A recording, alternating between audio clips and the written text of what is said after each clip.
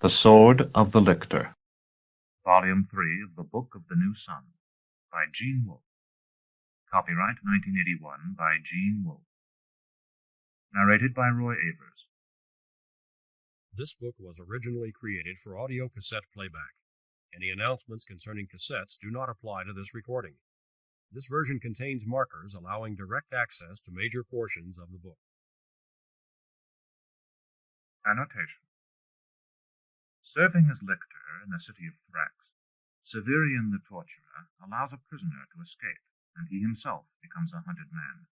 He flees to the mountains, where he runs afoul of deadly men and beasts, but each encounter leads him closer to unraveling the mysteries of the exotic world that is Earth 1,000,000 years in the future. Sequel to The Claw of the Conciliator, RC 18149. From the book jacket. The Book of the New Sun is set 1,000,000 years in the future of our Earth, on a planet transformed in ways inconceivable to our primitive technologies.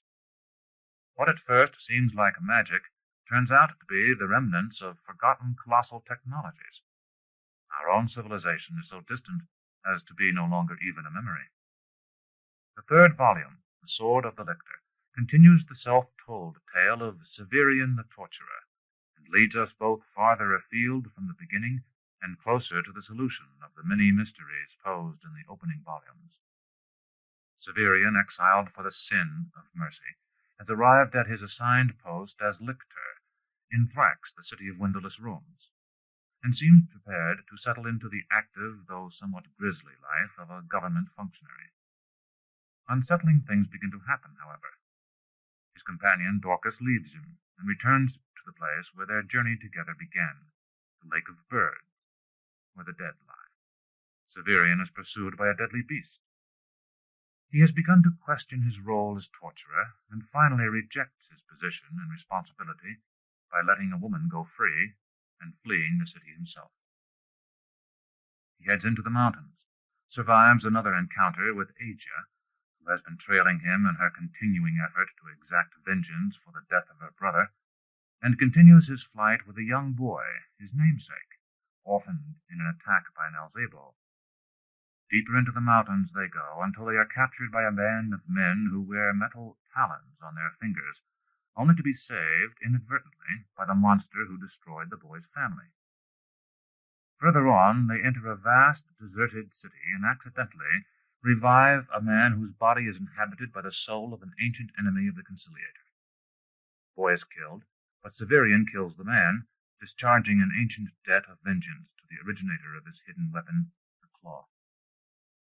Alone again, he finds an isolated lake where shore-dwellers, under the rule of the hidden master of a nearby castle, wage a continuing war with a people who spend their lives on floating islands of reeds. Severian joins the floating people and helps them attack the castle, where he once again meets Baldanders and Dr. Talus, and learns the secret of their relationship. But in the final battle, Severian loses control of his body and wanders all unknowing into his own yet unguessable future destiny. With this series, Gene Wolfe has come into his own as one of the true masters of science fiction and fantasy by creating a fascinating and absorbing tale that combines the best and most exciting aspects of both kinds of story in a truly unique and original way. Those who have not yet taken the opportunity to enter his world can only imagine the pleasures to be found therein, and those who have done so have the privilege of recommending a truly excellent and rewarding reading experience to their friends. The fourth and final volume to The Book of the New Sun, entitled The Citadel of the Autarch, will appear in late 1982. About the author. Gene Wolfe was born in New York City and raised in Houston, Texas. He spent 2.5 years at Texas A&M, then dropped out and was drafted. As a private in the 7th Division during the Korean War, he was awarded the Combat Infantry Badge. The GI Bill permitted him to attend the University of Houston after the war, where he earned a degree in mechanical engineering. He is currently a senior editor on the staff of Plant Engineering magazine. Although he has written a mainstream novel, a young adult novel, and many magazine articles, Wolfe is best known as a science fiction writer, the author of over 100 science fiction short stories, and of The Fifth head of Cerberus. In 1973, his The Death of Dr. Island won the Nebula, given by the Science Fiction Writers of America, for the best science fiction novella of the year. His novel Peace won the Chicago Foundation for Literature Award in 1977, and his The Computer Iterates the Greater Trumps has been awarded the Riesling for science fiction poetry. Mr. Wolfe is hard at work finishing the fourth and final volume of the Book of the New Sun, The Citadel of the Autarch. Other books by Gene Wolfe. Operation Ares, The Devil in a Forest, Gene Wolfe's Book of Days, The Book of the New Sun, Volume 1, The Shadow of the Torturer, Volume 2, The Claw of the Conciliator. Into the distance disappear the mounds of human heads. I dwindle, go unnoticed now, but in affectionate books, in children's games, I will rise from the dead to say, The Sun. Ossip Mandelstam. Chapter 1. Master of the House of Chains. "It was in my hair, Severian," Dorcas said, "so I stood under the waterfall in the hot stone room. I don't know if the men's side is arranged in the same way. And every time I stepped out I could hear them talking about me. They called you the Black Butcher, and other things I don't want to tell you about." That's natural enough, I said. You were probably the first stranger to enter the place in a month, so it's only to be expected that they would chatter about you, and that the few women who knew who you were would be proud of it and perhaps tell some tales. As for me, I'm used to it, and you must have heard such expressions on the way here many times. I know I did. "Yes," she admitted, and sat down on the sill of the embrasure. In the city below, the lamps of the swarming shops were beginning to fill the valley of the Acis with a yellow radiance like the petals of a jonquil, but she did not seem to see them. Now you understand why the regulations of the guild forbid me from taking a wife, although I will break them for you, as I have told you many times, whenever you want me to. "You mean that it would be better for me to live somewhere else, and only come to see you once or twice a week, or wait till you came to see me?" That's the way it's usually done.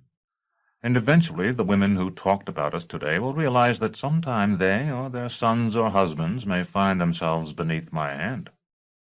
"But don't you see, this is all beside the point. The thing is—" Here Dorcas fell silent, and then, when neither of us had spoken for some time, she rose and began to pace the room, one arm clasping the other. It was something I had never seen her do before, and I found it disturbing. "What is the point, then?" I asked. "That it wasn't true then. That it is now." I practiced the art whenever there was work to be had, hired myself out to towns and country justices. Several times you watched me from a window, though you never liked to stand in the crowd, for which I hardly blame you. "I didn't watch," she said. "I recall seeing you." "I didn't. Not when it was actually going on. You were intent on what you were doing and didn't see me when I went inside or covered my eyes. I used to watch and wave to you when you first vaulted onto the scaffold. You were so proud then, and stood just as straight as your sword, and looked so fine. You were honest. I remember watching once when there was an official of some sort up there with you, and the condemned man in a harmonic, and yours was the only honest face." You couldn't possibly have seen it. I must surely have been wearing my mask. "Severian, I didn't have to see it. I know what you look like." Don't I look the same now? "Yes," she said reluctantly. "But I have been down below. I've seen the people chained in the tunnels. When we sleep tonight, you and I in our soft bed, we will be sleeping on top of them. How many did you say there were when you took me down?" "About 1,600. Do you honestly believe those 1,600 would be free if I were no longer present to guard them? They were here, remember, when we came." Dorcas would not look at me. It's like a mass grave, she said. I could see her shoulders shake. It should be, I told her. The Archon could release them, but who could resurrect those they've killed? You've never lost anyone, have you? She did not reply. Ask the wives and the mothers and the sisters of the men our prisoners have left rotting in the high country whether Addesus should let them go.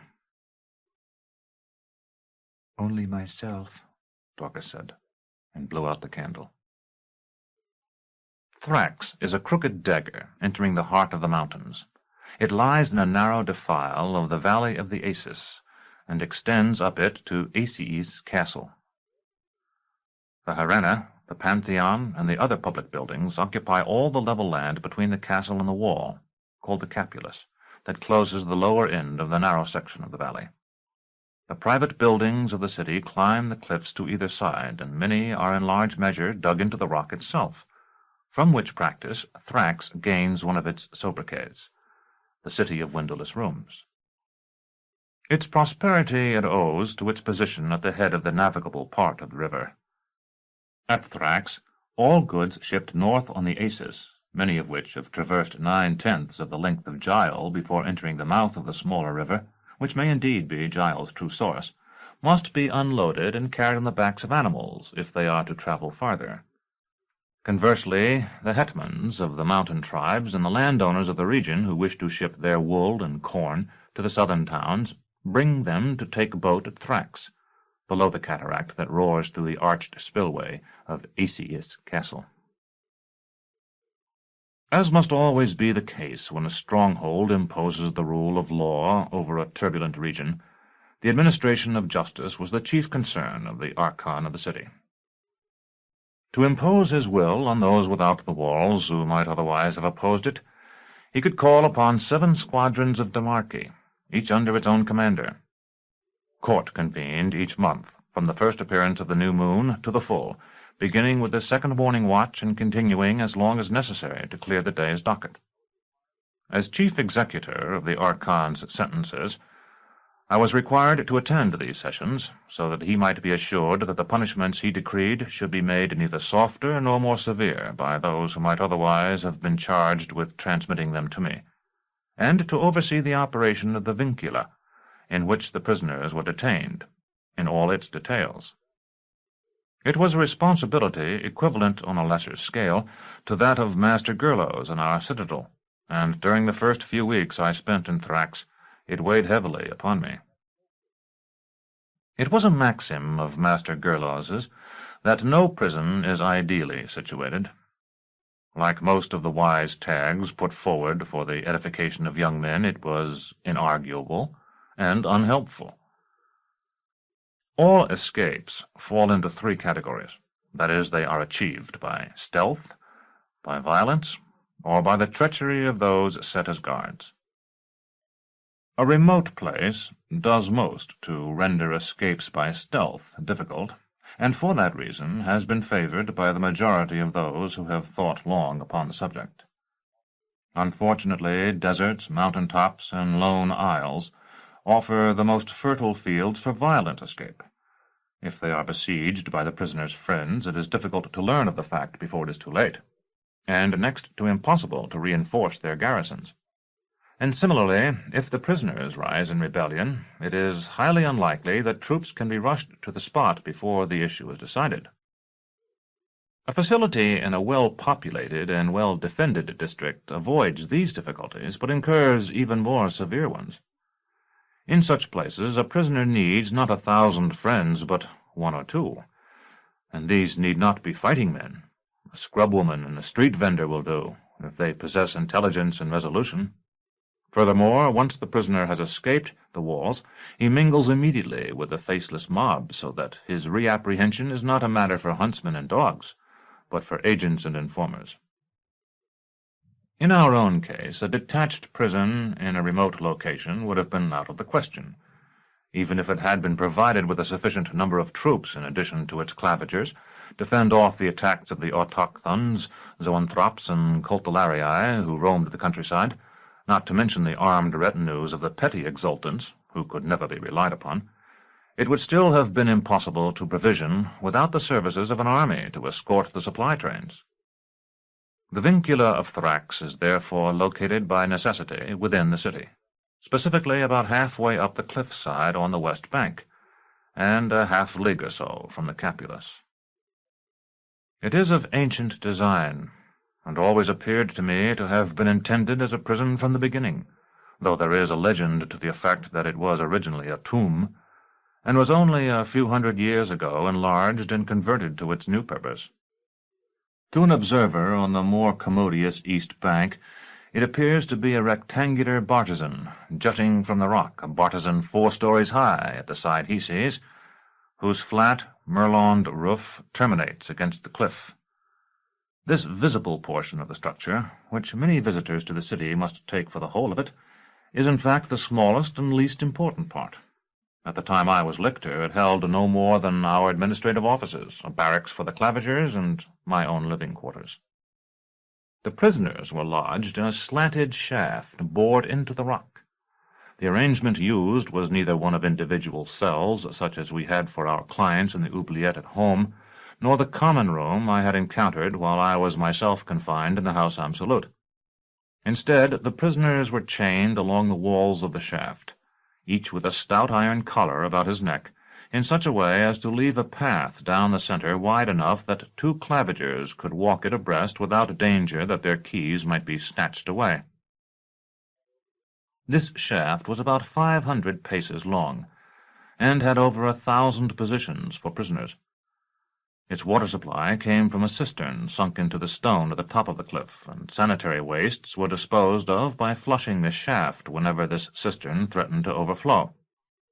A sewer drilled at the lower end of the shaft conveyed the wastewater to a conduit at the cliff base that ran through the wall of the Capulus to empty into the Acis below the city. The rectangular bartizan clinging to the cliff, and the shaft itself, must originally have constituted the whole of the Vincula. It had subsequently been complicated by a confusion of branching galleries and parallel shafts, resulting from past attempts to free prisoners by tunneling from one or another of the private residences in the cliff face, and from countermines excavated to frustrate such attempts, all now pressed into service to provide additional accommodations.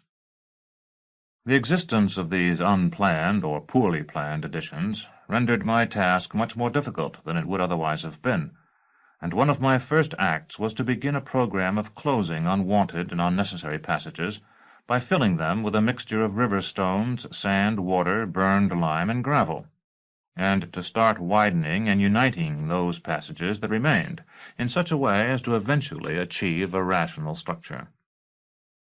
Necessary though it was, this work could be carried forward only very slowly, since no more than a few hundred prisoners could be freed to work at a time, and they were for the most part in poor condition. For the first few weeks after Dorcas and I arrived in the city, my duties left me time for nothing else. She explored it for us both, and I charged her strictly to inquire about the Pellerines for me. On the long journey from Nessus, the knowledge that I carried the claw of the conciliator had been a heavy burden. Now, when I was no longer traveling, and could no longer attempt to trace the Pellerines along the way, or even reassure myself that I was walking in a direction that might eventually bring me in contact with them, it became an almost unbearable weight. While we were traveling, I had slept under the stars with a gem in the top of my boot, and with it concealed in the toe on those few occasions when we were able to stop beneath a roof. Now I found that I could not sleep at all unless I had it with me, so I could assure myself whenever I woke in the night that I retained possession of it. Dorcas sewed a little sack of doe-skin for me to hold it, and I wore it about my neck day and night. A dozen times during those first weeks I dreamed I saw the gem of flame hanging in the air above me like its own burning cathedral, and woke to find it blazing so brightly that a faint radiance showed through the thin leather. And once or twice each night I awakened to discover that I was lying on my back with the sack on my chest, seemingly grown so heavy, though I could lift it with my hand without effort, that it was crushing out my life. Dorcas did everything in her power to comfort and assist me, yet I could see she was conscious of the abrupt change in our relationship, and disturbed by it even more than I. Such changes are always, in my experience, unpleasant, if only because they imply the likelihood of further change. While we had been journeying together, and we had been traveling with greater or lesser expedition from the moment in the Garden of Endless Sleep when Dorcas helped me clamber, half-drowned, onto the floating walkway of sedge, it had been as equals and companions, each of us walking every league we covered on our own feet or riding our own mount.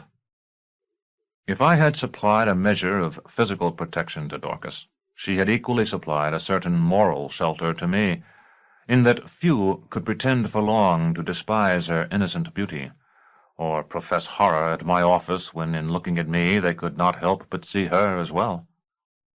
She had been my counselor in perplexity, and my comrade in 100 desert places. When we at last entered Thrax, and I presented Master Palamon's letter to the Archon, all that was by necessity ended. In my Fullegian habit, I no longer had to fear the crowd. Rather, they feared me as the highest official of the most dreaded arm of the state. Dorcas lived now not as an equal, but as the paramour the Chimean had once called her, in the quarters in the Vincula set aside for me.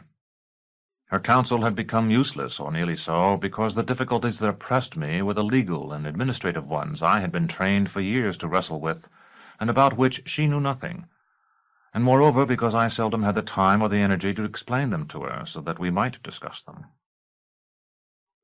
Thus, while I stood for watch after watch in the Archon's court, Dorcas fell into the habit of wandering the city, and we, who had been incessantly together throughout the latter part of the spring, came now in summer to see each other hardly at all, sharing a meal in the evening and climbing exhausted into a bed where we seldom did more than fall asleep in each other's arms.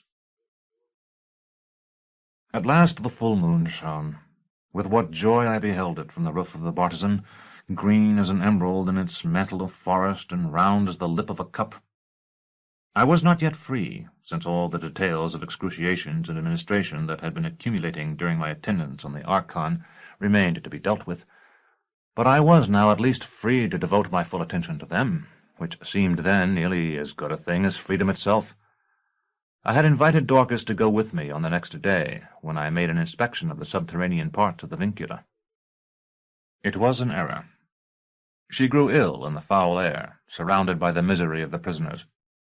That night, as I have already recounted, she told me she had gone to the public baths, a rare thing for her, whose fear of water was so great that she washed herself bit by bit with a sponge dipped in a bowl no deeper than a dish of soup, to free her hair and skin from the odor of the shaft, and that she had heard the bath attendants pointing her out to the other patrons. Chapter 2. Upon the Cataract. The following morning, before she left the Bartizan, Dorcas cut her hair until she almost seemed a boy, and thrust a white peony through the circlet that confined it. I labored over documents until afternoon, then borrowed a layman's jalab from the sergeant of my clavigers, and went out hoping to encounter her. The brown book I carry says there is nothing stranger than to explore a city wholly different from all those one knows, since to do so is to explore a second and unsuspected self. I have found a thing stranger: to explore such a city only after one has lived in it for some time without learning anything of it. I did not know where the baths Dorcas had mentioned stood, though I had surmised from talk I had heard in court that they existed. I did not know where the bazaar where she bought her cloth and cosmetics was located, or even if there were more than one. I knew nothing, in short, beyond what I could see from the embrasure, and the brief route from the Vincula to the Archon's palace. I had perhaps a too ready confidence in my own ability to find my way about in a city so much smaller than Nessus. Even so, I took the precaution of making certain from time to time, as I trod the crooked streets that straggled down the cliff between cave-houses excavated from the rock and swallow-houses jutting out from it, that I could still see the familiar shape of the Bartizan, with its barricaded gate and black gonfalon. In Nessus, the rich live toward the north, where the waters of Jacal are purer, and the poor to the south, where they are foul. Here in Thrax that custom no longer held, both because the Aces flowed so swiftly that the excrement of those upstream, who were of course but 1,000th part as numerous as those who lived about the northern reaches of Jacal, hardly affected its flood, and because water taken from above the cataract was conveyed to the public fountains in the homes of the wealthy by aqueducts, so that no reliance had to be put upon the river save when the largest quantities of water, as for manufacturing or wholesale washing, were required. Thus in Thrax the separation was by elevation. The wealthiest lived on the lowest slopes near the river, within easy reach of the shops and public offices, where a brief walk brought them to piers from which they could travel the length of the city in slave-rowed caicques. Those somewhat less well off had their houses higher, the middle class in general had theirs higher still, and so on until the very poorest dwelt just below the fortifications of the cliff-tops, often in jacals of mud and reeds that could be reached only by long ladders. I was to see something of those miserable hovels, but for the present I remained in the commercial quarter near the water. There the narrow streets were so thronged with people that I at first thought a festival was in progress, or perhaps that the war, which had seemed so remote while I remained in Nessus, but had become progressively more immediate as Dorcas and I journeyed north, was now near enough to fill the city with those who fled before it. Nessus is so extensive that it has, as I have heard said, 5 buildings for each living inhabitant. In Thrax that ratio is surely reversed, and on that day it seemed to me at times that there must have been 50 for each roof. Too, Nessus is a cosmopolitan city, so that although one saw many foreigners there, and occasionally even Carcagins come by ship from other worlds, one was always conscious that they were foreigners, far from their homes. Here the streets swarmed with diverse humanity, but they merely reflected the diverse nature of the mountain setting, so that when I saw, for example, a man whose hat was made from a bird's pelt with the wings used for ear-flaps, or a man in a shaggy coat of caberu skin, or a man with a tattooed face, I might see 100 more such tribesmen around the next corner. These men were eclectics, the descendants of settlers from the south who had mixed their blood with that of the squat, dark autochthons, adopted certain of their customs, and mingled these with still others acquired from the Amphitrians farther north, and those, in some instances, of even less known peoples, traders and parochial races. Many of these eclectics favor knives that are curved, or, as they are sometimes called, bent, having 2 relatively straight sections with an elbow a little toward the point. This shape is said to make it easier to pierce the heart by stabbing beneath the breastbone. The blades are stiffened with a central rib, are sharpened on both sides, and are kept very sharp. There is no guard, and their hafts are commonly of bone. I have described these knives in detail because they are as characteristic of the region as anything can be said to be, and because it is from them that Thrax takes another of its names, the City of Crooked Knives. There is also the resemblance of the plan of the city to the blade of such a knife, the curve of the defile corresponding to the curve of the blade, the river Acis to the central rib, Aces castle to the point, and the capulus to the line at which the steel vanishes into the haft. One of the keepers of the Bear Tower once told me that there is no animal so dangerous or so savage and unmanageable as the hybrid resulting when a fighting dog mounts a she-wolf. We are accustomed to think of the beasts of the forest and mountain as wild, and to think of the men who spring up, as it seems, from their soil as savage. But the truth is that there is a wildness more vicious, as we would know better if we were not so habituated to it, in certain domestic animals, despite their understanding so much human speech and sometimes even speaking a few words, and there is a more profound savagery in men and women whose ancestors have lived in cities and towns since the dawn of humanity. Vodalus, in whose veins flowed the undefiled blood of 1,000 exultants, exarchs, ethnarchs, and starosts, was capable of a violence unimaginable to the autochthons that stalked the streets of Thrax, naked beneath their Wanako cloaks. Like the dog-wolves, which I never saw because they were too vicious to be useful, these eclectics took all that was most cruel and ungovernable from their mixed parentage. As friends or followers, they were sullen, disloyal, and contentious. As enemies, fierce, deceitful, and vindictive. So at least I had heard from my subordinates at the Vincula, for eclectics made up more than half the prisoners there. I have never encountered men whose language, costume, or customs are foreign without speculating on the nature of the women of their race. There is always a connection, since the two are the growths of a single culture, just as the leaves of a tree which one sees, and the fruit which one does not see because it is hidden by the leaves, are the growths of a single organism.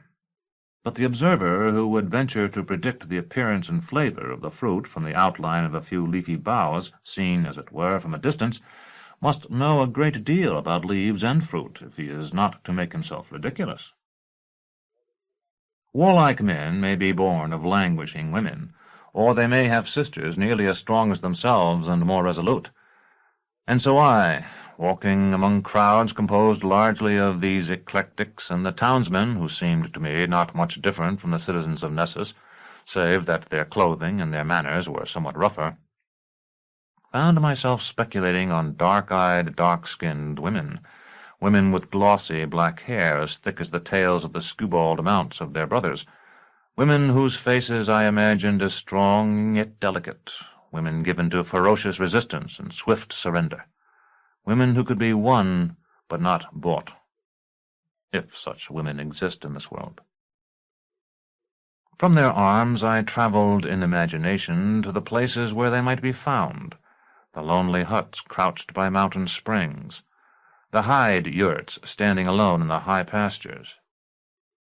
Soon I was as intoxicated with the thought of the mountains as I had been once, before Master Palamon had told me the correct location of Thrax, with the idea of the sea.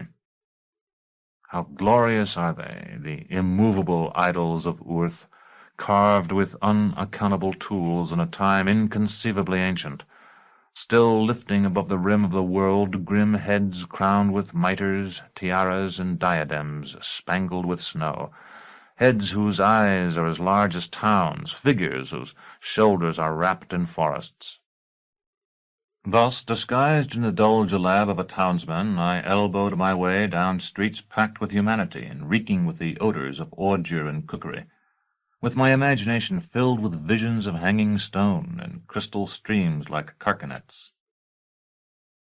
Vincula must, I think, have been taken at least into the foothills of these heights, no doubt to escape the heat of some particularly torrid summer, for many of the scenes that rose in my mind, as it seemed of their own accord, were noticeably childlike. I saw rock-loving plants whose virginal flowers I beheld with an immediacy of vision no adult achieves without annealing. Abysses that seemed not only frightening but shocking, as though their existence were an affront to the laws of nature. Peaks so high they appeared to be literally without summit, as though the whole world had been falling forever from some unimaginable heaven which yet retained its hold on these mountains. Eventually I reached Aces Castle, having walked almost the entire length of the city.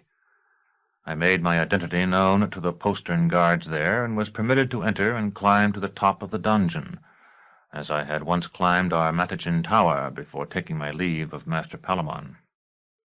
When I had gone there, to make my farewell to the only place I had known, I had stood at one of the loftiest points of the citadel, which was itself poised atop one of the highest elevations in the whole area of Nessus. The city had been spread before me to the limits of vision, with guile traced across it like the green slime of a slug across a map. Even the wall had been visible on the horizon at some points, and nowhere was I beneath the shadow of a summit much superior to my own. Here the impression was far different. I bestrode the Acis, which leaped toward me down a succession of rocky steps, each twice or three times the height of a tall tree. Beaten to a foaming whiteness that glittered in the sunlight, it disappeared beneath me and reappeared as a ribbon of silver racing through a city as neatly contained in its declivity as one of those toy villages in a box that but it was Vincula, recalled receiving on a birthday.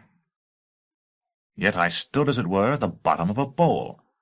On every side the walls of stone ascended, so that to look at any one of them was to believe, for a moment at least, that gravity had been twisted until it stood at right angles to its proper self by some sorcerer's multiplication with imaginary numbers, and the height I saw was properly the level surface of the world.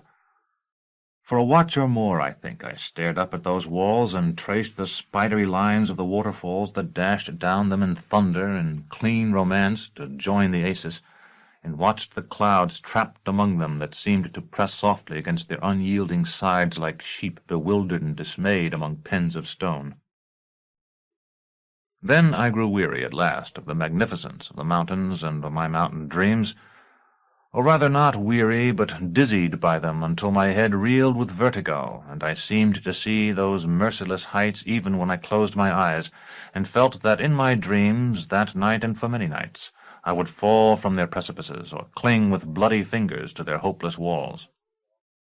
Then I turned in earnest to the city, and reassured myself with a sight of the Bartizan of the Vincula, a very modest little cube now, cemented to a cliff that was hardly more than a ripple among the incalculable waves of stone around it. I plotted the courses of the principal streets, seeking, as in a game, to sober myself from my long gazing on the mountains, to identify those I had walked in reaching the castle, and to observe from this new perspective the buildings and market squares I had seen on the way. By eye I looted the bazaars, finding that there were two, one on either side of the river, and I marked afresh the familiar landmarks I had learned to know from the embrasure of the Vincula, the Harena, the Pantheon, and the Archon's palace. Then, when everything I had seen from the ground had been confirmed from my new vantage point, and I felt I understood the spatial relationship of the place at which I stood to what I had known earlier of the plan of the city, I began to explore the lesser streets, peering along the twisted paths that climbed the upper cliffs and probing narrow alleys that often seemed no more than mere bands of darkness between buildings. In seeking them out, my gaze came at last to the margins of the river again, and I began to study the landings there, and the storehouses, and even the pyramids of barrels and boxes and bales that waited there to be carried aboard some vessel. Now the water no longer foamed, save when it was obstructed by the piers. Its color was nearly indigo, and like the indigo shadows seen at evening on a snowy day, it seemed to slip silently along, sinuous and freezing. But the motion of the hurrying caiques and laden feluccas showed how much turbulence lay concealed beneath that smooth surface, for the larger craft swung their long bowsprits like fencers, and both yawed crabwise at times, while their oars threshed the racing eddies. When I had exhausted all that lay farther downstream, I leaned from the parapet to observe the closest reach of the river, and a wharf that was no more than 100 strides from the postern gate. Looking down at the stevedores there, who toiled to unburden one of the narrow river boats, I saw near them, unmoving, a tiny figure with bright hair. At first I thought her a child, because she seemed so small beside the burly, nearly naked laborers. But it was Dorcas, sitting at the very edge of the water, with her face in her hands. Chapter 3. Outside the Jacal. When I reached Dorcas, I could not make her speak. It was not simply that she was angry with me, although I thought so at the time. Silence had come upon her like a disease, not injuring her tongue and lips, but disabling her will to use them, and perhaps even her desire to, just as certain infections destroy our desire for pleasure and even our comprehension of joy in others. If I did not lift her face to mine, she would look at nothing, staring at the ground beneath her feet without, I think, seeing even that, or covering her face with her hands as she had been covering it when I found her. I wanted to talk to her, believing then that I could say something, though I was not certain what, that would restore her to herself. But I could not do so there on the wharf, with stevedores staring at us, and for a time I could find no place to which I could lead her. On a little street nearby that had begun to climb the slope east of the river, I saw the board of an inn. There were patrons eating in its narrow common room, but for a few aes I was able to rent a chamber on the floor above it, a place with no furniture but a bed and little space for any, with a ceiling so low that at one end I could not stand erect. The hostess thought we were renting her chamber for a tryst, naturally enough under the circumstances. but thought, too, because of Dorcas's despairing expression, that I had some hold on her, or had bought her from a procurer, and so gave her a look of melting sympathy that I do not believe she noticed in the least, and me one of recrimination. I shut and bolted the door, and made Dorcas lie on the bed. Then I sat beside her and tried to cajole her into conversation, asking her what was wrong, and what I might do to right whatever it was that troubled her, and so on. When I found that had no effect, I began to talk about myself, supposing that it was only her horror of the conditions in the Vincula that had moved her to sever herself from discourse with me. "We are despised by everyone," I said, "and so there is no reason why I should not be despised by you. The surprising thing is not that you should have come to hate me now, but that you could go this long before coming to feel as the rest do. But because I love you, I am going to try to state the case for our guild, and thus for myself, hoping that perhaps afterward you won't feel so badly about having loved a torturer, even though you don't love me any longer. We are not cruel. We take no delight in what we do, except in doing it well, which means doing it quickly and doing neither more nor less than the law instructs us.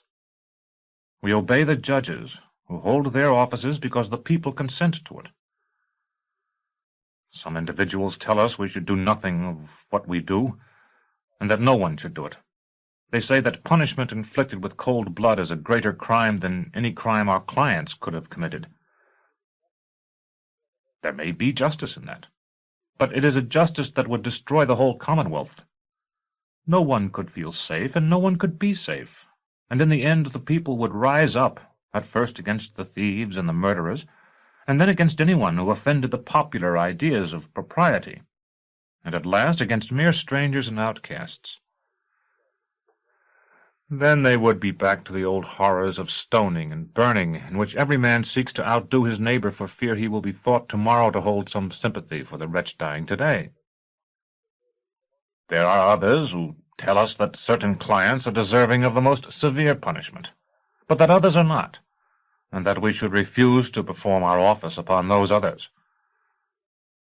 It certainly must be that some are more guilty than the rest, and it may even be that some of these who are handed over to us have done no wrong at all, neither in the matter in which they are accused nor in any other. But the people who urge these arguments are doing no more than setting themselves up as judges over the judges appointed by the autarch, judges with less training in the law and without the authority to call witnesses. They demand that we disobey the real judges and listen to them, but they cannot show that they are more deserving of our obedience. Others yet hold that our clients should not be tortured or executed, but should be made to labor for the Commonwealth, digging canals, building watchtowers, and the like. But with the cost of their guards and chains, honest workers might be hired who otherwise would want for bread. Why should these loyal workers starve so that murderers shall not die, nor thieves feel any pain?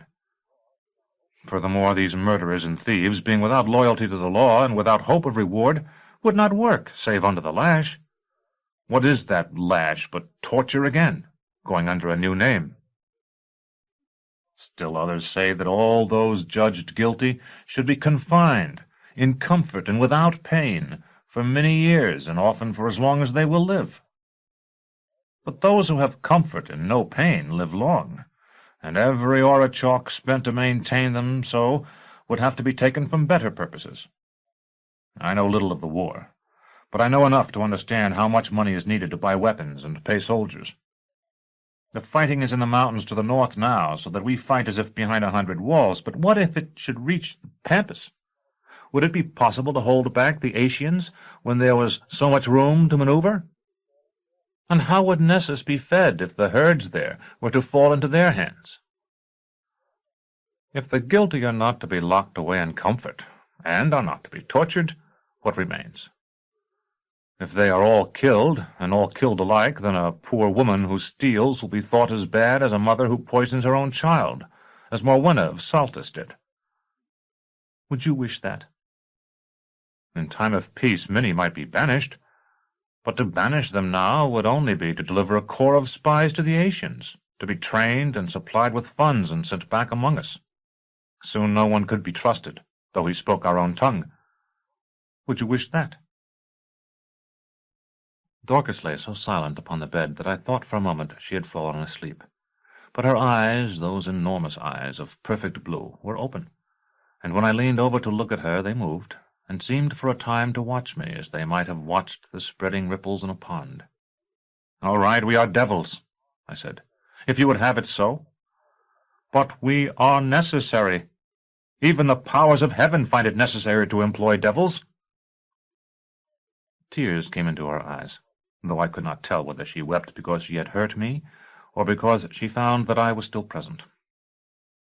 In the hope of winning her back to her old affection for me, I began to talk of the times when we were still on the way to Thrax, reminding her of how we had met in the clearing after we had fled the grounds of the House Absolute, and of how we had talked in those great gardens before Dr. Talus's play, walking through the blossoming orchard to sit on an old bench beside a broken fountain, and of all she had said to me there, and of all that I had said to her. And it seemed to me that she became a trifle less sorrowful until I mentioned the fountain, whose waters had run from its cracked basin to form a little stream that some gardener had sent wandering among the trees to refresh them, and there to end by soaking the ground.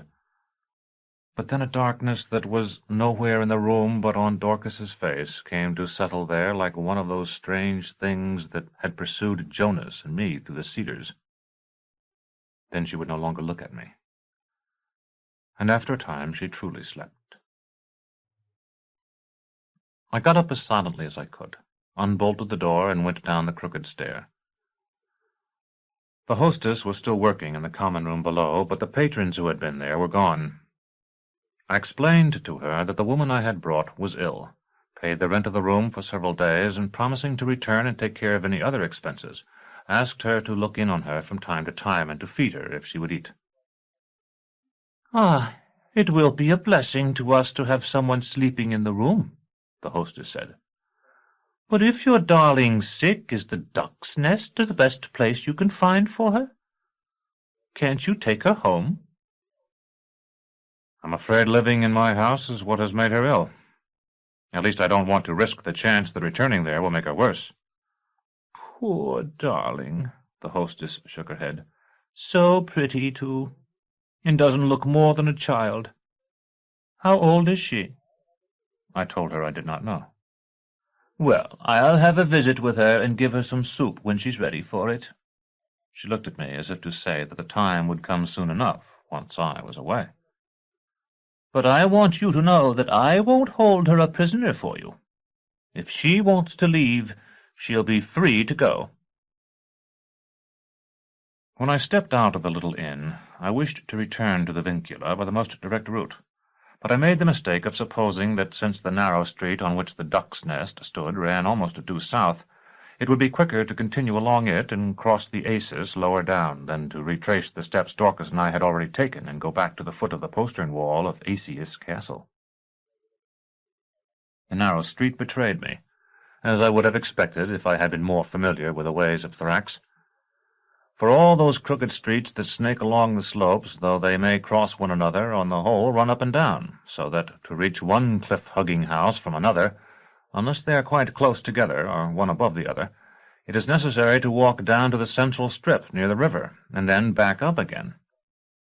Thus, before long, I found myself as high up the eastern cliff as the Vincula was on the western one, with less prospect of reaching it than I had when I left the inn.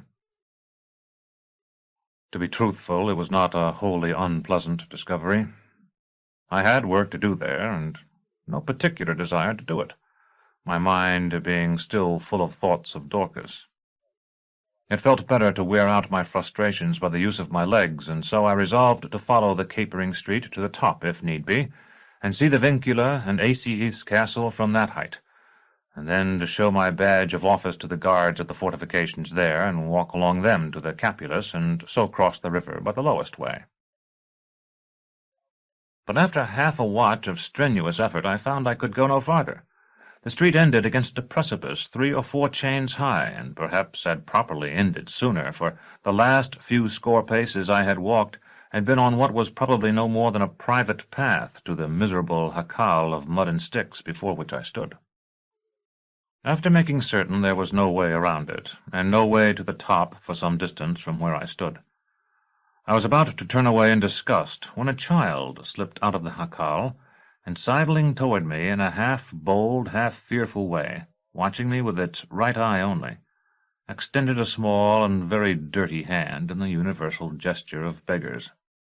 Perhaps I would have laughed at the poor little creature, so timid and so importunate, if I had felt in a better mood. As it was, I dropped a few ayes into the soiled palm. Encouraged, the child ventured to say, "My sister is sick. Very sick, sir."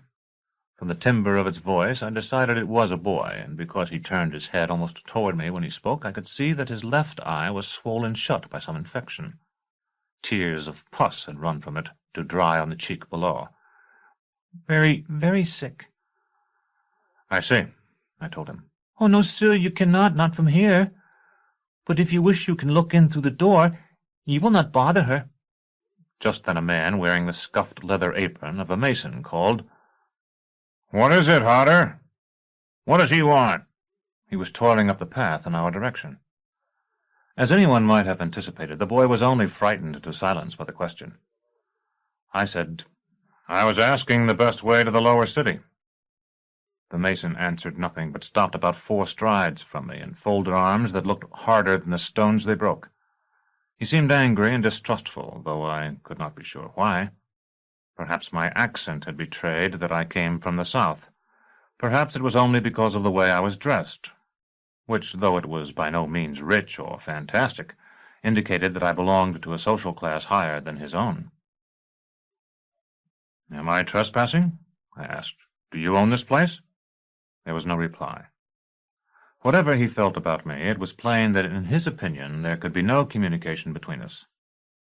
When I spoke to him, it could only be as a man speaks to a beast, and not even to intelligent beasts at that, but only as a drover shouts at kine. And on his side, when I spoke, it was only as beasts speak to a man, a sound made in the throat.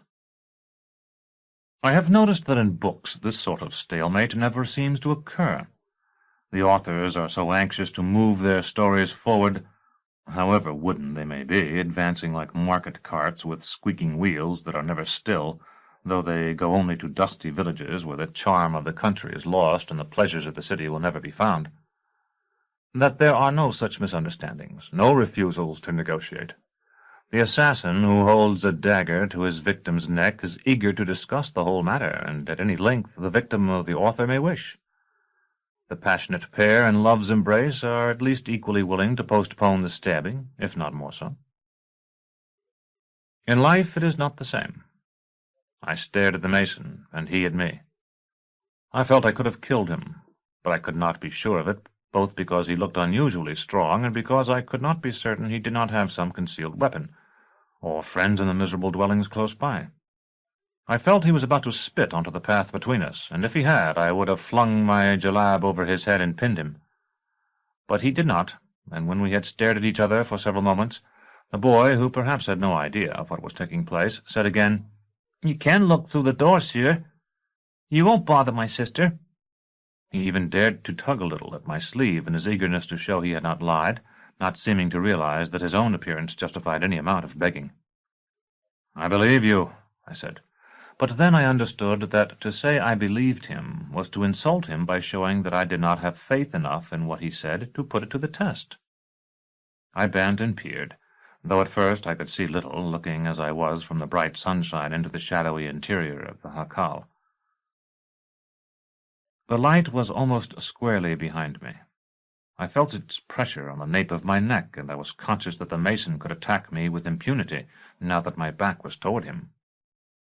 Tiny as it was, the room inside was not cluttered. Some straw had been heaped against the wall farthest from the door, and the girl lay upon it. She was in that state of disease in which we no longer feel pity for the sick person, who has instead become an object of horror. Her face was a death's head, over which was stretched skin as thin and translucent as the head of a drum. Her lips could no longer cover her teeth, even in sleep, and under the scythe of fever her hair had fallen away until only wisps remained. I braced my hands on the mud and wattle wall beside the door and straightened up. The boy said, "You see, she is very sick, Sewer. My sister." He held out his hand again. I saw it. I see it before me now. But it made no immediate impression on my mind. I could think only of the claw, and it seemed to me that it was pressing against my breastbone, not so much like a weight as like the knuckles of an invisible fist. I remembered the Ulan who had appeared dead until I touched his lips with the claw, and who now seemed to me to belong to the remote past. And I remembered the man-ape, with his stump of arm, and the way Jonas's burns had faded when I ran the claw along their length. I had not used it or even considered using it, since it had failed to save Jolenta. Now I had kept its secret so long that I was afraid to try it again. I would have touched the dying girl with it, perhaps, if it had not been for her brother looking on. I would have touched the brother's diseased eye with it, if it had not been for the surly mason. As it was, I only labored to breathe against the force that strained my ribs, and did nothing, walking away downhill without noticing in what direction I walked. I heard the mason's saliva fly from his mouth and smack the eroded stone of the path behind me, but I did not know what the sound was until I was almost back at the Vincula, and had more or less returned to myself. Chapter 4. In the Bartizan of the Vincula. "You have company, Lictor," the sentry told me, and when I only nodded to acknowledge the information, he added, "It might be best for you to change first, Lictor." I did not need, then, to ask who my guest was. Only the presence of the Archon would have drawn that tone from him. It was not difficult to reach my private quarters without passing through the study where I conducted the business of the Vincula and kept its accounts. I spent the time it took to divest myself of my borrowed jalab and put on my Fuligan cloak in speculating as to why the Archon, who had never come to me before, and whom, for that matter, I had seldom even seen outside his court, should find it necessary to visit the Vincula, so far as I could see, without an entourage. The speculation was welcome, because it kept certain other thoughts at a distance. There was a large silvered glass in our bedroom, a much more effective mirror than the small plates of polished metal to which I was accustomed, and on it, as I saw for the first time when I stood before it to examine my appearance, Dorcas had scrawled in soap 4 lines from a song she had once sung for me.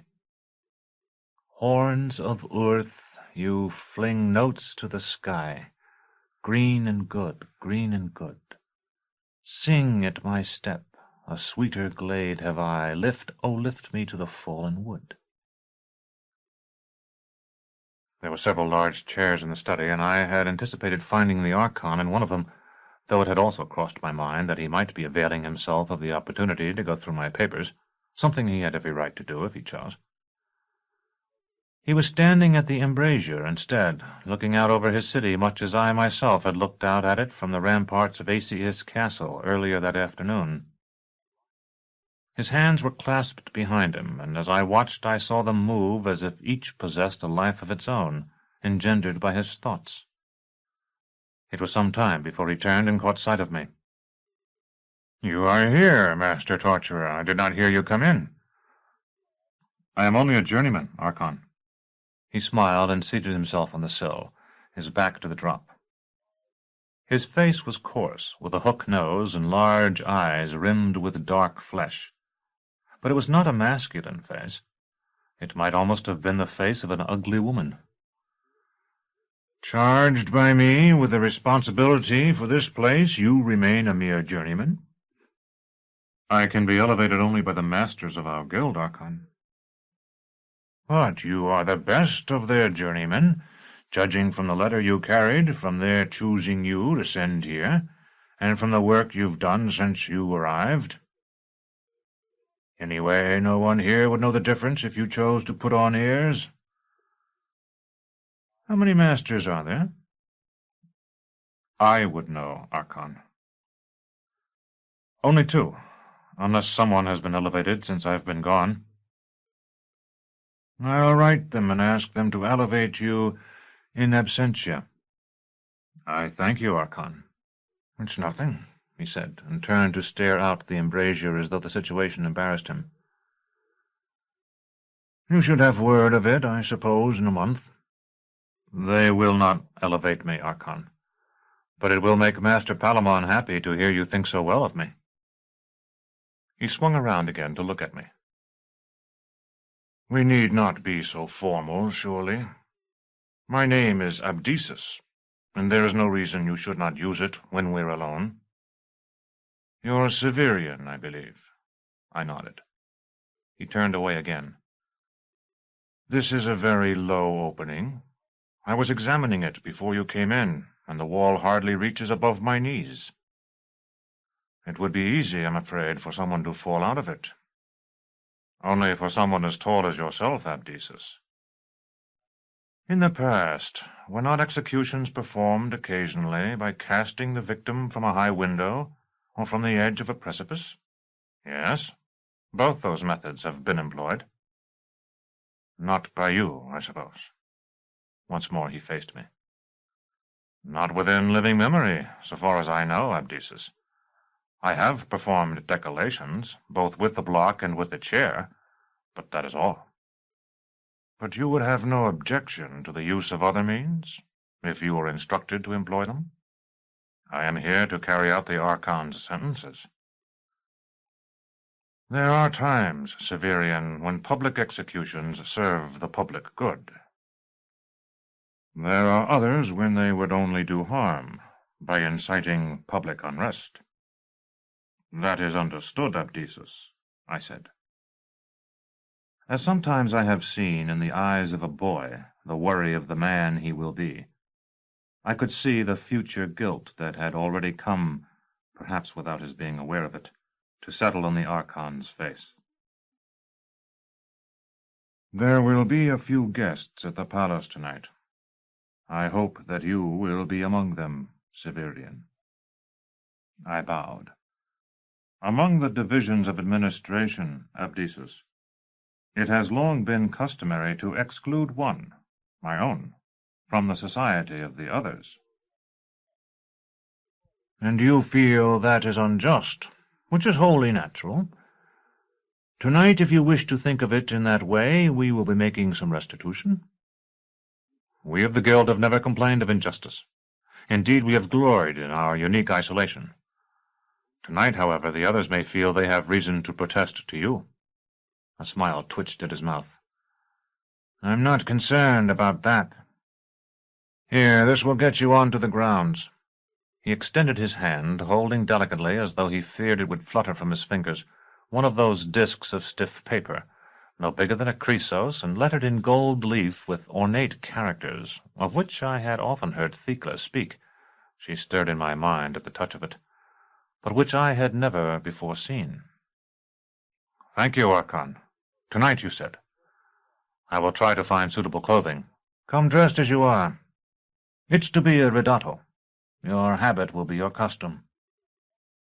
He stood and stretched himself with the air I thought of one who nears the completion of a long and disagreeable task. A moment ago we spoke of some of the less elaborate ways that you might perform your function. It might be well for you to bring whatever equipment you will require tonight.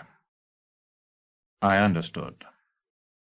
I would need nothing beyond my hands, and told him so. Then, feeling I had already been remiss in my duties as his host, I invited him to take what refreshment we had. No, he said. If you knew how much I am forced to eat and drink for courtesy's sake, you'd know how much I relish the company of someone whose hospitable offers I can refuse. I don't suppose your fraternity has ever considered using food as a torment instead of starvation? It is called plantaration, Archon. You must tell me about it sometime. I can see your guild is far ahead of my imagination, no doubt by a dozen centuries. After hunting, yours must be the oldest science of them all. But I cannot stay longer. We will see you at evening? It is nearly evening now, Archon. At the end of the next watch, then. He went out. It was not until the door closed behind him that I detected the faint odor of the musk that had perfumed his robe. I looked at the little circle of paper I held, turning it over in my hand. Pictured on the back were a falsity of masks, in which I recognized one of the horrors, a face that was no more than a mouth ringed with fangs I had seen in the Autarch's garden when the Cacagins tore away their disguises, and a man-ape's face from the abandoned mine near Saltus. I was tired from my long walk, as well as from the work, almost a full day's, for I had risen early, that had preceded it, and so before going out again I undressed and washed myself, ate some fruit and cold meat, and sipped a glass of the spicy northern tea. When a problem troubles me deeply, it remains in my mind even when I am unaware of it. So it was with me then. Though I was not conscious of them, the thought of Dorcas lying in her narrow, slant-ceilinged room in the inn, and the memory of the dying girl on her straw, bound my eyes and stopped my ears. It was because of them, I think, that I did not hear my sergeant, and did not know until he entered that I had been taking up kindling from its box beside the fireplace and breaking the sticks with my hands. He asked if I were going out again, and since he was responsible for the operation of the Vincula in my absence, I told him I was, and that I could not say when I would return. Then I thanked him for the loan of his jalab, which I said I would not need again. "You're welcome to it any time, Lictor. But that was not what concerned me. I wanted to suggest that you take a couple of our clavigers when you go down to the city." "Thank you," I said. "But it is well policed, and I will be in no danger." He cleared his throat. "It's a matter of the prestige of the Vincula, Lictor. As our commander, you should have an escort." I could see he was lying, but I could also see that he was lying for what he believed to be my good. And so I said, "I will consider it, assuming you have 2 presentable men you can spare." He brightened at once. "However," I continued, "I don't want them to carry weapons. I'm going to the palace, and it would be insulting to our master the Archon if I were to arrive with an armed guard." At that he began to stammer, and I turned on him as though I were furious, throwing down the splintered wood so that it crashed against the floor. "Out with it! You think I am threatened. What is it?" "Nothing, Lictor. Nothing that concerns you particularly. It is just—" "Just what?" Knowing he was going to speak now, I went to the sideboard and poured us 2 cups of Risolio. "There have been several murders in the city, Lictor. 3 last night, 2 the night before. Thank you, Lictor. To your health." "To yours." "But murders are nothing unusual, are they? The eclectics are forever stabbing one another." "These men were burned to death, Lictor. I really don't know much about it. No one seems to. Possibly you know more yourself." The sergeant's face was as expressionless as a carving of coarse brown stone, but I saw him look quickly at the cold fireplace as he spoke, and I knew he attributed my breaking of the sticks that had been so hard and dry in my hands, but that I had not felt there until long after he entered, just as Abdiisus had not perhaps realized he was contemplating his own death until long after I had come to watch him. To something, some dark secret the Archon had imparted to me, when in fact it was nothing more than the memory of Dorcas and her despair, and of the beggar girl whom I confused with her. He said, "I have 2 good fellows waiting outside, Lictor. They're ready to go whenever you are, and they will wait for you until you're ready to come back." I told him that was very good, and he turned away at once, so I would not guess he knew, or believed he knew, more than he had reported to me. But his stiff shoulders and corded neck, and the quick steps he took toward the door, conveyed more information than his stony eyes ever could. My escorts were beefy men, chosen for their strength. Flourishing their big iron claves, they accompanied me as I shouldered Terminus Est down the winding streets, walking to either side when the way was wide enough, before and behind me when it was not. At the edge of the Acis I dismissed them, making them the more eager to leave me by telling them they had my permission to spend the remainder of the evening as they saw fit, and hired a narrow little caique with a gaily painted canopy I had no need of now that the day's last watch was over, to carry me upriver to the palace. It was the first time I had actually ridden on the Acis. As I sat in the stern, between the steersman owner and his 4 oarsmen, with the clear, icy river rushing by so near that I could have trailed both hands in it if I wished, it seemed impossible that this frail wooden shell, which from the embrasure of our Bartizan must have appeared no more than a dancing insect, could hope to gain a span against the current. Then the steersman spoke, and we were off, hugging the bank to be sure, but seeming almost to skip over the river like a thrown stone, so rapid and perfectly timed were the strokes of our 8 oars, and so light and narrow and smooth were we, travelling more in the air above the water than in the water itself. A pentagonal lantern set with panes of amethyst glass hung from the stern-post. Just at the moment when I, in my ignorance, thought we were at the point of being caught amidships by the current, capsized and swept sinking down to the Capulus, the steersman let the tiller hang by its lashings while he lit the wick. He was right, of course, and I was wrong. As the little door of the lantern shut upon the butter-yellow flame within and the violet beams leaped forth, an eddy caught us, spun us about, whirled us upstream 100 strides or more while the rowers shipped their oars, and left us in a miniature bay as quiet as a mill-pond and half filled with gaudy pleasure-boats. Water stairs, very similar to the steps from which I had swum in Jacal as a boy, though much cleaner, marched out of the depths of the river and up to the brilliant torches and elaborate gates of the palace grounds. I had often seen this palace from the Vincula, and thus I knew that it was not the subterranean structure modelled on the House Absolute that I might otherwise have expected. No more was it any such grim fortress as our citadel. Apparently the Archon and his predecessors had considered the strong points of Acies Castle and the Capulus, doubly linked as they were by the walls and forts strung along the crests of the cliffs, sufficient security for the safety of the city. Here the ramparts were mere box hedges intended to exclude the gaze of the curious, and perhaps to give a check to casual thieves. Buildings with gilded domes were scattered over a pleasance that seemed intimate and colourful. From my embrasure they had looked much like peridot, broken from their string and dropped upon a figured carpet. There were sentries at the filigree gates, dismounted troopers in steel corselets and helmets, with blazing lances and long-bladed cavalry spathi. But they had the air of minor and amateur actors, good-natured, hard-bitten men enjoying a respite from running fights and wind-swept patrols. The pair to whom I showed my circle of painted paper no more than glanced at it before waving me inside. Chapter 5. Cyriaca. I was one of the first guests to arrive. There were more bustling servants still than maskers, servants who seemed to have begun their work only a moment before, and to be determined to complete it at once. They lit candelabra with crystal lenses and coronas lucis, suspended from the upper limbs of the trees, carried out trays of food and drink, positioned them, shifted them, then carried them back to one of the domed buildings again, the 3 acts being performed by 3 servants, but occasionally, no doubt because the others were busy elsewhere, by 1. For a time I wandered about the grounds, admiring the flowers by the fast-fading twilight. Then, glimpsing people in costume between the pillars of a pavilion, I strolled inside to join them. What such a gathering could be in the House Absolute I have already described.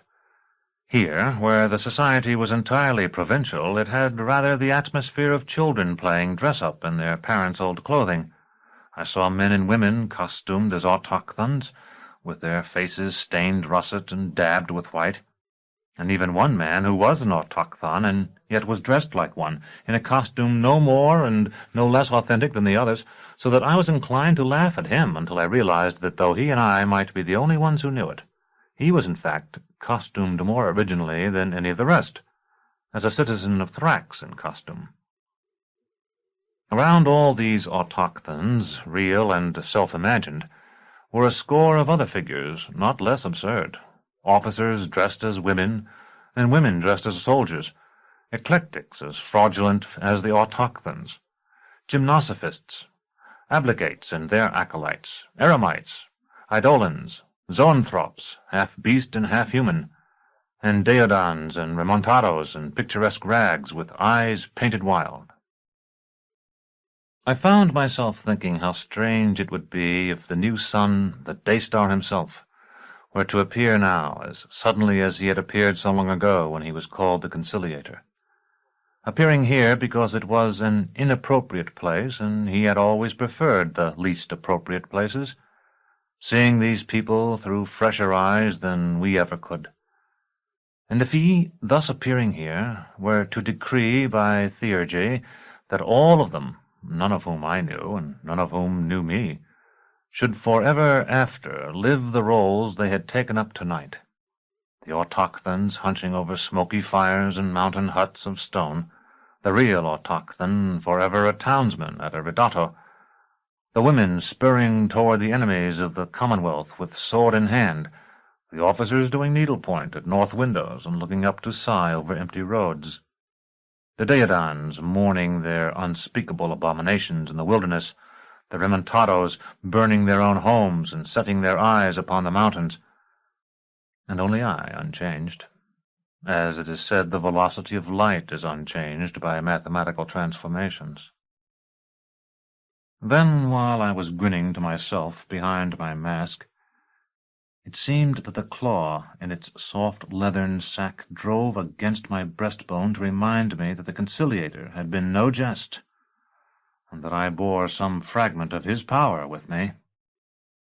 At that moment, as I looked across the room over all the feathered and helmeted and wild-haired heads, I saw a Pelerine. I made my way across to her as quickly as I could, pushing aside those who did not stand aside for me. They were but few, for though not one of them thought I was what I seemed, my height made them take me for an exultant, with no true exultants near. The Pelerine was neither young nor old. Beneath her narrow domino, her face seemed a smooth oval, refined and remote like the face of the chief priestess who had permitted me to pass in the tent cathedral after Agia and I had destroyed the altar. She held a little glass of wine as if to toy with it, and when I knelt at her feet, she set it on a table so she could give me her fingers to kiss. "Shrive me, Domnicelli," I begged her. "I have done you and all your sisters the greatest harm." "Death does us all harm," she answered. "I am not he." I looked up at her then, and the first doubt struck me. Over the chatter of the crowd I heard the hiss of her indrawn breath. "You are not?" "No, Domnicelli." And though I doubted her already, I feared she would flee from me, and I reached out to catch the cincture that dangled from her waist. "Domnicelli, forgive me, but are you a true member of the order?" Without speaking, she shook her head, then fell to the floor. It is not uncommon for a client in our oubliette to feign unconsciousness, but the imposture is easily detected. The false fainter deliberately closes his eyes and keeps them closed. In a true faint, the victim, who is almost as likely to be a man as a woman, first loses control of his eyes, so that for an instant they no longer look in precisely the same direction. Sometimes they tend to roll up under their lids. These lids, in turn, seldom entirely close, since their closing is not a deliberate action, but a mere relaxation of their muscles. One can usually see a slender crescent of the sclera between the upper and lower lids, as I did when this woman fell. Several men helped me carry her to an alcove, and there was a good deal of foolish talk about heat and excitement, neither of which had been present. For a time it was impossible to drive the onlookers away. Then the novelty was gone, and it would have been almost equally impossible for me to have kept them there had I desired to do so. By then the woman in scarlet was beginning to stir, and I had learned from a woman of about the same age who was dressed as a child that she was the wife of an armiger whose villa stood at no great distance from Thrax, but who had gone to Nessus on some business or other. I went back to the table then and fetched her little glass and touched her lips with the red liquid it contained. "No," she said weakly, "I don't want it. It's sangaree, and I hate it. I only chose it because the color matches my costume. Why did you faint?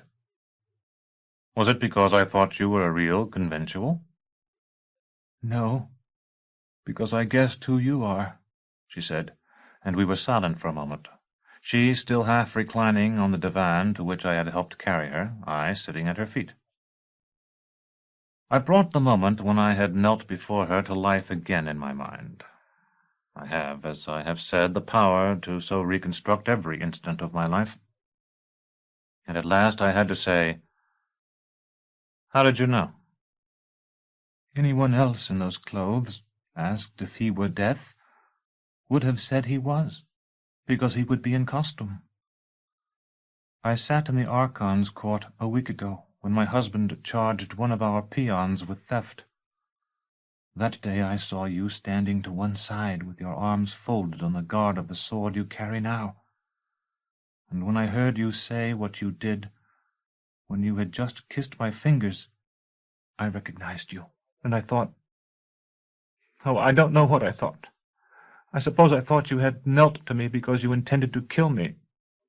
Just from the way you stood, you always looked, when I saw you in court, like someone who would be gallant to the poor people whose heads he was going to lop off, and particularly to women. I only knelt to you because I am anxious to locate the Pellerines, and your costume, like my own, did not seem to be a costume. It isn't. That is to say, I'm not entitled to wear it, but it isn't just something I had my maids run up for me. It's a real investiture. She paused. Do you know I don't even know your name? Severian. Yours is Cyriaca. One of the women mentioned it while we were taking care of you. May I ask how you came to have those clothes, and if you know where the Pellerines are now? This isn't a part of your duty, is it? For a moment she stared into my eyes. Then she shook her head. Something private. I was nurtured by them. I was a postulant, you know. We traveled up and down the continent, and I used to have wonderful botany lessons just looking at the trees and flowers as we passed. Sometimes when I think back on it, it feels as if we went from palms to pines in a week, though I know that can't be true. I was going to take final vows, and the year before you're to be invested, they make the investiture, so you can try it on and get the fit right. And then so that you'll see it among your ordinary clothes each time you unpack. It's like a girl's looking at her mother's wedding dress, when it was her grandmother's too, and she knows she'll be married in it, if she is ever married. Only I never wore my investiture, and when I went home, after a long time of waiting until we passed close by, since there would be no one to escort me, I took it with me. I hadn't thought of it for a long time. Then when I got the Archon's invitation, I got it out again and decided to wear it tonight. I'm proud of my figure, and we only had to let it out a little here and there. It becomes me, I think, and I have the face for a Pellerine, though I don't have their eyes. Actually, I never had the eyes, though I used to think I'd get them when I took my vows, or afterward. Our director of postulants had that look. She could sit sewing, and to look at her eyes you would believe they were seeing to the ends of earth where the Periscii live, staring right through the old torn skirt and the walls of the tent, staring through everything. No, I don't know where the Pellerines are now. I doubt if they do themselves, though perhaps the mother does. I said, "You must have had some friends among them. Didn't some of your fellow postulants stay?" Cyriaca shrugged. None of them ever wrote to me. I really don't know. Do you feel well enough to go back to the dance? Music was beginning to filter into our alcove. Her head did not move, but I saw her eyes, which had been tracing the corridors of the years when she talked of the Pellerines, swing around to look at me sidelong. Is that what you want to do? I suppose not. I'm never completely at ease among crowds unless the people are my friends. You have some, then? She seemed genuinely astonished. Not here. Well, one friend here. In Nessus I used to have the brothers of our guild. I understand. She hesitated. There's no reason we have to go. This affair will wear out the night, and at dawn, if the Archon is still enjoying himself, we'll let down the curtains to exclude the light, and perhaps even raise the silure over the garden. We can sit here as long as we wish, and every time one of the servers comes around, we'll get what we like to eat and drink. When someone we want to talk with goes by, we'll make him stop and entertain us. I'm afraid I would begin to bore you before the night was much worn, I said. Not at all, because I have no intention of allowing you to talk much. I'm going to talk myself and make you listen to me. To begin, do you know you are very handsome? I know that I am not. But since you've never seen me without this mask, you can't possibly know what I look like. On the contrary. She leaned forward as though to examine my face through the eye-holes. Her own mask, which was the color of her gown, was so small that it was hardly more than a convention. 2 almond-shaped loops of fabric about her eyes, yet it lent her an exotic air she would not otherwise have possessed, and lent her, too, I think, a feeling of mystery, of a concealment that lifted from her the weight of responsibility. You are a very intelligent man, I am sure, but you haven't been to as many of these things as I have, or you would have learned the art of judging faces without seeing them. It's hardest, of course, when the person you're looking at has on a wooden vizard that doesn't conform to the face. But even then you can tell a great deal. You have a sharp chin, don't you? With a little cleft. Yes, to the sharp chin, I said. No, to the cleft. You're lying to throw me off, or else you've never noticed it. I can judge chins by looking at waists, particularly in men, which is where my chief interest lies. A narrow waist means a sharp chin, and that leather mask leaves just enough showing to confirm it. Even though your eyes are deeply set, they're large and mobile, and that means a cleft chin in a man, particularly when the face is thin. You have high cheekbones. Their outlines show a trifle through the mask, and your flat cheeks will make them look higher. Black hair, because I can see it on the backs of your hands, and thin lips that show through the mouth of the mask. Since I can't see all of them, they curve and curl about, which is a most desirable thing in a man's lips. I did not know what to say, and to tell the truth I would have given a great deal to leave her just then. At last I asked, "Do you want me to take my mask off so you can check the accuracy of your assessments?" "Oh, no, you mustn't. Not until they play the aubade. Besides, you should consider my feelings. If you did, and I found you weren't handsome after all, I should be deprived of an interesting night." She had been sitting up. Now she smiled and leaned back on the divan again, her hair spreading about her in a dark aureole. "No, Severian, instead of unmasking your face, you must unmask your spirit. Later you will do that by showing me everything you would do were you free to do whatever you wished, and now by telling me everything I want to know about you. You come from Nessus, I've learned that much. Why are you so eager to find the Pellarines?" Chapter 6. The Library of the Citadel.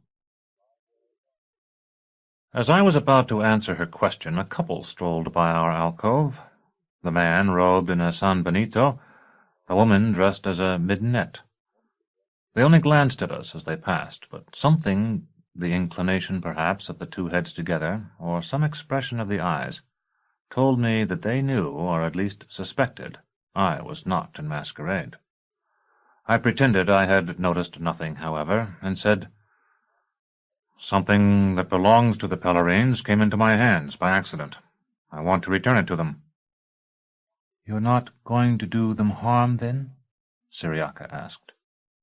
"Can you tell me what it is?" I did not dare to tell the truth, and I knew I would be asked to produce whatever object I named, and so I said, "A book, an old book, beautifully illustrated. I don't pretend to know anything about books, but I feel sure it's of religious importance and quite valuable." And from my sabretache I drew the brown book from Master Ultan's library that I had carried away when I left Thecla's cell. "Old, yes," Cyriaca said, "and more than a little water-stained, I see. May I look at it?" I handed it to her, and she fanned the pages, then stopped at a picture of the Sikinus, holding it up until it caught the gleam of a lamp burning in a niche above our divan. The horned men seemed to leap in the flickering light, the sylphs to writhe. "I don't know anything about books either," she said, handing it back. "But I have an uncle who does, and I think he might give a great deal for this one. I wish he were here tonight so he could see it. Though perhaps it's all for the best, because I'd probably try to get it from you in some way. In every pentad he travels as far as I ever did when I was with the Pellerines, just to seek out old books. He's even gone to the Lost Archives. Have you heard about those?" I shook my head. "All I know is what he told me once when he had drunk a little more of our estate cuvée than he usually takes, and it may be that he didn't tell me everything, because as I talked to him I had the feeling he was a bit afraid I might try to go myself. I never have, though I've regretted it sometimes. Anyway, in Nessus, a long way south of the city, most people visit, so far down the great river, in fact, that most people think the city would have ended long before, there stands an ancient fortress. Everyone, save perhaps for the autarch himself, may his spirit live in 1,000 successors, has forgotten it long ago, and it's supposed to be haunted. It stands upon a hill overlooking Jacal, my uncle told me, staring out over a field of ruined sepulchres, guarding nothing." She paused and moved her hands, shaping the hill and its stronghold in the air before her. I had the feeling that she had told the story many times, perhaps to her children. It made me conscious that she was indeed old enough to have them, children old enough themselves to have listened to this and other tales many times. No years had marked her smooth, sensuous face, but the candle of youth that burned so brightly still in Dorcas, and had shed its clear, unworldly light even about Jolenta, that had shone so hard and bright behind Thecla's strength, and had lit the mist-shrouded paths of the necropolis when her sister Thea took Vodalus's pistol at the graveside, had in her been extinguished so long that not even the perfume of its flame remained. I pitied her.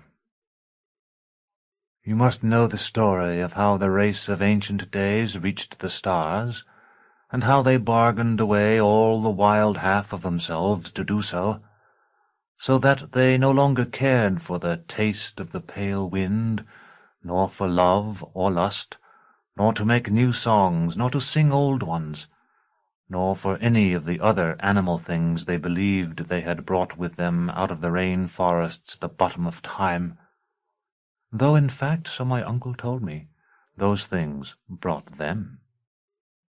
And you know, or you should know, that those to whom they sold those things, who were the creations of their own hands, hated them in their hearts. And truly they had hearts, though the men who had made them never reckoned with that. Anyway, they resolved to ruin their makers, and they did it by returning, when mankind had spread to 1,000 suns, all that had been left with them long before. So much, at least, you should know.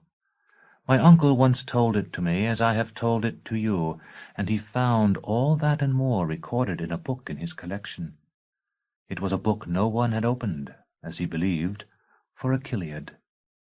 But how they did what they did is less well known.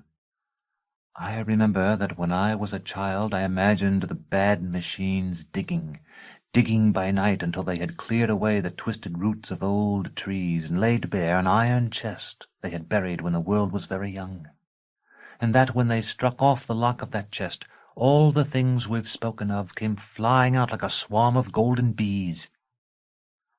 that's foolish. But even now I can hardly imagine what the reality of those thinking engines can have been like. I recalled Jonas, with the light, bright metal where the skin of his loins ought to have been, but I could not picture Jonas setting free a plague to trouble mankind, and shook my head.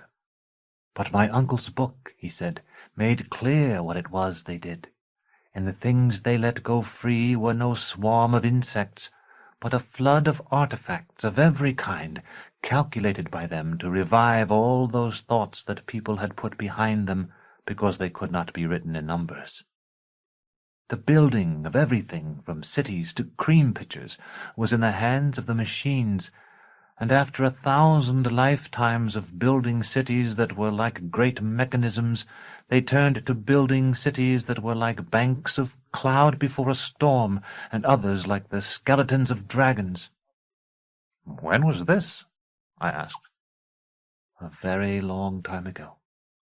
Long before the first stones of Nessus were laid." I had put an arm about her shoulders, and now she let her hand creep into my lap. I felt its heat and slow search. "And they followed the same principle in all they did. In the shaping of furniture, for example, and the cutting of clothing. And because the leaders who had decided so long before that all the thoughts symbolized by the clothes and furniture, and by the cities, should be put behind mankind forever were long dead, and the people had forgotten their faces and their maxims, they were delighted with the new things. Thus all that empire, which had been built only upon order, passed away. But though the empire dissolved, the worlds were a long time dying. At first, so that the things they were returning to humans would not be rejected again, the machines conceived of pageants and phantasmagoria, whose performances inspired those who watched them to think on fortune or revenge or the invisible world.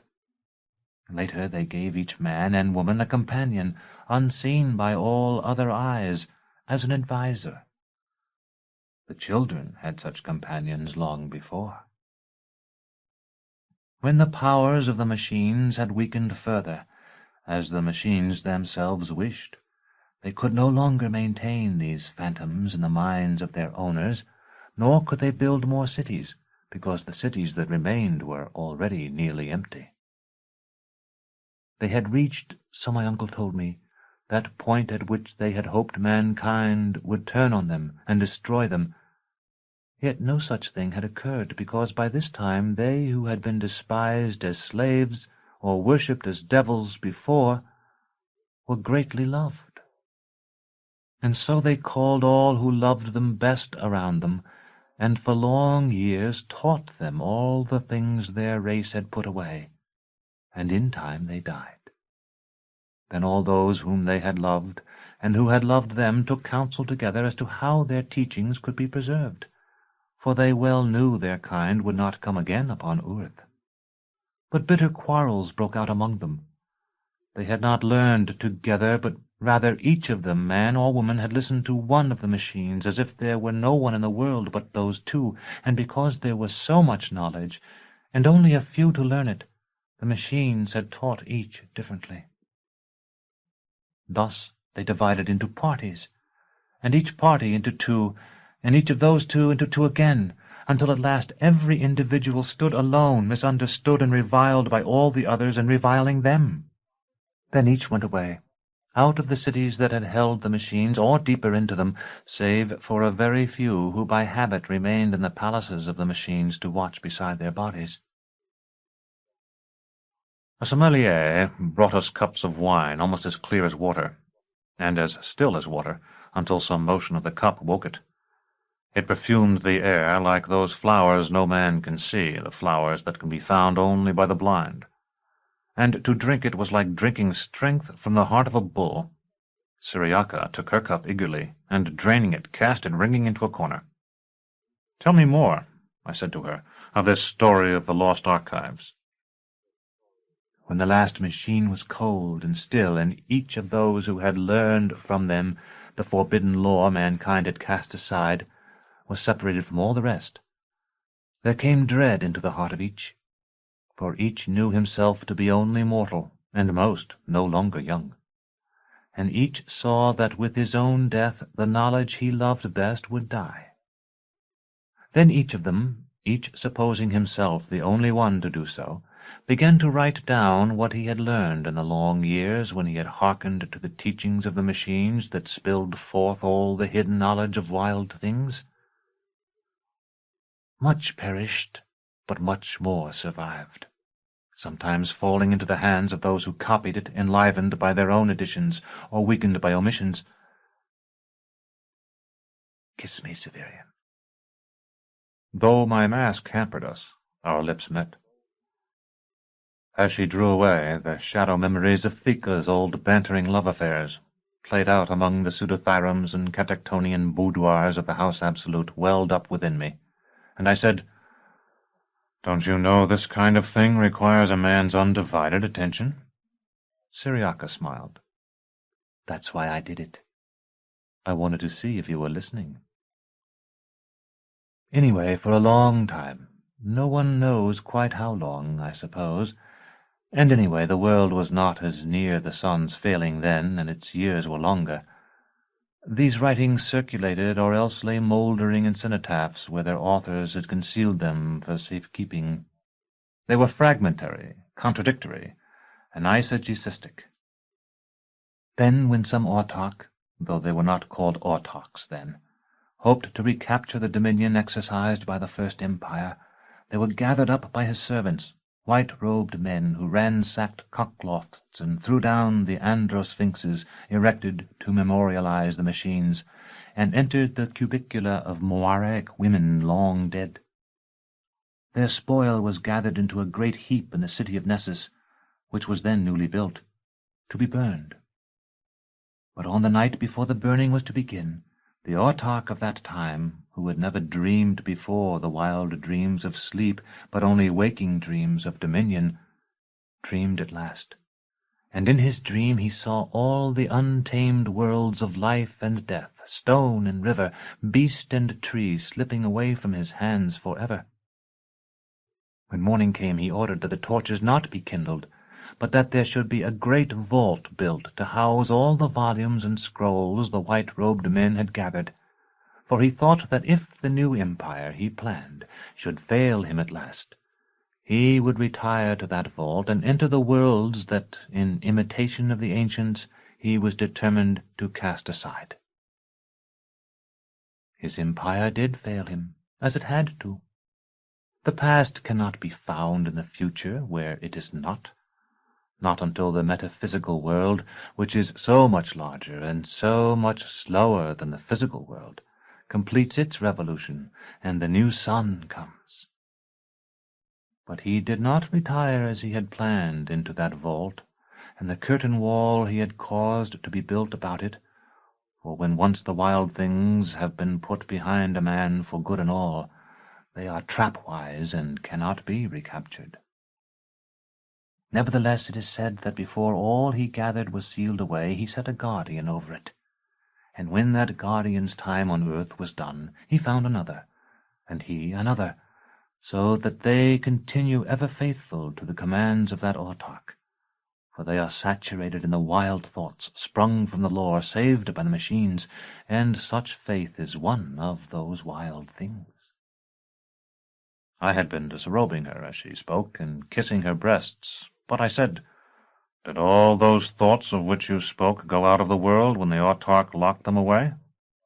Haven't I ever heard of them?" "No, because they had been passed from hand to hand for a long time, and had entered into the blood of all the peoples.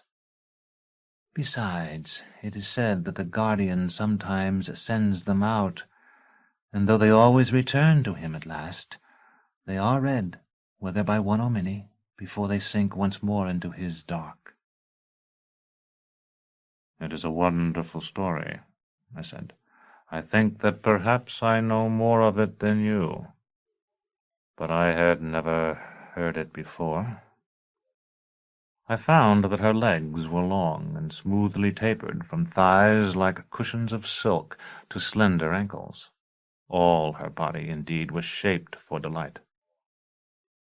Her fingers touched the clasp that held my cloak about my shoulders. "Need you take this off?" she asked. "Can't it cover us?" "It can," I said. Chapter 7. Attractions.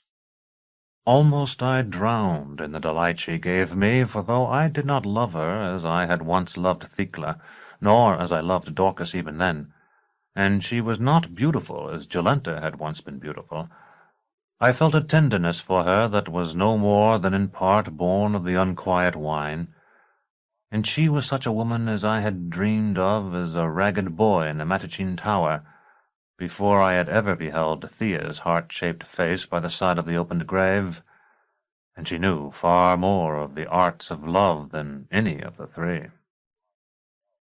When we rose, we went to a flowing basin of silver to wash. There were 2 women there who had been lovers as we had been, and they stared at us and laughed, but when they saw I would not spare them because they were women, they fled shrieking. Then we cleansed each other.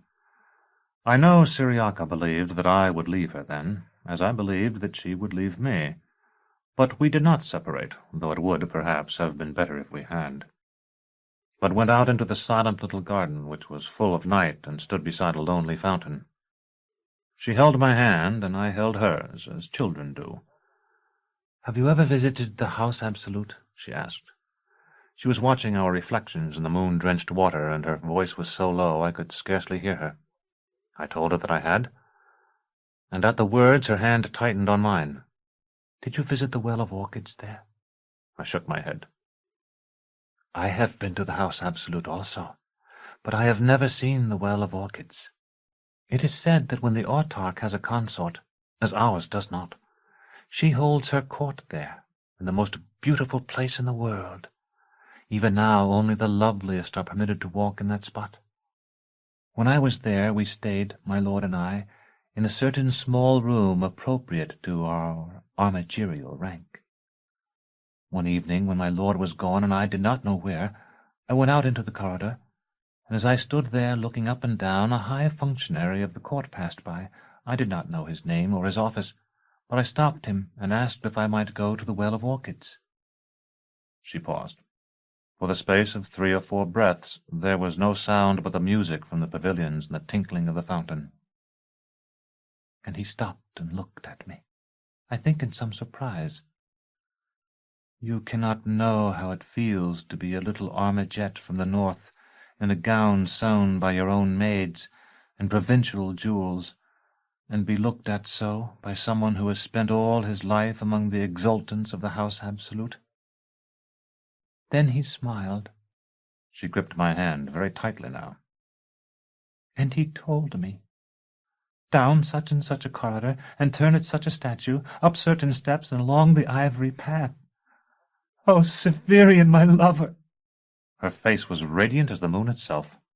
I knew the moment she had described had been the crown of her life, and that she now treasured the love I had given her partially, and perhaps largely, because it had recalled to her that moment, when her beauty had been weighed by one she felt fit to rule upon it, and had not been found wanting. My reason told me I should take offense at that, but I could find no resentment in me. He went away, and I began to walk as he had said, a score of strides, perhaps 2 score. Then I met my lord, and he ordered me to return to our little room.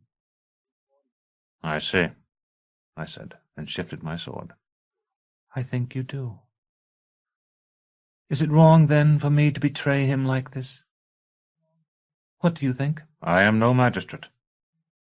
"Everyone judges me. All my friends, all my lovers, of whom you are neither the first nor the last, even those women in the caldarium just now."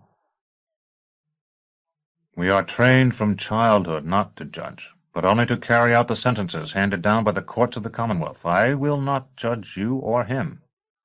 "I judge," she said, and turned her face toward the bright, hard light of the stars. For the first time since I had glimpsed her across the crowded ballroom, I understood how I could have mistaken her for a monial of the order whose habit she wore. Or at least I tell myself I judge, and I find myself guilty, but I can't stop. I think I draw men like you to myself. Were you drawn? There were women there lovelier than I am now, I know. I'm not certain, I said. While we were coming here to Thrax... You have a story too, don't you?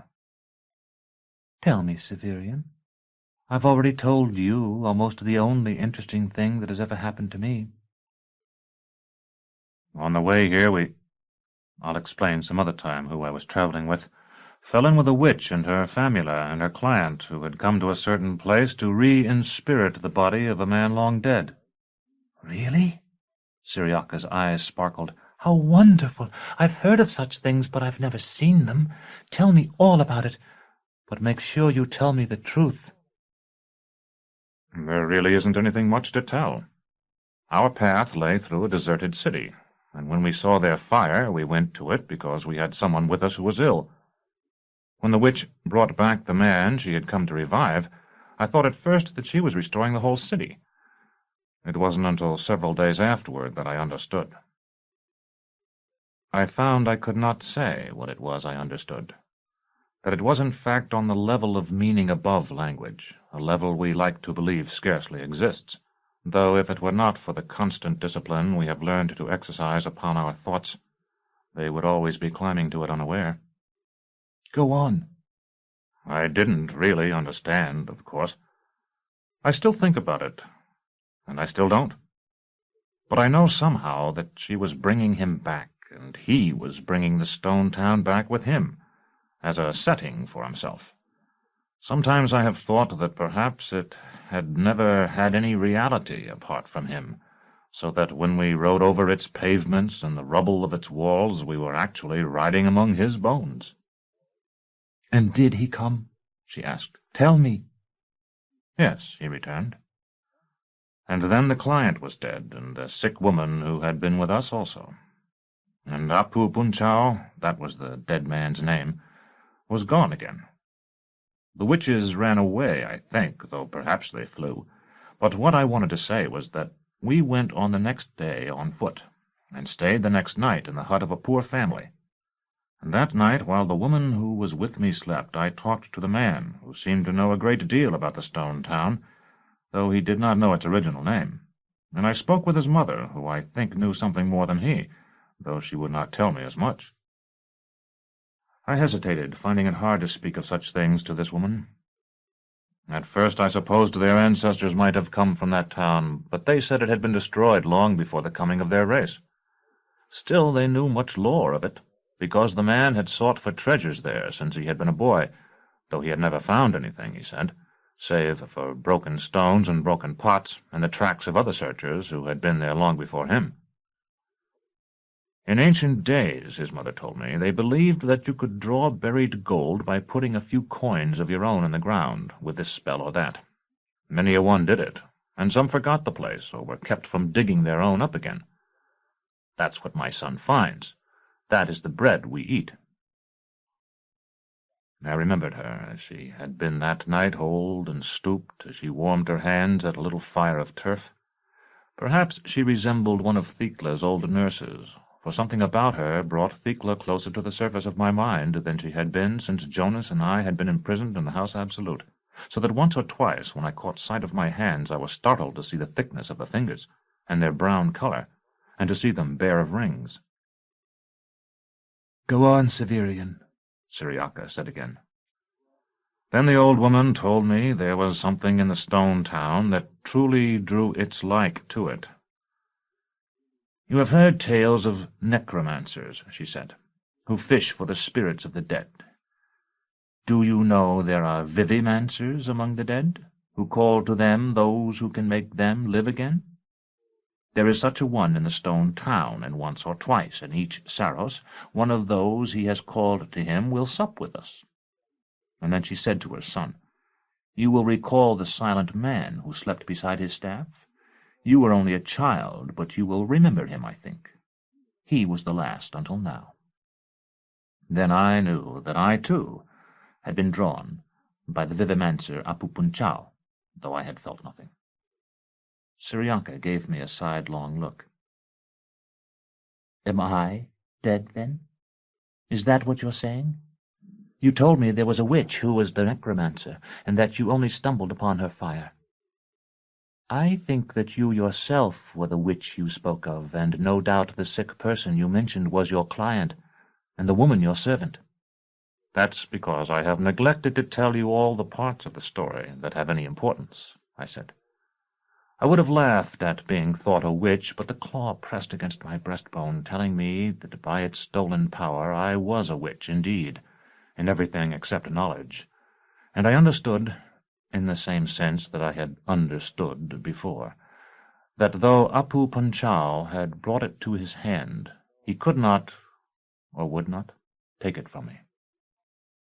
"Most importantly," I went on, "when the Revenant vanished, one of the scarlet capes of the Pellerines, like the one you're wearing now, was left behind in the mud. I have it in my saber-tache. Do the Pellerines dabble in necromancy?" I never heard the answer to my question, for just as I spoke, the tall figure of the Archon came up the narrow path that led to the fountain. He was masked and costumed as a Barghest, so that I would not have known him if I had seen him in a good light, but the dimness of the garden stripped his disguise from him as effectively as human hands could have, so that as soon as I saw the loom of his height and his walk, I knew him at once. "Ah," he said, "you have found her. I ought to have anticipated that." "I thought so," I told him, "but I wasn't sure." Chapter 8. Upon the Cliff. I left the palace grounds by one of the landward gates. There were 6 troopers on guard there, with nothing of the air of relaxation that had characterized the 2 at the river stairs a few watches before. One, politely but unmistakably barring the way, asked me if I had to leave so early. I identified myself and said that I was afraid I must, that I still had work to do that night, as indeed I did, and would have a hard day facing me the next morning as well, as indeed I would. "You're a hero, then." The soldier sounded slightly more friendly. "Don't you have an escort, Lictor?" "I had 2 clavigers, but I dismissed them. There's no reason I can't find my way back to the Vincula alone." Another trooper, who had not spoken previously, said, "You can't stay inside until morning. They'll find you a quiet place to bunk down." "Yes, but my work wouldn't get done. I'm afraid I must leave now." The soldier, who had been blocking my way, stood aside. "I'd like to send a couple of men with you. If you'll wait a moment, I'll do it. I have to get permission from the officer of the guard."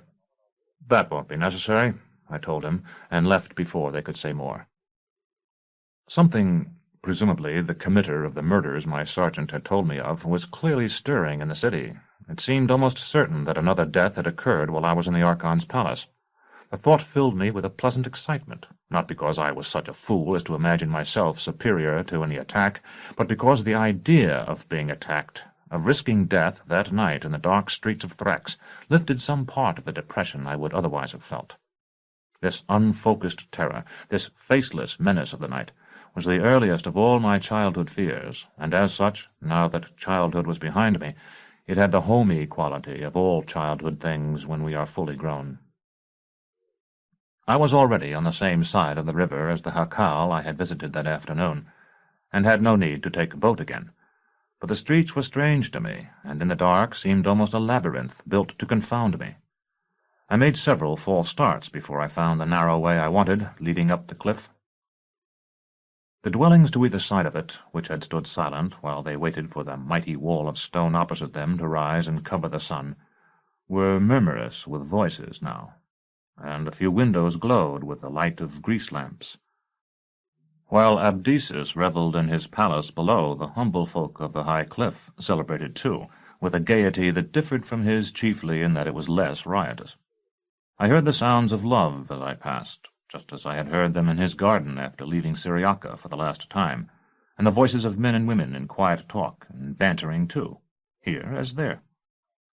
The palace garden had been scented by its flowers, and its air was washed by its own fountains and by the great fountain of cold Acis, which rushed by just outside. Here those odors were no more, but a breeze stirred among the jacals and the caves with their stoppered mouths, bringing sometimes the stench of ordure, and sometimes the aroma of brewing tea or some humble stew, and sometimes only the clean air of the mountains. When I was high up the cliff face, where no one dwelt who was rich enough to afford more light than a cooking fire would give, I turned and looked back at the city, much as I had looked down upon it, though with an entirely different spirit, from the ramparts of Aces Castle that afternoon. It is said that there are crevices in the mountain so deep that one can see stars at their bottoms, crevices that pass then entirely through the world. Now I felt I had found one. It was like looking into a constellation, as though all of Earth had fallen away and I was staring into the starry gulf. It seemed likely that by this time they were searching for me. I thought of the Archons de Marquis cantering down the silent streets, perhaps carrying flambeaux snatched up in the garden. Far worse was the thought of the clavigers I had until now commanded, fanning out from the Vincula. Yet I saw no moving lights, and heard no faint hoarse cries, and if the Vincula was disturbed, it was not a disturbance that affected the dim streets webbing the cliff across the river. There should have been a winking gleam, too, where the great gate opened to let out the freshly roused men, closed, then opened again, but there was none. I turned at last and began to climb once more. The alarm had not yet been given. Still, it would soon sound. There was no light in the jacal, and no noise of speech. I took the claw from its little bag before I entered, for fear I would lack the nerve to do so once I was inside. Sometimes it blazed like a firework, as it had in the inn at Saltus. Sometimes it possessed no more light than a bit of glass. That night in the jacal it was not brilliant, but it glowed with so deep a blue that the light itself seemed almost a clearer darkness.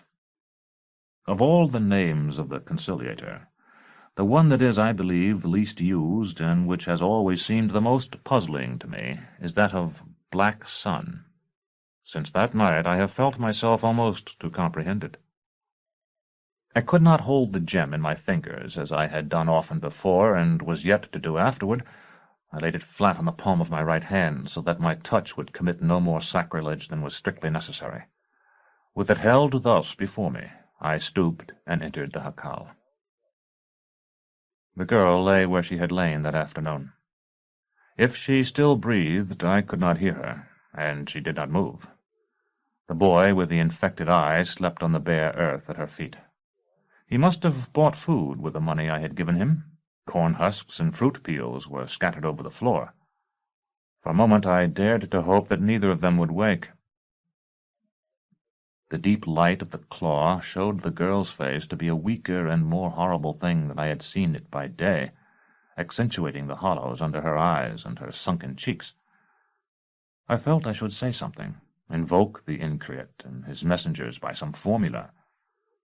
But my mouth was dry and more empty of words than any beast's. Slowly I lowered my hand toward her until the shadow of it cut off all the light that had bathed her. When I lifted my hand again, there had been no change, and remembering that the claw had not helped Jolenta, I wondered if it were possible that it could have no good effect on women, or if it were necessary that a woman hold it. Then I touched the girl's forehead with it, so that for a moment it seemed a third eye in that death-like face. Of all the uses I made of it, that was the most astounding, and perhaps the only one in which it was not possible that any self-deception on my part, or any coincidence, no matter how far-fetched, could account for what occurred. It may have been that the man-ape's bleeding was staunched by his own belief, that the Ulan on the road by the House Absolute was merely stunned and would have revived in any event, that the apparent healing of Jonas's wounds had been no more than a trick of the light. But now it was as though some unimaginable power had acted in the interval between one chronon and the next to wrench the universe from its track. The girl's real eyes, dark as pools, opened. Her face was no longer the skull mask it had been, but only the worn face of a young woman. Who are you in those bright clothes? She asked, and then, Oh, I am dreaming. I told her I was a friend, and that there was no reason for her to be afraid. I am not afraid, she said. I would be if I were awake, but I am not now. You look as if you have fallen from the sky, but I know you are only the wing of some poor bird. Did a hot air catch you? Sing for me. Her eyes closed again. This time I could hear the slow sighing of her breath. Her face remained as it had been while they were open, thin and drawn, but with the stamp of death rubbed away. I took the gem from her forehead and touched the boy's eye with it, as I had touched his sister's face, but I am not sure it was necessary that I do so. It appeared normal before it ever felt the kiss of the claw, and it may be that the infection was already vanquished. He stirred in his sleep and cried out as though in some dream he were running ahead of slower boys and urging them to follow him. I put the claw back into its little bag and sat on the earthen floor among the husks and peels, listening to him. After a time he grew quiet again. Starlight made a dim pattern near the door. Other than that, the jacal was utterly dark. I could hear the sister's regular breathing and the boy's own. She had said that I, who had worn fullerton since my elevation to journeyman, and grey rags before that, was dressed in bright clothing. I knew she had been dazzled by the light at her forehead. Anything, any clothing, would have appeared bright to her then. And yet I felt that in some sense she was correct. It was not that, as I have been tempted to write, I came to hate my cloak and trousers and boots after that moment, but rather that I came in some sense to feel they were indeed the disguise they had been taken to be when I was at the Archon's palace, or the costume they had appeared to be when I took part in Dr. Tallis's play. Even a torturer is a man, and it is not natural for a man to dress always and exclusively in that hue that is darker than black. I had despised my own hypocrisy when I had worn the brown mantle from Aegilus's shop. Perhaps the fullerton beneath it was a hypocrisy as great or greater. Then the truth began to force itself upon my mind. If I had ever truly been a torturer in the sense that Master Gerlos and even Master Palamon were torturers, I was one no longer. I had been given a second chance here in Thrax. I had failed in that second chance as well, and there would be no third. I might gain employment by my skills and my clothing, but that was all, and no doubt it would be better for me to destroy them when I could, and try to make a place for myself among the soldiers who fought the Northern War, once I had succeeded, if I ever succeeded, in returning the claw. The boy stirred and called a name that must have been his sister's. She murmured something, still in sleep. I stood and watched them for a moment more, then slipped out, fearful that the sight of my hard face and long sword would frighten them. Chapter 9. The Salamander. Outside, the stars seemed brighter, and for the first time in many weeks the claw had ceased to drive itself against my chest. When I descended the narrow path, it was no longer necessary to turn and halt to see the city. It spread itself before me in 10,000 twinkling lights, from the watchfire of ACE's castle to the reflection of the guard-room windows and the water that rushed through the Capulus. By now all the gates would be closed against me. If the Demarchi had not already ridden forth, they would do so before I reached the level land beside the river. But I was determined to see Dorcas once more before I left the city, and somehow I had no doubt of my ability to do so. I was just beginning to turn over plans for escaping the walls afterward, when a new light flared out far below. It was small at that distance, no more than a pinprick like all the others, yet it was not like them at all, and perhaps my mind only registered it as light because I knew nothing else to liken it to. I had seen a pistol fired at full potential that night in the necropolis when Vodalus resurrected the dead woman, a coherent beam of energy that had split the mists like lightning. This fire was not like that, but it was more nearly like that than like anything else I could call to mind. It flared briefly and died, and a heartbeat afterward I felt the wash of heat upon my face. Somehow I missed the little inn called the Duck's Nest in the dark. I have never known if I took a wrong turning or merely walked past the shuttered windows without glimpsing the sign hanging overhead. However it happened, I soon found myself farther from the river than I should have been, striding along a street that ran for a time at least parallel to the cliff, with the smell of scorched flesh in my nostrils, as at a branding. I was about to retrace my steps when I collided in the dark with a woman. So hard and unexpectedly did we strike each other that I nearly fell, and as I went reeling back I heard the thud of her body on the stone. "I didn't see you," I said, as I reached down for her. "Run! Run!" she gasped, and then, "Oh, help me up!" Her voice was faintly familiar. Why should I run? I pulled her to her feet. In the faint light I could see the blur of her face, and even, I thought, something of the fear there. "It killed Hermine. He burned alive. His staff was still on fire when we found him. He—" Whatever she had begun to say after that trailed off into sobs. "What burned Hermine?" When she did not answer, I shook her, but that only made her weep the harder. "Don't I know you?" "Talk, woman!" "You're the mistress of the Duck's Nest. Take me there." "I can't," she said. "I'm afraid. Give me your arm, please, sir. We ought to get inside." "Fine. We'll go to the Duck's Nest. It can't be far. Now what is this?" "Too far," she wept. "Too far." There was something in the street with us. I do not know whether I had failed to detect its approach, or it had been undetectable until then, but it was suddenly present. I have heard people who have a horror of rats say they are aware of them the moment they enter a house, even if the animals are not visible. It was so now. There was a feeling of heat without warmth, and though the air held no odor, I sensed that its power to support life was being drained away. The woman seemed still unaware of it. She said, "It burned 3 last night near the Harena, and 1 tonight, they said, close by the Vincula. And now Hermine. It's looking for somebody, that's what they say." I recalled the nodules, and the thing that had snuffled along the walls of the antechamber of the House Absolute, and I said, "I think it has found him." I let her go, and then turned again, trying to discover where it was. The heat grew, but no light showed. I was tempted to take out the claw so as to see by its glow. Then I recalled how it had waked whatever slept beneath the mine of the man-apes, and I feared the light would only permit this thing, whatever it might be, to locate me. I was not sure my sword would be more effective against it than it had been against the nodules when Jonas and I had fled them through the cedar wood. Nevertheless, I drew it. Almost at once there was a clatter of hooves, and a yell as 2 Demarchi thundered around a corner no more than 100 strides away. Had there been more time, I would have smiled to see how closely they corresponded to the figures I had imagined. As it was, the firework glare of their lances outlined something dark and crooked and stooped that stood between us.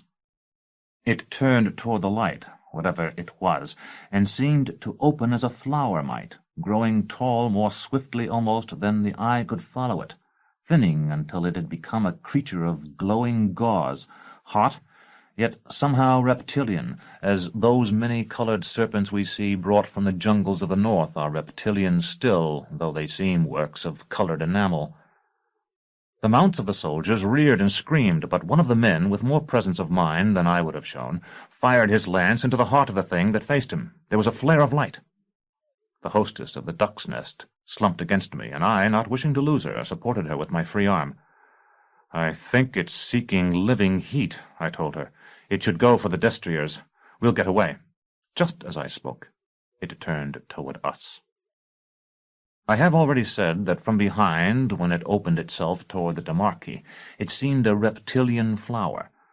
That impression persisted now, when we saw it in its full terror and glory, but it was joined by 2 others.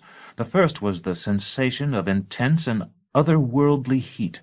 It seemed a reptile still, but a reptile that burned in a way never known on earth, as though some desert asp had dropped into a sphere of snow.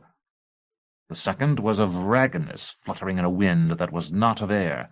It seemed a blossom still, but it was a blossom whose petals of white and pale yellow and flame had been tattered by some monstrous tempest born in its own heart. In all these impressions, surrounding them and infusing them, was a horror I cannot describe. It drew all resolution and strength from me. so that for that moment I could neither flee nor attack it. The creature and I seemed fixed in a matrix of time that had nothing to do with anything that had gone before or since, and that, since it held us who were its only occupants immobile, could be altered by nothing. A shout broke the spell. A second party of Damarchi had galloped into the street behind us, and seeing the creature, were lashing their mounts to the charge. In less than a space of a breath they were boiling around us, and it was only by the intercession of Holy Catherine that we were not ridden down.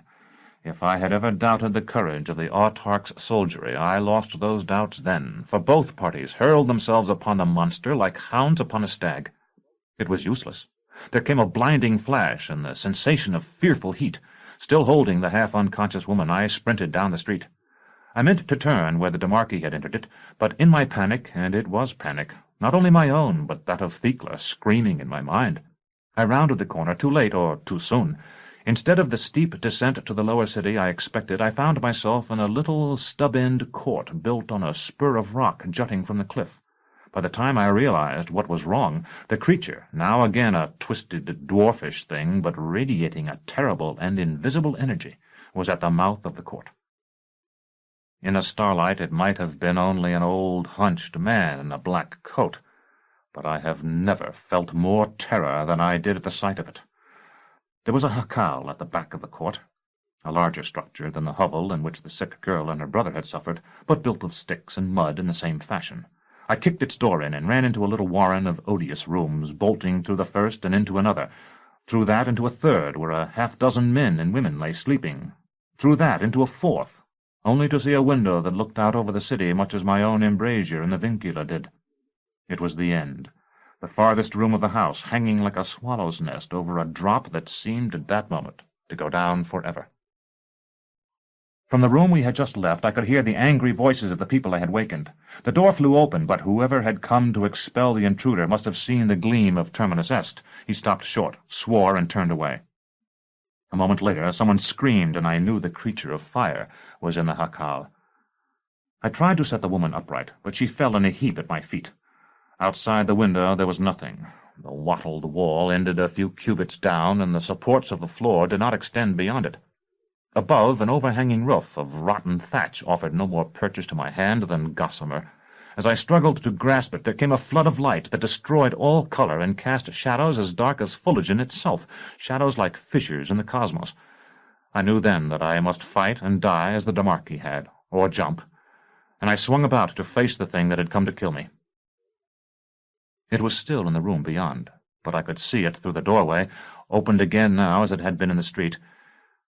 The half-consumed corpse of some wretched crone lay before it on the stone floor, and while I watched, it seemed to bend over her in what was, I would almost swear, an attitude of inquiry. Her flesh blistered and cracked like the fat of a roast, then fell away. In a moment even her bones were no more than pale ashes the creature scattered as it advanced. Terminus Est, I believe, to have been the best blade ever forged, but I knew she could accomplish nothing against the power that had routed so many cavalrymen. I cast her to one side in the vague hope that she might be found and eventually returned to Master Palamon, and took the claw from its little bag at my throat. It was my last faint chance, and I saw at once that it had failed me. However, the creature sensed the world about it, and I had guessed from its movements that it was nearly blind on our earth. It could make out the gem clearly, and it did not fear it. Its slow advance became a rapid and purposeful flowing forward. It reached the doorway. There was a burst of smoke, a crash, and it was gone. Light from below flashed through the hole it had burned in the flimsy floor that began where the stone of the outcrop ended. At first it was the colorless light of the creature, then a rapid alternation of chatoyant pastels, peacock blue, lilac, and rose, then only the faint reddish light of leaping flames. Chapter 10. Lead. There was a moment when I thought I would fall into the gaping hole in the center of the little room before I could regain Terminus Est and carry the mistress of the duck's nest to safety, and another when I was certain everything was going to fall, the trembling structure of the room itself and us together. Yet in the end we escaped. When we reached the street, it was clear of demarchy and townsfolk alike, the soldiers no doubt having been drawn to the fire below, and the people frightened indoors. I propped the woman with my arm, and though she was still too terrified to answer my questions intelligibly, I let her choose our way. As I had supposed she would, she led us unerringly to her inn. Dorcas was asleep.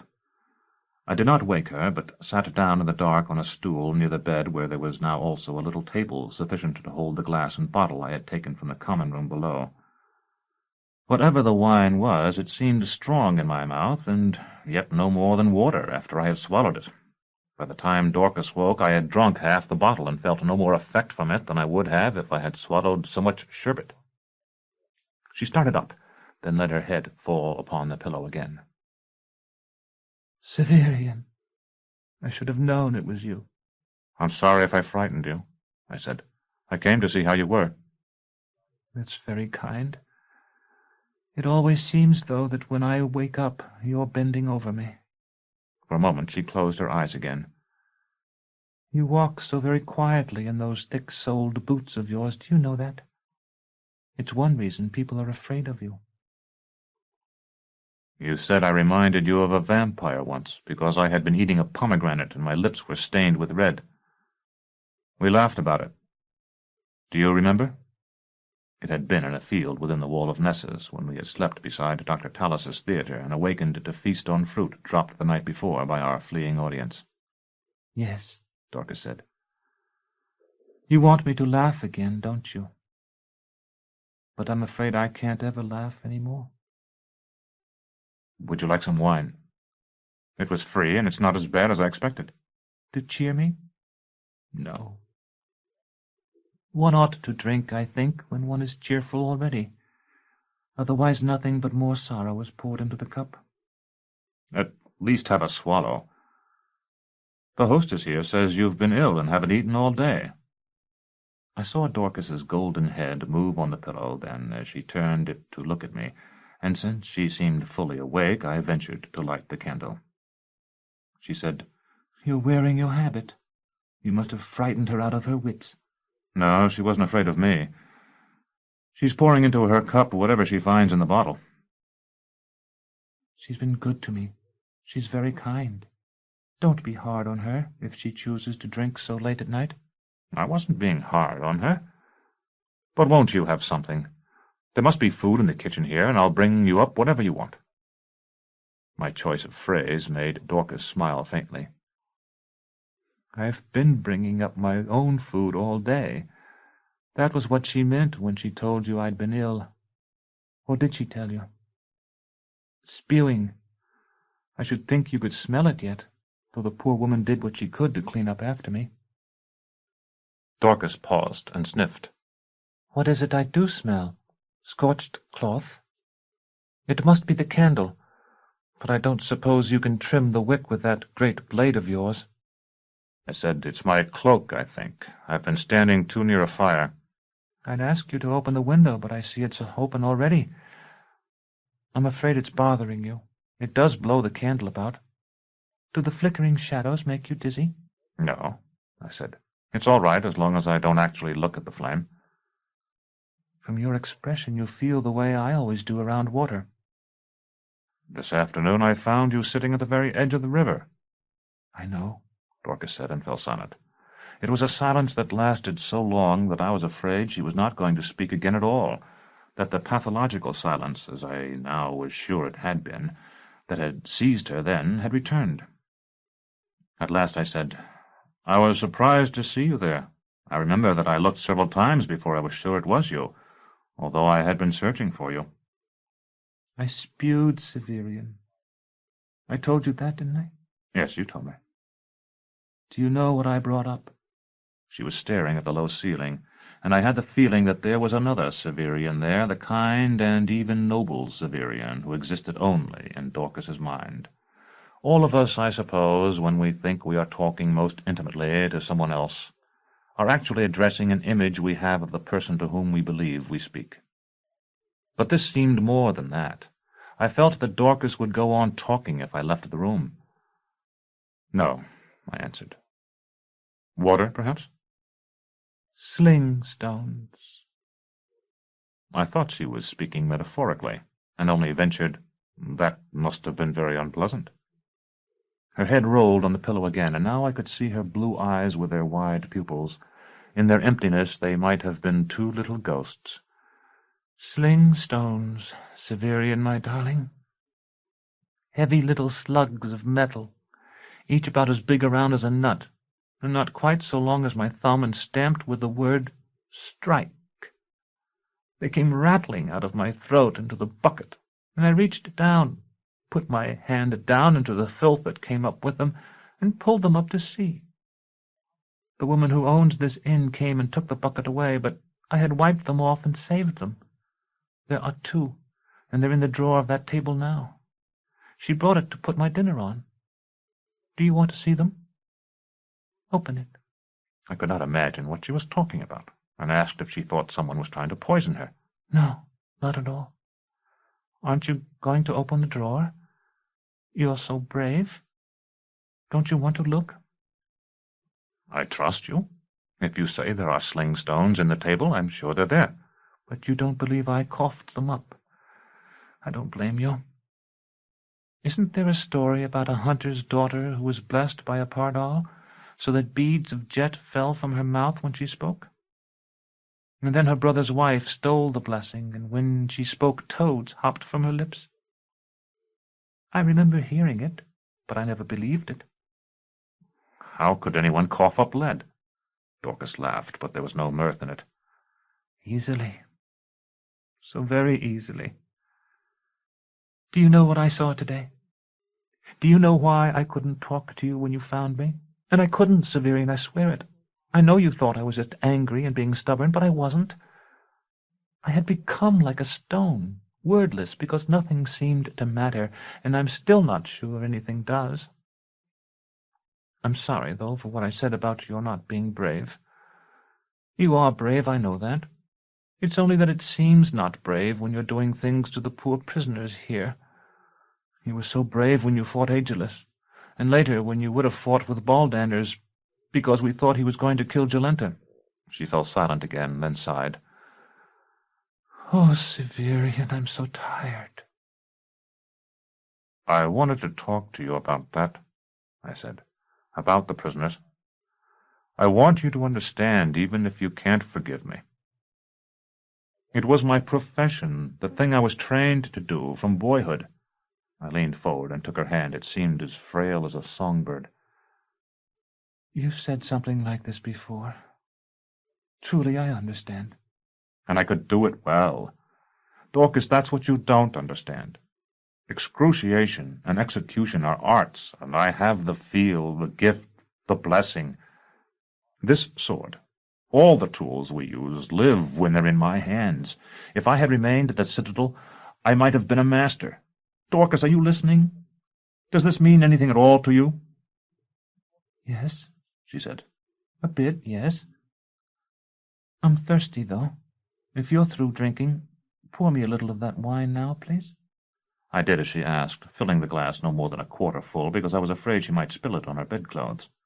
She sat up to drink, something I had not been certain until then that she was capable of, and when she had swallowed the last scarlet drop, hurled the glass out the window. I heard it shatter on the street below.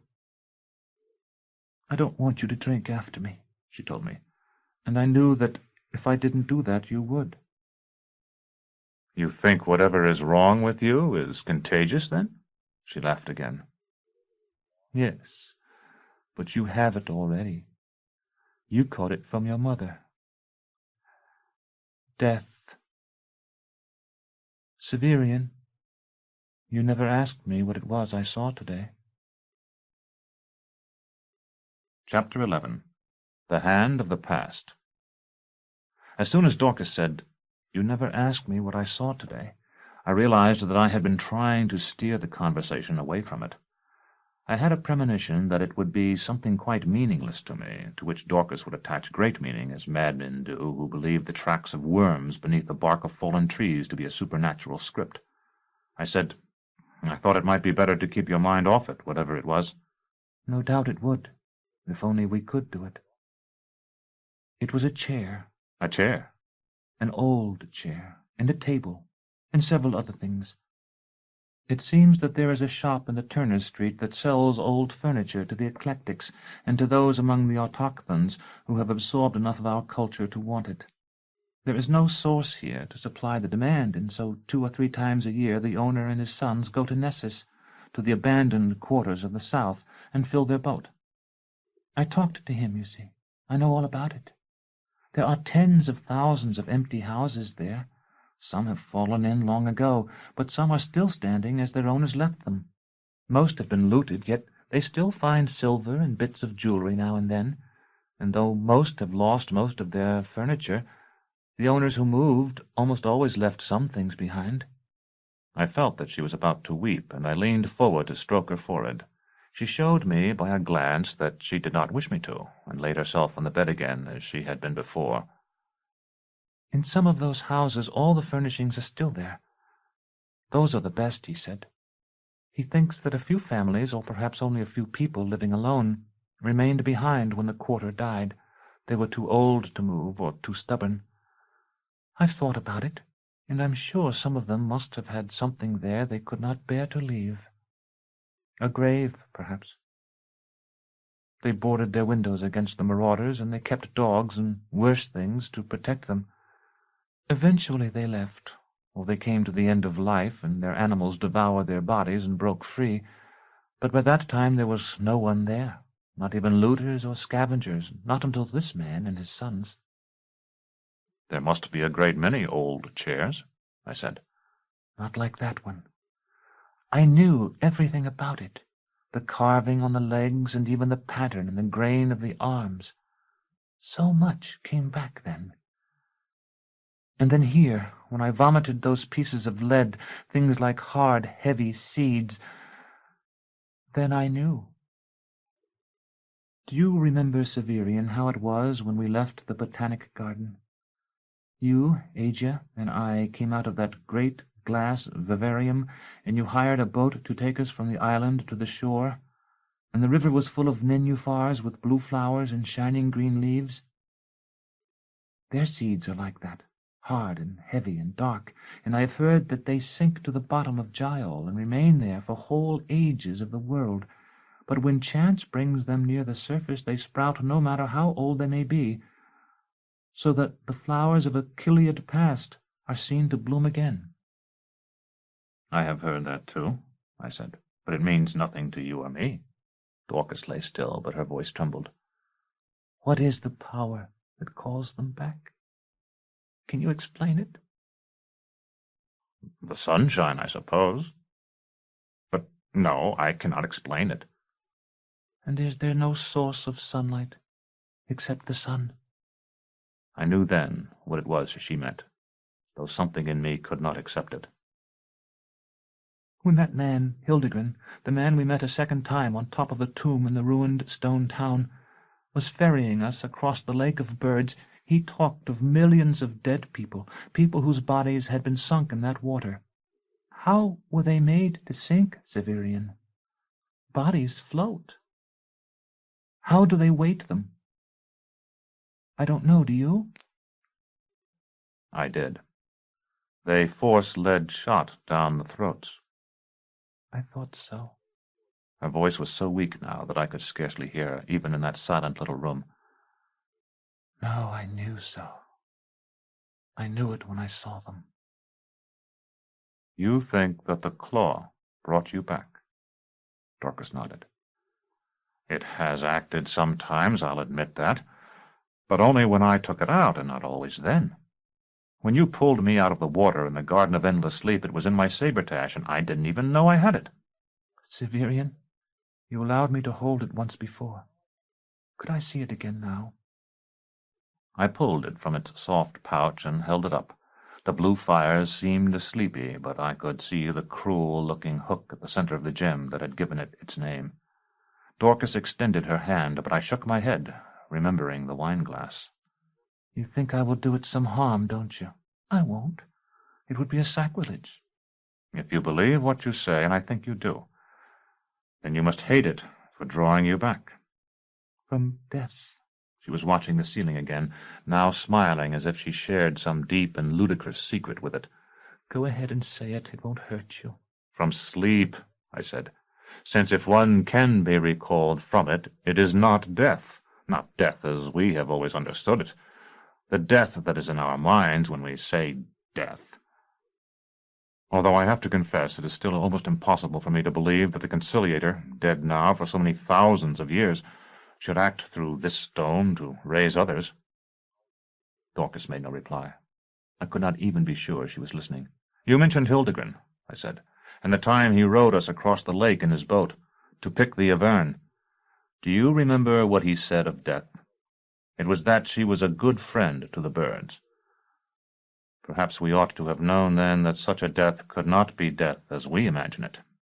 If I say I believe all that, will you let me hold the claw? I shook my head again. Dorcas was not looking at me, but she must have seen the motion of my shadow, or perhaps it was only that her mental Severian on the ceiling shook his head as well. You are right, then. I was going to destroy it if I could. Shall I tell you what I really believe? I believe I have been dead, not sleeping, but dead. That all my life took place a long, long time ago when I lived with my husband above a little shop and took care of our child. That this conciliator of yours who came so long ago was an adventurer from one of the ancient races who outlived the universal death. Her hands clutched the blanket. I ask you, Severian, when he comes again, isn't he to be called the new sun? Doesn't that sound like it? And I believe that when he came he brought with him something that had the same power over time that Father Eneri's mirrors are said to have over distance. It is that gem of yours. She stopped and turned her head to look at me defiantly. When I said nothing, she continued. Severian, when you brought the Ulan back to life, it was because the claw twisted time for him to the point at which he still lived.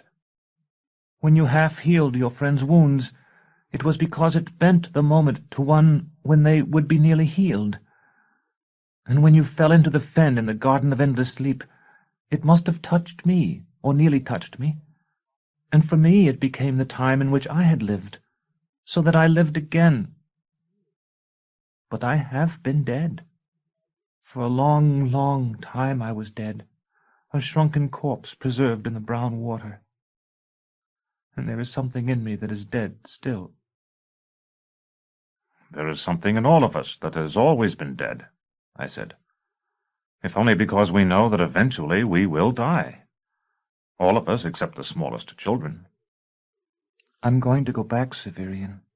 I know that now, and that's what I've been trying to tell you. I have to go back and find out who I was and where I lived, and what happened to me. I know you can't go with me. I nodded. And I'm not asking you to.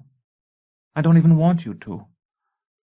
I love you, but you are another death, a death that has stayed with me and befriended me as the old death in the lake did, but death all the same.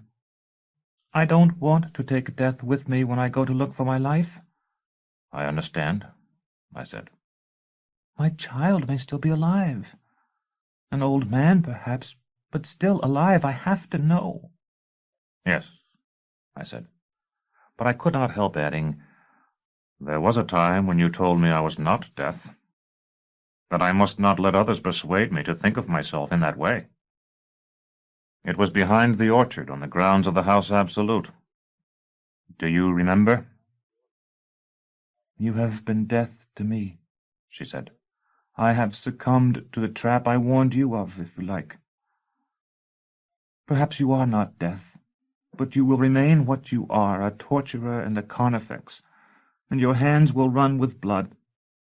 Since you remember that time at the House Absolute so well, perhaps you— I can't say it. The conciliator, or the claw, or the increate has done this to me, not you. What is it? I asked. Dr. Tallis gave us both money afterward in the clearing, the money he had got from some court official for our play. When we were traveling, I gave everything to you. May I have it back? I'll need it. If not all of it, at least some of it. I emptied the money in my sabretache onto the table. It was as much as I had received from her, or a trifle more. Thank you, she said. You won't need it?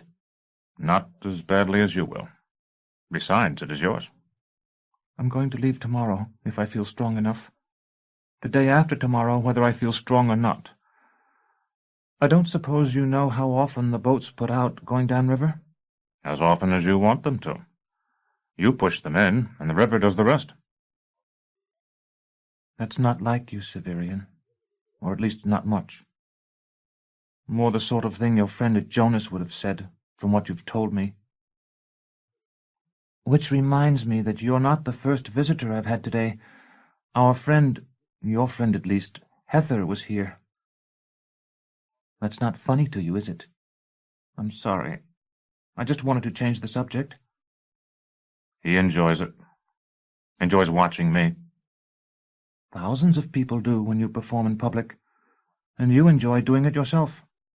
They come to be horrified, so they can congratulate themselves later on being alive. And because they like the excitement and the suspense of not knowing whether the condemned will break down or if some macabre accident will occur. I enjoy exercising my skill, the only real skill I have. Enjoy making things go perfectly. Hether wants something else. The pain? Yes, the pain, but something more, too. Dorcas said, "He worships you, you know. He talked with me for some time, and I think he would walk into a fire if you told him to." I must have winced at that, because she continued, "All this about Hether is making you ill, isn't it? One sick person is enough. Let's speak of something else." Not ill as you are, no. But I can't think of Hether except as I saw him once from the scaffold, with his mouth open and his eyes— She stirred uncomfortably. "Yes, those eyes. I saw them tonight. Dead eyes, though I suppose I shouldn't be the one to say that. A corpse's eyes. You have the feeling that if you touched them, they would be as dry as stones and never move under your finger." That isn't it at all. When I was on the scaffold in Saltus and looked down and saw him, his eyes danced. You said, though, that the dull eyes he has at most times reminded you of a corpse's. Haven't you ever looked into the glass? Your own eyes are not the eyes of a dead woman. "Perhaps not." Dorcas paused. "You used to say they were beautiful." Aren't you glad to live? Even if your husband is dead, and your child is dead, and the house you once lived in is a ruin, if all those things are true, aren't you full of joy because you are here again? You're not a ghost, not a revenant like those we saw in the ruined town. Look in the glass as I told you, or if you won't, look into my face, or any man's, and see what you are."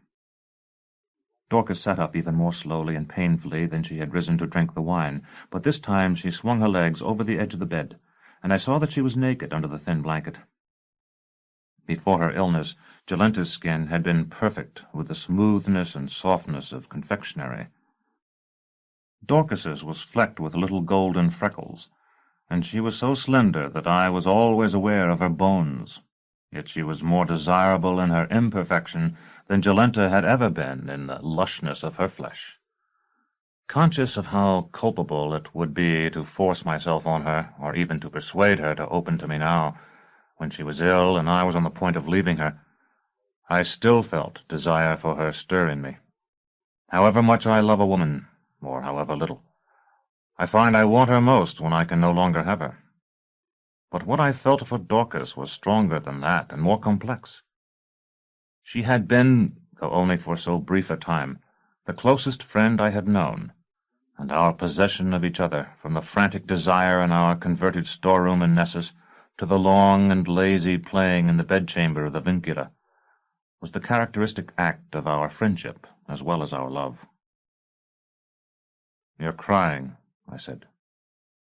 "Do you want me to leave?" She shook her head, and then, as though she could no longer contain the words that seemed to force themselves out, she whispered, "Oh, won't you go too, Severian? I didn't mean it. Won't you come? Won't you come with me?" "I can't." She sank back into the narrow bed, smaller now and more childlike. "I know. You have your duty to your guild.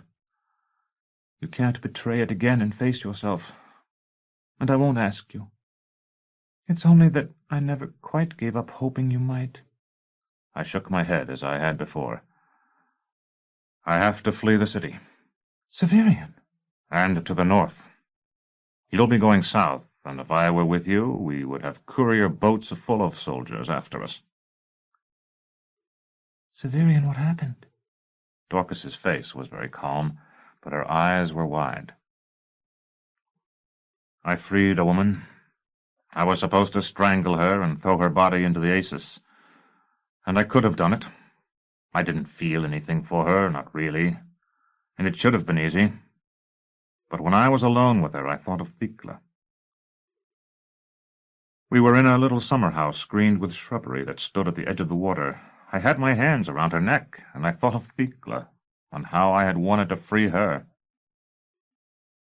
I couldn't find a way to do it. Have I ever told you? Almost imperceptibly, Dorcas shook her head. There were brothers everywhere, 5 to pass by the shortest route, and all of them knew me, and knew of her. Vincula was shrieking now in some corner of my mind. All I really would have had to do would have been to tell them Master Gerlos had ordered me to bring her to him. But I would have had to go with her then, and I was still trying to devise some way by which I could stay in the guild. I did not love her enough. It's past now, Dorcas said. And, Severian, death is not the terrible thing you think it. We had reversed our roles, like lost children who comfort each other alternately. I shrugged.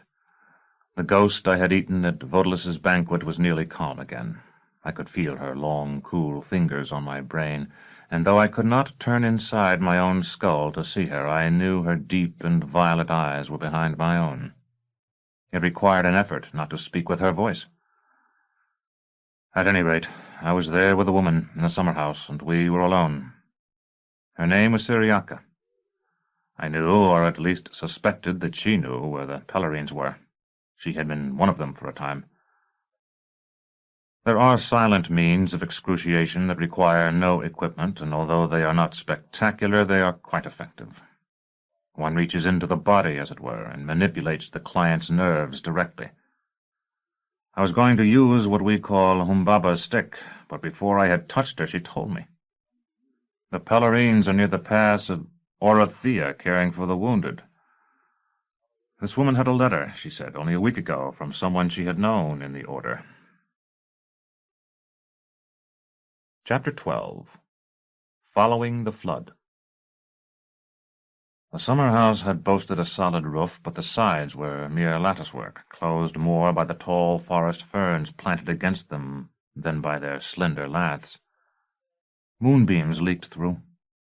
More came in at the doorway, reflected from the rushing water outside. I could see the fear in Cyriaca's face, and the knowledge that her only hope was that I retained some love for her, and I knew that she was thus without hope, for I felt nothing. At the Autarch's camp, she repeated. That was what Einhildis wrote. In Orothea near the springs of Jacal. But you must be careful if you go there to return the book. She said, too, that Cacagins had landed somewhere in the north. I stared at her, trying to determine whether she were lying. That's what Einhildis told me. I suppose they must have wished to avoid the mirrors at the House Absolute so they could escape the eyes of the Autarch. He's supposed to be their servitor, but sometimes he acts as if they were his. I shook her. Are you joking with me? The Autarch serves them? Please. Oh, please. I dropped her. Everyone. Erebus, pardon me. She sobbed, and though she lay in shadow, I sensed that she was wiping her eyes and nose with the hem of her scarlet habit. Everyone knows it except the peons and the goodmen and the goodwomen. All the armigers, and even most of the optimates, and of course the exaltants have always known. I've never seen the Autarch, but I'm told that he, the viceroy of the new sun, is scarcely taller than I am. Do you think our proud exaltants would permit someone like that to rule, if there weren't 1,000 cannon behind him? I've seen him, I said, and I wondered about that. I sought among Thicla's memories for confirmation of what Cyriaca said, but I found only rumor. Would you tell me about him? Please, Severian, before— No, not now. But why should the Carcagents be a danger to me? Because the Autarch will surely send scouts to locate them, and I suppose the Archon here will, too. Anyone found near them will be assumed to have been spying for them, or what's worse, seeking them out in the hope of enlisting them in some plot against the Phoenix throne. I understand. Severian, don't kill me. I beg you. I'm not a good woman. I've never been a good woman, never since I left the Pellerines, and I can't face dying now. I asked her, what have you done, anyway? Why does Abdisus want you killed? Do you know? It is simplicity itself to strangle an individual whose neck muscles are not strong, and I was already flexing my hands for the task, yet at the same time I wished it had been permissible for me to use Terminus Est instead. Only loved too many men other than my husband. As if moved by the memory of those embraces, she rose and came toward me. Again the moonlight fell upon her face. Her eyes were bright with unshed tears. He was cruel to me, so cruel after our marriage. And so I took a lover to spite him, and afterwards another. Her voice dropped until I could hardly hear the words. And at last taking a new lover becomes a habit, a way of pushing back the days and showing yourself that all your life has not run between your fingers already, showing yourself that you are still young enough for men to bring gifts, young enough that men still want to stroke your hair. That was what I had left the Pellerines for, after all. She paused and seemed to gather her strength. Do you know how old I am? Did I tell you? No, I said. I won't, then. But I might almost be your mother, if I had conceived within a year or two of the time it became possible for me. We were far in the south, where the great ice, all blue and white, sails on black seas. There was a little hill where I used to stand and watch, and I dreamed of putting on warm clothes and paddling out to the ice with food and a trained bird I never really had but only wanted to have, and so riding my own ice island north to an isle of palms, where I would discover the ruins of a castle built in the morning of the world. You would have been born then, perhaps, while I was alone in the ice. Why shouldn't an imaginary child be born on an imaginary trip? You would have grown up fishing and swimming in water warmer than milk. No woman is killed for being unfaithful, except by her husband, I said. Cyriaca sighed, and her dream fell from her. Among the landed armigers hereabout, he is one of the few who support the Archon. The others hope that by disobeying him as much as they dare, and fomenting trouble among the eclectics, they can persuade the Autarch to replace him. I have made my husband a laughing-stock, and by extension his friends and the Archon. Because Thicla was within me, I saw the country villa, half manor and half fort, full of rooms that had scarcely changed in 200 years. I heard the tittering ladies and the stamping hunters, and the sound of the horn outside the windows, and the deep barking of the boarhounds. It was the world to which Thicla had hoped to retreat, and I felt pity for this woman, who had been forced into that retreat when she had never known any wider sphere. Just as the room of the Inquisitor in Dr. Talus's play, with its high judicial bench, lurked somewhere at the lowest level of the House Absolute, so we have, each of us, in the dustiest cellars of our minds, a counter at which we strive to repay the debts of the past with the debased currency of the present. At that counter I tendered Cyriaca's life in payment for Thicla's. When I led her from the summer-house, she supposed, I know, that I intended to kill her at the edge of the water. Instead, I pointed to the river. This flows swiftly south until it meets the flood of Jacal, which then runs more slowly to Nessus, and at last to the southern sea. No fugitive can be found in the maze of Nessus who does not wish it, for there are streets and courts and tenements there without number, and all the faces of all lands are seen 100 times over. If you could go there, dressed as you are now, without friends or money, would you do so? She nodded, one pale hand at her throat. "There is no barrier to boats yet at the Capulus. Abdisus knows he need not fear any attack made against the current there until midsummer.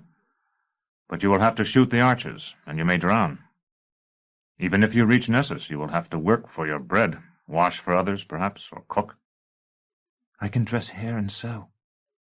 Severian, I have heard that sometimes, as the last and most terrible torture, you tell your prisoner she will be freed. If that is what you're doing to me now, I beg you to stop. You've gone far enough." "A colloyer does that, or some other religious functionary. No client would believe us. But I want to be certain there will be no foolishness of returning to your home or seeking a pardon from the Archon." "I am a fool," Cyriaca said. "But no, not even such a fool as I am would do that, I swear." We skirted the water's edge until we came to the stairs where the sentries stood to admit the Archon's guests, and the little, brightly hued pleasure boats were moored. I told one of the soldiers we were going to try the river, and asked if we would have any difficulty hiring rowers to take us back upstream. He said we might leave the boat at the Capulus if we wished, and return in a fiacre. When he turned away to resume his conversation with his comrade, I pretended to inspect the boats, and slipped the painter of the one farthest from the torches of the guard-post. Dorcas said, "And so now you are going north as a fugitive, and I have taken your money." "I won't need much, and I will get more." I stood up.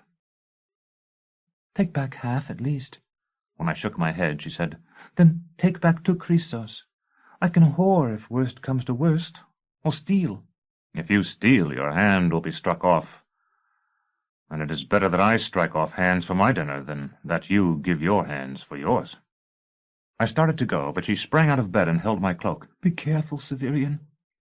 There is something, Hether called it a salamander, loose in the city. Whatever it is, it burns its victims."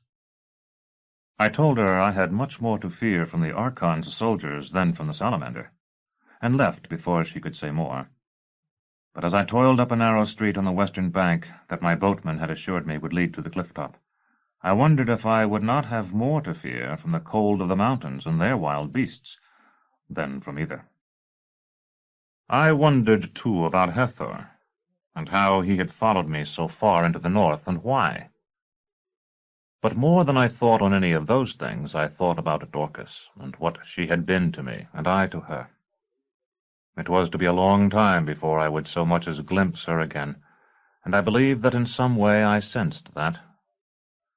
Just as when I had first left the Citadel, I had pulled up my hood so that the passers-by might not observe my smiles, so now I hid my face to conceal the tears running down my cheeks. I had seen the reservoir that supplied the Vincula twice before by day, but never by night. It had appeared small then, a rectangular pond no larger than the foundations of a house and no deeper than a grave. Under the waning moon it seemed almost a lake, and might have been as deep as the cistern below the bell tower. It lay no more than 100 paces from the wall that defended the western margin of Thrax. There were towers on that wall, one quite near the reservoir, and no doubt the garrisons had by that time been ordered to apprehend me if I tried to escape from the city. At intervals, as I had walked along the cliff, I had glimpsed the sentries who patrolled the wall. Their lances were unkindled, but their crested helms showed against the stars, and sometimes faintly caught the light. Now I crouched, looking out over the city, and relying on my fullegian cloak and hood to deceive their eyes. The barred iron portcullises of the arches of the Capulus had been lowered. I could detect the roiling of the aces where it battered against them. That removed all doubt. Cyriaca had been stopped, or more probably simply seen and reported. Abdisus might or might not make strenuous efforts to capture her. It seemed most probable to me that he would allow her to vanish, and so avoid drawing attention to her. But he would surely apprehend me if he could, and execute me as the traitor to his rule that I was. From the water I looked to water again, from the rushing Acis to the still reservoir. I had the word for the sluice gate, and I used it. The ancient mechanism ground up as though moved by phantom slaves, and then the still waters rushed too, rushed faster than the raging Acis at the Capulus. Far below, the prisoners would hear their roar, and those nearest to the entrance would see the white foam of the flood. In a moment, those who stood would be up to their ankles in water, and those who had slept would be scrambling to their feet. In another moment, all would be waist-deep, but they were chained in their places, and the weaker would be supported by the stronger. None, I hoped, would drown. The clavigers at the entrance would leave their posts and hurry up the steep trail to the cliff-top to see who had tampered with the reservoir there. And as the last water drained away, I heard the stones dislodged by their feet rattling down the slope. I closed the sluice gate again and lowered myself into the slimy and nearly vertical passage that the water had just traversed. Here my progress would have been far easier if I had not been carrying Terminus Est. To brace my back against one side of that crooked chimney-like pipe I had to unsling her, yet I could not spare a hand to hold her. I put her baldric around my neck, let her blade and sheath hang down, and managed her weight as well as I could. Twice I slipped, but each time I was saved by a turn of the narrowing sluice, and at last, after so long a time that I was certain the clavigers would have returned, I saw the gleam of red torchlight, and drew forth the claw. I was never to see it flame so bright again. It was blinding, and I carried it upraised down the long tunnel of the Vincula, could only wonder that my hand was not reduced to ashes. No prisoner, I think, saw me. The claw fascinated them as a lantern by night does the deer of the forest. They stood motionless, their mouths open, their raddled, bearded faces uplifted, their shadows behind them as sharp as silhouettes cut in metal and dark as phlogiston. At the very end of the tunnel, where the water ran out into the long sloping sewer that carried it below the capulus, were the weakest and most diseased prisoners, and it was there that I saw most clearly the strength the claw lent them all. Men and women who had not stood straight in the memory of the oldest claviger now seemed tall and strong. I waved in salute to them, though I am sure none of them observed it. Then I put the claw of the conciliator back into its little pouch, and we were plunged into a night beside which the night of the surface of earth would be day. The rush of water had swept the sewer clean, and it was easier to descend than the sluice had been, for though it was narrower, it was less deep, and I could crawl rapidly down head foremost. There was a grill at the bottom, but, as I had noted on one of my inspection tours, it was nearly rusted through. Chapter 13. Into the Mountains. Spring had ended, and summer begun when I crept away from the capulus in the grey light, but even so it was never warm in the highlands, except when the sun was near the zenith. Yet I did not dare to go into the valleys where the villagers huddled, and all day I walked up into the mountains, with my cloak furled across one shoulder to make it look as nearly as possible like the garment of an eclectic. I also dismounted the blade of Terminus Est, and reassembled it without the guard, so that the sheathed sword seen from a distance would have the appearance of a staff. By noon the ground was all of stone, and so uneven that I did as much climbing as walking. Twice I saw the glint of armor far below me, and looking down beheld little parties of Demarchi cantering down trails most men could scarcely have persuaded themselves to walk, their scarlet military capes billowing behind them. I found no edible plants and sighted no game other than high, soaring birds of prey. Had I seen any, I would have had no chance of taking it with my sword, and I possessed no other weapon. All that sounds desperate enough, but the truth was that I was thrilled by the mountain views, the vast panorama of the empire of air. As children, we have no appreciation of scenery, because, having not yet stored similar scenes in our imagination, with their attendant emotions and circumstances, we perceive it without psychic depth. I now looked at the cloud-crowned summits with my view of Nessus from the nose-cone of Barbatus Tower, and my view of Thrax from the battlements of Aces Castle before me as well, and miserable though I was ready to faint with pleasure. That night I spent huddled in the lee of a naked rock. I had not eaten since I had changed clothes in the Vincula, which now seemed weeks, if not years, before. In actuality, it had been only months since I had smuggled a worn kitchen knife to poor Thecla and seen her blood seeping, a groping worm of crimson, from beneath her cell door. I had chosen my stone well, at least. It blocked the wind, so that as long as I remained behind it, I might almost have rested in the quiet, frigid air of some ice cave. A step or two to either side brought me into the full blast, so that I was chilled to the bone in a single frosty moment. I slept for about a watch, I think, without any dreams that outlived my sleep, then woke with the impression which was not a dream, but the sort of foundationless knowledge or pseudo-knowledge that comes to us at times when we are weary and fearful, that Hathor was leaning over me. I seemed to feel his breath stinking and icy cold upon my face. His eyes, no longer dull, blazed into mine.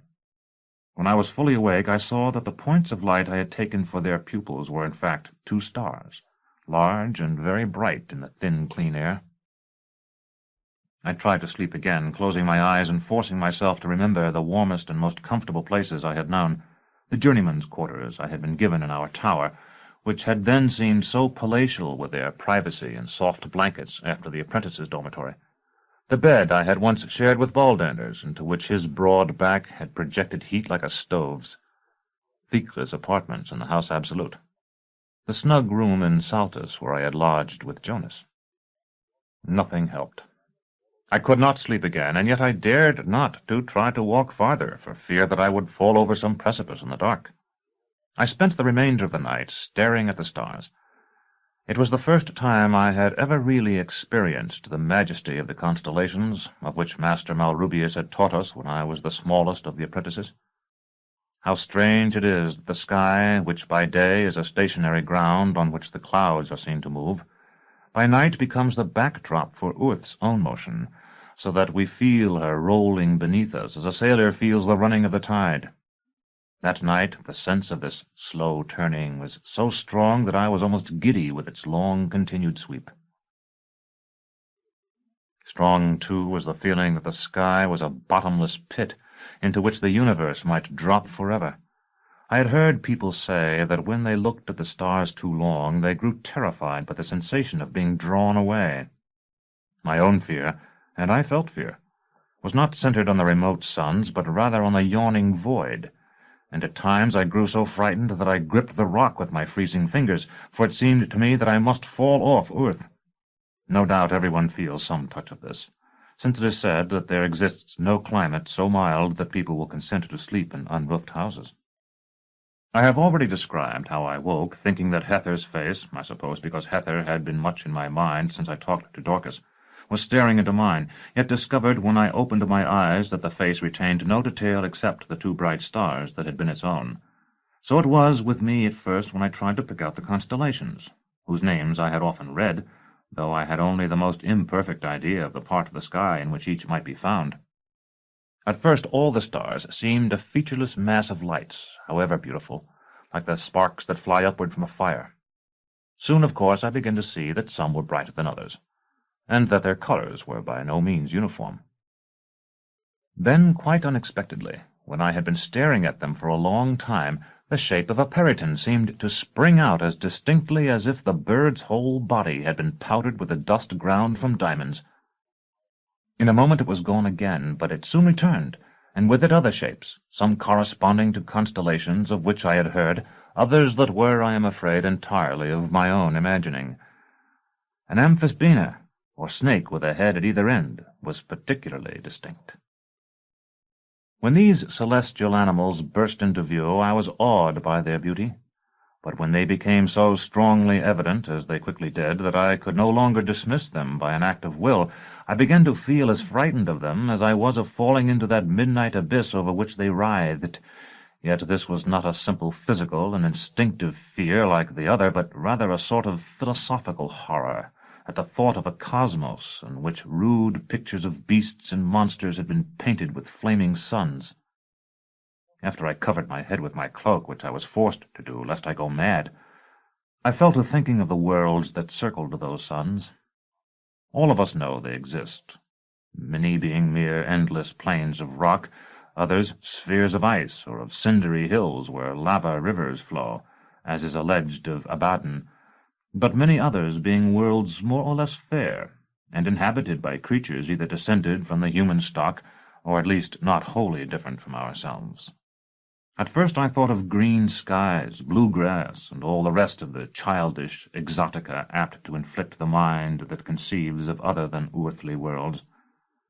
But in time I tired of those puerile ideas, and began in their place to think of societies and ways of thought wholly different from our own, worlds in which all the people, knowing themselves descended from a single pair of colonists, treated one another as brothers and sisters, worlds where there was no currency but honor, so that everyone worked in order that he might be entitled to associate himself with some man or woman who had saved the community, worlds in which the long war between mankind and the beasts was pursued no more.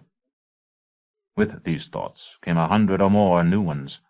How justice might be meted out when all loved all, for example. How a beggar who retained nothing but his humanity might beg for honor, and the ways in which people who would kill no sentient animal might be shod and fed.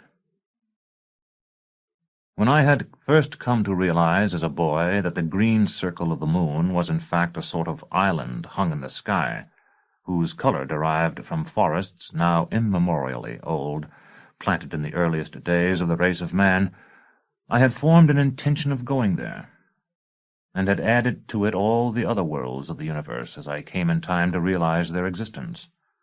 I had abandoned that wish as a part, I thought, of growing up, when I learned that only people whose positions in society appeared to me unattainably high ever succeeded in leaving Earth.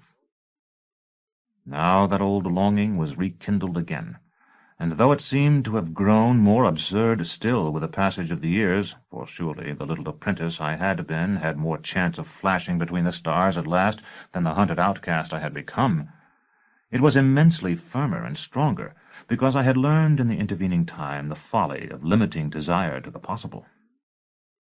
I would go. I was resolved. For the remainder of my life I would be sleeplessly alert for any opportunity, however slight. Already I had found myself once alone with the mirrors of Father and Erie. Then Jonas, wiser by far than I, had without hesitation cast himself on the tide of photons. Who could say that I would never find myself before those mirrors again? With that thought, I snatched my cloak away from my head, resolved to look upon the stars once more, and found that the sunlight had come lancing over the crowns of the mountains to dim them almost to insignificance. The Titan faces that loomed above me now were only those of the long-dead rulers of Earth, haggard by time, their cheeks fallen away in avalanches. I stood and stretched. It was clear that I could not spend the day without food, as I had spent the day before, and clearer still that I could not spend the next night as I had spent this, with no shelter but my cloak. Thus, though I did not dare yet go down into the peopled valleys, I shaped my path to take me to the high forest I could see marching over the slopes below me. It took most of the morning to reach it. When at last I scrambled down to stand among the scrubbed birches that were its outriders, I saw that although it was more steeply pitched than I had supposed, it contained, toward its center, where the ground was somewhat more level and the sparse soil thus a trifle richer, trees of very considerable height, so closely spaced that the apertures between their trunks were hardly wider than the trunks themselves. They were not, of course, the glossy-leaved hardwoods of the tropical forest we had left behind on the south bank of the Cephisus. These were shaggy-barked conifers for the most part, tall, straight trees that leaned, even in their height and strength, away from the shadow of the mountain, and showed plainly, in at least a quarter of their number, the wounds of their wars with wind and lightning. I had come hoping to find woodcutters or hunters from whom I might claim the hospitality that everyone, as city people fondly believe, offers to strangers in the wilds. For a long time, however, I was disappointed in that hope. Again and again I paused to listen for the ringing of an axe or the baying of hounds. There was only silence, and indeed, though the trees would have provided a great quantity of lumber, I saw no signs that any had ever been cut. At last I came across a little brook of ice-cold water that wandered among the trees, fringed with dwarfed and tender bracken, and grass as fine as hair. I drank my fill, and for perhaps half a watch followed the water down the slope through a succession of miniature falls and tarns, wondering, as no doubt others have for countless Gileads, to observe it grown slowly larger, though it had recruited no others of its kind that I could see. Eventually it was swollen until the trees themselves were no longer safe from it, and I saw ahead the trunk of one, 4 cubits thick at least, that had fallen across it, its roots undermined. I approached it with no great care, for there was no sound to warn me, and bracing myself on a projecting stub, vaulted to the top. Almost I tumbled into an ocean of air. The battlement of Aces castle, from which I had seen Dorcas in her dejection, was a balustrade compared to that height. Surely the wall of Nessus is the only work of hands that could rival it. The brook fell silently upon a gulf that blew it to spray so that it vanished into a rainbow. The trees below might have been toys made for a boy by an indulgent father, and at the edge of them, with a little field beyond, I saw a house no bigger than a pebble, with a wisp of white smoke, the ghost of the ribbon of water that had fallen and died, curling up to disappear like it to nothingness. To descend the cliff appeared at first only too easy, for the momentum of my vault had nearly carried me over the fallen trunk, which itself hung half over the edge. When I had regained my balance, however, it seemed close to impossible. The rock face was sheer over large areas, so far as I could see, and though perhaps if I had carried a rope I could have let myself down, and so reached the house well before night, I of course had none, and in any case would have been very slow to trust a rope of such immense length as would have been required. I spent some time exploring the top of the cliff, however, and eventually discovered a path that, though very precipitous and very narrow, showed unmistakable signs of use. I will not recount the details of the climb down, which really have little to do with my story, although they were, as may be imagined, deeply absorbing at the time. I soon learned to watch only the path and the face of the cliff, to my right or left, as the path wound back and forth. For most of its length it was a steep descent, about a cubit wide or a little less. Occasionally it became a series of descending steps cut into the living rock, and at one point there were only hand and footholds, which I descended like a ladder. These were far easier, viewed objectively, than the crevices to which I had clung by night at the mouth of the mine of the man-apes, and at least I was spared the shock of crossbow quarrels exploding about my ears. But the height was 100 times greater, and dizzying. Perhaps because I was forced to labor so hard to ignore the drop on the opposite side, I became acutely conscious of the vast sectioned sample of the world's crust down which I crawled. In ancient times, so I read once in one of the texts Master Palamon set me, the heart of Earth herself was alive, and the shifting motions of that living core made plains erupt like fountains, and sometimes opened seas in a night between islands that had been one continent when last seen by the sun. Now it is said she is dead, and cooling and shrinking within her stony mantle like the corpse of an old woman in one of those abandoned houses Dorcas had described, mummifying in the still dry air until her clothing falls in upon itself. So it is said, with Earth. And here half a mountain had dropped away from its mating half, falling a league at least. Chapter 14. The Widow's House. In Saltis, where Jonas and I stayed for a few days, and where I performed the second and third public decolations of my career, the miners rape the soil of metals, building stones, and even artifacts laid down by civilizations forgotten for Chiliads before the wall of Nessus ever rose. This they do by narrow shafts bored into the hillsides until they strike some rich layer of ruins, or even, if the tunnelers are particularly fortunate, a building that has preserved some part of its structure so that it serves them as a gallery already made. What was done with so much labor there might have been accomplished on the cliff I descended with almost none. The past stood at my shoulder, naked and defenseless as all dead things, as though it were time itself that had been laid open by the fall of the mountain. Fossil bones protruded from the surface in places, the bones of mighty animals and of men. The forest had set its own dead there as well, stumps and limbs that time had turned to stone, so that I wondered as I descended if it might not be that Earth is not, as we assume, older than her daughters the trees, and imagined them growing in the emptiness before the face of the sun, tree clinging to tree with tangled roots and interlacing twigs, until at last their accumulation became our Earth, and they only the nap of her garment. Deeper than these lay the buildings and mechanisms of humanity. And it may be that those of other races lay there as well, for several of the stories in the brown book I carried seemed to imply that colonies once existed here of those beings whom we call the Caucasians, though they are in fact of myriad races, each as distinct as our own. I saw metals there that were green and blue in the same sense that copper is said to be red or silver-white, colored metals so curiously wrought that I could not be certain whether their shapes had been intended as works of art or as parts for strange machines.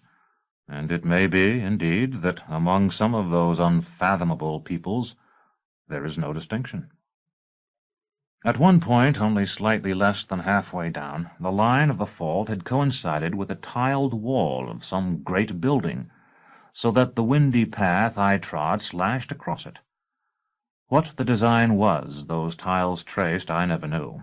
As I descended the cliff I was too near to see it, and when I reached the base at last it was too high for me to discern, lost in the shifting mists of the falling river. Yet as I walked I saw it as an insect may be said to see the face in a portrait over whose surface it creeps. The tiles were of many shapes, though they fit together so closely, and at first I thought them representations of birds, lizards, fish, and such-like creatures, all interlocked in the grip of life. Now I feel that this was not so, that they were instead the shapes of a geometry I failed to comprehend, diagrams so complex that the living forms seemed to appear in them as the forms of actual animals appear from the intricate geometries of complex molecules. However that might be, these forms seemed to have little connection with the picture or design. Lines of color crossed them, and though they must have been fired into the substance of the tiles in eons past, they were so willful and bright that they might have been laid on only a moment before by some titanic artist's brush. The shades most used were beryl and white, but though I stopped several times and strove to understand what might be depicted there, whether it was writing, or a face, or perhaps a mere decorative design of lines and angles, or a pattern of intertwined verdure, I could not. And perhaps it was each of those, or none, depending on the position from which it was seen and the predisposition the viewer brought to it. Once this enigmatic wall was passed, the way down grew easier. It was never necessary again for me to climb down a sheer drop, and though there were several more flights of steps, they were not so steep or so narrow as before. I reached the bottom before I expected it, and looked up at the path down which I had travelled with as much wonder as if I had never set foot on it. Indeed, I could see several points at which it appeared to have been broken by the spalling away of sections of the cliff, so that it seemed impassable. The house I had beheld so clearly from above was invisible now, hidden among trees, but the smoke of its chimney still showed against the sky. I made my way through a forest less precipitous than the one through which I had followed the brook. The dark trees seemed, if anything, older. The great ferns of the south were absent there, and in fact I never saw them north of the house absolute, except for those under cultivation in the gardens of Abdisus. But there were wild violets with glossy leaves and flowers the exact color of poor Thekla's eyes growing between the roots of the trees, and moss like the thickest green velvet, so that the ground seemed carpeted, and the trees themselves all draped in costly fabric. Some time before I could see the house, or any other sign of human presence, I heard the barking of a dog. At the sound, the silence and wonder of the trees fell back, present still, but infinitely more distant. I felt that some mysterious life, old and strange, yet kindly too, had come to the very moment of revealing itself to me, then drawn away like some immensely eminent person, a master of the musicians, perhaps, whom I had struggled for years to attract to my door, but who in the act of knocking had heard the voice of another guest who was unpleasing to him, and had put down his hand and turned away, never to come again. Yet how comforting it was! For almost 2 long days I had been utterly alone, first upon the broken fields of stone, then among the icy beauty of the stars, and then in the hushed breath of the ancient trees. Now that harsh, familiar sound made me think once more of human comfort, not only think of it, but imagine it so vividly that I seemed to feel it already. I knew that when I saw the dog himself he would be like Triskele, and so he was, with 4 legs instead of 3, somewhat longer and narrower in the skull, and more brown than lion-colored. but with the same dancing eyes and wagging tail and lolling tongue. He began with a declaration of war, which he rescinded as soon as I spoke to him, and before I had gone 20 strides he was presenting his ears to be scratched. I came into the little clearing where the house stood with the dog romping about me. The walls were of stone, hardly higher than my head. The thatched roof was as steep as I have ever seen, and dotted with flat stones to hold down the thatch in high winds. It was, in short, the home of one of those pioneering peasants who are the glory and despair of our Commonwealth, who in one year produce a surplus of food to support the population of Nessus, but who must themselves be fed in the next, lest they starve. When there is no paved path before a door, one can judge how often feet go out and in by the degree to which the grass encroaches on the trodden ground. Here there was only a little circle of dust, the size of a kerchief, before the stone step. When I saw it, I supposed that I might frighten the person who lived in that cabin, for I supposed there could only be one, if I were to appear at the door unannounced, and so, since the dog had long ago ceased to bark, I paused at the edge of the clearing and shouted a greeting. The trees and the sky swallowed it, and left only silence. I shouted again, and advanced toward the door with the dog at my heels, and had almost reached it when a woman appeared there. She had a delicate face that might easily have been beautiful had it not been for her haunted eyes, but she wore a ragged dress that differed from a beggar's only by being clean. After a moment, a round-faced little boy, larger-eyed even than his mother, peeped past her skirt. I said, "I am sorry if I startled you, but I have been lost in these mountains." The woman nodded, hesitated, then drew back from the door, and I stepped inside. Her house was even smaller within its thick walls than I had supposed, and it reeked with the smell of some strong vegetable boiling in a kettle suspended on a hook over the fire. The windows were few and small, and because of the depth of the walls, seemed rather boxes of shadow than apertures of light. An old man sat upon a panther skin with his back to the fire. His eyes were so lacking in focus and intelligence that at first I thought him blind. There was a table at the center of the room with 5 chairs about it, of which 3 seemed to have been made for adults. I remembered what Dorcas had told me about furniture from the abandoned houses of Nessus being brought north for eclectics who had adopted more cultivated fashions, but all the pieces showed signs of having been made on the spot. The woman saw the direction of my glance and said, "My husband will be here soon, before supper." I told her, "You don't have to worry. I mean you no harm. If you'll let me share your meal and sleep here tonight out of the cold, and give me directions in the morning, I'll be glad to help with whatever work there is to be done." The woman nodded, and quite unexpectedly the little boy piped, "Have you seen Severa?" His mother turned on him so quickly that I was reminded of Master Gurlo's demonstrating the grips used to control prisoners.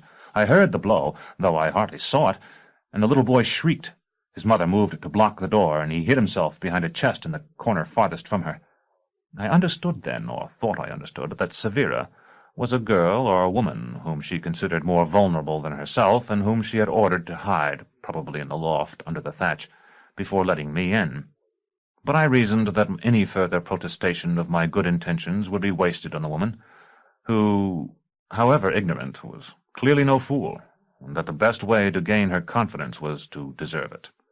I began by asking her for some water, so that I could wash, and said that I would gladly carry it from whatever source they had, if she would permit me to heat it at her fire.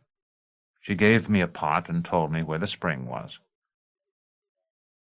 At one time or another I have been in most of the places that are conventionally considered romantic, atop high towers, deep in the bowels of the world, in palatial buildings and jungles, and aboard a ship. Yet none of these have affected me in the same way as that poor cabin of stones. It seemed to me the archetype of those caves into which, as scholars teach, humanity has crept again at the lowest point of each cycle of civilization. Whenever I have read or heard a description of an idyllic rustic retreat, and it was an idea of which Thecla was very fond, it has dwelt on cleanliness and order. There is a bed of mint beneath the window, wood stacked by the coldest wall, a gleaming flagstone floor, and so on. There was nothing of that here, no ideality, and yet the house was more perfect for all its imperfection showing that human beings might live and love in such a remote spot without the ability to shape their habitat into a poem. "Do you always shave with your sword?" the woman asked. It was the first time she had spoken to me unguardedly. "It is a custom, a tradition. If the sword were not sharp enough for me to shave with, I would be ashamed to bear it. And if it is sharp enough, what need do I have of a razor?" "Still it must be awkward, holding such a heavy blade up like that. And you must have to take great care not to cut yourself." "The exercise strengthens my arms. Besides, it's good for me to handle my sword every chance I get, so that it becomes as familiar as my limbs." "You're a soldier, then?" "I thought so." "I am a butcher of men." She seemed taken aback at that, and said, "I didn't mean to insult you." "I'm not insulted. Everyone kills certain things. You killed those roots in your kettle when you put them into the boiling water. When I kill a man, I save the lives of all the living things he would have destroyed if he had continued to live himself, including perhaps many other men and women and children." "What does your husband do?" The woman smiled a little at that. It was the first time I had seen her smile, and it made her look much younger. "Everything. A man has to do everything up here." "You weren't born here, then?" "No," she said. "Only Severian." The smile was gone. "Did you say Severian?" "That's my son's name. You saw him when you came in, and he's spying on us now. He is a thoughtless boy sometimes." "That is my own name. I am Master Severian." She called to the boy. "Did you hear that? The goodman's name is the same as yours." Then to me again. "Do you think it's a good name? Do you like it?"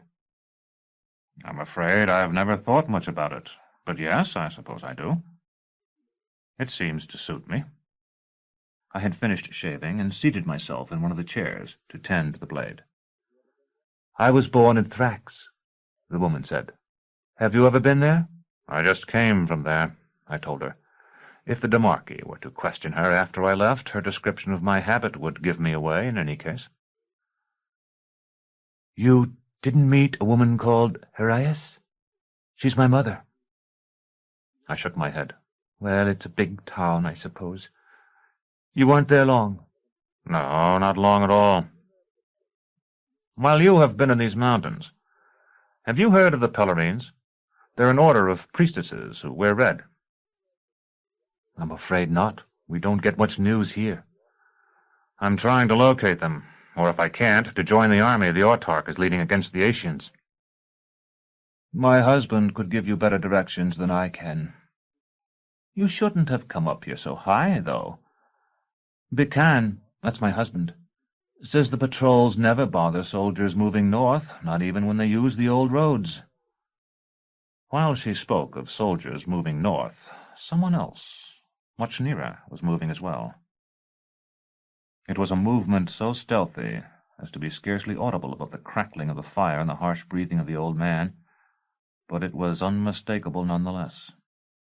Bare feet, unable to endure any longer the utter motionlessness that silence commands, had shifted almost imperceptibly, and the planks beneath them had chirped with the new distribution of weight. Chapter 15.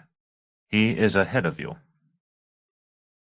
The husband who was supposed to have come before supper did not come, and the four of us, the woman, the old man, the boy, and I, ate the evening meal without him. I had at first thought his wife's prediction a lie, intended to deter me from whatever criminality I might otherwise have committed. But as the sullen afternoon wore on in that silence that presages a storm, it became apparent that she had believed what she had said, and was now sincerely worried. Our supper was as simple, almost, as such a meal can be, but my hunger was so great that it was one of the most gratifying I recall. We had boiled vegetables without salt or butter, coarse bread, and a little meat. No wine, no fruit, nothing fresh, and nothing sweet. Yet I think I must have eaten more than the other three together.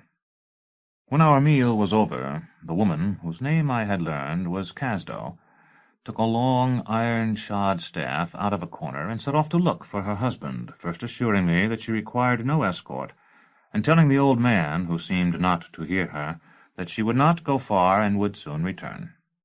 Seeing him remain as abstracted as ever before his fire, I coaxed the boy to me, and after I had won his confidence by showing him Terminus Est and permitting him to hold her hilt and attempt to lift her blade, I asked him whether Severa should not come down and take care of him, now that his mother was away. "She came back last night," he told me. I thought he was referring to his mother, and said, "I'm sure she'll come back tonight, too, but don't you think Severa ought to take care of you now, while she's gone?" As children who are not sufficiently confident of language to argue sometimes do, the boy shrugged and tried to turn away. I caught him by the shoulders. "I want you to go upstairs now, little Severian, and tell her to come down. I promise I won't hurt her." He nodded and went to the ladder, though slowly and reluctantly. "Bad woman," he said. Then, for the first time since I had been in the house, the old man spoke. "Bican, come over here. I want to tell you about Ficine." It was a moment before I understood that he was addressing me, under the impression that I was his son-in-law. "He was the worst of us all, that Ficine. A tall, wild boy with red hair on his hands, on his arms, like a monkey's arms, so that if you saw them reaching around the corner to take something, you'd think, except for the size, that it was a monkey taking it. He took our copper pan once, the one Mother used to make sausage in, and I saw his arm and didn't tell who had done it, because he was my friend. I never found it again, never saw it again, though I was with him 1,000 times. I used to think he had made a boat of it and sailed it on the river, because that was what I had always wanted to do with it myself. I walked down the river trying to find it, and the night came before I ever knew it, before I had even turned around to go home. Maybe he polished the bottom to look in. Sometimes he drew his own likeness. Maybe he filled it with water to see his reflection." I had gone across the room to listen to him, partly because he spoke indistinctly, and partly out of respect, for his aged face reminded me a little of Master Palamon's, though he had his natural eyes. "I once met a man of your age who had posed for Ficine," I said. The old man looked up at me, as quickly as the shadow of a bird might cross some gray rag thrown out of the house upon the grass. I saw the realization that I was not Bican come and go. He did not stop speaking, however, or in any other way acknowledge the fact. It was as if what he was saying were so urgent that it had to be told to someone, poured into any ears, before it was lost forever. "His face wasn't a monkey's face at all. Ficine was handsome, the handsomest around. He could always get food or money from a woman. He could get anything from women. I remember once, when we were walking down the trail that led to where the old mill stood then, I had a piece of paper the schoolmaster had given me. Real paper, not quite white, but with a touch of brown to it, and little speckles here and there, so it looked like a trout in milk. The schoolmaster gave it to me so I could write her letter for Mother. At the school we always wrote on boards, then washed them clean with a sponge when we had to write again, and when nobody was looking, we'd hit the sponge with a board and send it flying against the wall, or somebody's head. But Ficine loved to draw, and while we walked I thought about that, and how his face would look if he had paper to make a picture he could keep. They were the only things he kept. Everything else he lost, or gave away, or threw away, and I knew what Mother wanted to tell pretty much, and I decided if I wrote small I could get it on half the paper. Ficine didn't know I had it, but I took it out and showed it to him, and folded it, and tore it in two. Over our heads I could hear the fluting voice of the little boy, though I could not understand what he was saying. That was the brightest day I've ever seen. The sun had new life to him, the way a man will when he was sick yesterday and will be sick tomorrow, but today he walks around and laughs, so that if a stranger was to come, he'd think there was nothing wrong, no sickness at all, that the medicines and the bed were for somebody else. They always say in prayers that the new sun will be too bright to look at, and I always up until that day had taken it to be just the proper way of talking, the way you say a baby's beautiful, or praise whatever a good man has made for himself, that even if there were two suns in the sky you could look at both. But that day I learned it was all true, and the light of it on Facine's face was more than I could stand. It made my eyes water. He said thank you, and we went farther along and came to a house where a girl lived. I can't remember what her name was, but she was truly beautiful, the way the quietest are sometimes. I never knew up till then that Facine knew her, but he asked me to wait, and I sat down on the first step in front of the gate. Someone heavier than a boy was walking overhead toward the ladder. He wasn't inside long, but when he came out, with a girl looking out the window, I knew what they had done. I looked at him, and he spread those long, thin, monkey arms. How could he share what he'd had? In the end, he made the girl give me half a loaf of bread and some fruit. He drew my picture on one side of the paper, and the girl's on the other. But he kept the pictures. The ladder creaked, and I turned to look. As I had expected, a woman was descending it. She was not tall, but full-figured and narrow-waisted. Her gown was nearly as ragged as the boy's mother's, and much dirtier. Rich brown hair spilled down her back. I think I recognized her even before she turned, and I saw the high cheekbones and her long brown eyes. It was Asia. So you knew I was here all along, she said. I might make the same remark to you. You seem to have been here before me. I only guessed that you would be coming this way. As it happened, I arrived a little before you, and I told the mistress of this house what she would do to me if she did not hide me, she said. I supposed she wished me to know she had an ally here, if only a feeble one. You've been trying to kill me ever since I glimpsed you in the crowd at Saltus. Is that an accusation? Yes. You're lying. It was one of the few times I have ever seen Asia caught off balance. What do you mean? Only that you were trying to kill me before Saltus. With the Avern? Yes, of course. And afterward. Asia, I know who Hether is. I waited for her to reply, but she said nothing. On the day we met, you told me there was an old sailor who wanted you to live with him. Old and ugly and poor, you called him, and I could not understand why you, a lovely young woman, should even consider his offer when you were not actually starving. You had your twin to protect you and a little money coming in from the shop. It was my turn to be surprised. She said, I should have gone to him and mastered him. I have mastered him now. I thought you had only promised yourself to him, if he would kill me.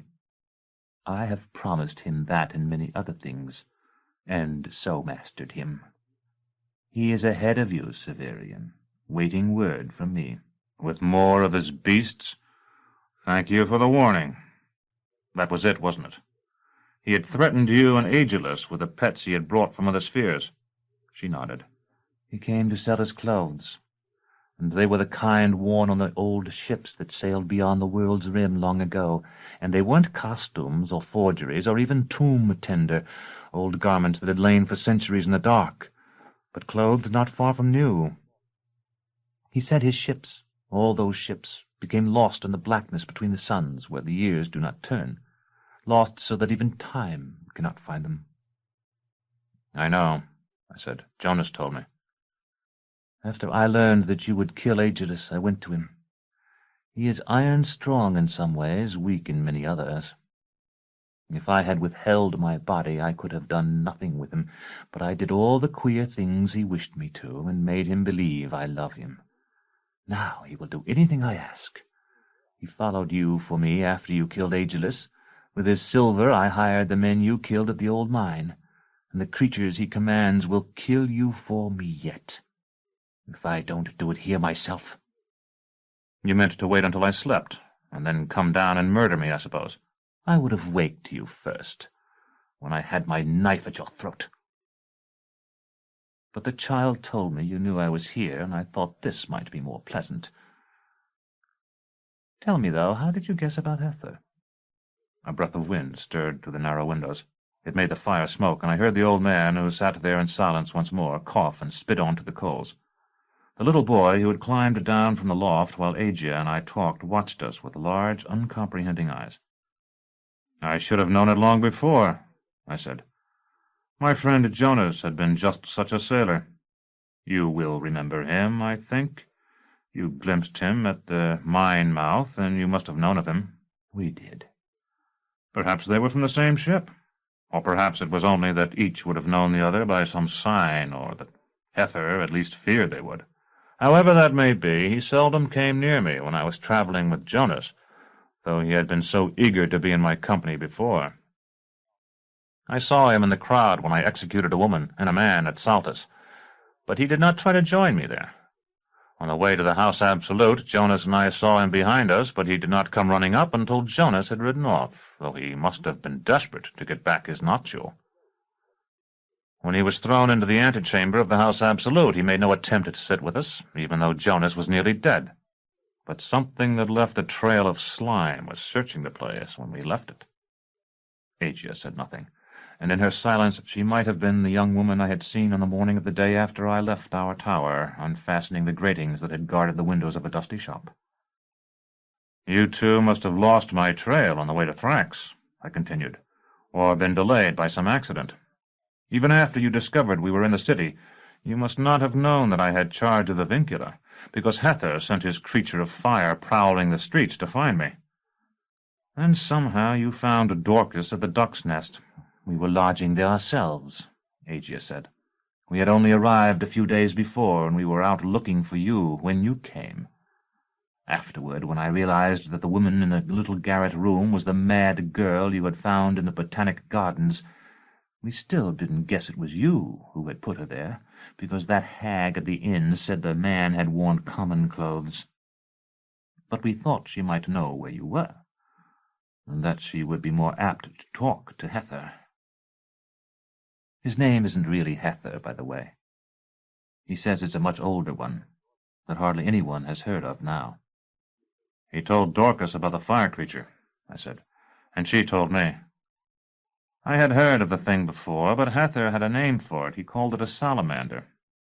I didn't think anything of it when Dorcas mentioned it, but later I remembered that Jonas had a name for the black thing that flew after us outside the House Absolute. He called it a noctule, and said the people on the ships had named them that because they betrayed themselves with a gust of warmth. If Hether had a name for the fire creature, it seemed likely that it was a sailor's name, too, and that he had something to do with the creature itself. Agia smiled thinly. So now you know all, and you have me where you want me. Provided you can swing that big blade of yours in here. I have you without it. I had you beneath my foot at the mine mouth, for that matter. But I still have my knife. At that moment the boy's mother came through the doorway, and both of us paused. She looked in astonishment from Agia to me. Then, as though no surprise could pierce her sorrow or alter what she had to do, she closed the door and lifted the heavy bar into place. Agia said, "He heard me upstairs, Casdo, and made me come down. He intends to kill me." "And how am I to prevent that?" the woman answered wearily. She turned to me. "I hid her because she said you meant her harm. Will you kill me, too?" "No. Nor will I kill her, as she knows." Agia's face distorted with rage, as the face of another lovely woman, moulded by Ficine himself, perhaps, in colored wax, might have been transformed with a gout of flame, so that it simultaneously melted and burned. "You killed Aegilus, and you gloried in it. Aren't I as fit to die as he was?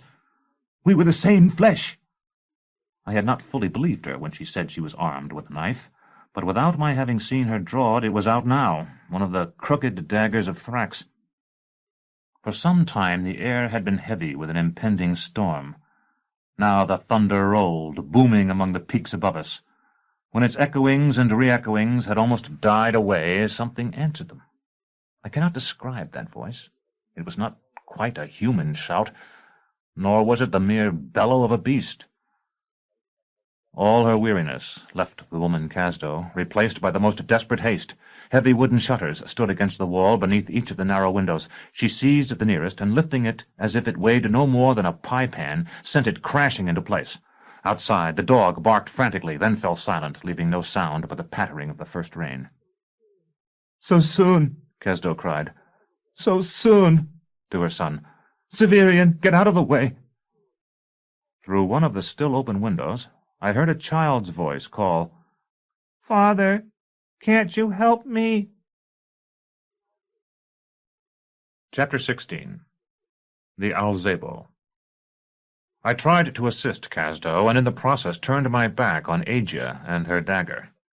It was an error that almost cost me my life, for she was upon me as soon as I was encumbered with a shutter. Women and tailors hold the blade beneath the hand, according to the proverb, but Agia stabbed up to open the tripes and catch the heart from below like an accomplished assassin. I turned only just in time to block her blade with the shutter, and the point drove through the wood to show a glint of steel. The very strength of her blow betrayed her. I wrenched the shutter to one side and threw it across the room, and her knife with it. She and Casdo both leaped for it. I caught Agia by an arm and jerked her back, and Casdo slammed the shutter into place with the knife out toward the gathering storm. "You fool," Agia said. "Don't you realize you're giving a weapon to whomever it is you're afraid of?" Her voice was calm with defeat. "It has no need of knives," Casdo told her. The house was dark now, except for the ruddy light of the fire. I looked around for candles or lanterns, but there were none in sight. Later I learned that the few the family owned had been carried to the loft. Lightning flashed outside, outlining the edges of the shutters and making a broken line of stark light at the bottom of the door. It was a moment before I realized that it had been a broken line, when it should have been a continuous one. "There's someone outside," I said, "standing on the step." Casdo nodded. "I closed the window just in time. It has never come so early before. It may be that the storm wakened it." "You don't think it might be your husband?" Before she could answer me, a voice higher than the little boy's called, "Let me in, Mother." Even I, who did not know what it was that spoke, sensed a fearful wrongness in the simple words. It was a child's voice, perhaps, but not a human child's. "Mother," the voice called again, "it is beginning to rain." "We had better go up," Casdo said. "If we pull the ladder after us, it cannot reach us even if it should get inside." I had gone to the door. Without lightning, the feet of whatever it was that stood on the doorstep were invisible, but I could hear a hoarse, slow breathing above the beating of the rain, and once a scraping sound, as though the thing that waited there in the dark had shifted its footing. "Is this your doing?" I asked Agia. "Some creature of Hether's?" She shook her head. The narrow, brown eyes were dancing. "They roam wild in these mountains, as you should know much better than I." "Mother?" There was a shuffle of feet. With that fretful question, the thing outside had turned from the door. One of the shutters was cracked, and I tried to look through the slit. I could see nothing in the blackness outside, but I heard a soft, heavy tread, precisely the sound that sometimes came through the barred ports of the Tower of the Bear at home. "It took Severa 3 days ago," Casdo said. She was trying to get the old man to rise. He did so slowly, reluctant to leave the warmth of the fire. "I never let her or Severian go among the trees, but it came into the clearing here, a watch before twilight. Since then it has returned every night. The dog wouldn't track it, but Bekan went to hunt it today." I had guessed the beast's identity by that time, though I had never beheld one of its kind. I said, "It is an Alzabo, then. The creature from whose glands the analept is made." "It is an Alzabo, yes," Casdo answered. "I know nothing of any analept." Asia laughed. "But Severian does. He has tasted the creature's wisdom and carries his beloved about within himself. I understand one hears them whispering together by night, in the very heat and sweat of love." I struck at her, but she dodged nimbly, then put the table between herself and me. "Aren't you delighted, Severian, that when the animals came to earth to replace all those our ancestors slew, the Alzabo was among them? Without the Alzabo you would have lost your dearest Thicla forever. Tell Casdo here how happy the Alzabo has made you." To Casdo I said, "I am truly sorry to hear of your daughter's death. I will defend this house from the animal outside, if it must be done." My sword was standing against the wall, and to show that my will was as good as my words, I reached for it. It was fortunate I did so, for just at that instant a man's voice at the door called, "Open, darling!" Agia and I sprang to stop Casdo, but neither of us was swift enough. Before we could reach her, she had lifted the bar. The door swung back.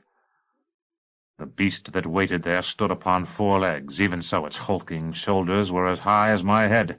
Its own head was carried low, with the tips of its ears below the crest of fur that topped its back. In the firelight its teeth gleamed white, and its eyes glowed red.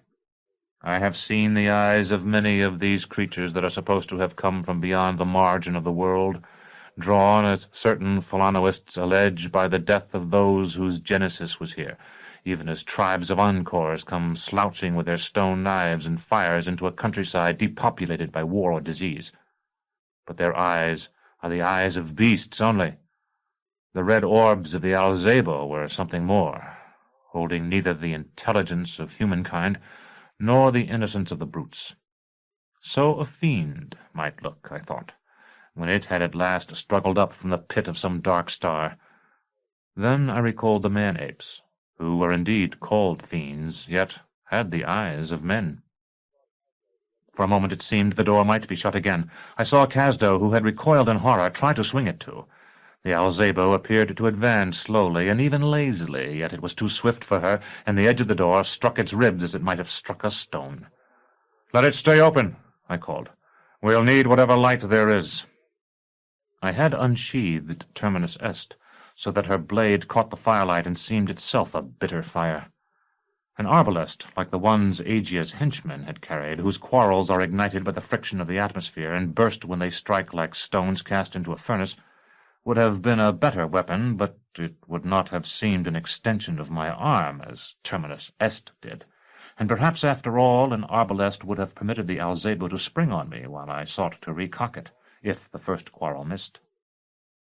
The long blade of my sword did not wholly obviate that danger. Her square, unpointed tip could not impale the beast, should it spring. I would have to slash at it in air, and though I had no doubt that I could strike the head from that thick neck while it flew toward me, I knew that to miss would be death. Furthermore, I needed space enough to make the stroke, for which that narrow room was scarcely adequate, and though the fire was dying, I needed light. The old man, the boy Severian, and Casdo were all gone. I was not certain if they had climbed the ladder to the loft while my attention had been fixed on the eyes of the beast, or if some of them, at least, had not fled through the doorway behind it. Only Agia remained, pressed into a corner with Casdo's iron-tipped climbing stick to use as a weapon, as a sailor might, in desperation, try to fend off a galleass with a boat-hook.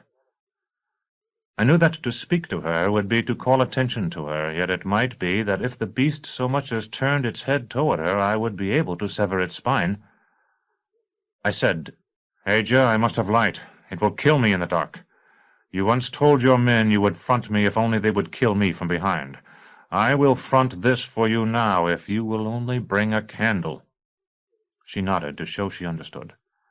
And as she did, the beast moved toward me. It did not spring, as I had expected, however, but sidled lazily, yet adroitly, to the right, coming nearer, while contriving to keep just beyond blade reach. After a moment of incomprehension, I realized that by its position near the wall it cramped further any attack I might make, and that if it could circle me, as it nearly did, to gain a position between the fire and my own, much of the benefit I had from the firelight would be lost. So we began a careful game, in which the Alzabo sought to make what use it could of the chairs, the table, and the walls, and I tried to get as much space as I could for my sword. Then I leaped forward.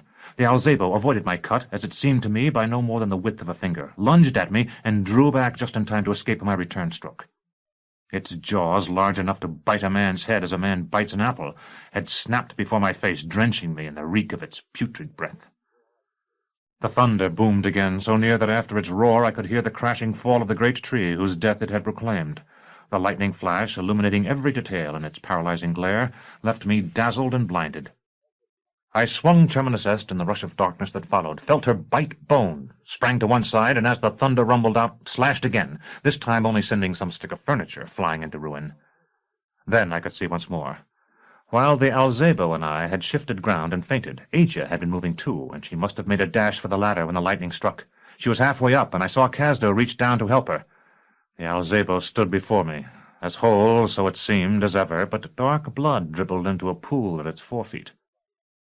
Its fur looked red and ragged in the firelight, and the nails of its feet, larger and coarser than a bear's, were darkly red as well, and seemed translucent.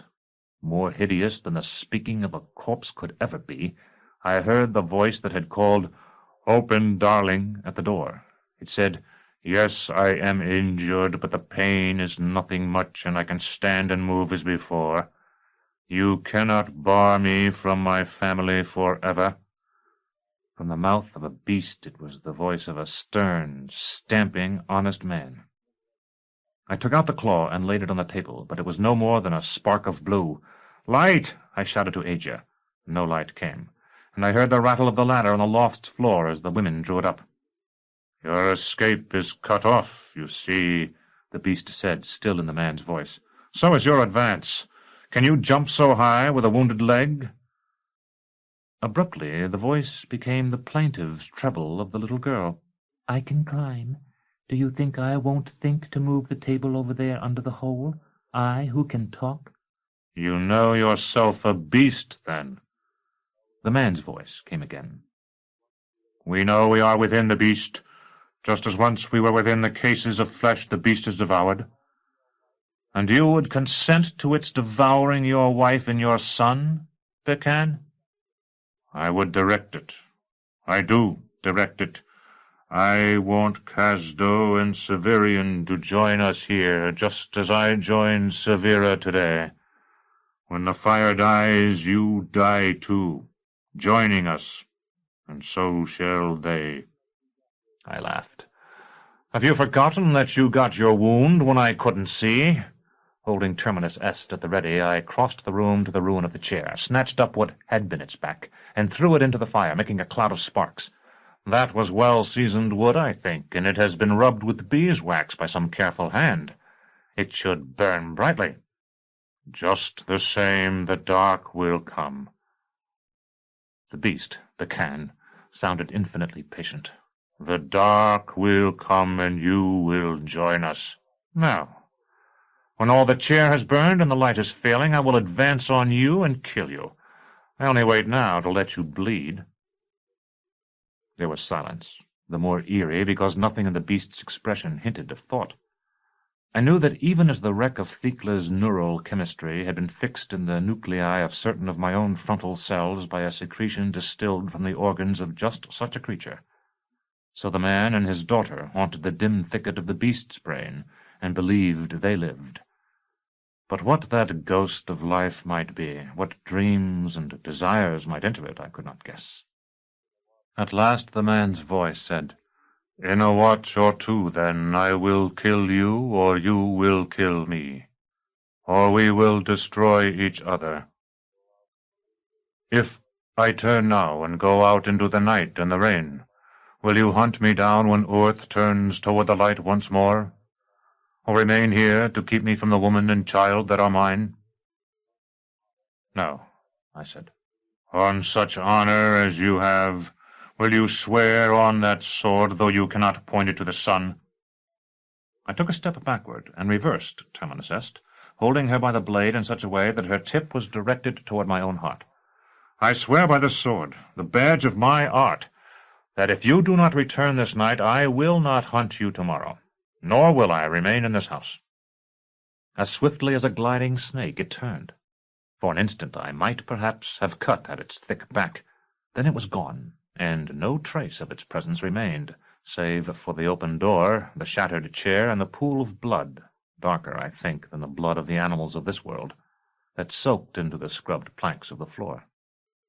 I went to the door and barred it, returned the claw to the little sack suspended from my neck, and then, as the beast had suggested, shifted the table until I could climb upon it and easily pull myself into the loft. Casdo and the old man waited at the farther end, with the boy called Severian, in whose eyes I saw the memories this night might hold for him 20 years hence. They were bathed in the vacillating radiance of a lamp suspended from one of the rafters. "I have survived," I told them, "as you see. Could you hear what we said below?" Casdo nodded without speaking. "If you had brought me the light I asked for, I would not have done what I did. As it was, I felt I owed you nothing. If I were you, I would leave this house as soon as it is day and go to the lowlands, but that is up to you." "We were afraid," Casdo muttered. "So was I. Where is Aja?" To my surprise, the old man pointed, and looking at the place he indicated, I saw that the thick thatch had been parted to make an opening large enough for Aja's slender body. That night I slept before the fire, after warning Casdo that I would kill anyone who came down from the loft. In the morning I walked around the house. As I had expected, Aja's knife had been pulled from the shutter. Chapter 17. The Sword of the Lictor. "We are leaving," Casdo told me, "but I will make breakfast for us before we go. You will not have to eat it with us if you do not wish to do so." I nodded and waited outside until she brought out a wooden bowl of plain porridge and a wooden spoon. Then I took them to the spring and ate. It was screened by rushes, and I did not come out. It was, I suppose, a violation of the oath I had given the Alzabo, but I waited there, watching the house. After a time, Casdo, her father, and little Severian emerged. She carried a pack and her husband's staff, and the old man and the boy had each their little sack. The dog, which must have crawled beneath the floor when the Alzabo came, I cannot say I blame him, but Truscili would not have done that, was frisking about their heels. I saw Casdo look around for me. When she failed to find me, she put down a bundle on the doorstep. I watched them walk along the edge of their little field, which had been plowed and sown only a month or so before, and now would be reaped by birds. Neither Casdo nor her father glanced behind them, but the boy Severian stopped and turned before going over the first ridge to see once more the only home he had ever known. Its stone walls stood as stoutly as ever, and the smoke of the breakfast fire still curled from its chimney. His mother must have called to him then, because he hurried after her and so disappeared from view. I left the shelter of the rushes and went to the door. The bundle on the step held 2 blankets of soft guanaco and dried meat wrapped in a clean rug. I put the meat into my sabretache and refolded the blankets so I could wear them across my shoulder.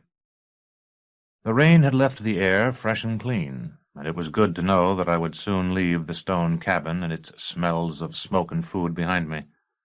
I looked around inside, seeing the black stain of the Alzabo's blood in the broken chair.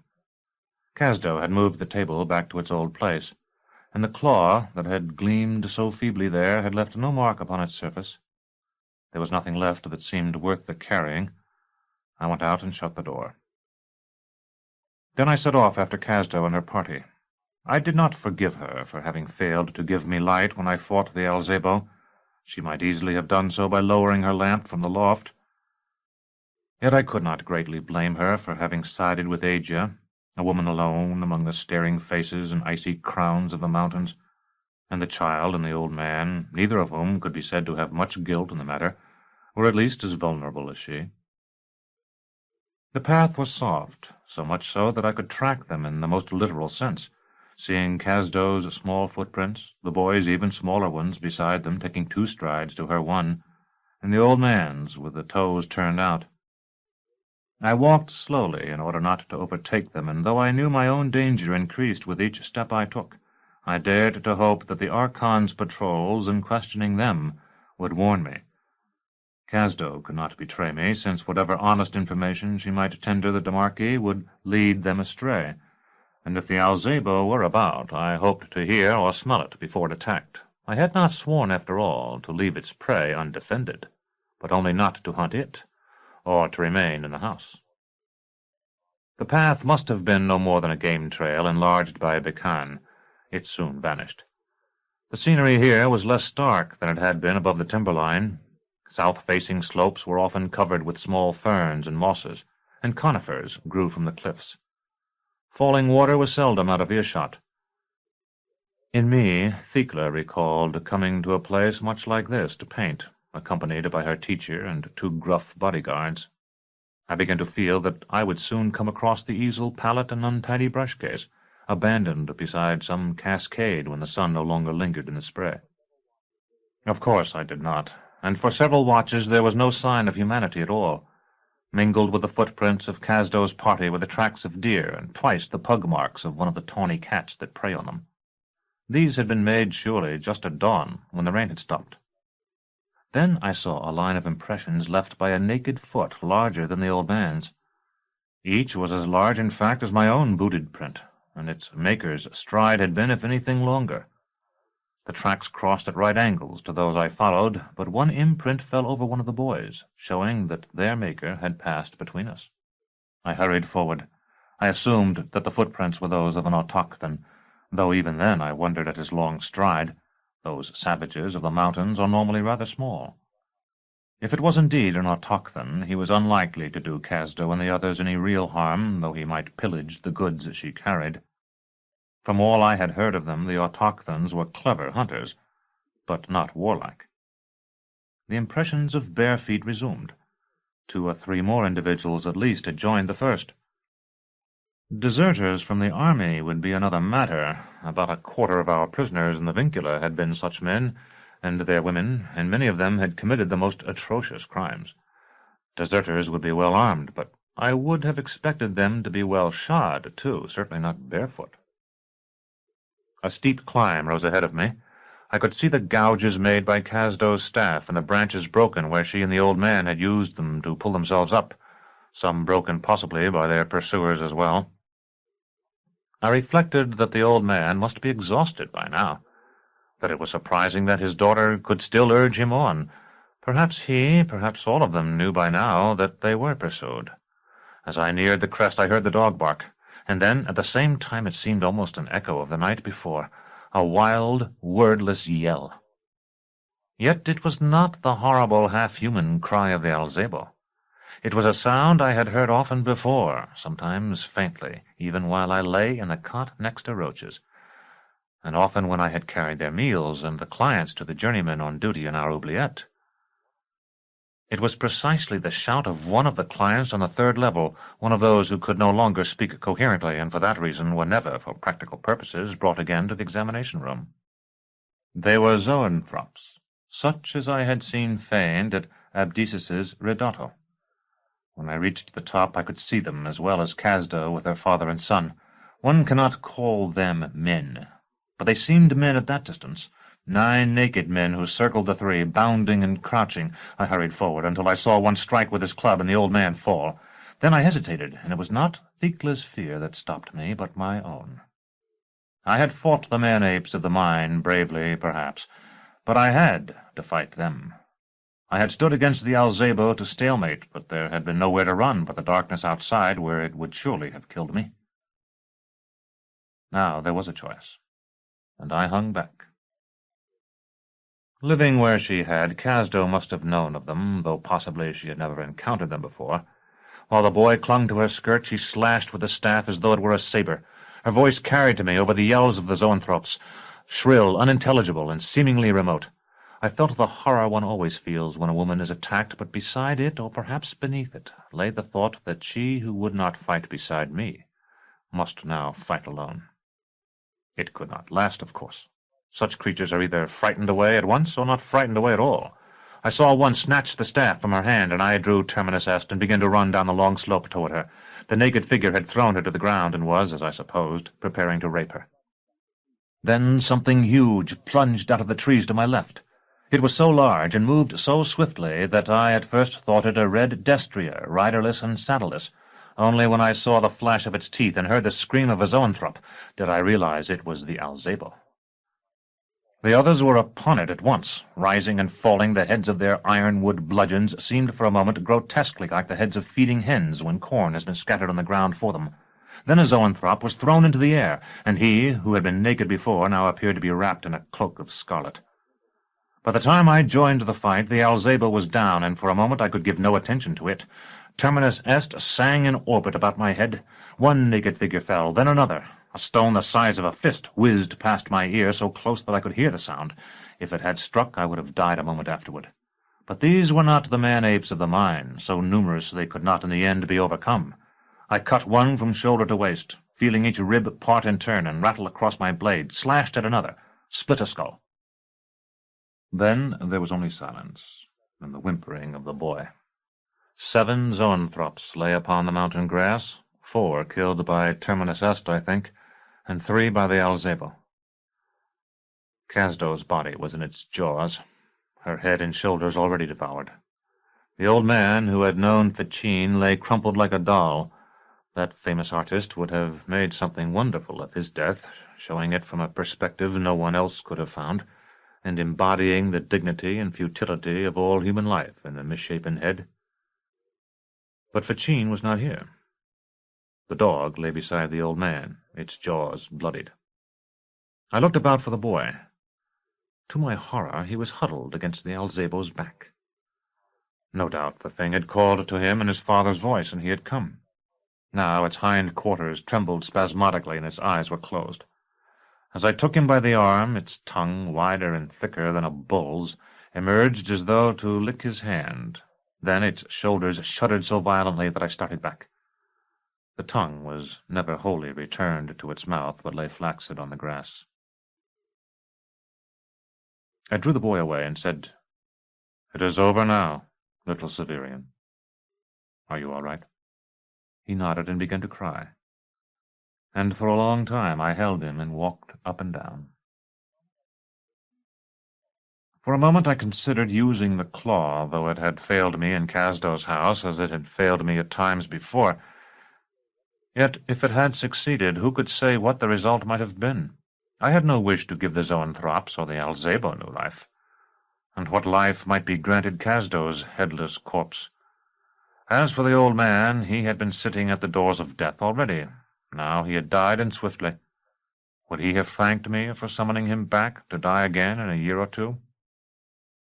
The gem flashed in the sunlight, but its flashing was mere sunshine, and not the light of the conciliator, the gegenschein of the new sun, and I put it away again. The boy watched me with wide eyes. Terminus Est had been bloodied to her guard and beyond. I sat upon a fallen tree and cleaned her with a rotting wood, while I debated what to do, then wetted and oiled her blade.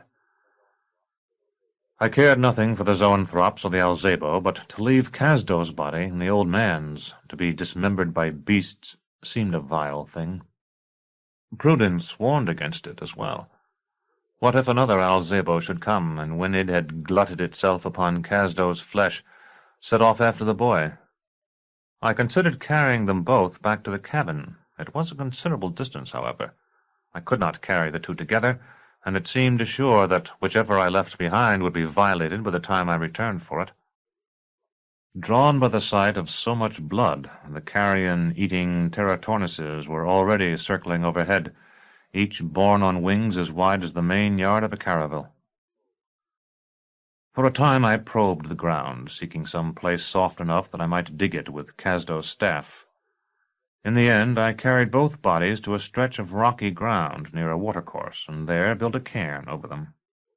Under it they would lie, I hoped, for nearly a year, until the melting of the snows, at about the time of the feast of Holy Catherine, should sweep the bones of daughter and father away. Little Severian, who had only watched at first, had himself carried small stones before the cairn was complete. When we were washing ourselves of grit and sweat in the stream, he asked, "Are you my uncle?" I told him, "I'm your father, for now at least. When someone's father dies, he must have a new one, if he's as young as you are." "I'm the man." He nodded, lost in thought, and quite suddenly I recalled how I had dreamed only 2 nights before of a world in which all the people knew themselves bound by ties of blood, being all descended from the same pair of colonists. I, who did not know my own mother's name or my father's, might very well be related to this child whose name was my own, or for that matter to anyone I met. The world of which I had dreamed had been for me the bed on which I had lain. I wish I could describe how serious we were there by the laughing stream, how solemn and clean he looked with his wet face and the droplets sparkling in the lashes of his wide eyes. Chapter 18. Severian and Severian. I drank as much water as I could, and told the boy that he must do so as well, that there were many dry places in the mountains, and that we might not drink again until next morning. He had asked if we would not go home now, and though I had planned until then to retrace our route back to the house that had been Casdo's and Becan's, I said we would not, because I knew it would be too terrible for him to see that roof again, and the field and the little garden, and then to leave them for a second time. At his age he might even suppose that his father and his mother, his sister and his grandfather were somehow still inside. Yet we could not descend much farther. We were already well below the level at which travel was dangerous for me. The arm of the Archon of Thrax stretched 100 leagues and more, and now there was every chance that Asia would put his Demarchy on my trail. To the northeast stood the highest peak I had yet seen.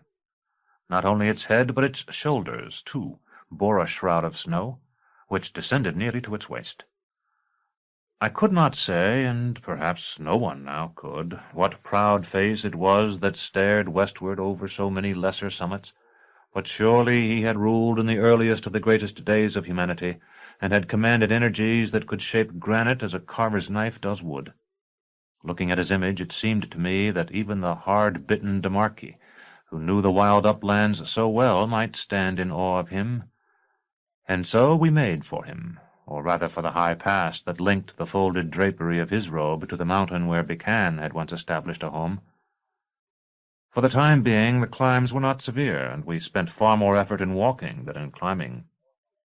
The boy Severian held my hand often when there was no need of my support. I am no great judge of the ages of children, but he seemed to me to be about of that growth when, if he had been one of our apprentices, he would first have entered Master Palamon's schoolroom. That is to say, he was old enough to walk well and to talk sufficiently to understand and to make himself understood. For a watch or more he said nothing beyond what I have already related.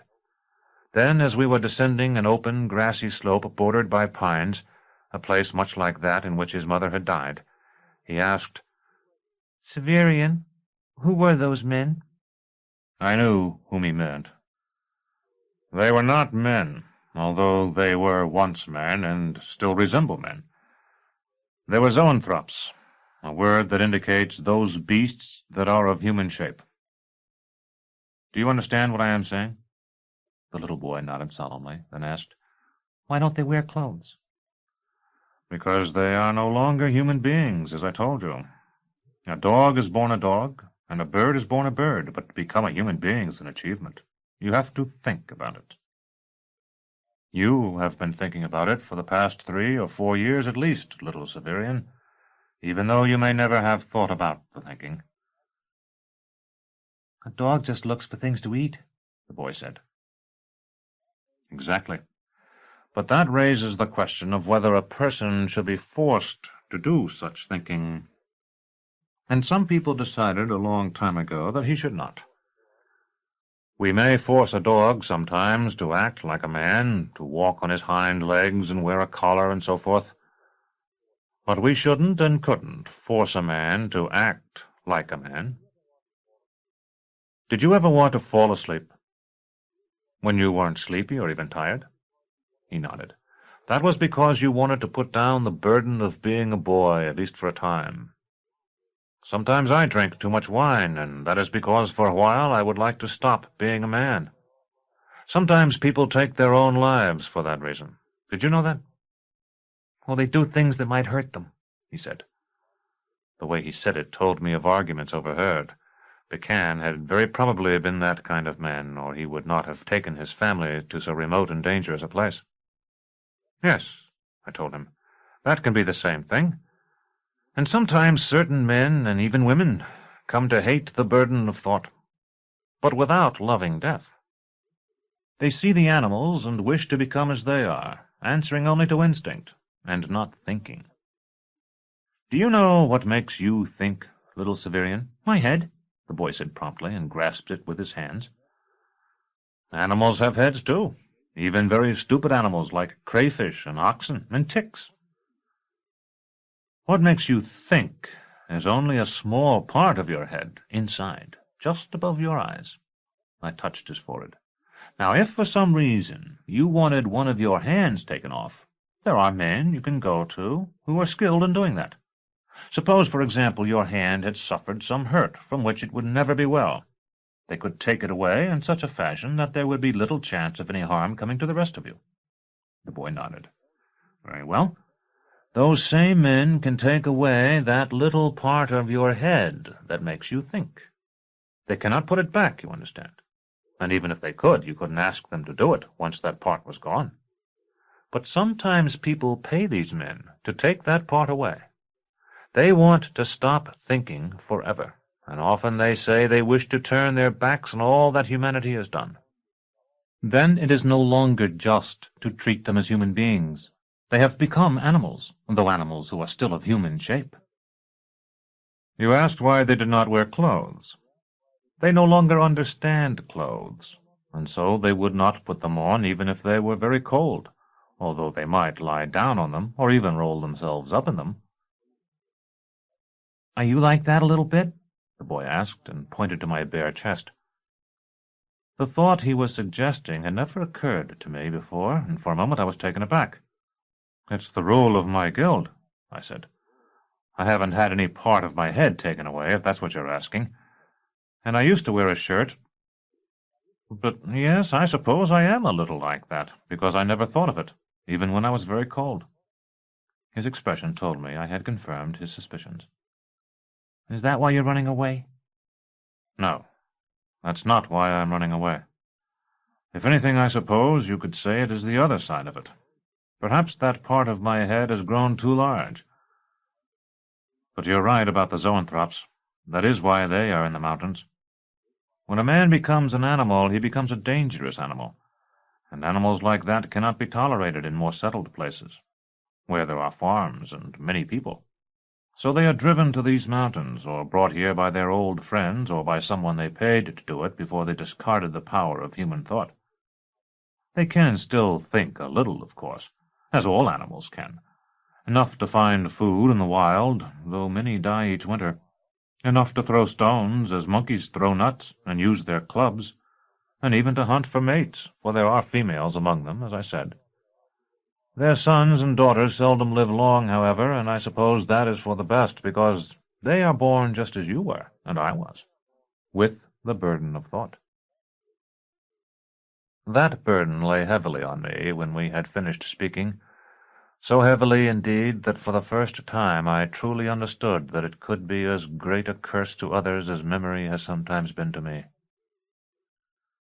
I have never been greatly sensitive to beauty, but the beauty of the sky and the mountainside was such that it seemed they colored all my musings, so that I felt I nearly grasped ungraspable things. When Master Malrubius had appeared to me after our first performance of Dr. Talus's play, something I could not then understand and still could not understand, though I grew more confident that it had occurred, and not less. He had spoken to me of the circularity of governance, though I had no concern with governance. Now it struck me that the will itself was governed, and if not by reason, then by things below or above it. Yet it was very difficult to say on what side of reason these things lay. Instinct surely lay below it. But might it not be above it as well?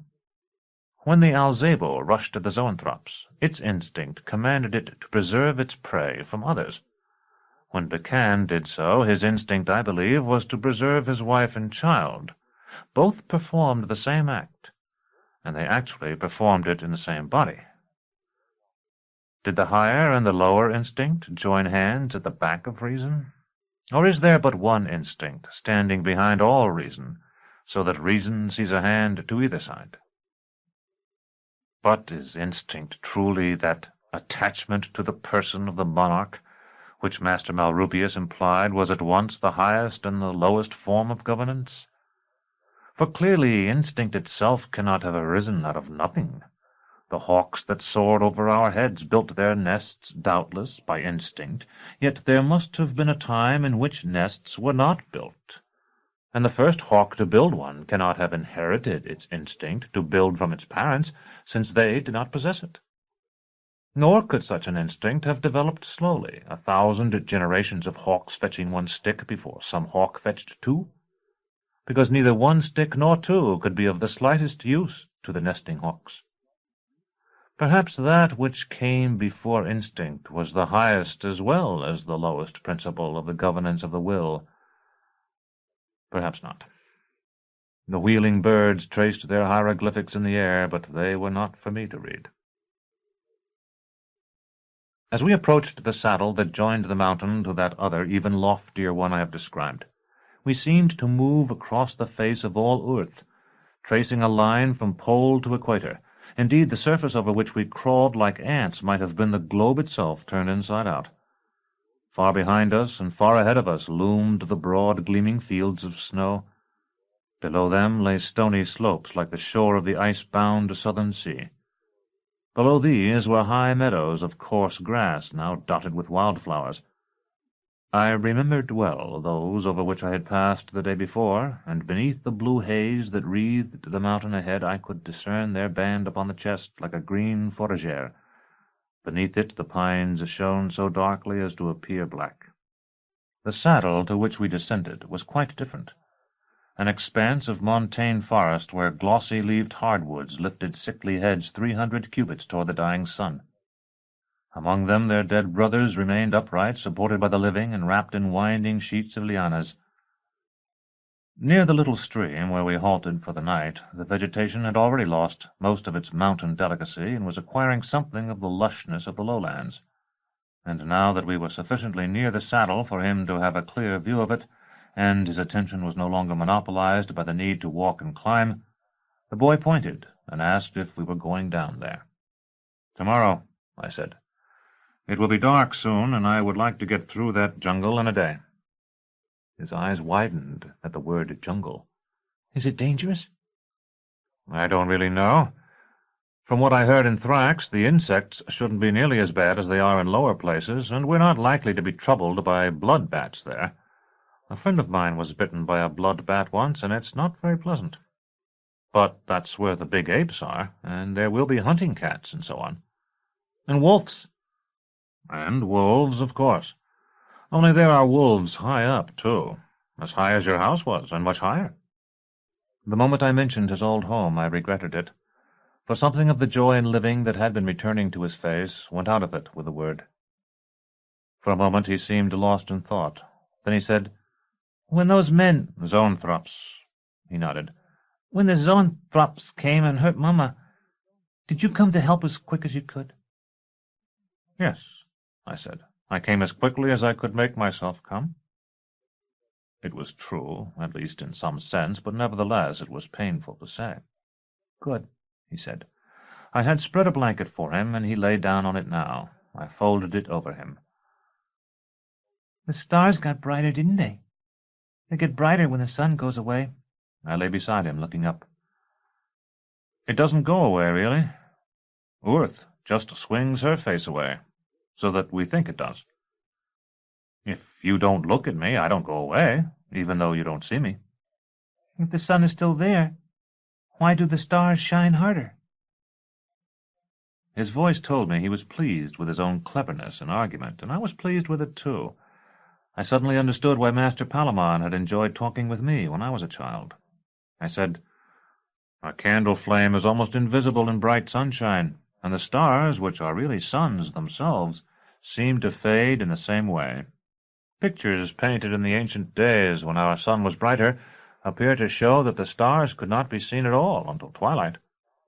The old legends, I have a brown book in my saber-tash that tells many of them, are full of magic beings who vanish slowly and reappear in the same way. No doubt those stories are based on the look of the stars then. He pointed. There's the Hydra. I think you're right, I said. Do you know any others? He showed me the cross on the great bull, and I pointed out my amphispina and several others. And there's the wolf over by the unicorn. There's a little wolf, too, but I can't find him. We discovered it together near the horizon. They're like us, aren't they? The big wolf and the little wolf. We're big Severian and little Severian. I agreed that was so, and he stared up at the stars for a long time, chewing the piece of dried meat I had given him. Then he said, Where is the book with stories in it? I showed it to him.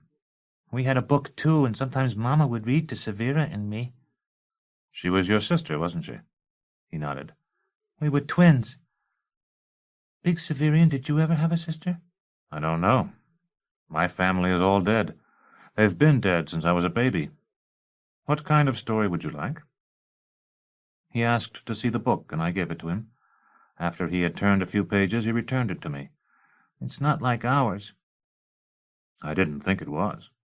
See if you can find a story with a boy in it who has a big friend and a twin. There should be wolves in it.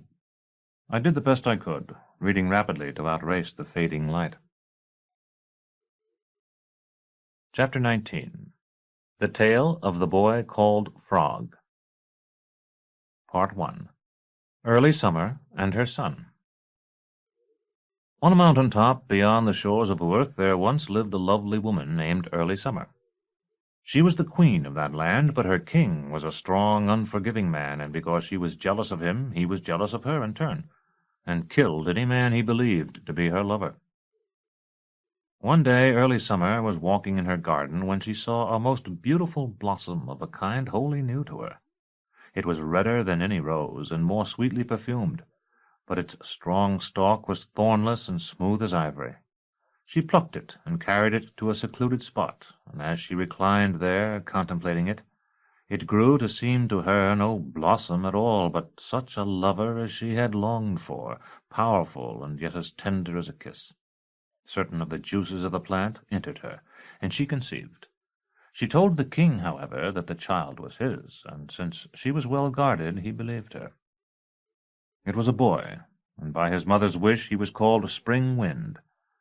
At his birth all those who study the stars were gathered to cast his horoscope, not only those who lived upon the mountain top, but many of the greatest of earth's magi. Long they labored over their charts, and 9 times met in solemn conclave, and at last they announced that in battle Spring Wind would be irresistible, and that no child of his would die before it had reached full growth. These prophecies pleased the king much.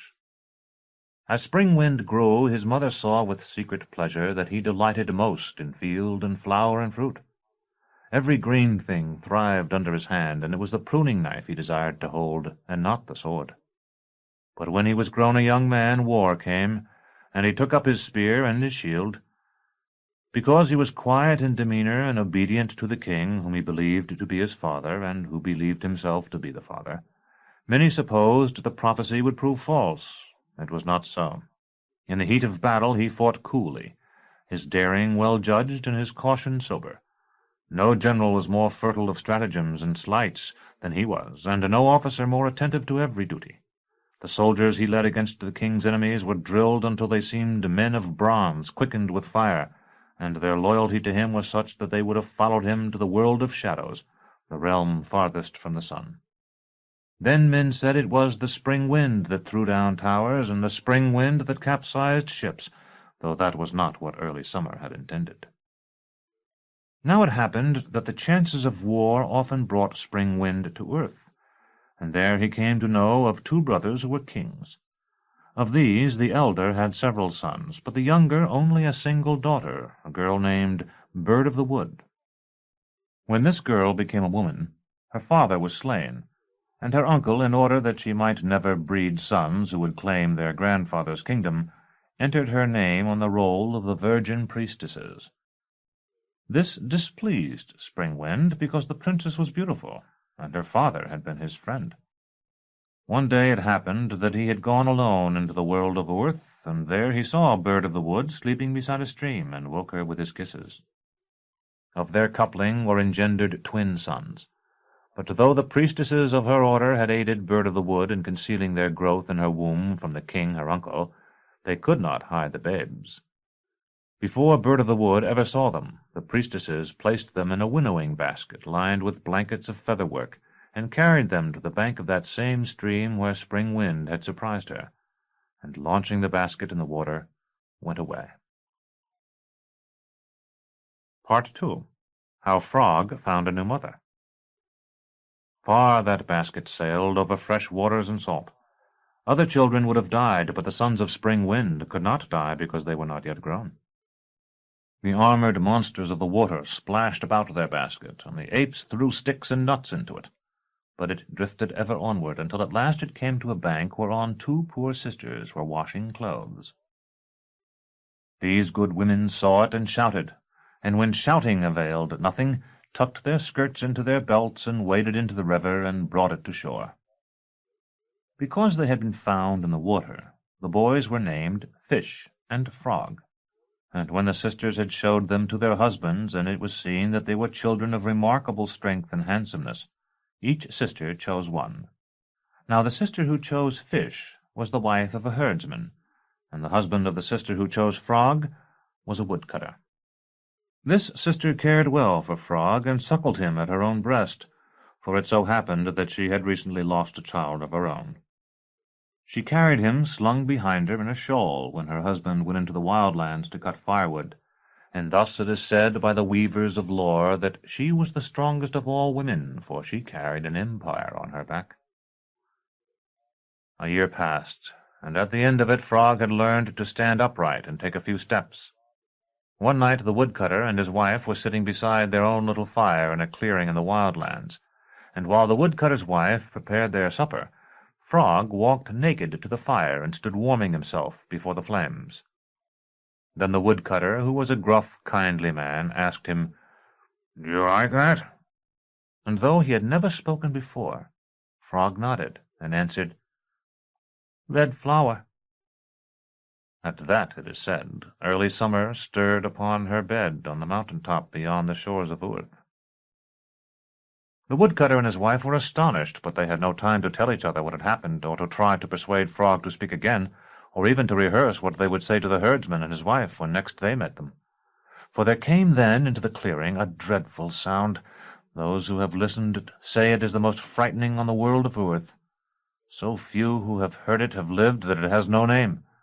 But it is something like the hum of bees, and something like the sound a cat might make if a cat were larger than a cow, and something like the noise the voice-throwers learn first to make, a droning in the throat that seems to come from everywhere at once. It was the song a Smaloden sings when he has crept close to his prey, the song that frightens even mastodons so much they often charge in the wrong direction and are stabbed from behind. Surely the Pan-Creator knows all mysteries. He spoke the long word that is our universe, and few things happen that are not a part of that word. By his will, then, there rose a knoll not far from the fire, where there had been a great tomb in the most ancient days. And though the poor woodcutter and his wife knew nothing of it, 2 wolves had built their home there, a house low of roof and thick of wall, with galleries lit by green lamps descending among the ruined memorials and broken urns, a house that is such as wolves love. There the he-wolf sat sucking at the thigh-bone of a coryphodon, and the she-wolf, his wife, held her cubs to her breasts.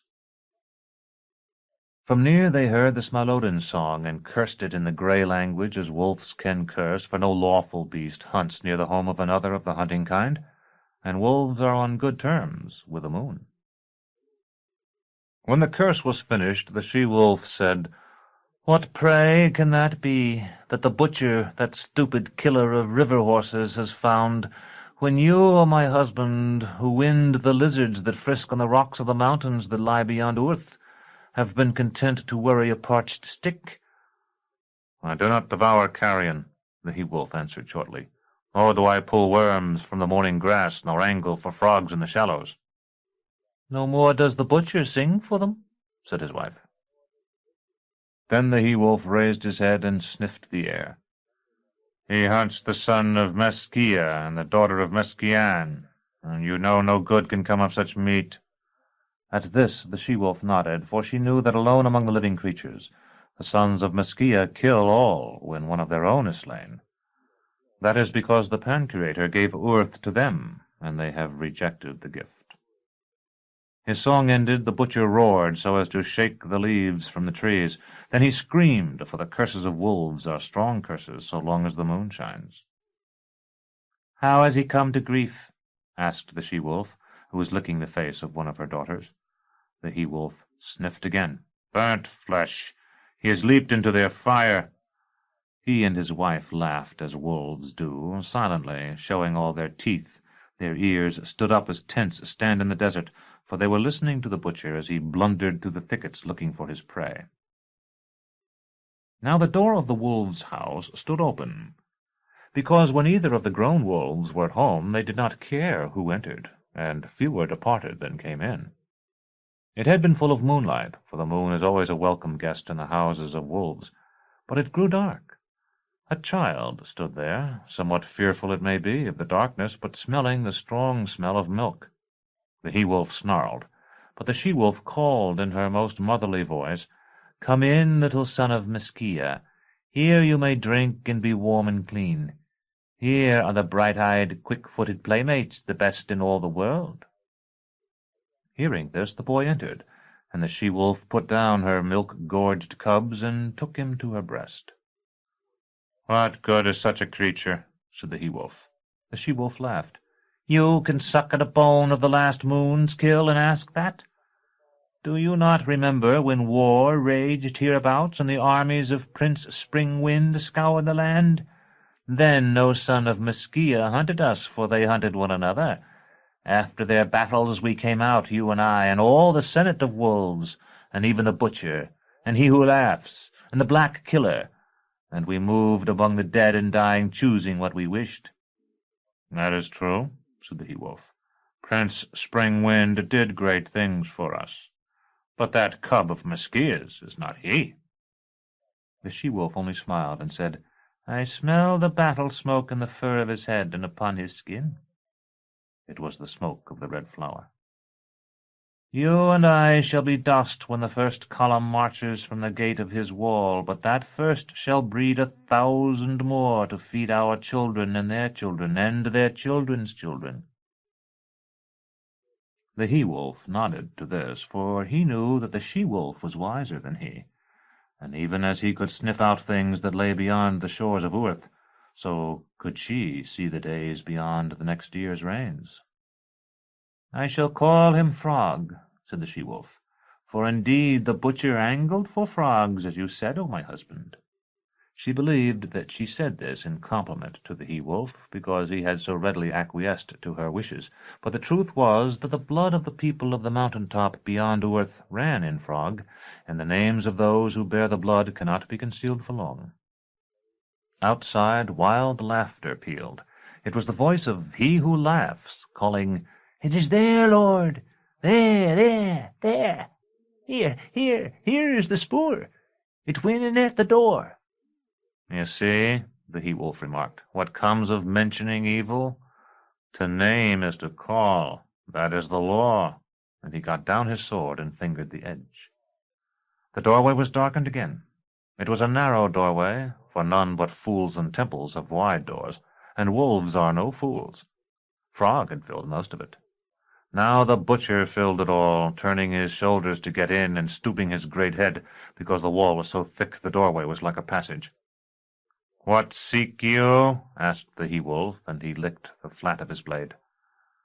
"What is my own, and only that," said the butcher.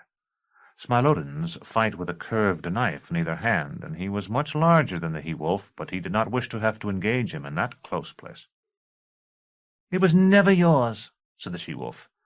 Setting Frog on the floor, she came so near the butcher that he might have struck at her if he dared.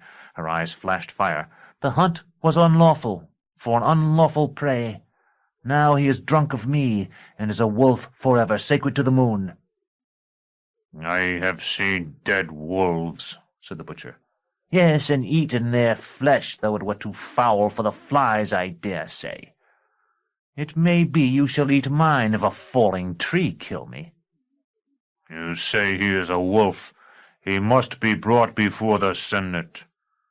The butcher licked his lips, but with a dry tongue. He would have faced the he-wolf in the open, perhaps, but he had no heart to face the pair together, and he knew that if he gained the doorway they would snatch up Frog and retreat to the passages below ground among the tumbled ashlars of the tomb, where the she-wolf would soon be behind him. "And what have you to do with the Senate of Wolves?" the she-wolf asked. "Perhaps as much as he," said the butcher, and went to look for easier meat. Part 3. The Black Killer's Gold. The Senate of Wolves meets under each full moon. All come who can, for it is assumed that any who do not come plot treachery, offering perhaps to guard the cattle of the sons of Meskia in return for scraps. The wolf who is absent for 2 senates must stand trial when he returns, and he is killed by the she-wolves if the senate finds him guilty. Cubs, too, must come before the senate, so that any grown wolf who wishes may inspect them to assure himself that their father was a true wolf. Sometimes a she-wolf lies with a dog for spite, but though the sons of dogs often look much like wolf cubs, they have always a spot of white on them somewhere, for white was the color of Meskia, who remembered the pure light of the Pancreator, and his sons leave it still for a brand on all they touch. Thus the she-wolf stood before the Senate of Wolves at the full moon, and her cubs played before her feet, and Frog, who looked a frog indeed when the moonlight through the windows stained his skin green, stood beside her and clung to the fur of her skirt. The president of the pack sat in the highest seat, and if he was surprised to see a son of Meskia brought before the Senate, his ears did not show it. He sang, "Here are the 5, the sons and daughters born alive. If they be false, say how. If ye would speak, speak now." When the cubs are brought before the Senate, their parents may not defend them if they are challenged, but at any other time it is murder if any other seek to harm them. "Speak now!" The walls echoed it back, so that in the huts in the valley the sons of Meskia barricaded their doors, and the daughters of Meskian clutched their own children. Then the butcher, who had been waiting behind the last wolf, came forward. "Why do you delay?" he said. "I am not clever. I am too strong for cleverness, as you well understand. But there are 4 wolf cubs here, and a 5th that is not a wolf, but my prey."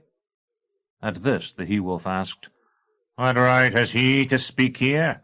Surely he is no wolf." A dozen voices answered, "Anyone may speak if a wolf asks his testimony. Speak, butcher." Then the she-wolf loosened her sword in the scabbard and prepared for her last fight if it came to fighting. A demon she looked, with her gaunt face and blazing eyes, for an angel is often only a demon who stands between us and our enemy. "You say I am no wolf," continued the butcher, "and you say rightly. We know how a wolf smells, and the sound and look of a wolf. That wolf has taken this son of Meskia for her cub, but we all know that having a wolf for a mother does not make a cub a wolf."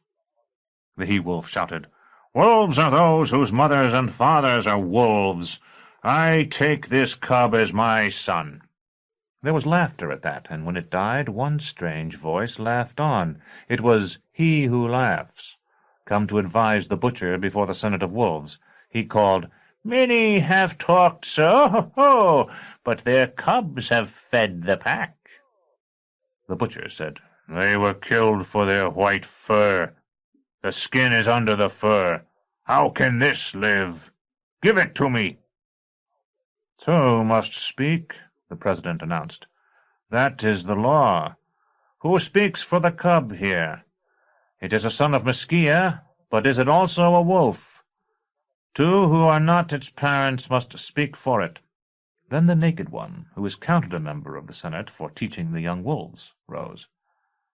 I have never had a son of Mesquia to teach, he said. I may learn something from it. I speak for him. Another, said the president. Another must also speak. There was only silence. Then the Black Killer strode from the back of the hall. Everyone fears the Black Killer, for though his cloak is as soft as the fur of the youngest cub, his eyes burn in the night. Two who are no wolves have spoken here already, he said. May I not speak also? I have gold. He held up a purse. Speak! Speak! Called 100 voices. The law says also that a cub's life may be bought, said the Black Killer, and he poured gold into his hand, and so ransomed an empire. Part 4. The Plowing of the Fish. If all the adventures of Frog were told, how he lived among the wolves and learned to hunt and fight, it would fill many books. But those who bear the blood of the people of the mountain-top beyond earth always feel its call at last, when the time came when he carried fire into the Senate of Wolves and said, Here is the red flower. In his name I rule. And when no one opposed him, he led forth the wolves and called them the people of his kingdom, and soon men came to him as well as wolves, and though he was still only a boy, he seemed always taller than the men about him, for he bore the blood of early summer. One night when the wild roses were opening, she came to him in a dream, and told him of his mother, Bird of the Wood, and of her father and her uncle, and of his brother. He found his brother, who had become a herdsman, and with the wolves and the Black Killer and many men, they went to the king and demanded their heritage. He was old, and his sons had died without sons, and he gave it to them, and of it Fish took the city and the farmlands, and Frog the wild hills. But the number of the men who followed him grew. They stole women from other peoples, and bred children, and when the wolves were no longer needed and returned to the wilds, Frog judged his people should have a city to dwell in, with walls to protect them when the men were at war. He went to the herds of Fish, and took a white cow and a white bull therefrom, and harnessed them to a plough, and with them ploughed a furrow that should mark the wall. Fish came to seek the return of his cattle, while the people were preparing to build. When Frog's people showed him the furrow and told him it was to be their wall, he laughed and jumped over it, and they, knowing that small things mocked can never grow large, slew him. But he was then a man grown, so the prophecy made at the birth of the spring wind was fulfilled. When Frog saw the dead fish, he buried him in the furrow to assure the fertility of the land. For so he had been taught by the Naked One, who is also called the Savage, or Squanto. Chapter 20. The Circle of the Sorcerers. By the first light of morning we entered the mountain jungle as one enters a house. Behind us the sunlight played on grass and bushes and stones. We passed through a curtain of tangled vines so thick I had to cut it with my sword, and saw before us only shadow and the towering boles of the trees. No insect buzzed within, and no bird chirped. No wind stirred. At first the bare soil we trod was almost as stony as the mountain slopes, but before we had walked a league it grew smoother, and at last we came to a short stair that had surely been carved with a spade. "Look," said the boy, and he pointed to something red and strangely shaped that lay upon the uppermost step. I stopped to look at it. It was a cock's head. Needles of some dark metal had been run through its eyes, and it held a strip of cast snakeskin in its bill. "What is it?" The boy's eyes were wide. "A charm, I think." "Left here by a witch? What does it mean?" I tried to recall what little I knew of the false art. As a child, Vincula had been in the care of a nursemaid, who tied and untied knots to speed childbirth and claimed to see the face of Vincula's future husband. Was it mine, I wonder? At midnight, reflected in a platter that had held bridal cake. "The cock," I told the boy, "is the herald of day, and in a magical sense his crow at dawn can be said to bring the sun. He has been blinded, perhaps, so that he will not know when dawn appears. A snake's casting of his skin means cleansing or rejuvenation. The blinded cock holds on to the old skin. But what does it mean? The boy asked again. I said I did not know, but in my heart I felt sure it was a charm against the coming of the new sun, and it somehow pained me to find that renewal for which I had hoped so fervently when I was a boy myself, but in which I hardly believed, should be opposed by anyone.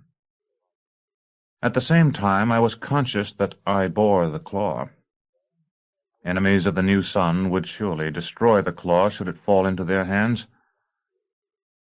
Before we had gone another 100 paces, there were strips of red cloth suspended from the trees. Some of these were plain, but others had been written over in black in a character I did not understand, or, as seemed more likely, with symbols and ideographs of the sort those who pretend to more knowledge than they possess use in imitation of the writing of the astronomers.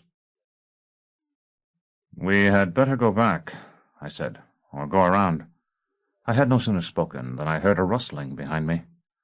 For a moment I truly thought the figures that stepped on to the path were devils, huge-eyed and striped with black, white, and scarlet. Then I saw that they were only naked men with painted bodies. Their hands were fitted with steel talons, which they held up to show me. I drew Terminus Est. "We will not hinder you," one said. "Go. Leave us if you wish." It seemed to me that beneath the paint he had the pale skin and fair hair of the South. "You would be well advised not to. With this long blade I could kill you both before you touched me."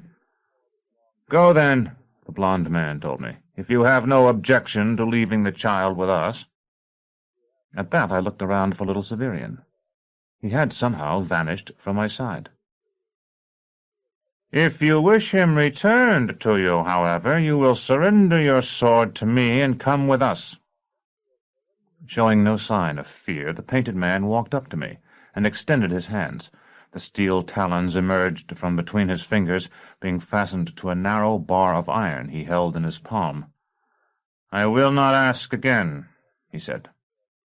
I sheathed the blade, then took off the baldric that held the sheath and handed the whole to him. He closed his eyes. Their lids had been painted with dark dots rimmed with white, like the markings of certain caterpillars that would have the birds think them snakes. "This has drunk much blood." "Yes," I said. His eyes opened again, and he regarded me with an unblinking stare. His painted face, like that of the other who stood just behind him, was as expressionless as a mask. "A newly forged sword would have little power here, but this might do harm. I trust it will be returned to me when my son and I leave. What have you done with him?" There was no reply. The two walked around me, one to either side, and went down the path in the direction the boy and I had been going. After a moment, I followed them. I might call the place to which they led me a village, but it was not a village in the ordinary sense, not such a village as Saltus, or even a place like the clusters of autochthon huts that are sometimes called villages.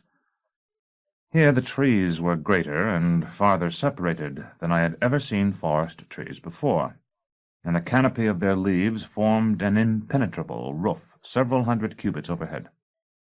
So great indeed were these trees that they seemed to have been growing for whole ages. A stair led to a door in the trunk of one which had been pierced for windows. There was a house of several stories built upon the branches of another, and a thing like a great oriole's nest swung from the limbs of a third. Open hatches showed that the ground at our feet was mined. I was taken to one of these hatches, and told to descend a crude ladder that led into darkness. For a moment, I do not know why, I feared that it might go very far into such deep caverns as lay beneath the man-ape's nighted treasure-house. It was not so. After descending what was surely not more than 4 times my height, and clambering through what then seemed to be ruined matting, I found myself in a subterranean room. The hatch had been shut over my head, leaving everything dark. Groping, I explored the place and found it to be about 3 paces by 4. The floor and walls were of earth, and the ceiling of unpeeled logs. There were no furnishings whatsoever. We had been taken at about mid-morning. In 7 watches more it would be dark. Before that time it might be that I would find myself led into the presence of someone in authority. If so, I would do what I could to persuade him that the child and I were harmless, and should be let go in peace. If not, then I would climb the ladder again and see if I could not break out of the hatch. I sat down to wait. I am certain I did not sleep, but I used the facility I have for calling forth past time, and so, at least in spirit, left that dark place. For a time I watched the animals in the necropolis beyond the citadel wall, as I had as a boy. I saw the geese shape arrowheads against the sky, and the comings and goings of fox and rabbit. They raced across the grass for me once more, and in time left their tracks in snow. Triskele lay dead, as it seemed, on the refuse behind the bear tower. I went to him, saw him shudder, and lift his head to lick my hand. I sat with Vincula in her narrow cell, where we read aloud to each other and stopped to argue what we had read. "The world runs down like a clock," she said. "The Increate is dead, and who will recreate him? Who could?" "Surely clocks are supposed to stop when their owners die." "That's superstition." She took the book from my hands, so she could hold them in her own, which were long-fingered and very cold. "When the owner is on his deathbed, no one pours in fresh water. He dies, and his nurses look at the dial to note the time. Later they find it stopped, and the time is the same." I told her, "You're saying that it stops before the owner. So if the universe is running down now, that does not mean that the Increate is dead. Only that he never existed." "But he is ill. Look around you. See this place and the towers above you? Do you know, Severian, that you never have?" "He could still tell someone else to fill the mechanism again," I suggested, and then, realizing what I had said, blushed. Vincula laughed. "I haven't seen you do that since I took off my gown for you the first time. I laid your hands on my breasts, and you went red as a berry. Do you remember? Tell somebody to fill it? Where is the young atheist now?" I put my hand upon her thigh. "Confused, as he was then, by the presence of divinity." "You don't believe in me, then?" "I think you're right. I must be what you young torturers dream of, a beautiful prisoner, as yet unmutilated, who calls on you to slake her lust." Trying to be gallant, I said, "Such dreams as you lie beyond my power." "Surely not, since I am in your power now." Something was in the cell with us. I looked at the barred door and Vincula's lamp with its silver reflector, then into all the corners. The cell grew darker, and Vincula and even I myself vanished with the light, but the thing that had intruded upon my memory of us did not. "Who are you?" I asked. "And what do you wish with us?" "You know well who we are, and we know who you are." The voice was cool, and I think perhaps the most authoritative I have ever heard. The autarch himself did not speak so. "Who am I, then?" "Severian of Nessus, the Lictor of Thrax." "I am Severian of Nessus," I said, "but I am no longer Lictor of Thrax." "So you would have us believe." There was silence again, and after a time I understood that my interrogator would not question me, but rather would force me, if I desired my freedom, to explain myself to him. I wanted greatly to seize him. He could not have been more than a few cubits away, but I knew that in all likelihood he was armed with the steel talons the guards on the path had shown me. I wanted also, as I had for some time, to draw the claw from its leathern sack, though nothing could have been more foolish. I said, "The Archon of Thrax wished me to kill a certain woman. I freed her instead, and had to flee the city." By magic passing the posts of the soldiers. I had always believed all self-proclaimed wonder-workers to be frauds. Now something in my interrogator's voice suggested that even as they attempted to deceive others, so they might deceive themselves. There was mockery in it, but it was mockery of me, not of magic. Perhaps, I said. What do you know of my powers? That they are insufficient to free you from this place. I have not attempted to free myself, and yet I have already been free. That disturbed him. You were not free. You merely brought the woman here in spirit.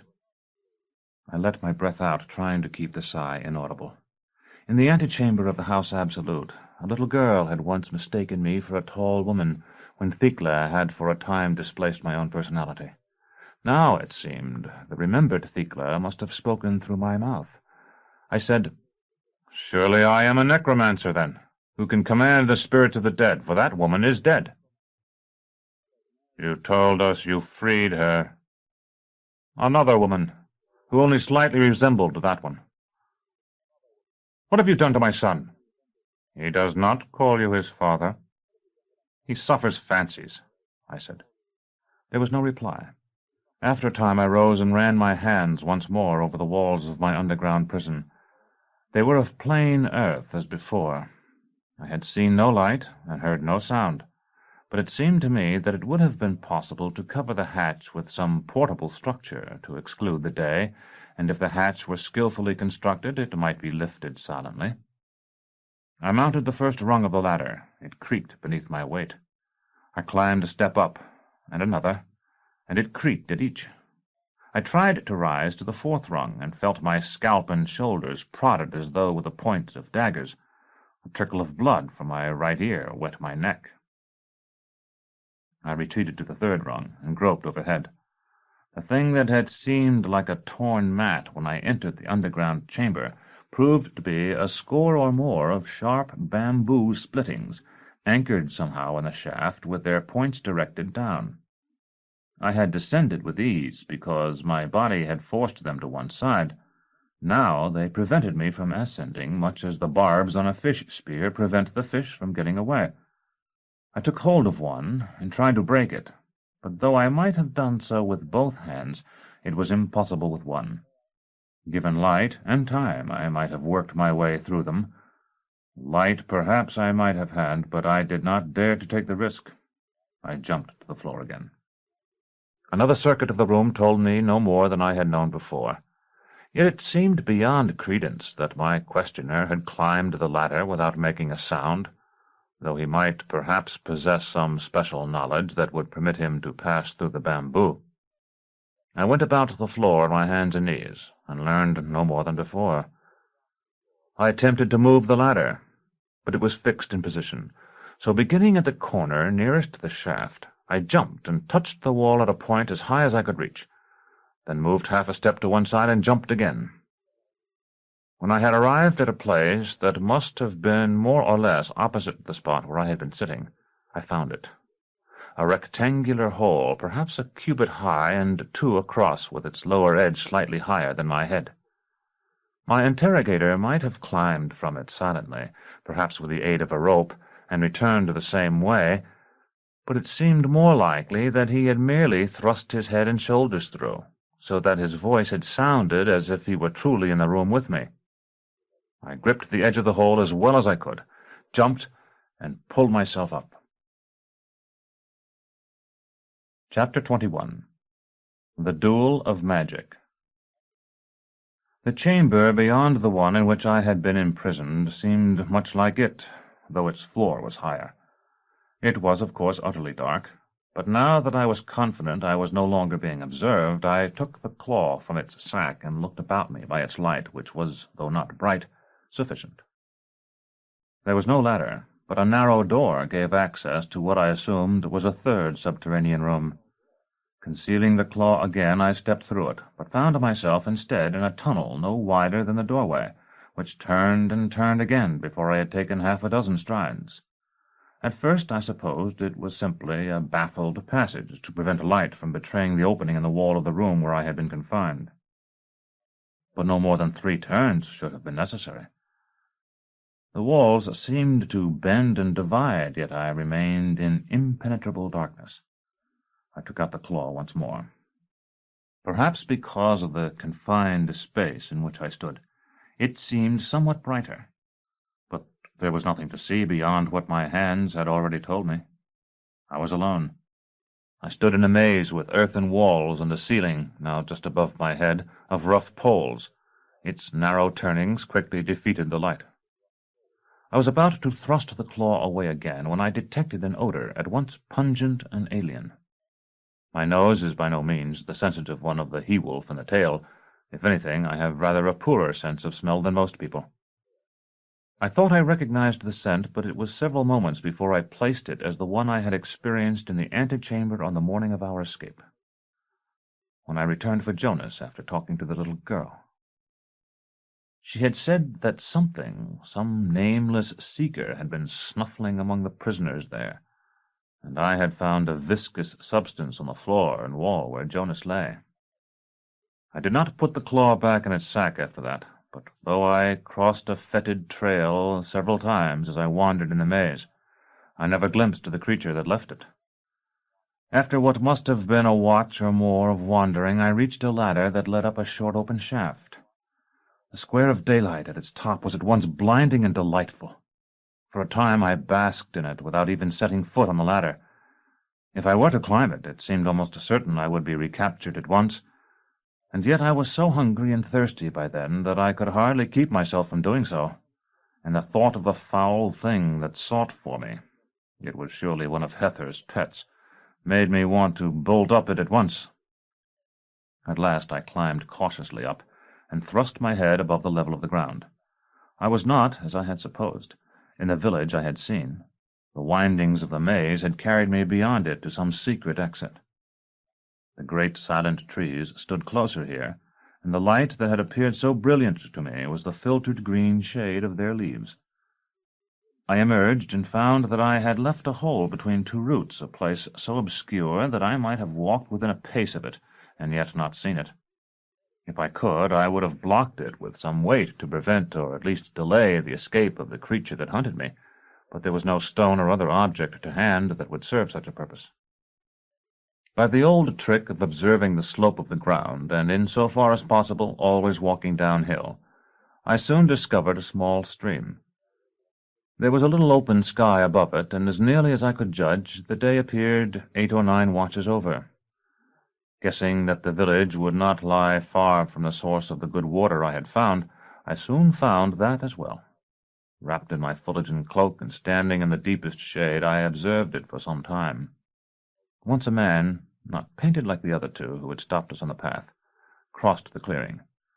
Once another left the suspended hut, went to the spring and drank, then returned to the hut. It grew darker, and the strange village woke. A dozen men left the suspended hut and began to pile wood in the center of the clearing. 3 more, robed and bearing forked staffs, emerged from the house of the tree. Still others, who must have been watching the jungle paths, slipped out of the shadows soon after the fire was kindled, and spread a cloth before it. One of the robed men stood with his back to the fire, while the other 2 crouched at his feet. There was something extraordinary about them all, but I was reminded of the bearing of exultants rather than of the hieradules I had seen in the gardens of the House Absolute. It was the carriage that the consciousness of leadership confers, even as it severs the leader from common humanity. Painted and unpainted men sat cross-legged on the ground, facing the 3. I heard the murmur of voices and the strong speech of the standing man, but I was too far to understand what was said. After a time, the crouching men rose. One opened his robe like a tent, and Bican's son, whom I had made my own, stepped forth. The other produced Terminus Est in the same manner, and drew her, displaying her bright blade and the black opal in her hilt to the crowd. Then one of the painted men rose, came some distance toward me, so that I feared he was about to see me, though I had covered my face with my mask, and lifted a door set into the ground. Soon afterward he emerged from another nearer the fire, and, moving somewhat more rapidly, went to the robed man to report. There could be little doubt of what he was saying. I squared my shoulders and walked into the firelight. "I am not there," I said. "I am here." There was an inrush of many breaths, and though I knew I might soon die, it was good to hear. The midmost of the robed men said, "As you see, you cannot escape us. You were free, yet we drew you back." It was the voice that had interrogated me in my underground cell. I said, "If you have walked far in the way, you know you have less authority over me than the ignorant may believe." It is not difficult to ape the way such people talk, for it is itself an aping of the speech of ascetics, and such priestesses as the Pellerines. "You stole my son, who is also son to the beast who speaks, as you must know by this time if you have much questioned him. To gain his return I surrendered my sword to your slaves, and for a time submitted myself to you. I will take it up again now." There is a place in the shoulder that, when pressed firmly with the thumb, paralyzes the entire arm. I laid my hand on the shoulder of the robed man who held a Terminus Est, and he dropped it at my feet. With more presence of mind than I would have credited in a child, the boy Severian picked it up and handed it to me. The midmost robed man lifted his staff and shouted, "Arms!" and his followers rose as one man. Many had the talons I have described, and many of the others drew knives. I fastened Terminus Est over my shoulder in her accustomed place, and said, "You surely do not suppose that I require this ancient sword as a weapon? She has higher properties, as you of all people should know." The robed man, who had produced little Severian, said hurriedly, "So Abundantius has just told us." The other man was still rubbing his arm. I looked at the midmost robed man, who was clearly the one referred to. His eyes were clever and as hard as stones. "Abundantius is wise," I said. I was trying to think of some way in which I could kill without drawing the others down on us. "He knows, too, I think, of the curse that afflicts those who harm the person of a magus." "You are a magus, then," Abundantius said. "I? Who took the Archon's prey from out of his hands and passed invisible through the midst of his army? Yes, I have been called so." "Prove, then, that you are a magus, and we will hail you as a brother. But if you fail the test or refuse it, we are many, and you have but one sword." "I will fail no fair assay," I said, "though neither you nor your followers have authority to make one." He was too clever to be drawn into such a debate. "The test is known to all here except yourself, and known, too, to be just. Everyone you see about you has succeeded in it, or hopes to." They took me to a hall I had not seen before, a place substantially built of logs and hidden among the trees. It had no windows and only a single entrance. When torches were carried inside, I saw that its one chamber was unfurnished but for a carpet of woven grass, and so long in proportion to its width that it seemed almost a corridor. Abundantius said, "Here you will have your combat with Decuman." He indicated the man whose arm I had numbed, who was perhaps a trifle surprised at being thus singled out. "You bested him by the fire. Now he must best you, if he can. You may sit here nearest the door, so that you may be assured we cannot enter to give him aid. He will sit at the farther end.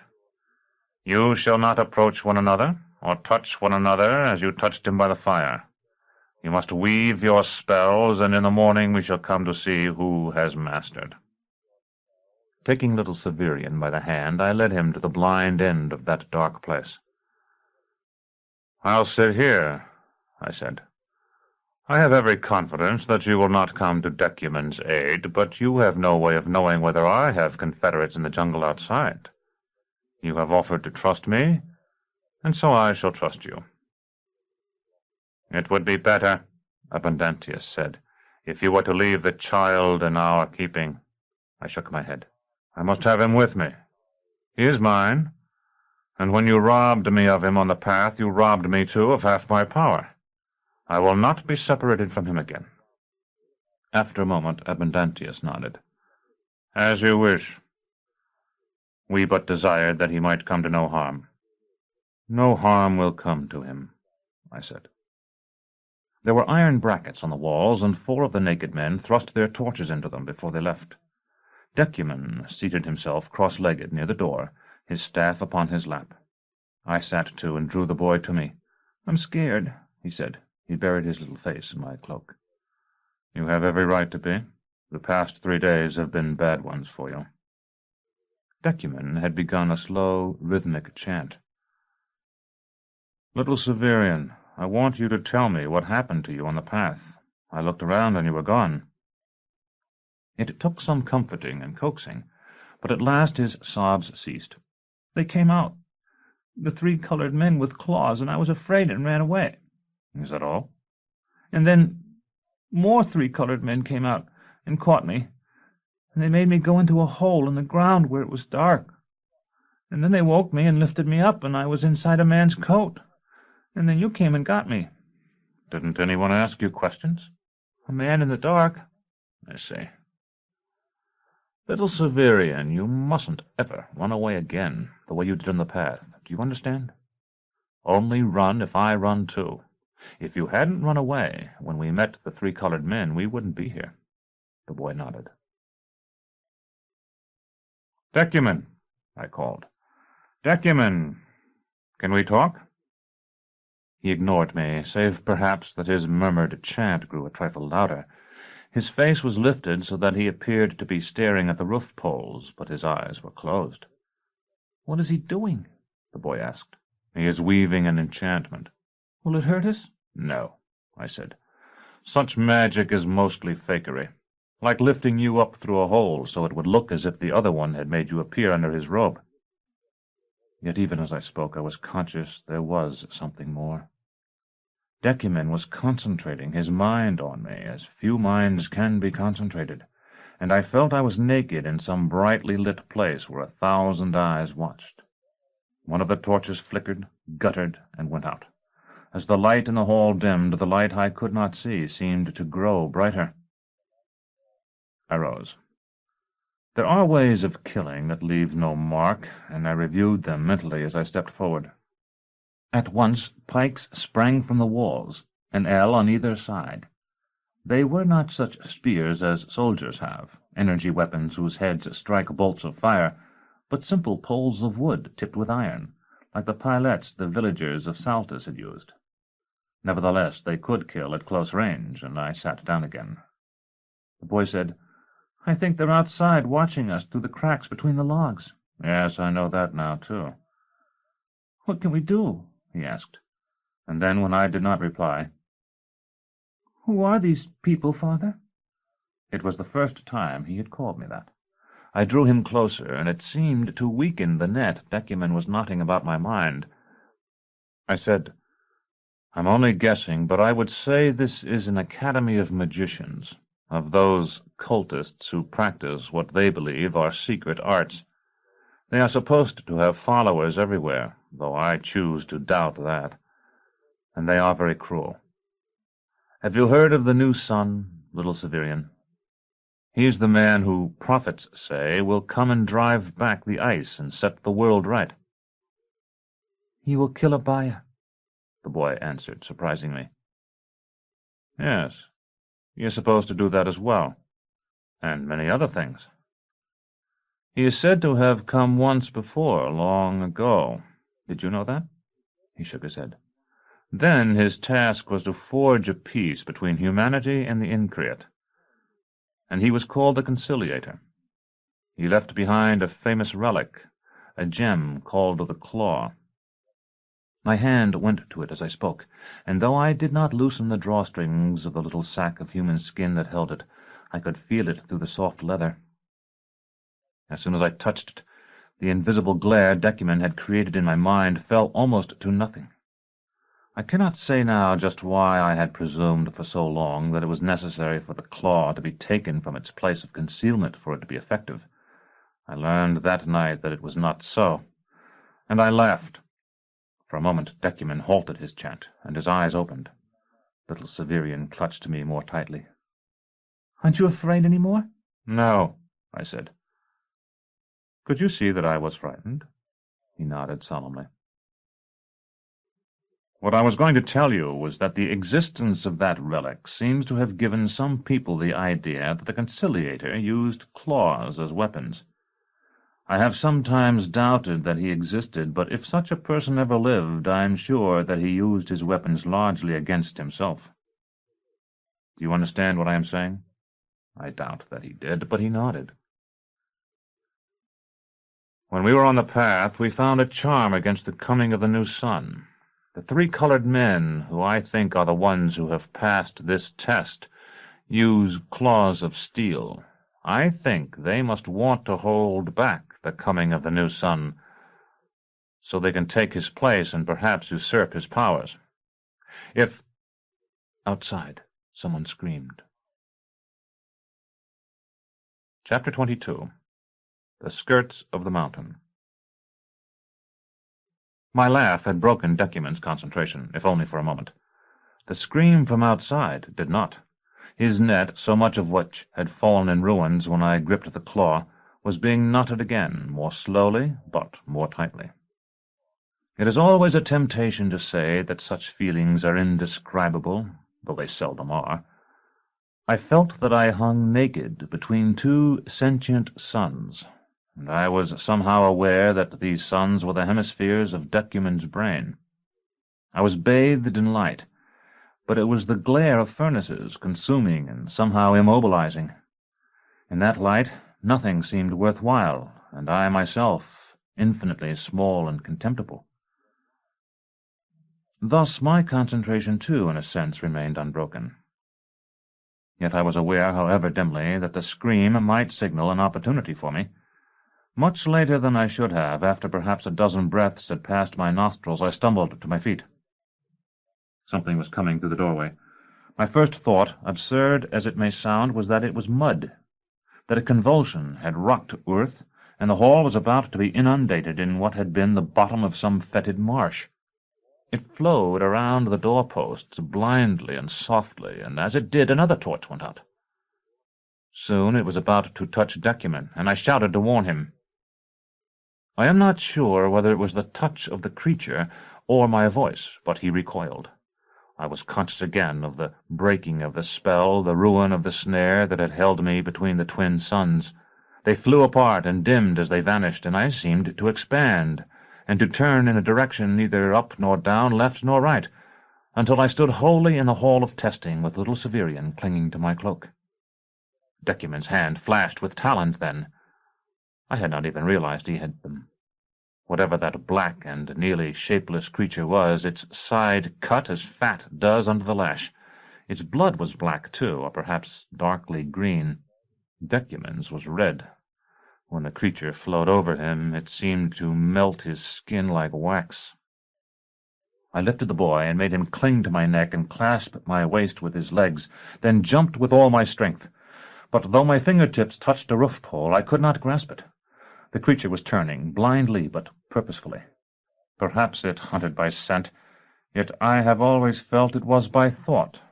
That would explain why it was so slow to find me in the antechamber, where I had dreamed myself to Thecla, and so swift in the hall of testing, when Decuman's mind was focused on mine. I jumped again, but this time I missed the pole by a span at least.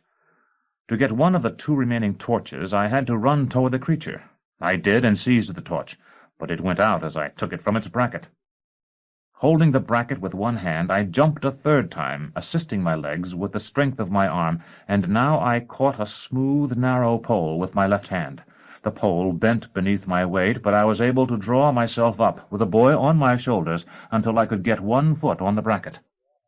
Below me, the dark, shapeless creature reared, fell, and lifted itself again. Still holding the pole, I drew Terminus Est. A slash bit deep into the oozing flesh, but the blade was no sooner clear than the wound seemed to close and knit. I turned my sword on the roof thatch then, an expedient, I confess, to stealing from Agia. It was thick of jungle leaves bound with tough fibers, my first frantic strokes seemed to make little impression on it, but at the third a great swath fell. Part of it struck the remaining torch, smothering it, then sending up a gout of flame. I vaulted through the gap and into the night. Leaping blindly as I did with that sharp blade drawn, it is a wonder that I did not kill both the boy and myself. I dropped it and him when I struck the ground, and fell to my knees. The red blaze of the thatch grew brighter with the passing of every moment. I heard the boy whimper and called to him not to run, then pulled him to his feet with one hand and snatched up Terminus Est with the other, and ran myself. All the rest of that night we fled blindly through the jungle. In so far as I could, I tried to direct our steps uphill, not only because our way north would mean climbing, but because I knew we were less likely to tumble over some drop. When morning came, we were in the jungle still, with no more idea than we had before of where we were. I carried the boy then, and he fell asleep in my arms. In another watch there could be no doubt the ground was rising steeply before us, and at last we came to a curtain of vines such as I had cut through the day before. Just as I was ready to try to put down the boy without waking him, so that I could draw my sword, I saw bright daylight streaming through a rent to my left. I went to it, walking as quickly as I could, almost running, then through it, and out onto a rocky upland of coarse grass and shrubs. A few more steps brought me to a clear stream that sang over rocks, unquestionably the stream beside which the boy and I had slept 2 nights before. Not knowing or caring whether the shapeless creature was on our track still, I lay down beside it and slept again. I was in a maze, like and yet unlike the dark underground maze of the magicians. The corridors were wider here, and sometimes seemed galleries as mighty as those of the House Absolute. Some, indeed, were lined with pier-glasses, and which I saw myself with ragged cloak and haggard face, and Thecla, half transparent in a lovely trailing gown, close beside me. Planets whistled down long, oblique, curving tracks that only they could see. Blue earth carried the green moon like an infant, but did not touch her. Red Vitandi became decuman, his skin eaten away, turning in his own blood. I fled and fell, jerking all my limbs. I saw true stars in the sun-drenched sky for a moment, but sleep drew me as irresistibly as gravity. Beside a wall of glass I walked, and through it I saw the boy, running and frightened, in the old patched grey shirt I had worn as an apprentice, running from the 4th level, I thought, to the atrium of time. Dorcas and Jolenta came, hand in hand, smiling at each other, and did not see me. Then autochthons, copper-skinned and bow-legged, feathered and jewelled, were dancing behind their shaman, dancing in the rain. The undine swam in air, vast as a cloud blotting out the sun. I woke. Soft rain pattered on my face. Beside me, little Severian slept still. I wrapped him as well as I could in my cloak, and carried him again to the rent in the curtain of vines. Beyond that curtain, under the wide-boughed trees, the rain hardly penetrated, and there we lay and slept once more. This time there were no dreams, and when I woke we had slept a day and a night, and the pale light of dawn lay everywhere. The boy was already up, wandering among the boles of the trees. He showed me where the brook was in this place, and I washed and shaved as well as I could without hot water, which I had not done since the first afternoon in the house beneath the cliff. Then we found the familiar path, and made our way north again. "Won't we meet the 3 colored men?" he asked, and I told him not to worry and not to run, that I would handle the 3 colored men. The truth was that I was far more concerned about Hether and the creature he had set upon my track. If it had not perished in the fire, it might be moving toward us now, for though it had seemed an animal that would fear the sun, the dimness of the jungle was the very stuff of twilight. Only one painted man stepped into the path, and he did so not to bar the way, but to prostrate himself. I was tempted to kill him and be done with it. We are taught strictly to kill and maim only at the order of a judge, but that training had been weakening in me as I moved farther and farther from Nessus and toward the war in the wild mountains. Some mystics hold that the vapors arising from battles affect the brain, even a long way downwind. And it may be so. Nevertheless, I lifted him up and merely told him to stand aside. "Great Magus," he said, "what have you done with the creeping dark?" "I have sent it back to the pit, from which I drew it," I told him, for since we had not encountered the creature, I was fairly certain Hether had recalled it, if it was not dead. "5 of us transmigrated," the painted man said. "Your powers, then, are greater than I would have credited. It has killed hundreds in a night." I was far from sure he would not attack us when our backs were to him, but he did not. The path down which I had walked as a prisoner the day before seemed deserted now. No more guards appeared to challenge us. Some of the strips of red cloth had been torn down and trampled underfoot, though I could not imagine why. I saw many footprints on the path, which had been smooth, perhaps raked smooth, before. "What are you looking for?" the boy asked. I kept my voice low, still not sure there were no listeners behind the trees. "The slime of the animal we ran away from last night." "Do you see it?" I shook my head. For a time the boy was silent. Then he said, "Big Severian, where did it come from?" "Do you remember the story?" "From one of the mountain tops, beyond the shores of Earth." "Where Springwind lived?" "I don't think it was the same one." "How did he get here?" "A bad man brought him," I said. "Now be quiet for a while, little Severian." If I was short with the boy, it was because I had been troubled by the same thought. Hether must have smuggled his pets aboard the ship on which he served. That seemed clear enough. And when he had followed me out of Nessus, he might easily have carried the nodules in some small sealed container on his person. Terrible though they were no thicker than tissue, as Jonas had known. But what of the creature we had seen in the hall of testing? It had appeared in the antechamber of the House Absolute, too, after Hether had come, but how? And had it followed Hether and Agia like a dog as they journeyed north to Thrax? I summoned the memory of it, as I had seen it when it killed Decuman, and tried to estimate its weight. It must have been as heavy as several men, and perhaps as heavy as a destrier. A large cart, surely, would have been required to transport and conceal it. Had Hether driven such a cart through these mountains? I could not believe it. Had the viscid horror we had seen shared such a cart with the Salamander I had seen destroyed in Thrax? I could not believe that either. The village seemed deserted when we reached it. Some parts of the hall of testing still stood and smoldered. I looked in vain for the remains of Decuman's body there, though I found his half-burned staff. It had been hollow, and from the smoothness of its interior I suspected that with the head removed it had formed a saber cane for shooting poisoned darts. No doubt it would have been used if I had proved overly resistant to the spell he wove. The boy must have been following my thoughts from my expression and the direction of my glance. He said, "That man really was magic, wasn't he? He almost magicked you." I nodded. "You said it wasn't real." "In some ways, little Severian. I am not much wiser than you. I didn't think it was. I had seen so much fakery, the secret door into the underground room where they kept me, and the way they made you appear under the other man's robe.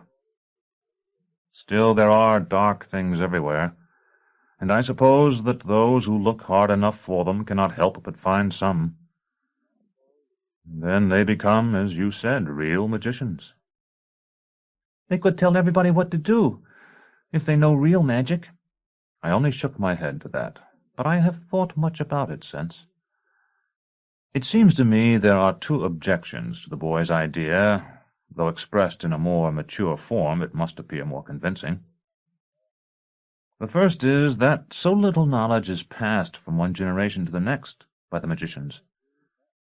My own training was in what may be called the most fundamental of the applied sciences, and I know from it that the progress of science depends much less upon either theoretical considerations or systematic investigation than is commonly believed, but rather on the transmittal of reliable information gained by chance or insight from one set of men to their successors. The nature of those who hunt after dark knowledge is to hoard it, even in death, or to transmit it so wrapped in disguise and be clouded with self-serving lies that it is of little value. At times one hears of those who teach their lovers well, or their children, but it is the nature of such people seldom to have either, and it may be that their art is weakened when they do. The second is that the very existence of such powers argues a counterforce.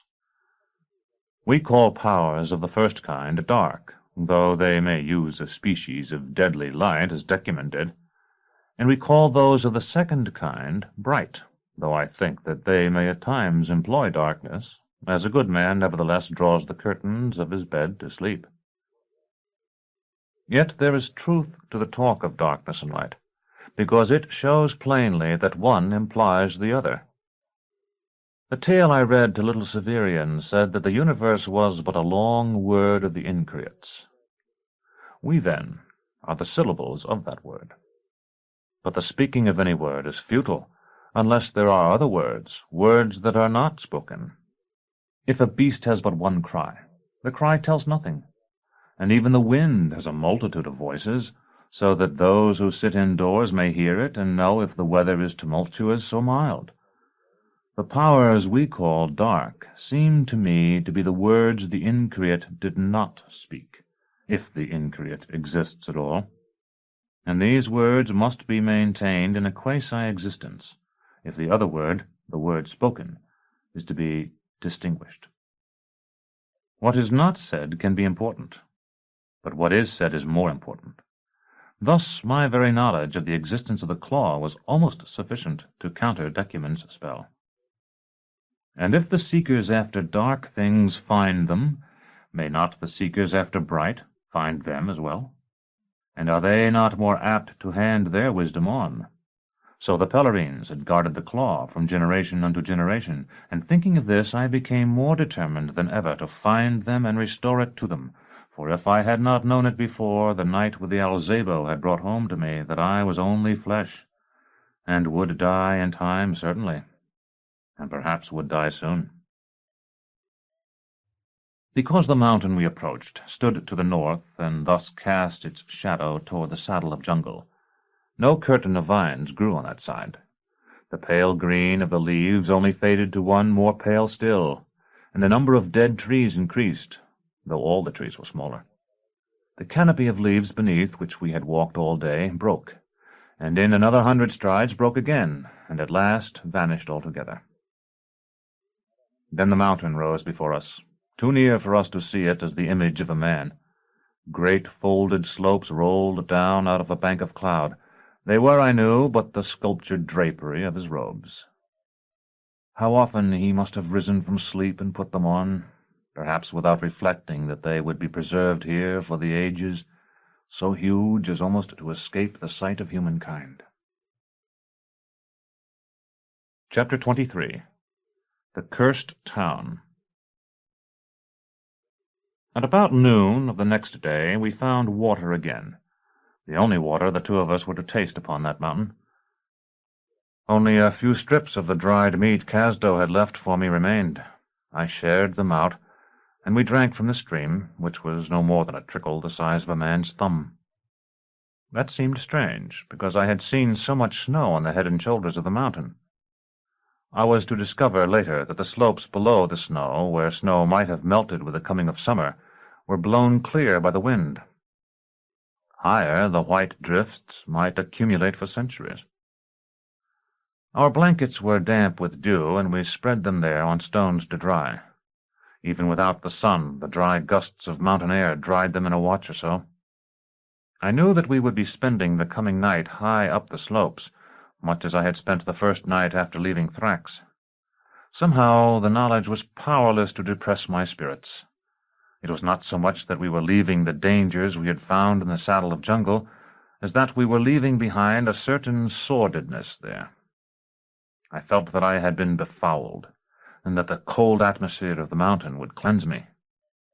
For a time that feeling remained with me almost unexamined. Then, as we began to climb in earnest, I realized that what disturbed me was the memory of the lies I had told the magicians, pretending, as they did, to command great powers and be privy to vast secrets. Those lies had been wholly justifiable. They had helped to save my life and little Severian's. Nevertheless, I felt myself somewhat less of a man because I had resorted to them. Master Gerlos, whom I had come to hate before I left the guild, had lied frequently, and now I was not sure whether I had hated him because he lied, or hated lying because he did it. And yet Master Gerlos had possessed as good an excuse as I did, and perhaps a better one. He had lied to preserve the guild and advance its fortunes, giving various officials and officers exaggerated accounts of our work, and, when necessary, concealing our mistakes. In doing that, he, the de facto head of the guild, had been advancing his own position, to be sure, yet he had also been advancing mine, and that of Drott, Roach, Ita, and all the other apprentices and journeymen who would eventually inherit it. If he had been the simple, brutal man he wished everyone to believe he was, I could have been certain now that his dishonesty had been for his benefit alone. I knew that he was not. Perhaps for years he had seen himself as I now saw myself. And yet I could not be certain I had acted to save little Severian. When he had run and I had surrendered my sword, it might have been more to his advantage if I had fought. I myself was the one whose immediate advantage had been served by my docile capitulation, since if I had fought I might have been killed. Later, when I had escaped, I had surely returned as much for Terminus Est as for the boy. I had returned for her in the mine of the man-apes, when he had not been with me, and without her I would have become a mere vagabond. A watch after I entertained these thoughts, I was scaling a rock face with both the sword and the boy on my back, and with no more certainty concerning how much I cared for either than I had before. Fortunately, I was fairly fresh. It was not a difficult climb, as such things go, and at the top we struck an ancient highway. Although I have walked in many strange places, I have walked in none that gave me so great a sensation of anomaly. To our left, no more than 20 paces off, I could see the termination of this broad road, where some rock slide had carried its lower end away. Before us it stretched as perfect as on the day it was completed, a ribbon of seamless black stone winding up toward that immense figure whose face was lost above the clouds. The boy gripped my hand when I put him down. My mother said we couldn't use the roads because of the soldiers. Your mother was right, I told him. But she was going to go down where the soldiers are.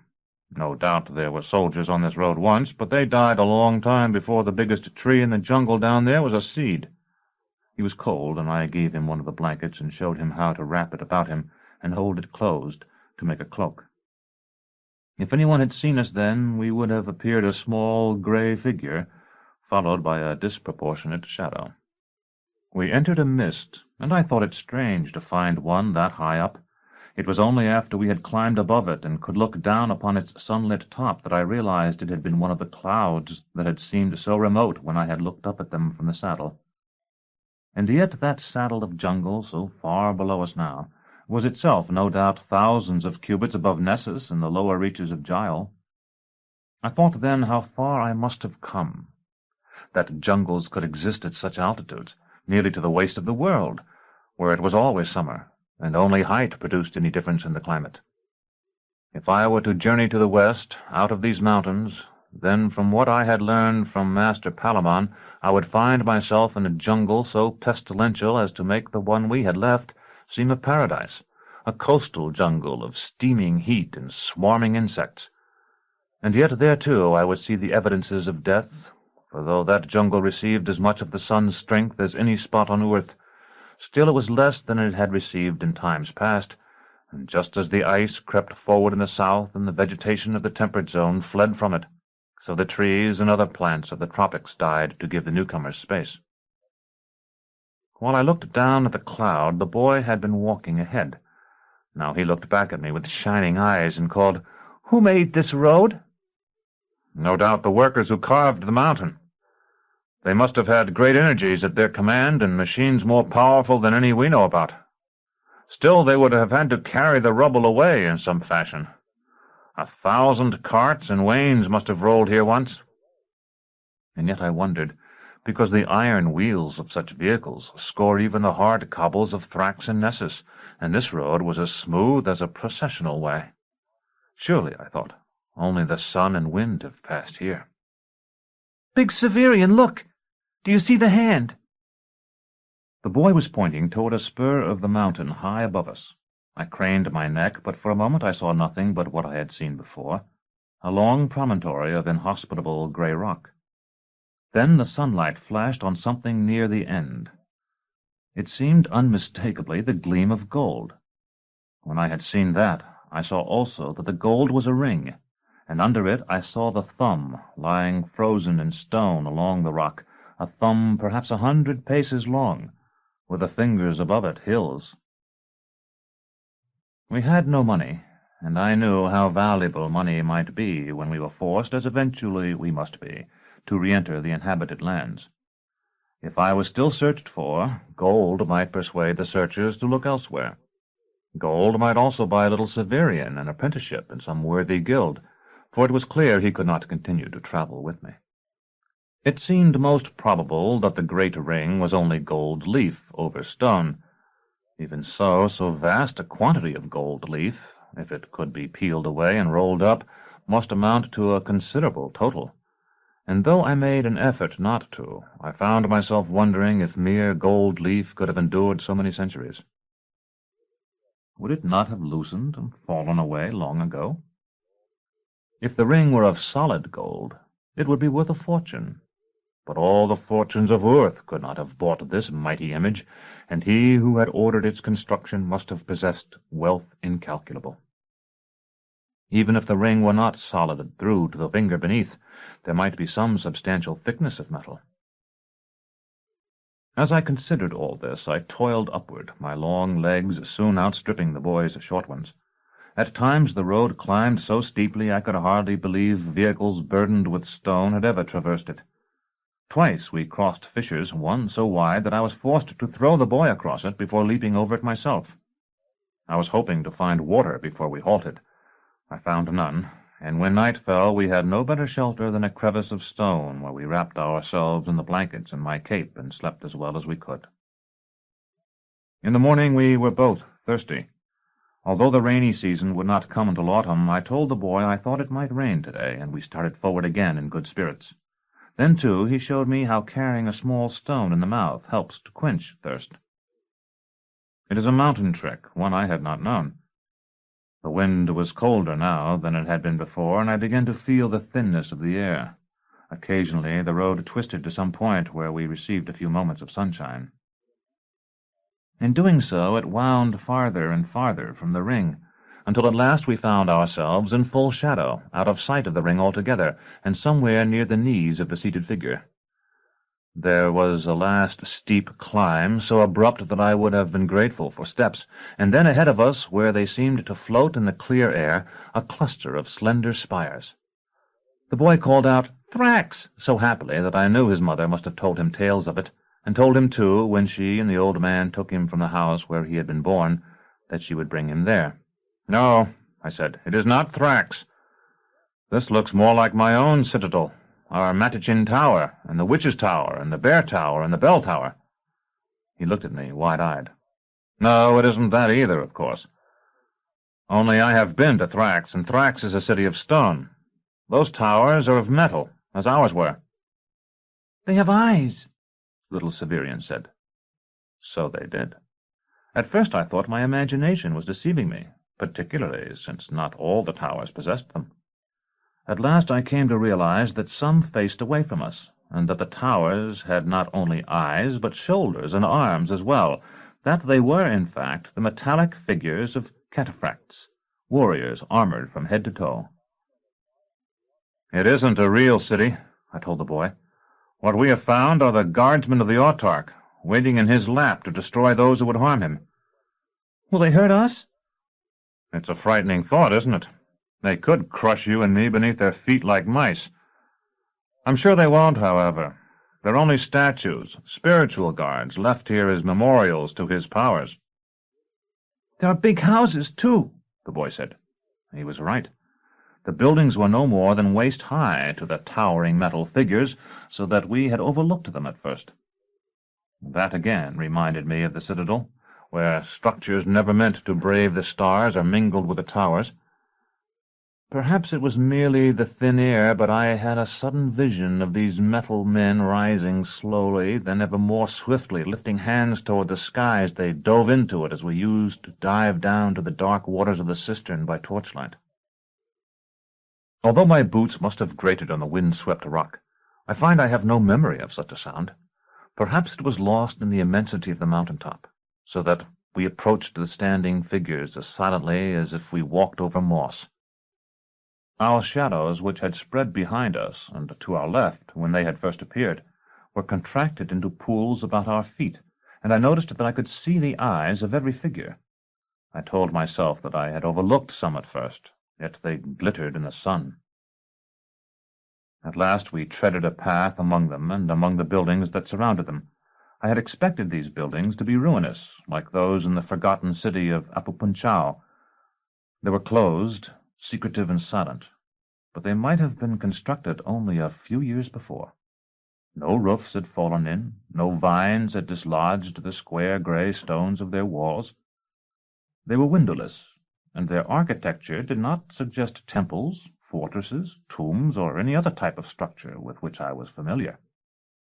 They were utterly without ornament and without grace, yet their workmanship was excellent, and their differing forms seemed to indicate differences in function.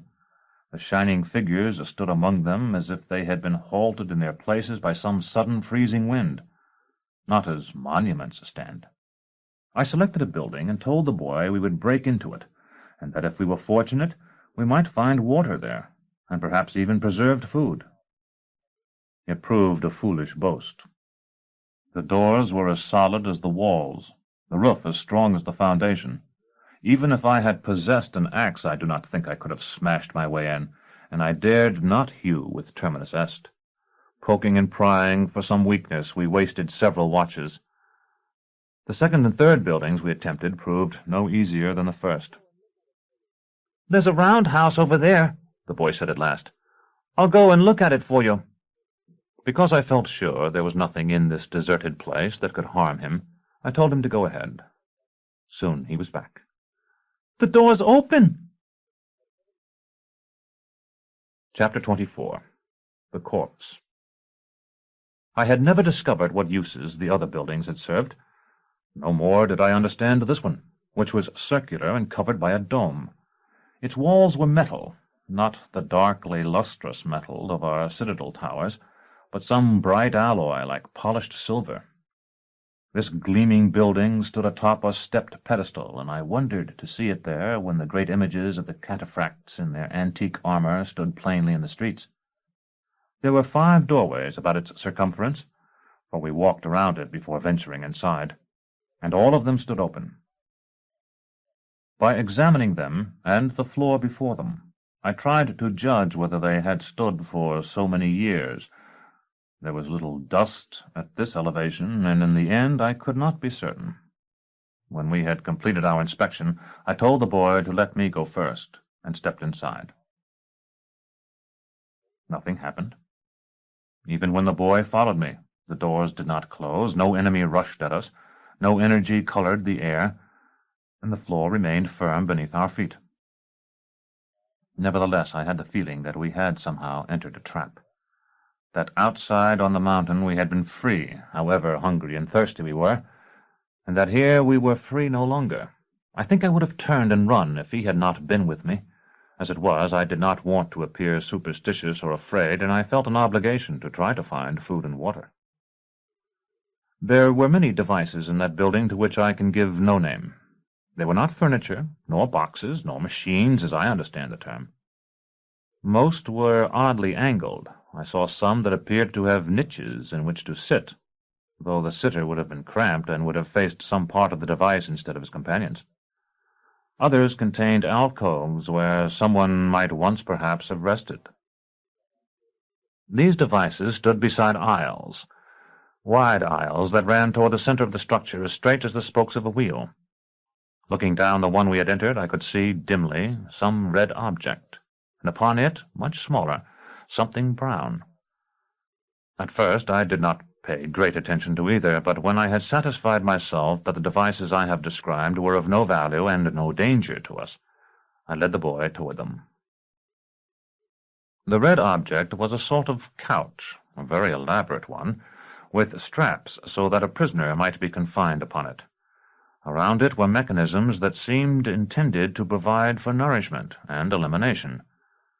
It stood upon a small dais, and on it lay what had once been the body of a man with 2 heads. The thin, dry air of the mountain had desiccated that body long ago.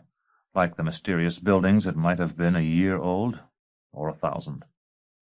He had been a man taller than I, perhaps even an exultant, and powerfully muscled. Now I might, I thought, tear one of his arms from its socket with a gesture. He wore no loin-cloth or any other garment, and though we are accustomed to sudden changes in the size of the organs of procreation, it was strange to see them so shriveled here. Some hair remained upon the heads, and it appeared to me that the hair of the right had been black. That of the head on the left was yellowish. The eyes of both were closed, and the mouths open, showing a few teeth. I noticed that the straps that might have bound this creature to the couch were not buckled. At the time, however, I was far more concerned with the mechanism that had once fed him. I told myself that ancient machines were often astoundingly durable, and though it had long been abandoned, it had enjoyed the most favorable conditions for its preservation, and I twisted every dial I could find and shifted each lever in an attempt to make it produce some nutriment. The boy watched me, and when I had been moving things here and there for some time, asked if we were going to starve. "No," I told him. "We can go a great deal longer without food than you would think. Getting something to drink is a great deal more urgent. But if we can't find anything here, there is sure to be snow further up the mountain." How did he die? For some reason I had never brought myself to touch the corpse. Now the boy ran his plump fingers along one withered arm. "Men die. The wonder is that such a monster lived. Such things usually perish at birth." Do you think the others left him here when they went away? He asked. "Left him here alive, you mean? I suppose they could have. There would have been no place for him, perhaps, in the lands below. Or perhaps he did not want to go. Maybe they confined him here on this couch when he misbehaved. Possibly he was subject to madness or fits of violent rage. If any of those things are true, he must have spent his last days wandering over the mountain, returning here to eat and drink, and dying when the food and water he depended on were exhausted." Then there isn't any water in there, the boy said practically. "That's true. Still, we don't know what happened like that. He may have died for some other reason before his supplies ran out. Then, too, the kind of thing we've been saying would seem to assume that he was a sort of pet or mascot for the people who carved the mountain. This is a very elaborate place in which to keep a pet. Just the same, I don't think I'm ever going to be able to reactivate this machine." "I think we ought to go down," the boy announced as we were leaving the circular building. I turned to look behind us, thinking how foolish all my fears had been. Its doors remained open, nothing had moved, nothing had changed.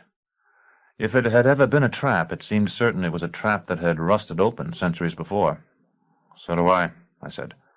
"But the day is nearly over. See how long our shadows are now?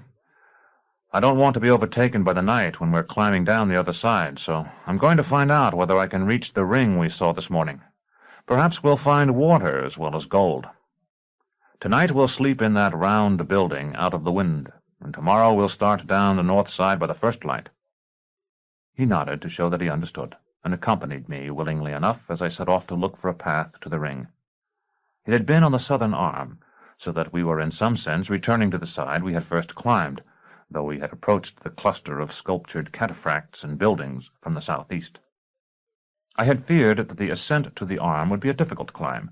Instead, just where the vast height of the chest and upper arm rose before us, I found what I had been wishing for much earlier, a narrow stair. There were many hundreds of steps, so it was a weary climb still, and I carried the boy up much of it. The arm itself was smooth stone, yet so wide there seemed to be little danger that the boy would fall off as long as we kept to the center. I made him hold my hand and strode along quite eagerly, my cloak snapping in the wind. To our left, the ascent we had begun the day before. Beyond it was the saddle between the mountains, green under its blanket of jungle. Beyond even that, hazy now with distance, rose the mountain where Becan and Casdo had built their home. As I walked, I tried to distinguish their cabin, or at least the area in which it stood, and at last I found what seemed to me the cliff face I had descended to reach it, a tiny fleck of color on the side of that less lofty mountain, with the glint of the falling water in its center like an iridescent mote. When I had seen it, I halted and turned to look up at the peak on whose slope we walked. I could see the face now, and its mitre of ice, and below it the left shoulder, where 1,000 cavalrymen might have been exercised by their Chiliarch. Ahead of me the boy was pointing and shouting something I could not understand, pointing down toward the buildings and the standing figures of the metal guardsmen. It was a moment before I realized what he meant. Their faces were turned 3/4 toward us, as they had been turned 3/4 toward us that morning. Their heads had moved. For the first time I followed the direction of their eyes, and found that they were looking at the sun. I nodded to the boy and called, "I see." We were on the wrist, with the little plane of the hand spread before us, broader and safer even than the arm. As I strode over it, the boy ran ahead of me. The ring was on the second figure, a finger larger than a log cut from the greatest tree. Little Severian ran out upon it, balancing himself without difficulty on the crest, and I saw him throw out his hands to touch the ring. There was a flash of light, bright, yet not blindingly so in the afternoon sunshine, because it was tinted with violet. It seemed almost a darkness. It left him blackened and consumed. For a moment, I think, he still lived. His head jerked back, and his arms were flung wide. There was a puff of smoke, carried away at once by the wind. The body fell, its limbs contracting as the legs of a dead insect do, and rolled until it had tumbled out of sight in the crevice between the second and third fingers. I, who had seen so many brandings and assassinations, and had even used the iron myself, among the billion things I recall perfectly as the flesh of Morwenna's cheeks blistering, could scarcely force myself to go and look at him. There were bones there, in that narrow place between the fingers, but there were old bones that broke beneath my feet when I leaped down like the bones strewn upon the paths in our necropolis, and I did not trouble to examine them. I took out the claw. When I had cursed myself for not using it when Thecla's body was brought forth at Vodalus's banquet, Jonas had told me not to be a fool, that whatever powers the claw might possess could not possibly have restored life to that roasted flesh. And I could not help but think that if it acted now and restored little Severian to me, for all my joy, I would take him to some safe place and slash my own throat with Terminus Est, because if the claw would do that, it would have called Thecla back too, if only it had been used, and Thecla was a part of myself, now forever dead. For a moment it seemed that there was a glimmering, a bright shadow or aura. Then the boy's corpse crumbled to black ash that stirred in the unquiet air. I stood and put the claw away and began to walk back, vaguely wondering how much trouble I would have in leaving that narrow place and regaining the back of the hand. In the end, I had to stand at Terminus Est on the tip of her own blade and put one foot on a quillion to get up, then crawl back, head down, until I could grasp her pommel and pull her up after me. There was no confusion of memory, but for a time a confusion of mind, in which the boy was merged in that other boy, Adair, who had lived with his dying sister in the Jacal upon the cliff in Thrax. The one who had come to mean so much to me I could not save. The other, who had meant little, I had cured. In some way it seemed to me they were the same boy. No doubt that was merely some protective reaction of my mind, a shelter it sought from the storm of madness, but it seemed to me somehow that so long as Hyder lived, the boy his mother had named Severian could not truly perish. I had meant to halt upon the hand and look back. I could not. The truth is that I feared I would go to the edge and throw myself over. I did not actually stop until I had nearly regained the narrow stair that led down so many hundreds of steps to the broad lap of the mountain. Then I seated myself and once more found that fleck of color that was the cliff below which Casdo's home had stood. I remembered the barking of the brown dog as I had come through the forest toward it. He had been a coward, that dog, when the Alzabo came, but he had died with his teeth in the defiled flesh of the zoanthrope, while I, a coward too, had hung back. I remembered Casdo's tired, lovely face, the boy peeping from behind her skirt, the way the old man had sat cross-legged with his back to the fire, talking of Fichin. They were all dead now, Severa and Bican, whom I had never seen, the old man, the dog, Casdo, now little Severian, even Fichin, all dead, all lost in the mists that obscure our days. Time itself is a thing, so it seems to me, that stands solidly like a fence of iron palings with its endless row of years, and we flow past like Jacal on our way to a sea from which we shall return only as rain. I knew then, on the arm of that giant figure, the ambition to conquer time, an ambition beside which the desire of the distant suns is only the lust of some petty feathered chieftain to subjugate some other tribe. There I sat until the sun was nearly hidden by the rising of the mountains in the west. It should have been easier to descend the stair than it had been to climb it, but I was very thirsty now, and the jolt of each step hurt my knees. The light was nearly gone, and the wind like ice. One blanket had been burned with the boy. I unfolded the other and wrapped my chest and shoulders in it under my cloak. When I was perhaps halfway down, I paused to rest. Only a thin crescent of reddish-brown remained of the day. That narrowed, then vanished, and as it did, each of the great metal cataphracts below me raised a hand in salute.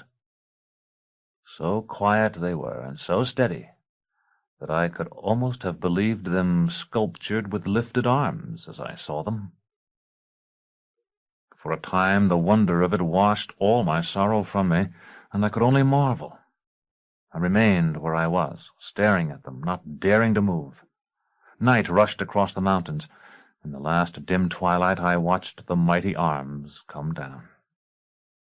Still dazed, I re-entered the silent cluster of buildings that stood in the figure's lap.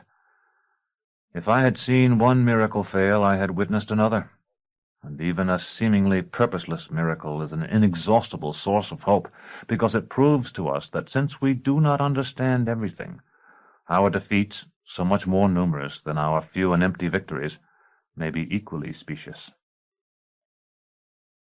By some idiotic error, I contrived to lose my way when I tried to return to the circular building where I had told the boy we would spend the night, and I was too fatigued to search for it. Instead, I found a sheltered spot well away from the nearest metal guardsman, where I rubbed my aching legs and wrapped myself against the cold as well as I could. Although I must have fallen asleep almost at once, I was soon awakened by the sound of soft footsteps. Chapter 25. Typhon and Piaton. When I heard the footsteps, I had risen and drawn my sword, and I waited in the shadow for what seemed a watch at least, though it was no doubt much less. Twice more I heard them, quick and soft, yet somehow suggestive of a large man, a powerful man, hurrying, almost running, light-footed and athletic. Here the stars were in all their glory, as bright as they must be seen by the sailors whose ports they are when they go aloft to spread the golden gauze that would wrap a continent.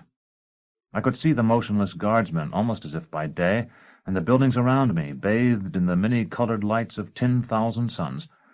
We think with horror of the frozen plains of Dis, the outermost companion of our sun. But of how many suns are we the outermost companion? To the people of Dis, if such exist, it is all one long starry night. Several times standing there under the stars I nearly slept, and at the borders of sleep I worried about the boy, thinking that I had probably awakened him when I rose and wondering where I should find food for him when the sun could be seen again. After such thoughts the memory of his death would come to my mind as night had come to the mountain, a wave of blackness and despair. I knew then how Dorcas had felt when Jolenta died. There had been no sexual play between the boy and me, as I believe there had at some time been between Dorcas and Jolenta, but then it had never been their fleshly love that had aroused my jealousy. The depth of my feeling for the boy had been as great as Dorcas's for Jolenta, surely, and surely greater far than Jolenta's for Dorcas. If Dorcas had known of it, she would have been as jealous as I had sometimes been, I thought, if only she had loved me as I had loved her. At last, when I heard the footsteps no longer, I concealed myself as well as I could and lay down and slept. I half expected I would not wake from that sleep, or that I would wake with a knife at my throat, but no such thing happened. Dreaming of water, I slept well past the dawn and woke alone, cold and stiff in every limb. I cared nothing then for the secret of the footsteps or the guardsman or the ring, or for anything else in that accursed place. My only wish was to leave it, and as quickly as possible, and I was delighted, though I could not have explained why, when I found that I would not have to repass the circular building on my way to the northwestern side of the mountain. There have been many times when I have felt I have gone mad, for I have had many great adventures, and the greatest adventures are those that act most strongly upon our minds. So it was then. A man, larger than I and far broader of shoulder, stepped from between the feet of a cataract, and it was as though one of the monstrous constellations of the night sky had fallen to earth and clothed itself in the flesh of humankind. For the man had 2 heads, like an ogre in some forgotten tale in the wonders of earth and sky. Instinctively I put my hand on the sword hilt at my shoulder. One of the heads laughed. I think it was the only laughter I was ever to hear at the bearing of that great blade. "Why are you alarmed?" he called. "I see you are as well equipped as I am. What is your friend's name?" Even in my surprise I admired his boldness. "She is Terminus Est," I said, and I turned the sword so he could see the writing on the steel. "This is the place of parting. Very good indeed, and particularly good that it should be read here and now, because this time will truly be a line between old and new, such as the world has not seen. My own friend's name is Piaton, which I fear means nothing much. He is an inferior servant to that you have, though perhaps a better steed." Hearing its name, the other head opened wide its eyes, which had been half closed, and rolled them. Its mouth moved as though to speak, but no sound emerged. I thought it a species of idiot. "But now you may put up your weapon. As you see, I am unarmed, though already beheaded, and in any case I mean you no hurt." He raised his hands as he spoke, and turned to one side and then the other, so that I might see that he was entirely naked, something that was already clear enough. I asked, "Are you perhaps the son of the dead man I saw in the round building back there?" I had sheathed Terminus Est as I spoke, and he took a step nearer, saying, "Not at all. I am the man himself." Dorcas rose in my thoughts, as if through the brown waters of the Lake of Birds, and I felt again her dead hand clutch mine. Before I knew that I was speaking, I blurted, "I restored you to life?" "Say rather that your coming awakened me. You thought me dead when I was only dry. I drank, and as you see, I live again. To drink is to live. To be bathed in water is to have a new birth."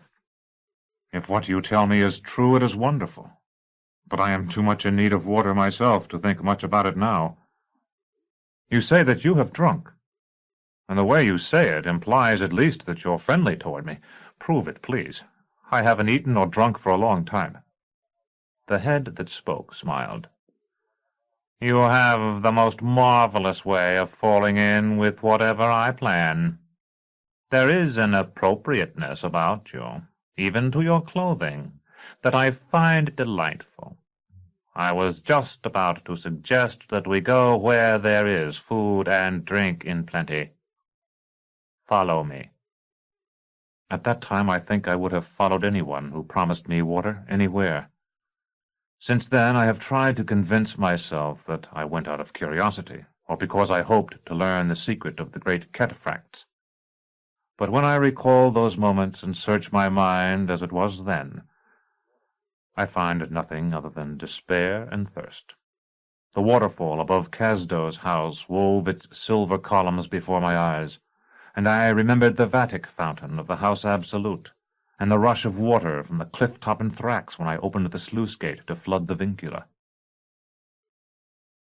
The two-headed man walked before me as if he were confident I would follow him, and equally confident that I would not attack him. When we rounded a corner, I realized for the first time that I had not been, as I had thought, on one of the radiating streets that led to the circular building. It stood before us now.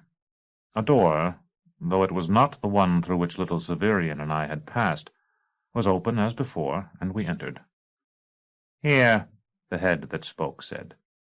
"Get in." The thing toward which he gestured was like a boat, and padded everywhere within, as the Nenufar boat in the Autarch's garden had been. Yet it floated not on water, but in air. When I touched the gunwale, the boat rocked and bobbed beneath my hand, though the motion was almost too small to be seen. I said, "This must be a flyer. I've never seen one so close before." "If a flyer were a swallow, this would be, I don't know, a sparrow, perhaps, or a mole, or the toy bird that children strike with paddles to make it fly back and forth between them. Courtesy, I fear, demands that you enter first. I assure you there is no danger." Still I hung back. There seemed something so mysterious about that vessel that for the moment I could not bring myself to set foot in it. I said, "I come from Nessus, and from the eastern bank of Jacal, and we were taught there that the place of honor in any craft is to be the last to enter and the first to leave." "Precisely," the head that spoke replied, and before I realized what was happening, the two-headed man seized me about the waist and tossed me into the boat as I might have tossed the boy. It dipped and rolled under the impact of my body, and a moment later yawed violently as the two-headed man sprang in beside me. "You didn't think, I hope, that you were to take precedence over me?" He whispered something, and the vessel began to move. It glided forward slowly at first, but it was picking up speed. "True courtesy," he continued, "earns the name. It is courtesy that is truthful. When the plebeian kneels to the monarch, he is offering his neck. He offers it because he knows his ruler can take it if he wishes. Common people like that say, or rather they used to say, in older and better times, that I have no love of truth. But the truth is that it is precisely truth that I love, an open acknowledgment of fact." All this time we were lying at full length with hardly the width of a hand between us. The idiotic head the other had called Piaton goggled at me and moved its lips as he spoke, making a confused mumbling. I tried to sit up. The two-headed man caught me with an arm of iron and pulled me down again, saying, "It's dangerous. These things were built to lie in. You wouldn't want to lose your head, would you? It's nearly as bad, believe me, as getting an extra one." The boat nosed down and plunged into the dark. For a moment I thought we were going to die, but the sensation became one of exhilarating speed, the kind of feeling I had known as a boy when we used to slide on evergreen boughs among the mausoleums in winter. When I had become somewhat accustomed to it, I asked, "Were you born as you are? Or was Piaton actually thrust upon you in some way?" Already I think I had begun to realize that my life would depend on finding out as much as I could about this strange being. The head that spoke laughed. My name is Typhon. You might as well call me by it. Have you heard of me? Once I ruled this planet, and many more. I was certain he lied, so I said, Rumors of your might echo still, Typhon. He laughed again.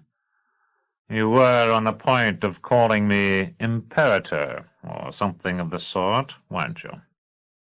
You shall yet.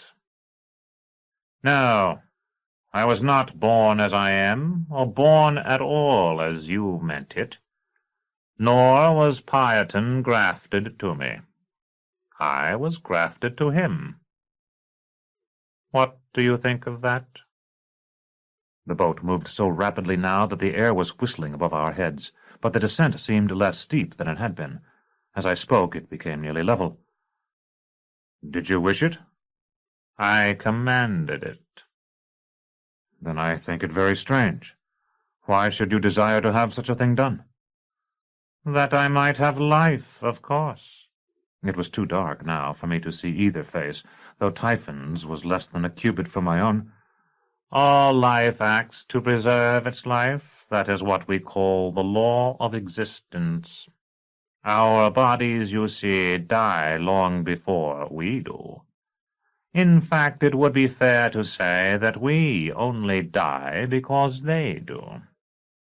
My physicians, of whom I naturally had the best of many worlds, told me it might be possible for me to take a new body, their first thought being to enclose my brain in a skull previously occupied by another. You see the flaw in that? Wondering if he was serious, I said, No, I'm afraid I do not. The face, the face! The face would be lost, and it is the face that men are accustomed to obey. His hand gripped my arm in the dark. I told them it wouldn't do. Then one came who suggested that the entire head might be substituted. It would even be easier, he said, because the complex neural connections controlling speech and vision would be left intact. I promised him a palatinate if he should succeed. It would appear to me, I began. Typhon laughed once more. That it would be better if the original head were removed first? Yes, I always thought so myself. But the technique of making the neural connections was difficult, and he found that the best way— all this was with experimental subjects I provided for him— was to transfer only the voluntary functions by surgery. When that was done, the involuntary ones transferred themselves, eventually. Then the original head could be removed. It would leave a scar, of course, but a shirt would cover it. But something went wrong. I had already moved as far from him as I could in the narrow boat. Mostly it was a matter of time. The terrible vigor of his voice, which had been unrelenting, now seemed to wane. Piaton was one of my slaves, not the largest, but the strongest of all. We tested them. It never occurred to me that someone with his strength might be strong, too, in holding to the action of the heart. I see, I said, though in truth I saw nothing. It was a period of great confusion as well. My astronomers had told me that this sun's activity would decay slowly. Far too slowly, in fact, for the change to be noticeable in a human lifetime. They were wrong. The heat of the world declined by nearly 2 parts in 1,000 over a few years, then stabilized.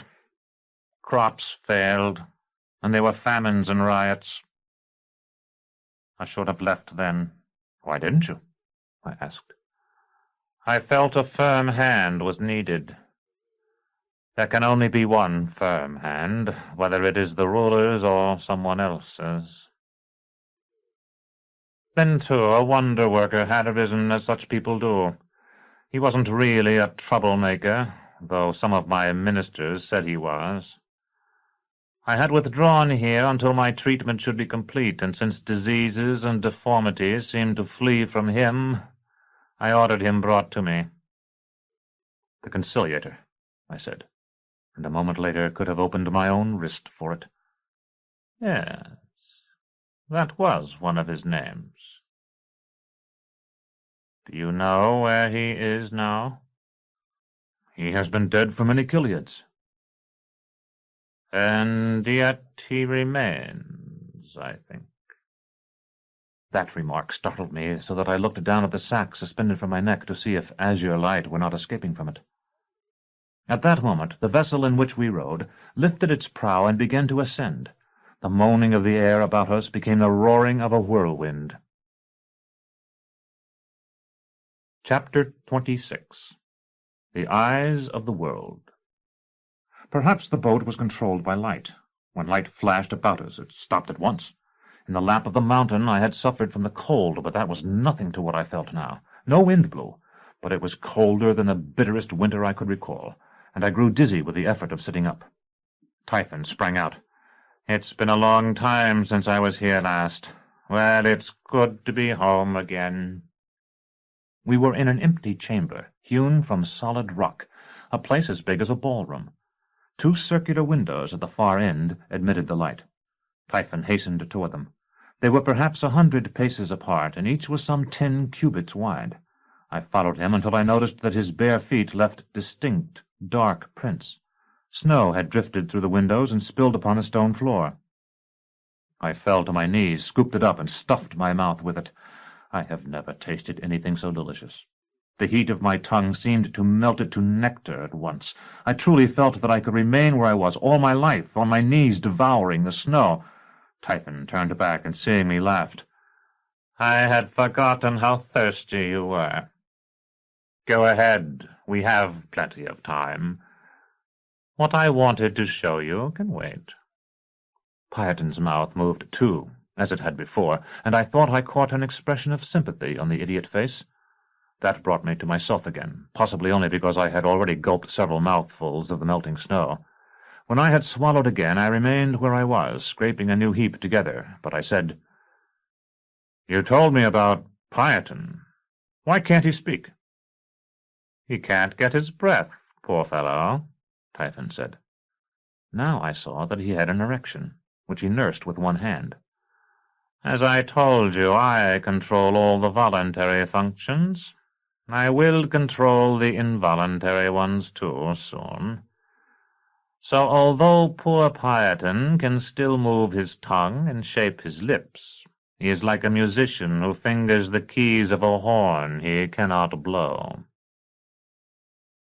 When you've had enough of that snow, tell me, and I'll show you where you can get something to eat." I filled my mouth again and swallowed. "This is enough. Yes, I am very hungry." "Good," he said, and turning away from the windows, went to the wall at one side of the chamber. When I neared it, I saw that it, at least, was not, as I had thought, plain stone. Instead, it seemed a kind of crystal or thick, smoky glass. Through it I could see loaves and many strange dishes, as still and perfect as food in a painting. "You have a talisman of power," Typhon told me. "Now you must give it to me, so that we can open this cupboard." "I'm afraid I don't understand what you mean. Do you want my sword?" "I want the thing you wear at your neck," he said, and stretched out a hand for it. I stepped back. "There is no power in it." "Then you lose nothing. Give it to me." As Typhon spoke, Piaton's head moved almost imperceptibly from side to side. "It is only a curio," I said. "Once I thought it had great power, but when I tried to revive a beautiful woman who was dying, it had no effect. And yesterday it could not restore the boy who traveled with me." "How did you know of it?" "I was watching you, of course. I climbed high enough to see you well. When my ring killed the child and you went to him, I saw the sacred fire. You don't have to actually put it in my hand if you don't want to. Just do what I tell you. You could have warned us then, I said. Why should I? At that time you were nothing to me. Do you want to eat or not? I took out the gem. After all, Dorcas and Jonas had seen it, and I had heard the Pellerines had displayed it in a monstrance on great occasions. It lay on my palm like a bit of blue glass, all fire gone. Typhon leaned over it curiously. Hardly impressive. Now, kneel. I knelt. Repeat after me. I swear by all this talisman represents that for the food I shall receive, I shall be the creature of him I know as Typhon evermore. A snare was closing beside which Decuman's net was a primitive first attempt. This one was so subtle I scarcely knew it was there, and yet I sensed that every strand was of hard-drawn steel. Rendering to him all I have and all I shall be, what I own now and what I shall own in days to come, living or dying at his pleasure. I have broken oaths before, I said. If I took it, I should break that one. Then take it, he said. It is no more than a form we must follow. Take it, and I can release you as soon as you have finished eating. I stood instead. You said you loved truth. Now I see why. It is truth that binds men. I put the claw away. If I had not done so, it would have been lost forever a moment later. Typhon seized me, pinning my arms to my sides so I could not draw Terminus Est, and ran with me to one of the windows. I struggled, but it was as a puppy struggles in the hands of a strong man. As we approached it, the great size of the window made it seem not a window at all. It was as though a part of the outer world had intruded itself into the chamber, and it was a part consisting not of the fields and trees at the mountain's base, which was what I had expected, but of mere extension, a fragment of the sky. The chamber's rock wall, less than a cubit thick, floated backward at the corner of my vision like the muddled line we see, swimming with open eyes, that is the demarcation between the water and the air. Then I was outside. Typhon's hold had shifted to my ankles, but whether because of the thickness of my boots or merely because of my panic, for a moment I felt I was not held at all. My back was to the mass of the mountain. The claw in its soft bag dangled below my head, held by my chin. I remember feeling a sudden absurd fear that Terminus Est would slip from her sheath. I pulled myself up with my belly muscles, as a gymnast does when he hangs from the bar by his feet. Typhon released one of my ankles to strike my mouth with his fist, so that I fell back again. I cried out and tried to wipe my eyes clear of the blood trickling into them from my lips. The temptation to draw my sword, raise myself again, and strike with it was almost too great to resist. Yet I knew that I could not do so without giving Typhon ample time to see what I intended and let me fall. Even if I succeeded, I would die. I urge you now, Typhon's voice came above me, seeming distant in that golden immensity, to require of your talisman such help as it can provide you. He paused, and every moment seemed eternity itself. Can it aid you? I managed to call, No. Do you understand where you are? I saw on the face. The mountain autarch. It is my face. Did you see that? I was the autarch. It is I who come again. You are at my eyes, and it is the iris of my right eye that is to your back. Do you comprehend? You are a tear, a single black tear I weep. In an instant I may let you fall away to stain my garment. Who can save you, talisman-bearer? You, Typhon. Only I? Only Typhon." He pulled me back up, and I clung to him as the boy had once clung to me, until we were well inside the great chamber that was the cranial cavity of the mountain. "Now," he said, "we will make one more attempt. You must come with me to the eye again, and this time you must go willingly.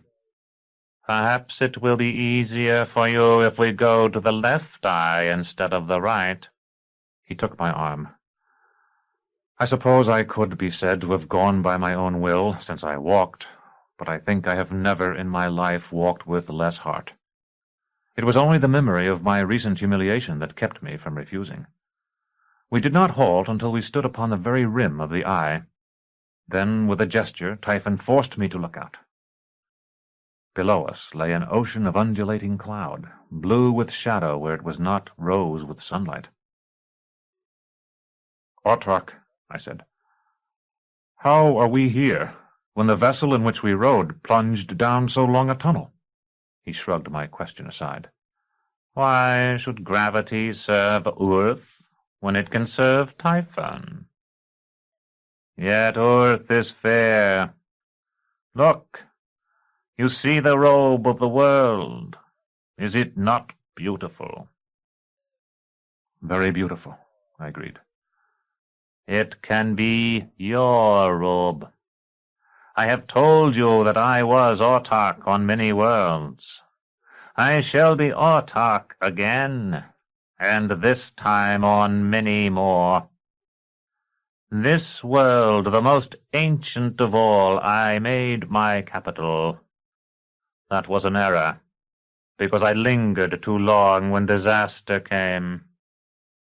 By the time I would have escaped, escape was no longer open to me. Those to whom I had given control of such ships as could reach the stars had fled in them, and I was besieged on this mountain. I shall not make that mistake again. My capital will be elsewhere, and I will give this world to you, to rule as my steward." I said, "I have done nothing to deserve so exalted a position." "Talisman-bearer, no one, not even you, can require me to justify my acts. Instead, view your empire." Far below us, a wind was born as he spoke. The clouds seethed under its lash and gathered themselves like soldiers into serried ranks moving eastward. Beneath them I saw mountains and the coastal plains, and beyond the plains the faint blue line of the sea. "Look!" Typhon pointed, and as he did so, a pinprick of light appeared in the mountains to the northeast. "Some great energy weapon has been used there," he said. "Perhaps by the ruler of this age, perhaps by his foes. Whichever it may be, its location is revealed now, and it will be destroyed. The armies of this age are weak. They will fly before our flails as chaff at the harvest." "How can you know all this?" I asked. "You were as dead until my son and I came upon you." "Yes, but I have lived almost a day and have sent my thought into far places. There are powers in the seas now who would rule. They will become our slaves, and the hordes of the north are theirs." "What of the people of Nessus?" I was chilled to the bone. My legs trembled under me. "Nessus shall be your capital, if you wish it. From your throne in Nessus you will send me tribute of fair women and boys, of the ancient devices and books, and all the good things this world of Earth produces." He pointed again. I saw the gardens of the House Absolute like a shawl of green and gold cast upon a lawn, and beyond it the wall of Nessus, and the mighty city itself, the city imperishable, spreading for so many hundreds of leagues that even the towers of the citadel were lost in that endless expanse of roofs and winding streets. "No mountain is so high," I said. "If this one were the greatest in all the world, and if it stood upon the crown of the second greatest, a man could never see as far as I do now." Typhon took me by the shoulder. "This mountain is as lofty as I wish it to be. Have you forgotten whose face it bears?" I could only stare at him. "Fool," he said, "you see through my eyes. Now get out your talisman. I will have your oath upon it." I drew forth the claw. For the last time, as I thought, from the leathern bag Dorcas had sewn for it. As I did, there was some slight stirring far below me. The sight of the world from out of the window of the chamber was still grand beyond imagining, but it was only what a man might discern from a mighty peak, the blue dish of Urth. Through the clouds below I could glimpse the lap of the mountain with many rectangular buildings, the circular building in the center, and the cataphracts. Slowly they were turning their faces away from the sun, upward, to look at us. "They honor me," Typhon said. Piaton's mouth moved too, but not with his. This time I heeded it. "You were at the other eye previously," I told Typhon, "and they did not honor you then. They salute the claw. Autarch, what of the new sun, if at last he comes? Will you be his enemy too, as you were the enemy of the conciliator? Swear to me, and believe me, when he comes I shall be his master, and he my most abject slave." I struck then. There is a way of smashing the nose with the heel of one's hand so that the splintered bone is driven into the brain. One must be very quick, however, because without the need for thought a man will lift his hands to protect his face when he sees the blow. I was not so swift as Typhon, but it was his own face his hands were thrown up to guard. I struck at Piaton, and felt the small and terrible cracking that is the sigil of death. The heart that had not served him for so many Chiliads ceased to beat. After a moment, I pushed Typhon's body over the drop with my foot. Chapter 27. On High Paths. The floating boat would not obey me, for I had not the word for it. I have often thought that its word may have been among the things Piaton had tried to tell me, as he had told me to take his life, and I wish I had come to heed him sooner. In the end, I was forced to climb from the right eye, the worst climb of my life. In this overlong account of my adventures, I have said often that I forget nothing, but I have forgotten much of that, because I was so exhausted that I moved as though in sleep. When I staggered at last into the silent, sealed town that stood among the feet of the cataracts, it must have been nearly night, when I lay down beside a wall that gave me shelter from the wind. There is a terrible beauty in the mountains, even when they bring one near to death. Indeed, I think it is most evident then, and that the hunters who enter the mountains well-clothed and well-fed, and leave them well-fed and well-clothed, seldom see them. There all the world can seem a natural basin of clear water, still and icy cold. I descended far that day, and found high plains that stretched for leagues, plains filled with sweet grass and such flowers as are never seen at lower altitudes, flowers small and quick to bloom, perfect and pure as roses can never be. These plains were bordered as often as not by cliffs. More than once I thought I could not go north any more and would have to retrace my steps, but I always found a way in the end, up or down, and so pressed on. I saw no soldiers riding or marching below me, and though that was in some sense a relief, for I had been afraid the Archon's patrol might still be tracking me, it was also unsettling, because it showed I was no longer near the routes by which the army was supplied. The memory of the Alzabo returned to haunt me. I knew that there must be many more of its kind in the mountains. Then, too, I could not feel certain it was truly dead. Who could say what recuperative powers such a creature might possess? Though I could forget it by daylight, forcing it, so to speak, away from my consciousness with worries about the presence or absence of soldiers, and the 1,000 lovely images of peak and cataract and swooping valley that assailed my eyes on every side, it returned by night, When, huddled in my blanket and cloak and burning with fever, I believed I heard the soft padding of its feet, the scraping of its claws. If, as is often said, the world is ordered to some plan, whether one formed prior to its creation or one derived during the billion eons of its existence by the inexorable logic of order and growth, makes no difference, then in all things there must be both the miniature representation of higher glories and the enhanced depiction of smaller matters. To hold my circling attention from the recollection of its horror, I tried sometimes to fix it on that facet of the nature of the Alzabo that permits it to incorporate the memories and wills of human beings into its own. The parallel to smaller matters gave me little difficulty. The Alzabo might be likened to certain insects that cover their bodies with twigs and bits of grass, so that they will not be discovered by their enemies. Seen in one way, there is no deception. The twigs, the fragments of leaves are there and are real. Yet the insect is within. So with the Alzabo. When Bacan, speaking through the creature's mouth, told me he wished his wife and the boy with him, he believed himself to be describing his own desires, and so he was. Yet those desires would serve to feed the Alzabo, who was within, whose needs and consciousness hid behind Bacan's voice. Not surprisingly, the problem of correlating the Alzabo with some higher truth was more difficult.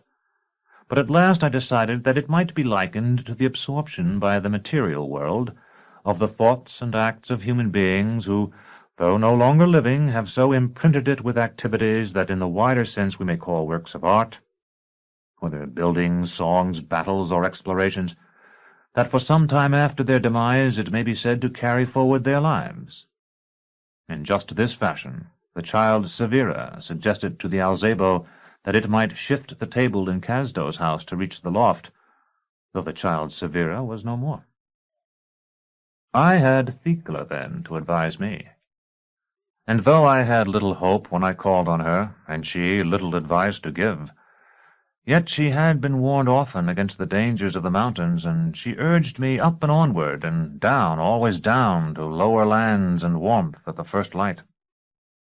I hungered no longer, for hunger is a thing that passes if one does not eat. Weakness came instead, bringing with it a pristine clarity of mind.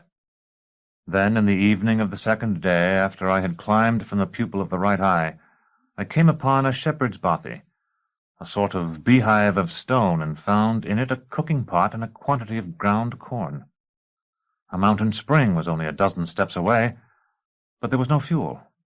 I spent the evening collecting the abandoned nests of birds from a rock face a half-league distant, and that night I struck fire from the tang of Terminus Est and boiled the coarse meal, which took a long time to cook because of the altitude, and ate it. It was, I think, as good a dinner as I have ever tasted, and it had an elusive yet unmistakable flavor of honey, as if the nectar of the plant had been retained in the dry grains, as the salt of seas that only earth herself recalls is held within the cores of certain stones. I was determined to pay for what I had eaten, and went through my sabretache looking for something of at least equal value that I might leave for the shepherd. Vincula's brown book I would not give up. I soothed my conscience by reminding myself that it was unlikely the shepherd could read in any case. Nor would I surrender my broken whetstone, both because it recalled the green man, and because it would be only a tawdry gift here, where stones nearly as good lay among the young grass on every side. I had no money, having left every coin I had possessed with Dorcas. At last I settled on the scarlet cape she and I had found in the mud of the stone town, long before we reached Thrax. It was stained and too thin to provide much warmth, but I hoped that the tassels and bright color would please him who had fed me. I have never fully understood how it came to be where we found it, or even whether the strange individual who had called us to him so that he might have that brief period of renewed life had left it behind intentionally or accidentally when the rain dissolved him again to that dust he had been for so long.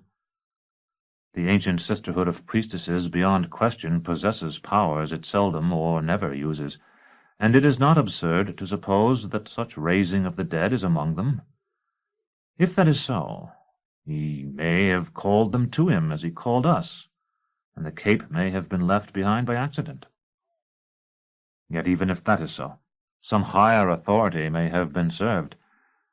It is in such fashion most sages explain the apparent paradox that though we freely choose to do this or the other, commit some crime, or by altruism steal the sacred distinction of the Empyrean, still the increate commands the entirety and is served equally, that is totally, by those who would obey and those who would rebel. Not only this. Some whose arguments I have read in the Brown Book and several times discussed with Vincula have pointed out that fluttering in the presence there abide a multitude of beings that, though appearing minute, indeed infinitely small, by comparison are correspondingly vast in the eyes of men, to whom their master is so gigantic as to be invisible.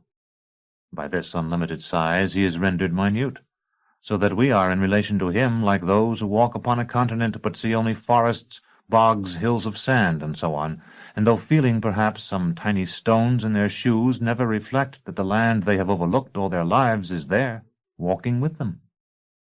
There are other sages, too, who, doubting the existence of that power these beings, who may be called the Amphitryspans, are said to serve, none the less assert the fact of their existence. Their assertions are based not on human testimony, of which there is much, and to which I add my own, for I saw such a being in the mirror-paged book in the chambers of Father Neri, but rather on irrefutable theory, for they say that if the universe was not created, which they, for reasons not wholly philosophical, find it convenient to disbelieve, then it must have existed forever to this day. And if it has so existed, time itself extends behind the present day without end, and in such a limitless ocean of time, all things conceivable must of necessity have come to pass.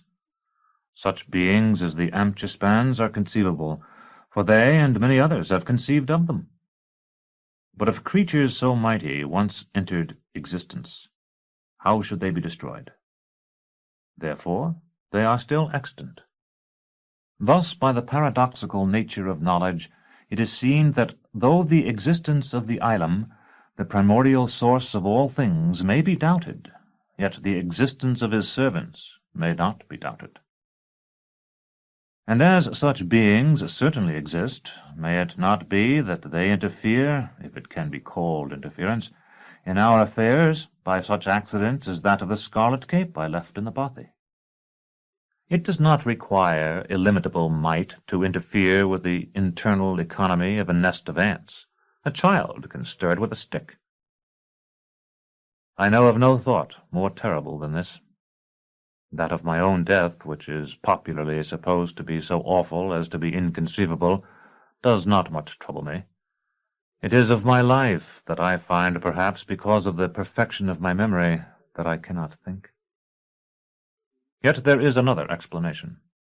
It may be that all those who seek to serve the Theophany, and perhaps even all those who allege to serve him, though they appear to us to differ so widely, and indeed to wage a species of war upon one another, are yet linked, like the marionettes of the boy and the man of wood that I once saw in a dream, and who, although they appeared to combat each other, were nevertheless under the control of an unseen individual who operated the strings of both.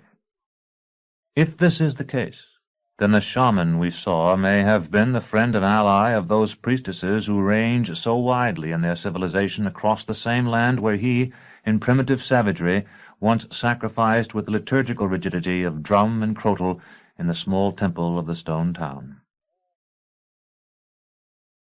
In the last light of the day, after I slept in the shepherd's bothy, I came to the lake called Diuturna. It was that, I think, and not the sea, that I had seen on the horizon before my mind was enchained by typhons, if indeed my encounter with Typhon and Piaton was not a vision or a dream, from which I awoke of necessity at the spot where I began it. Yet Lake Diuturna is nearly a sea itself, for it is sufficiently vast to be incomprehensible to the mind, and it is the mind, after all, that creates the resonances summoned by that word. Without the mind there is only a fraction of earth covered with brackish water. Though this lake lies at an altitude substantially higher than that of the true sea, I spent the greater part of the afternoon descending to its shore, The walk was a remarkable experience, and one I treasure even now, perhaps the most beautiful I can recall, though I now hold in my mind the experiences of so many men and women, for as I descended I strode through the year. When I left the bothy, I had above me, behind me, and to my right, great fields of snow and ice, through which showed dark crags colder even than they, crags too wind-swept to retain the snow, which sifted down to melt on the tender meadow grass I trod, the grass of earliest spring. As I walked, the grass grew coarser, and of a more virile green. The sounds of insects, of which I am seldom conscious unless I have not heard them in some time, resumed, with a noise that reminded me of the tuning of the strings in the Blue Hall before the first cantilena began, a noise I sometimes used to listen to when I lay on my pallet near the open port of the apprentices' dormitory.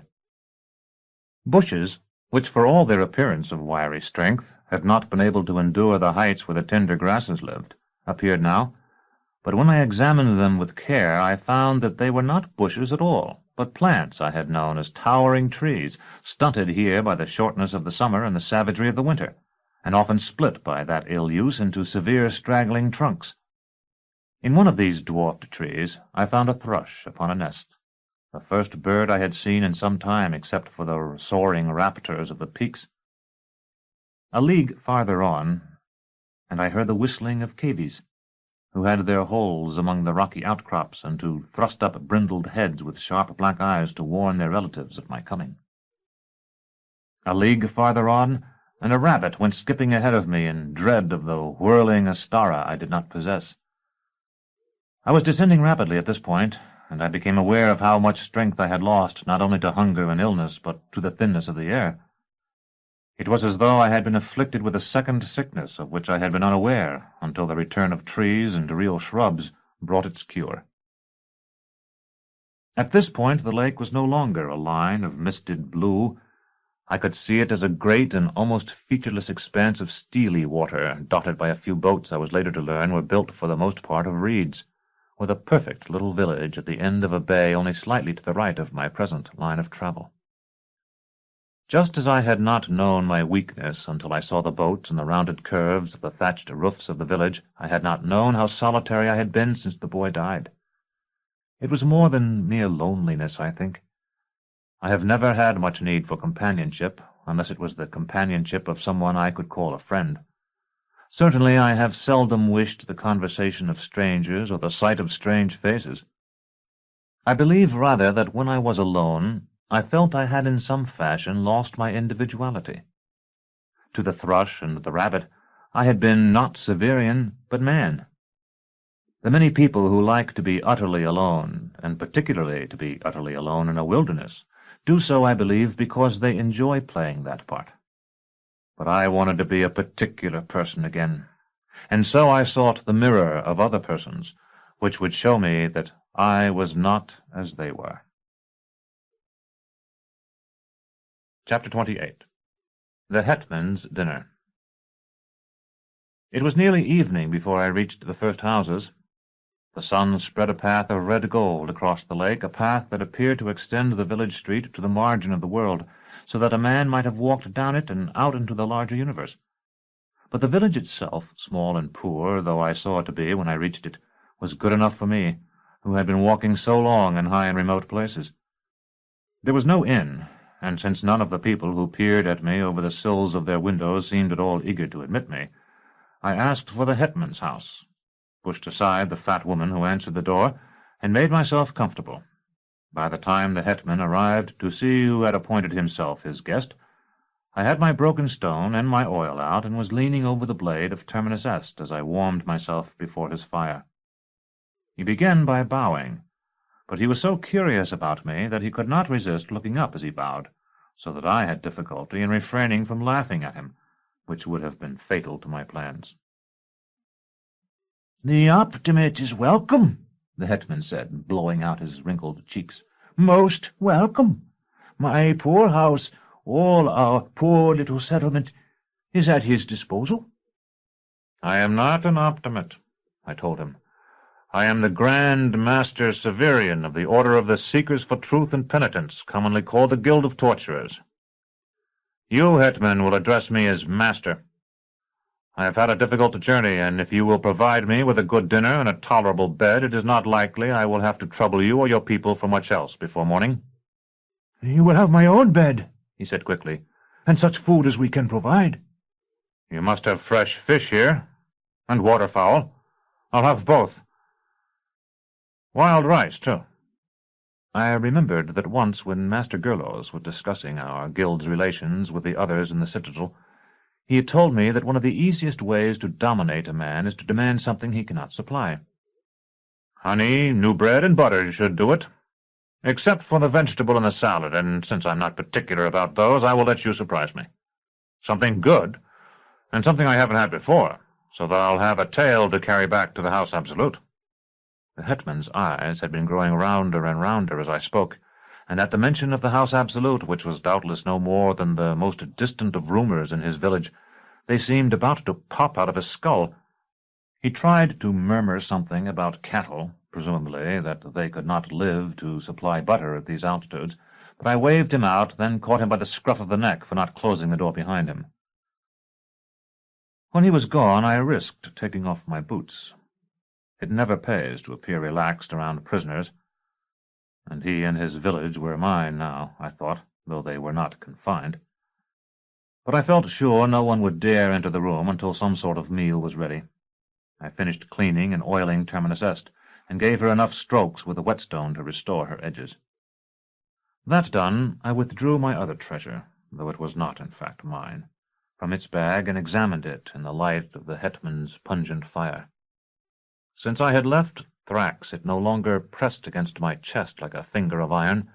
Indeed, while I tramped in the mountains, I had sometimes forgotten for half a day that I wore it, and once or twice I had clasped it in panic, thinking when I recalled it at last that I had lost it. In this low-ceilinged, square room of the Hetman's, where the rounded stones in the walls seemed to warm their bellies like burgesses, it did not flash as it had in the one-eyed boy's Jacal, but neither was it so lifeless as it had been when I showed it to Typhon. Now rather it seemed to glow, and I could almost have imagined that its energies played upon my face. The crescent-shaped mark in its heart had never appeared more distinct, and though it was dark, a star-point of light emanated from it. I put away the gem at last, a little ashamed of having toyed with so ethereal a thing as if it were a bauble. I took out the brown book, and would have read from it if I could, but though my fever seemed to have left me, I was still very fatigued, and the flickering firelight made the cramped, old-fashioned letters dance on the page and soon defeated my eyes, so that the story I was reading appeared at sometimes to be no more than nonsense, and at others to deal with my own concerns, endless journeyings, the cruelty of crowds, streams running with blood. Once I thought I saw Aegea's name, but when I looked a second time it had become the word again. Aegea she leaped, and twisting round the columns of the carapace. The page seemed luminous, yet indecipherable, like the reflection of a looking-glass seen in a quiet pool. I closed the book and put it back in my sabretache, not certain I had in fact seen any of the words I had thought an instant ago I had read. Aegea must indeed have leaped from the thatched roof of Casdo's house. Certainly she twisted, for she had twisted the execution of Aegelus into murder. The great tortoise that in myth is said to support the world and is thus an embodiment of the galaxy, without whose swirling order we would be a lonely wanderer in space, is supposed to have revealed in ancient times the universal rule, since lost, by which one might always be sure of acting rightly. Its carapace represented the bowl of heaven, its plastron the plains of all the worlds. The columns of the carapace would then be the armies of the Theologumenon, terrible and gleaming. Yet I was not sure I had read any of this, and when I took out the book again and tried to find the page, I could not. Though I knew my confusion was only the result of fatigue, hunger, and the light, I felt the fear that has always come upon me on the many occasions of my life when some small incident has made me aware of an incipient insanity. As I stared into the fire, it seemed more possible than I would have liked to believe that some day, perhaps after a blow on the head, Perhaps for no discernible cause, my imagination and my reason might reverse their places, just as two friends who come every day to the same seats in some public garden might at last decide for novelty's sake to exchange them. Then I would see, as if in actuality, all the phantoms of my mind, and only perceive in that tenuous way in which we behold our fears and ambitions the people and things of the real world. These thoughts occurring at this point in my narrative must seem prescient. I can only excuse them by saying that, tormented as I am by my memories, I have meditated in the same way very often. A faint knock at the door ended my morbid reverie. I pulled on my boots and called, "Come in." A person who took care to remain out of my sight, though I am fairly sure it was the Hetman, pushed back the door, and a young woman entered carrying a brass tray heaped with dishes.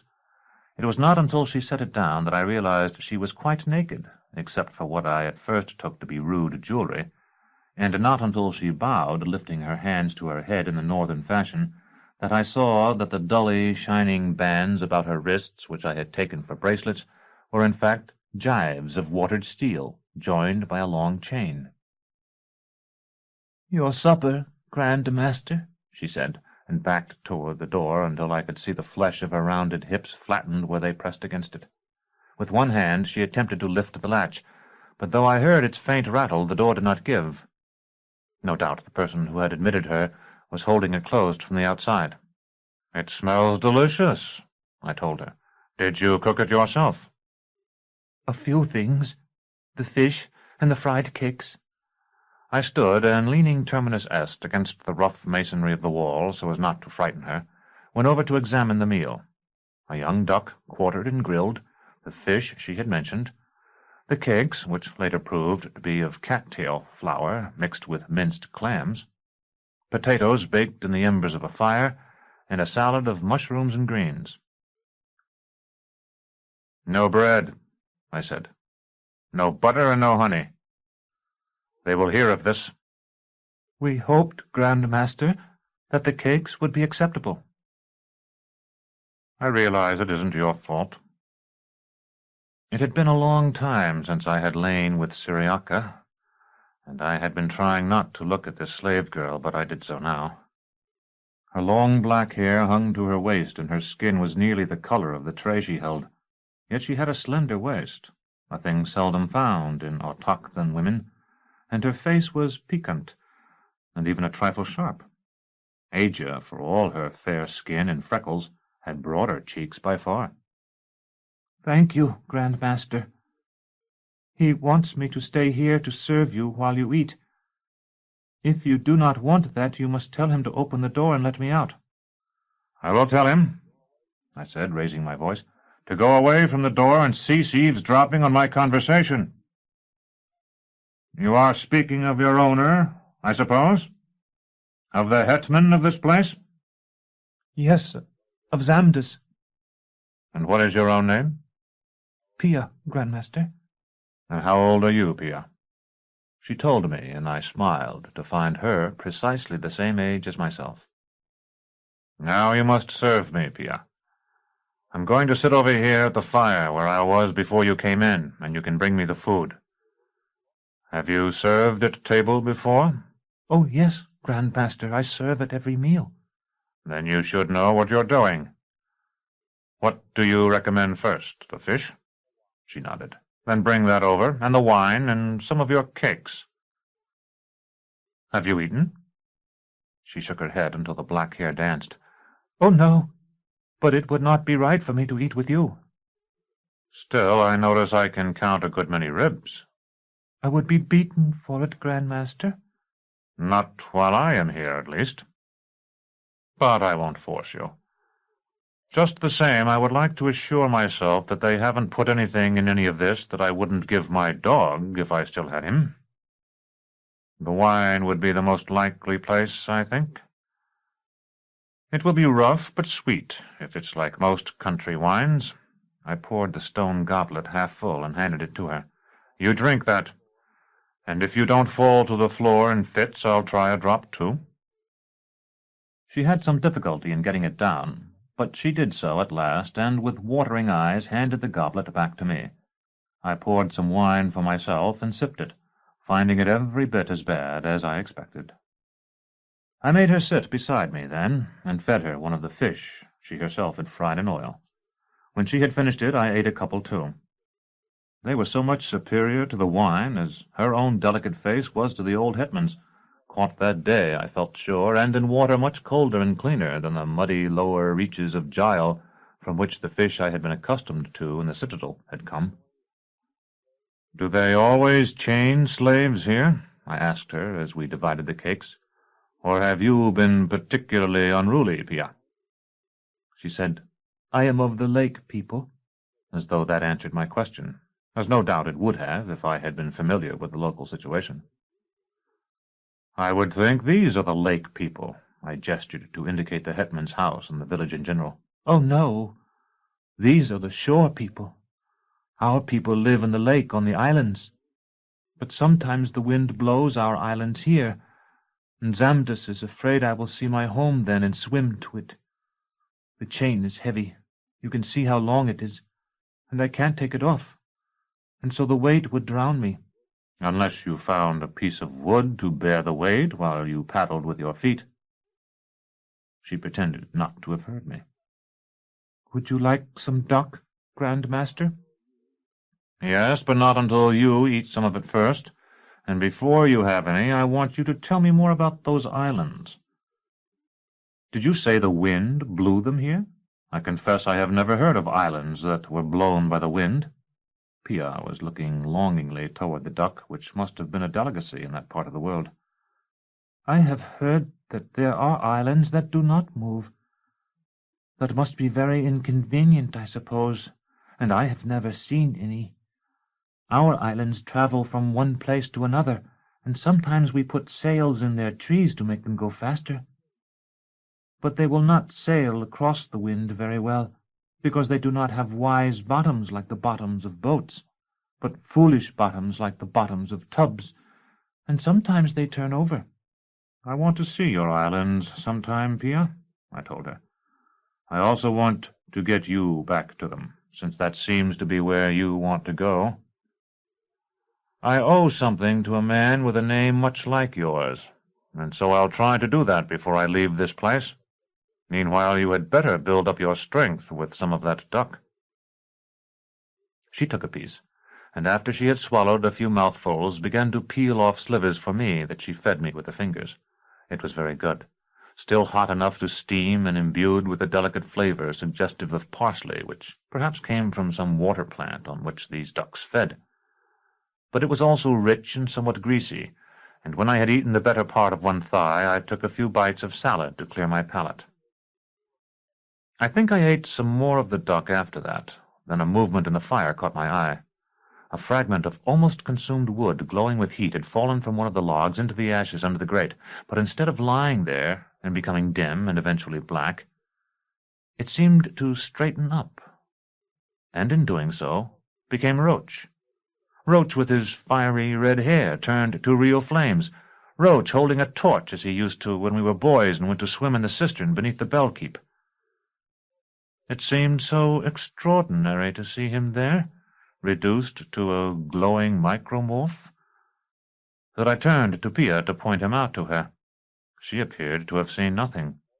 But Drat, no taller than my thumb, was standing on her shoulder, half concealed in her flowing black hair. When I tried to tell her he was there, I heard myself speaking in a new tongue, hissing, grunting, and clicking. I felt no fear at any of this, only a detached wonder. I could tell that what I was saying was not human speech, and observed the horrified expression on Pia's face as though I were contemplating some ancient painting in old Rudison's gallery in the Citadel. Yet I could not turn my noises into words, or even halt them. Pia screamed. The door flew open. It had been closed for so long that I had almost forgotten it could not be locked, but it was open now, and two figures stood there. When the door opened, they were men whose faces had been replaced by smooth pelts of fur like the backs of two otters, but men still. An instant later, They had become plants, tall stalks of viridian, from which protruded the razor-sharp, oddly angled leaves of the Avern. Spiders, black and soft and many-legged, had been hiding there. I tried to rise from my chair, and they leaped at me, trailing webs of gossamer that shone in the firelight. I had only time to see and remember Pia's face, with its wide eyes and its delicate mouth frozen in a circle of horror before a peregrine with a beak of steel stooped to tear the claw from my neck. Chapter 29. The Hetman's Boat. After that I was locked in the dark for what I later found had been the night and the greater part of the following morning. Yet though it was dark where I lay, it was not at first dark to me, for my hallucinations needed no candle. I can recall them still, as I can recall everything. But I will not bore you, my ultimate reader, with the entire catalogue of phantoms, though it would be easy enough for me to describe them here. What is not easy is the task of expressing my feelings concerning them. It would have been a great relief for me to believe that they were all in some way contained in the drug I had swallowed, which was, as I guessed then and learned later, when I could question those who treated the wounded of the Autarch's army, nothing more than the mushrooms that had been chopped into my salad. Just as Thecla's thoughts and Thecla's personality, comforting at times and troubling at others, had been contained in the fragment of her flesh I had eaten at Vodalus's banquet. Yet I knew it could not be so, and that all the things I saw, some amusing, some horrible and terrifying, some merely grotesque, were the product of my own mind, or of Thecla's, which was now a part of my own. Or rather, as I first began to realize there in the dark as I watched a parade of women from the court, exultants, immensely tall and imbued with the stiff grace of costly porcelains, their complexions powdered with a dust of pearls or diamonds, and their eyes made large, as Thecla's had been by the application of minute amounts of certain poisons in childhood, products of a mind that now existed in the combination of the minds that had been hers and mine. Severian, the apprentice I had been, the young man who had swum beneath the bell-keep, who had once nearly drowned in Jacal, who had idled alone on summer days in the ruined necropolis, who had handed the chatelaine Thecla, in the nadir of his despair, the stolen knife, was gone, not dead. Why had he thought that every life must end in death, and never in anything else? Not dead, but vanished, as a single note vanishes, never to reappear, when it becomes an indistinguishable and inseparable part of some extemporized melody. That young Severian had hated death, and by the mercy of the Increate, whose mercy indeed, as is wisely said in many places, confounds and destroys us, he did not die. The women turned long necks to look down at me. Their oval faces were perfect, symmetrical, expressionless, yet lewd, and I understood quite suddenly that they were not, or at least no longer were, the courtiers of the House Absolute, but had become the courtesans of the House Azure. For some while, as it seemed to me, the parade of those seductive and inhuman women continued, and at each beat of my heart, of which I was conscious at that time as I have seldom been before or since, so that it seemed as if a drum throbbed in my chest, they reversed their roles without changing the least detail of their appearance. Just as I have sometimes known in dreams that a certain figure was in fact someone whom it did not in the least resemble, so I knew at one instant that these women were the ornaments of the autarchial presence, and at the next that they were to be sold for the night for a handful of orichoks. During all this time, and all the much longer periods that preceded and followed it, I was acutely uncomfortable. The spider's webs, which I came gradually to perceive were common fishing nets, had not been removed, but I had been bound with ropes as well, so that one arm was tightly pinioned by my side, and the other bent until the fingers of my hand, which soon grew numb, almost touched my face. At the height of the action of the drug I had become incontinent, and now my trousers were soaked with urine, cold and stinking. As my hallucinations grew less violent, and the intervals between them longer, the misery of my circumstances afflicted me more, and I became fearful of what would happen to me when I was eventually taken from the windowless storeroom into which I had been cast. I supposed that the Hetman had learned from some estafette that I was not what I had pretended to be, and no doubt also that I was fleeing the Archon's justice, for I assumed that he would not otherwise have dared to treat me as he had. Under these circumstances, I could only wonder whether he would dispose of me himself, doubtless by Nwayad, in such a place, deliver me to some petty ethnarch, or return me to Thrax.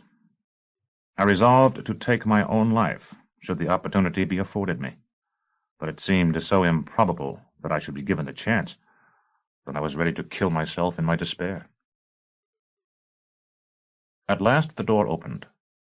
The light, though it was only that of a dim room in that thick-walled house, seemed blinding. 2 men dragged me forth as they might have pulled out a sack of meal. They were heavily bearded, and so I suppose it was they who had appeared, when they burst in upon Pia and me, to have the pelts of animals for faces. They set me upon my feet, but my legs would not hold, and they were forced to untie me and to remove the nets that had taken me when the net of Typhon had failed. When I could stand again, they gave me a cup of water and a strip of salt fish. After a time the Hetman came in. Although he stood as importantly as he was no doubt accustomed to stand when he directed the affairs of his village, he could not keep his voice from quavering. Why he should still be frightened of me I could not understand, but plainly he still was. Since I had nothing to lose and everything to gain by the attempt, I ordered him to release me. "That I cannot do, Grand Master," he said. "I am acting under instructions." "May I ask who has dared to tell you to act in this fashion toward the representative of your autarch?" He cleared his throat. "Instructions from the castle. My messenger bird carried your sapphire there last night, and another bird came this morning with a sign that means we are to bring you." At first I supposed he meant Aces castle, where one of the squadrons of Demarchy had its headquarters. But after a moment I realized that here, 20 leagues at least from the fortifications of Thrax, it was most unlikely that he would be so specific. I said, "What castle is that? And do your instructions preclude my cleaning myself before I present myself there, and having my clothing washed?" "I suppose that might be done," he said uncertainly. Then to one of his men, "How stands the wind?" The man addressed gave a half shrug that meant nothing to me, though it seemed to convey information to the Hetman. "All right," he told me. "We can't set you free, but we'll wash your clothes and give you something to eat if you wish it." As he was leaving, he turned back with an expression that was almost apologetic. "The castle is near, Grand Master.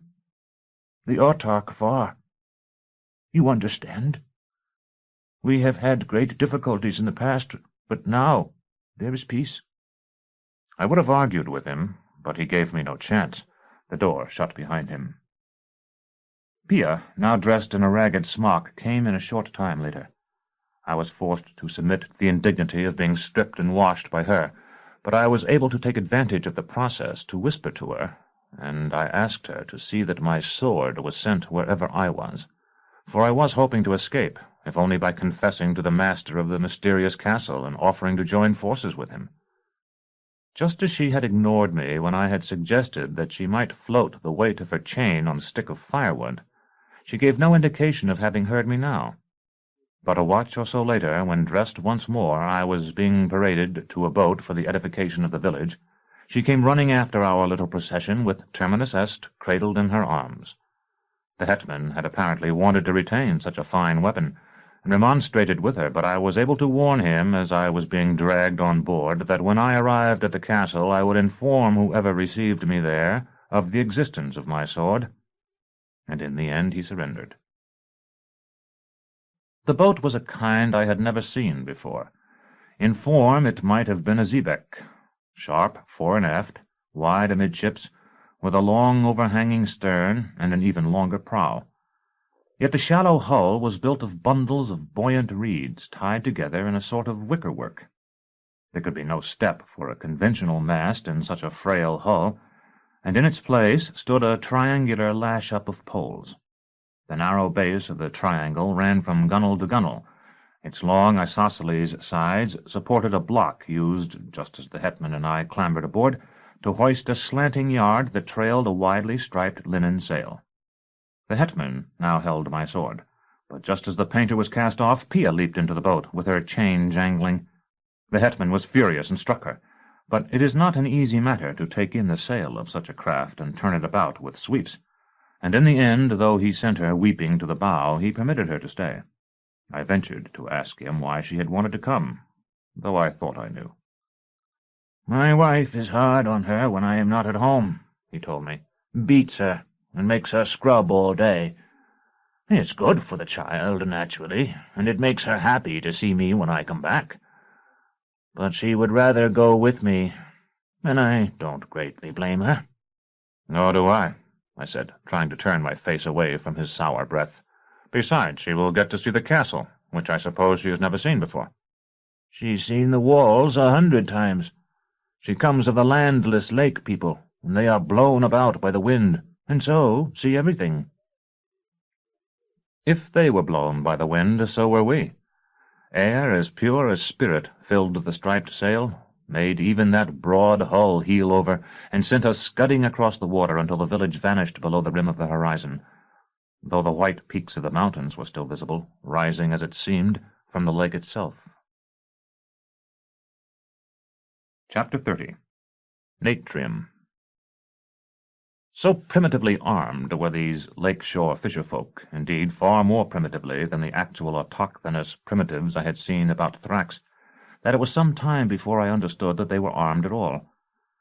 There were more on board than were needed to steer and make sail, but I assumed at first that they had come merely as rowers, or to add to the prestige of their Hetman when he brought me to his master at the castle. In their belts they carried knives of the straight, narrow-bladed kind fishermen everywhere use, and there was a sheaf of barb-headed fishing spears stowed forward. But I thought nothing of that. It was not until one of the islands I had been so eager to see came into view, and I noticed one of the men fingering a club edged with animal teeth, that I realized they had been brought as a guard. And there was, in fact, something to guard against. The little island itself appeared unexceptional until one saw that it truly moved.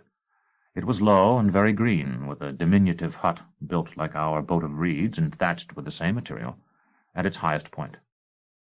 A few willows grew upon it, and a long, narrow boat, again built of reeds, was tied at the water's edge. When we were closer, I saw that the island was of reeds, too, but of living ones. Their stems gave it its characteristic verdescence. Their interlaced roots must have formed its raft-like base. Upon their massed, living tangle, soil had accumulated or been stored up by the inhabitants. The trees had sprouted there to trail their roots in the waters of the lake. A little patch of vegetables flourished.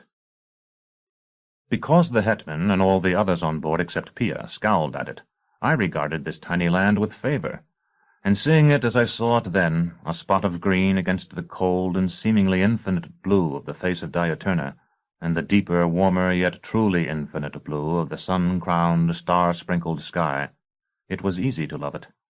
If I had looked upon this scene as I might have upon a picture, it would have seemed more heavily symbolic, the level line of the horizon dividing the canvas into equal halves, the dot of green with its green trees and brown hut, than those pictures critics are accustomed to deride for their symbolism. Yet who could have said what it meant?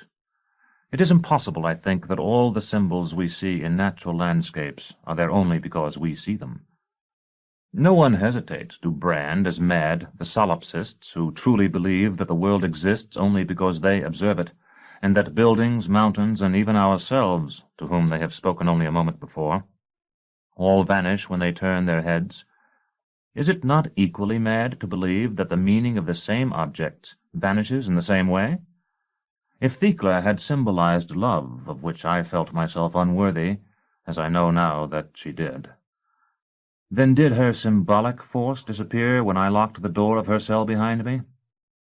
That would be like saying that the writing in this book, over which I have labored for so many watches, will vanish into a blur of vermilion when I close it for the last time and dispatch it to the eternal library maintained by old Ultan. The great question, then, that I pondered as I watched the floating island with longing eyes and chafed at my bonds and cursed the Hetman in my heart, is that of determining what these symbols mean in and of themselves. We are like children who look at print and see a serpent in the last letter but one, and a sword in the last. What message was intended for me in the little homey hut and its green garden suspended between two infinities, I do not know. But the meaning I read into it was that of freedom and home, and I felt then a greater desire for freedom, for the liberty to rove the upper and the lower worlds at will, carrying with me such comforts as would suffice me, than I had ever felt before, even when I was a prisoner in the antechamber of the House Absolute, even when I was a client of the torturers in the old Citadel. Then, just at the time when I desired most to be free, and we were as near the island as our course would take us, 2 men and a boy of 15 or so came out of the hut. For a moment they stood before their door, looking at us as though they were taking the measure of boat and crew. There were 5 villagers on board, in addition to the Hetman, and it seemed clear the islanders could do nothing against us. But they put out in their slender craft, the men paddling after us while the boy rigged a crude sail of matting. The Hetman, who turned from time to time to look back at them, was seated beside me with Terminus Est across his lap. It seemed to me that at every moment he was about to set her aside and go astern to speak to the man at the tiller, or go forward to talk to the other 4 who lounged in the bow. My hands were tied in front of me, and it would have taken only an instant to draw the blade a thumb's width clear of her sheath and cut the cords, but the opportunity did not come. A second island hove into view, and we were joined by another boat, this bearing 2 men. The odds were slightly worse now, and the Hetman called one of his villagers to him and went a step or 2 astern, carrying my sword.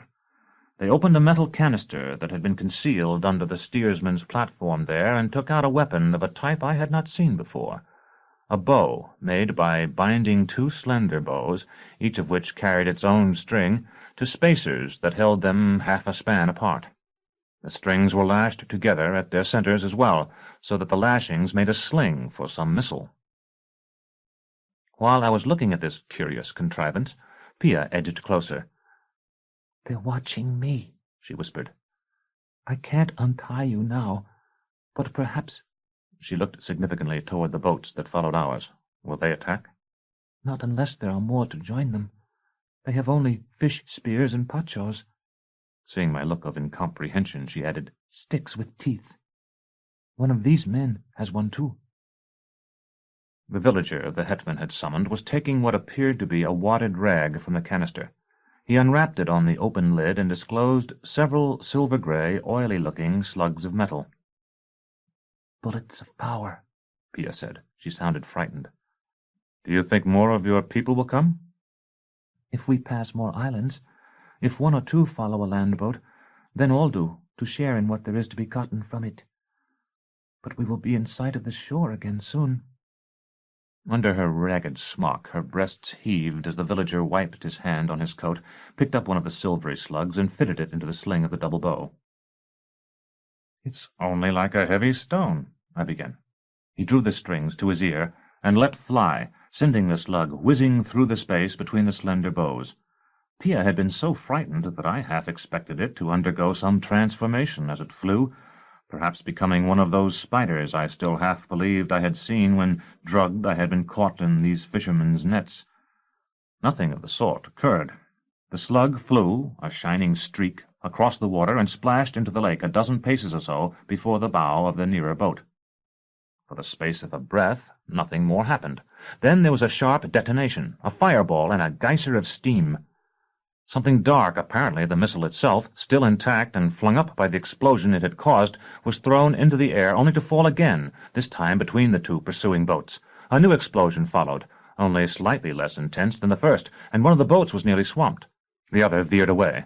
A third explosion came, and a fourth, but the slug, whatever other powers it might possess, seemed incapable of tracking the boats the way Hether's nodules had followed Jonas and me. Each blast carried it farther off, and after the 4th it appeared spent. The 2 pursuing boats fell back out of range, but I admired their courage in keeping up the chase at all. The bullets of power bring fire from water, Pia told me. I nodded. So I see. I was getting my legs set under me, finding secure footing among the bundles of reeds.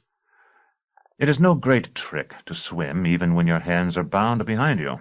Drott, Roach, Ita, and I used to practice swimming while gripping our own thumbs at the small of the back, and with my hands tied before me, I knew I could stay afloat for a long time if necessary, but I was worried about Pia, and told her to go as far forward as she could. But then I will not be able to untie you. You'll never be able to while they're watching us, I whispered. Go forward. If this boat breaks up, hang on to a bunch of reeds. They'll still float. Don't argue. The men in the bow did not stop her, and she halted only when she had reached the point at which a cable of woven reeds formed the vessel's stem. I took a deep breath and leaped overboard. If I had wished to, I could have dived with hardly a ripple, but I hugged my knees to my chest instead, to make as great a splash as I could, and thanks to the weight of my boots I sank far deeper than I would have if I had been stripped for swimming.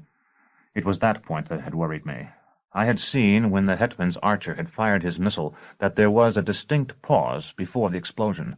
I knew that, as well as drenching both men, I must have wet every slug lying on the oiled rag, but I could not be certain they would go off before I came to the surface. The water was cold, and grew colder as I went down. Opening my eyes, I saw a marvelous cobalt color that grew darker as it swirled about me. I felt a panicky urge to kick off my boots, but that would have brought me up quickly, and I filled my mind, instead, with the wonder of the color and the thought of the indestructible corpses I had seen littering the refuse heaps about the mines of Saltus, corpses sinking forever in the blue gulf of time. Slowly I revolved without effort until I could make out the brown hull of the Hetman's boat suspended overhead. For a while that spot of brown and I seemed frozen in our positions. I lay beneath it as dead men lie below a carrion bird that, filling its wings with the wind, appears to hover only just below the fixed stars. Then, with bursting lungs, I began to rise. As if it had been a signal, I heard the first explosion, a dull and distant boom. I swam upward as a frog does, hearing another explosion, and another, each sounding sharper than the last. When my head broke water, I saw that the stern of the Hetman's boat had opened, the reed bundles spreading like broom straws. A secondary explosion to my left deafened me for a moment, and dashed my face with spray that stung like hail. The Hetman's archer was floundering not far from me, but the Hetman himself, still I was delighted to see, gripping Terminus Est. Pia and the others were clinging to what remained of the bow, and thanks to the buoyancy of the reeds it yet floated, though the lower end was awash. I tore at the cords of my wrists with my teeth until two of the islanders helped me climb into their craft, and one of them cut me free. Chapter 31. The People of the Lake. Pia and I spent the night on one of the floating islands, where I, who had entered Thecla so often when she was unchained but a prisoner, now entered Pia when she was still chained but free. She lay upon my chest afterward and wept for joy, not so much the joy she had of me, I think, but the joy of her freedom, though her kinsmen, the islanders, who have no metal but that they trade or loot from the people of the shore, had no smith to strike off her shackles. I have heard it said by men who have known many women that at last they come to see resemblances in love between certain ones, and now for the first time I found this to be true in my own experience, for Pia, with her hungry mouth and supple body, recalled Dorcas. But it was false, too, in some degree. Dorcas and Pia were alike in love as the faces of sisters are sometimes alike, but I would never have confused one with the other. I had been too exhausted when we reached the island to fully appreciate the wonder of it, and night had been nearly upon us. Even now, all I recall is dragging the little boat to shore and going into a hut where one of our rescuers kindled a tiny blaze of driftwood, and I oiled Terminus Est, which the islanders had taken from the captured Hetman and returned to me. But when Urth turned her face to the sun again, it was a wondrous thing to stand with one hand on the willow's graceful trunk and feel the whole of the island rock beneath me. Our hosts cooked fish for our breakfast. Before we had finished them, a boat arrived bearing 2 more islanders with more fish and root vegetables of a kind I had never tasted before. We roasted these in the ashes and ate them hot. The flavor was more like a chestnut's than anything else I can think of.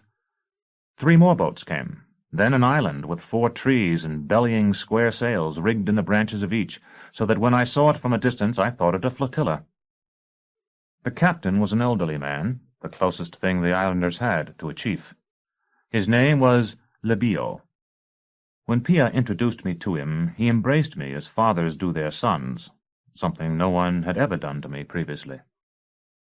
After we separated, all the others, Pia included, drew far enough away to permit us to speak privately if we kept our voices low, some men going into the hut, and the rest, there were now about 10 in all, to the farther side of the island. "I have heard that you are a great fighter, and a slayer of men," Libio began. I told him that I was indeed a slayer of men, but not great. "That is so. Every man fights backward, to kill others. Yet his victory comes not in the killing of others, but in the killing of certain parts of himself." To show that I understood him, I said, "You must have killed all the worst parts of your own being. Your people love you." "That is also not to be trusted." He paused, looking out over the water. "We are poor and few, and had the people listened to another in these years—" He shook his head. "I have traveled far, and I have observed that poor people usually have more wit and more virtue than rich ones." He smiled at that. "You are kind. But our people have so much wit and virtue now that they may die. We have never possessed great numbers, and many perished in the winter just past, when much water froze."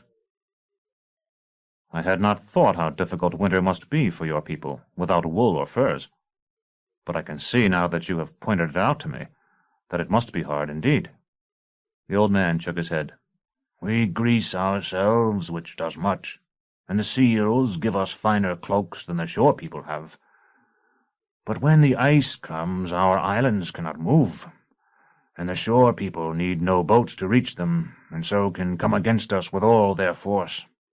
Each summer we fight them when they come to take our fish, but each winter they kill us, coming across the ice for slaves." I thought then of the claw, which the Hetman had taken from me and sent to the castle, and I said, "The land people obey the master of the castle. Perhaps if you made peace with him, he would stop them from attacking you." "Once, when I was a young man, these quarrels took 2 or 3 lives in a year. Then the builder of the castle came. Do you know the tale?" I shook my head. "He came from the south, whence, as I am told, you come as well. He had many things the shore people wanted, such as cloth and silver, and many well-forged tools. Under his direction they built his castle. Those were the fathers and grandfathers of those who are the shore people now. They used the tools for him, and as he had promised, he permitted them to keep them when the work was done, and he gave them many other things. My mother's father went to them while they labored, and asked if they did not see that they were setting up a ruler over themselves, since the builder of the castle could do as he chose with them, then retire behind the strong walls they had built for him, where no one could reach him. They laughed at my mother's father, and said that they were many, which was true, and the builder of the castle only one, which was also true." I asked if he had ever seen the builder, and if so, what he looked like. "Once. He stood on a rock, talking to shore people while I passed in my boat. I can tell you he was a little man, a man who would not, had you been there, have reached higher than your shoulder. Not such a man as inspires fear." Libio paused again, his dim eyes seeing not the waters of his lake, but times long past. "Still fear came. The outer war was complete, and the shore people returned to their hunting, their weirs and their herds.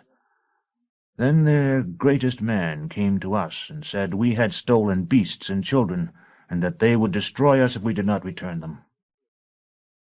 Libio stared into my face and gripped my hand with his own, which was as hard as wood.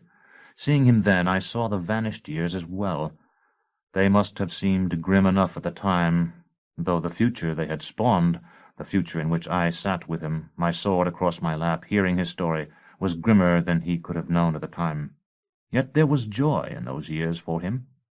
He had been a strong young man, and though he was not perhaps thinking of that, his eyes remembered. We told them we did not devour children, and had no need of slaves to fish for us, nor any pasturage for beasts. Even then they must have known it was not we, because they did not come in war against us. But when our islands neared the shore, we heard their women wailing through the night. In those times, each day after the full moon was a trading day, when those of us who wished came to the shore for salt and knives. When the next trading day came, we saw that the shore people knew where their children had gone, and their beasts, and whispered it among themselves. And we asked why they did not go to the castle and carry it by storm, for they were many. But they took our children instead, and men and women of all ages, and chained them outside their doors, so that their own people might not be taken, or even marched them to the gates and bound them there. I ventured to ask how long this had gone on. For many years, since I was a young man, as I told you. Sometimes the shore people fought. More often they did not. Twice warriors came from the south, sent by the proud people of the tall houses of the southern shore. While they were here, the fighting stopped. But what was said in the castle I do not know. The builder, of whom I told you, was seen by no one once his castle was complete. He waited for me to speak. I had the feeling, which I have often had when talking with old people, that the words he said and the words I heard were quite different, that there was in his speech a horde of hints, clues, and implications as invisible to me as his breath, as though time were a species of white spirit who stood between us, and with his trailing sleeves wiped away before I had heard it the greater part of all that was said. At last I ventured, "Perhaps he is dead." "An evil giant dwells there now, but no one has seen him." I could hardly repress a smile. "Still, I would think his presence must do a great deal to prevent the shore people from attacking the place." 5 years passed, and they swarmed over it by night like the fingerlings that crowd a dead man. They burned the castle, and slew those they found there. "Do they continue to make war on you by habit, then?" Libio shook his head. "After the melting of the ice this year, the people of the castle returned. Their hands were full of gifts, riches, and the strange weapons you turned against the shore people. There are others who come there too, but whether as servants or masters we of the lake do not know." "From the north or the south?" "From the sky," he said, and pointed up to where the faint stars hung dimmed by the majesty of the sun, but I thought he meant only that the visitors had come in flyers, and inquired no further. All day the lake-dwellers arrived. Many were in such boats as had followed the Hetmans, but others chose to sail their islands to join Libio's, until we were in the midst of a floating continent. I was never asked directly to lead them against the castle, yet as the day wore on I came to realize that they wished it, and they to understand that I would so lead them. In books, I think, these things are conventionally done with fiery speeches. Reality is sometimes otherwise. They admired my height and my sword, and Pia told them I was the representative of the autarch, and that I had been sent to free them. Libio said, "Though it is we who suffer most, the shore people were able to make the castle their own. They are stronger in war than we, but not all they burned has been rebuilt, and they had no leader from the south." I questioned him and others about the lands near the castle, and told them we should not attack until night made it difficult for sentries on the walls to see our approach. Though I did not say so, I also wanted to wait for darkness to make a good shooting impossible. If the master of the castle had given the bullets of power to the Hetman, it seemed probable that he had kept much more effective weapons for himself. When we sailed, I was at the head of about 100 warriors, though most of them had only spears pointed with the shoulder bones of seals, pachos, or knives. It would swell my self-esteem now to write that I had consented to lead this little army out of a feeling of responsibility and concern for their plight, But it would not be true. Neither did I go because I feared what might be done to me if I refused, though I suspected that unless I did so diplomatically, feigning to delay or to see some benefit to the islanders in not fighting, it might have gone hard with me. The truth was that I felt a coercion stronger than theirs. Libio had worn a fish carved from a tooth about his neck, and when I had asked him what it was, he had said that it was Oannes, and covered it with his hand, so that my eyes could not profane it, for he knew that I did not believe in Oannes, who must surely be the fish god of these people. I did not, yet I felt I knew everything about Oannes that mattered. I knew that he must live in the darkest deeps of the lake, but that he was seen leaping among the waves in storms. I knew he was the shepherd of the deep, who filled the nets of the islanders, and that murderers could not go on the water without fear, lest Oannes appear alongside with his eyes as big as moons and overturn the boat. I did not believe in Oannes or fear him, but I thought whence he came. I knew that there is an all-pervasive power in the universe of which every other is the shadow. I knew that in the last analysis my conception of that power was as laughable and as serious as Oannes. I knew that the claw was his, and I felt it was only of the claw that I knew that, only of the claw among all the altars and vestments of the world. I had held it in my hand many times. I had lifted it above my head in the Vincula. I had touched the autarch's Ulan with it, and the sick girl and the Jacal and Thrax. I had possessed infinity, and I had wielded its power. I was no longer certain I could turn it over tamely to the Pellerines, if I ever found them, but I knew with certainty that I would not lose it tamely to anyone else. Moreover, it seemed to me that I had somehow been chosen to hold, if only for a brief time, that power.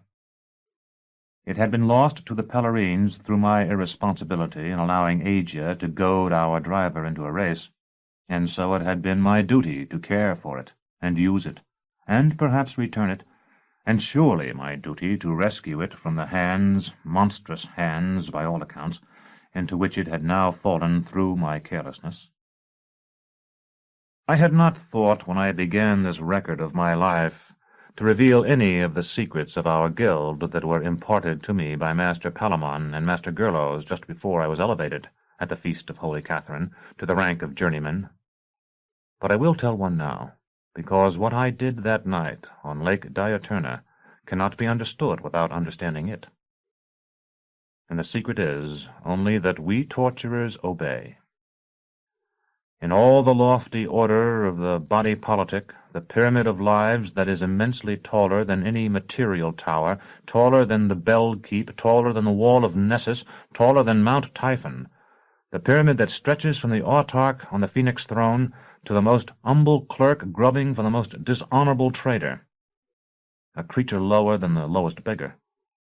We are the only sound stone. No one truly obeys unless he will do the unthinkable in obedience. No one will do the unthinkable, save we. How could I refuse to the increate what I had willingly given the autarch when I struck off Catherine's head? Chapter 32. To the Castle. The remaining islands were separated now, and though the boats moved among them and sails were bent to every limb, I could not but feel that we were stationary under the streaming clouds, our motion only the last delusion of a drowning land. Many of the floating islands I had seen earlier that day had been left behind as refuges for women and children. 6 remained, and I stood upon the highest of Libios, the largest of the 6. Besides the old man and me, it carried 7 fighters. The other islands bore 4 or 5 apiece. In addition to the islands, we had about 30 boats, each crewed by 2 or 3. I did not deceive myself into thinking that our 100 men, with their knives and fish-spears, constituted a formidable force. A handful of Abdiis's Demarchi would have scattered them like chaff. But they were my followers, and to lead men into battle is a feeling like no other. Not a glimmer showed upon the waters of the lake, save for the green reflected light that fell from the myriad leaves of the forest of Lune, 50,000 leagues away. Those waters made me think of steel, polished and oiled. The faint wind brought no white foam, though it moved them in long swells like hills of metal. After a time a cloud obscured the moon, and I wondered briefly whether the lake people would lose their bearings in the dark. It might have been broad noon, however, from the way they handled their vessels, and though boats and islands were often close together, I never in all that voyage saw two that were in the slightest danger of fouling each other.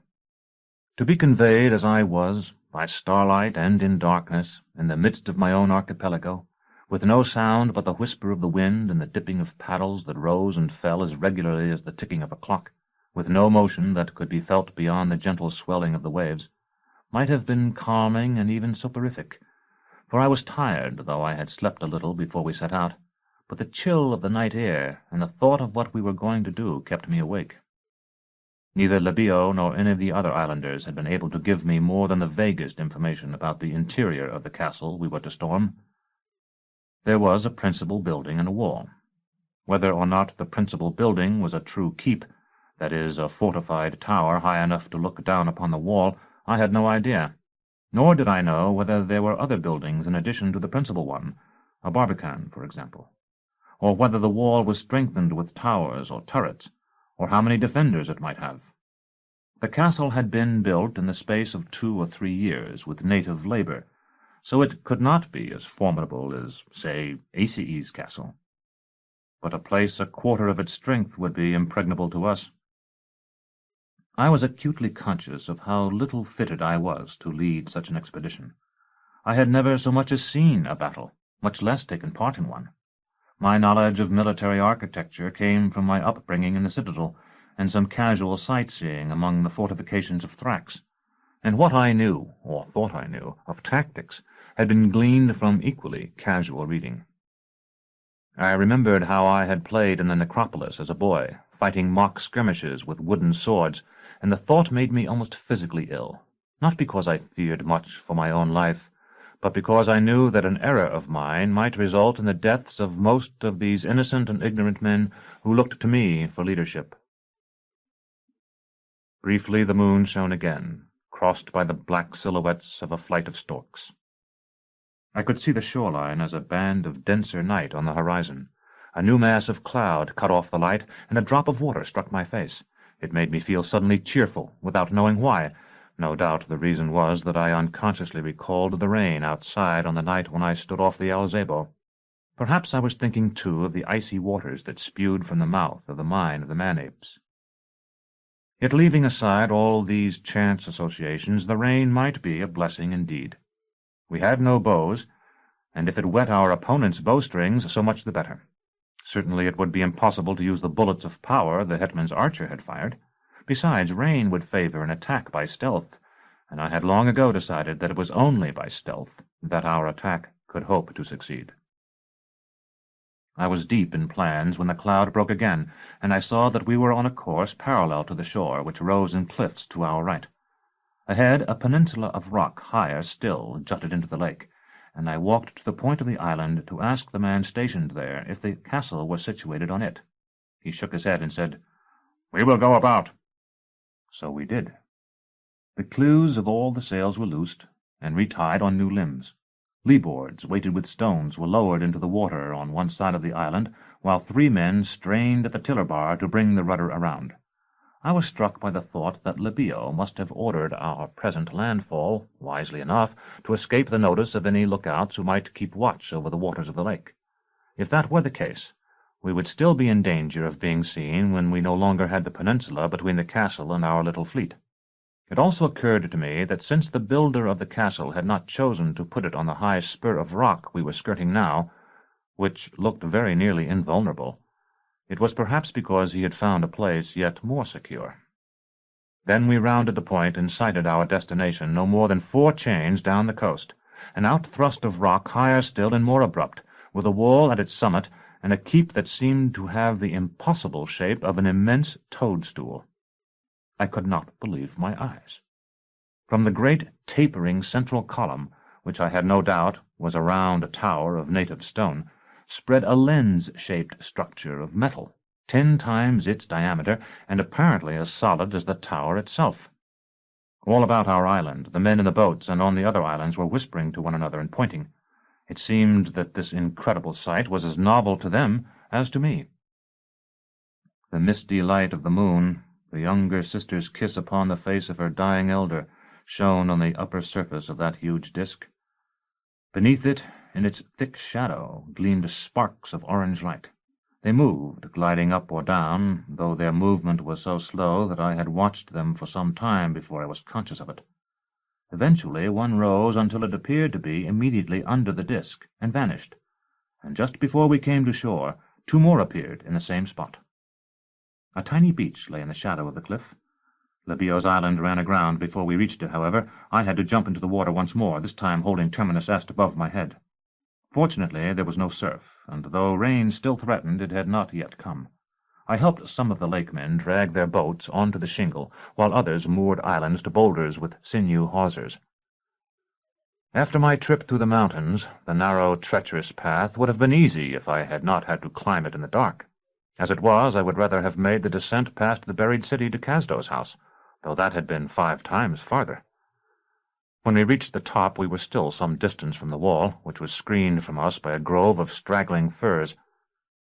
I gathered the islanders about me, and asked, a rhetorical question, if they knew from where the sky-ship above the castle had come, and when they assured me they did not, I explained that I did. And so I did, Dorcas having warned me of them, though I had never seen such a thing before, and that because of its presence here, it would be better if I were to reconnoitre the situation before we proceeded with the assault. No one spoke, but I could sense their feeling of helplessness. They had believed they had found a hero to lead them, and now they were going to lose him before the battle was joined. "I am going inside if I can," I told them. "I will come back to you if that is possible, and I will leave such doors as I may open for you."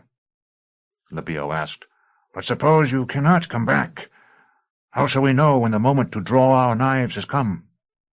"I will make some signal," I said, and strained my wits to think what signal I might make if I were pent in that black tower. "They must have fires on such a night as this. I'll show a brand at a window, and drop it, if I can, so that you'll see the streak of fire. If I make no signal, and cannot return to you, you may assume they have taken me prisoner. Attack when the first light touches the mountains." A short time later I stood at the gate of the castle, banging a great iron knocker, shaped, so far as I could determine with my fingers, like the head of a man against a plate of the same metal set in oak. There was no response. After I had waited for the space of a score of breaths, I knocked again. I could hear the echoes waked inside, an empty reverberation like the throbbing of a heart, but there was no sound of voices. The hideous faces I had glimpsed in the autarch's garden filled my mind, and I waited in dread for the noise of a shot, though I knew that if the hierodules chose to shoot me, and all energy weapons come ultimately from them, I would probably never hear it. The air was so still it seemed the atmosphere waited with me. Thunder rolled to the east. At last there were footsteps, so quick and light I could have thought them the steps of a child. A vaguely familiar voice called, "Who's there? What do you want?" And I answered, "Master Severian of the Order of the Seekers for Truth and Penitence. I come as the arm of the autarch, whose justice is the bread of his subjects." "Do you indeed?" exclaimed Dr. Tallis, and threw open the gate. For a moment I could only stare at him. "Tell me, what does the autarch want with us? The last time I saw you, you were on your way to the City of Crooked Knives. Did you ever get there?" "The autarch wanted to know why your vassals laid hold of one of his servants," I said. "That is to say, myself." This puts a slightly different light on the matter. "It does, it does. From our point of view, too, you understand. I didn't know you were the mysterious visitor at Murin, and I'm sure poor old Baldanders didn't either. Come in, and we'll talk about it." I stepped through the gateway in the wall, and the doctor pushed the heavy gate closed behind me and fitted an iron bar into place. I said, "There really isn't much to talk about, but we might begin with a valuable gem that was taken from me by force and, as I have been informed, sent to you." Even while I spoke, however, my attention was drawn from the words I pronounced to the vast bulk of the ship of the Hierodules, which was directly overhead now that I was past the wall. Staring up at it gave me the same feeling of dislocation I have sometimes had on looking down through the double curve of a magnifying glass. The convex underside of that ship had the look of something alien, not only to the world of human beings, but to all the visible world. "Oh, yes," Dr. Tallis said. "Baldanders has your trinket, I believe. Or rather, he had it, and has stuck it away somewhere. I'm sure he'll give it back to you." From inside the round tower that appeared, though it could not possibly have done so, to support the ship, there came faintly a lonely and terrible sound that might have been the howling of a wolf. I had heard nothing like it since I had left our own Matachine tower, but I knew what it was, and I said to Dr. Tallis, "You have prisoners here?" He nodded. "Yes. I'm afraid I've been too busy to feed the poor creatures today, what with everything." He waved vaguely toward the ship overhead. "You don't object to meeting Cacagins, I hope, Severian? If you want to go in and ask Baldanders for your jewel, I'm afraid you'll have to. He's in there talking to them." I said I had no objection, though I am afraid I shuddered inwardly as I said it. The doctor smiled, showing above his red beard the line of sharp, bright teeth I recalled so well. "That's wonderful. You are always a wonderfully unprejudiced person. If I may say so, I suppose your training has taught you to take every being as he comes." Chapter 33. Ossipago, Barbatus, and Famulimus. As is common in such Pele towers, there was no entrance at ground level.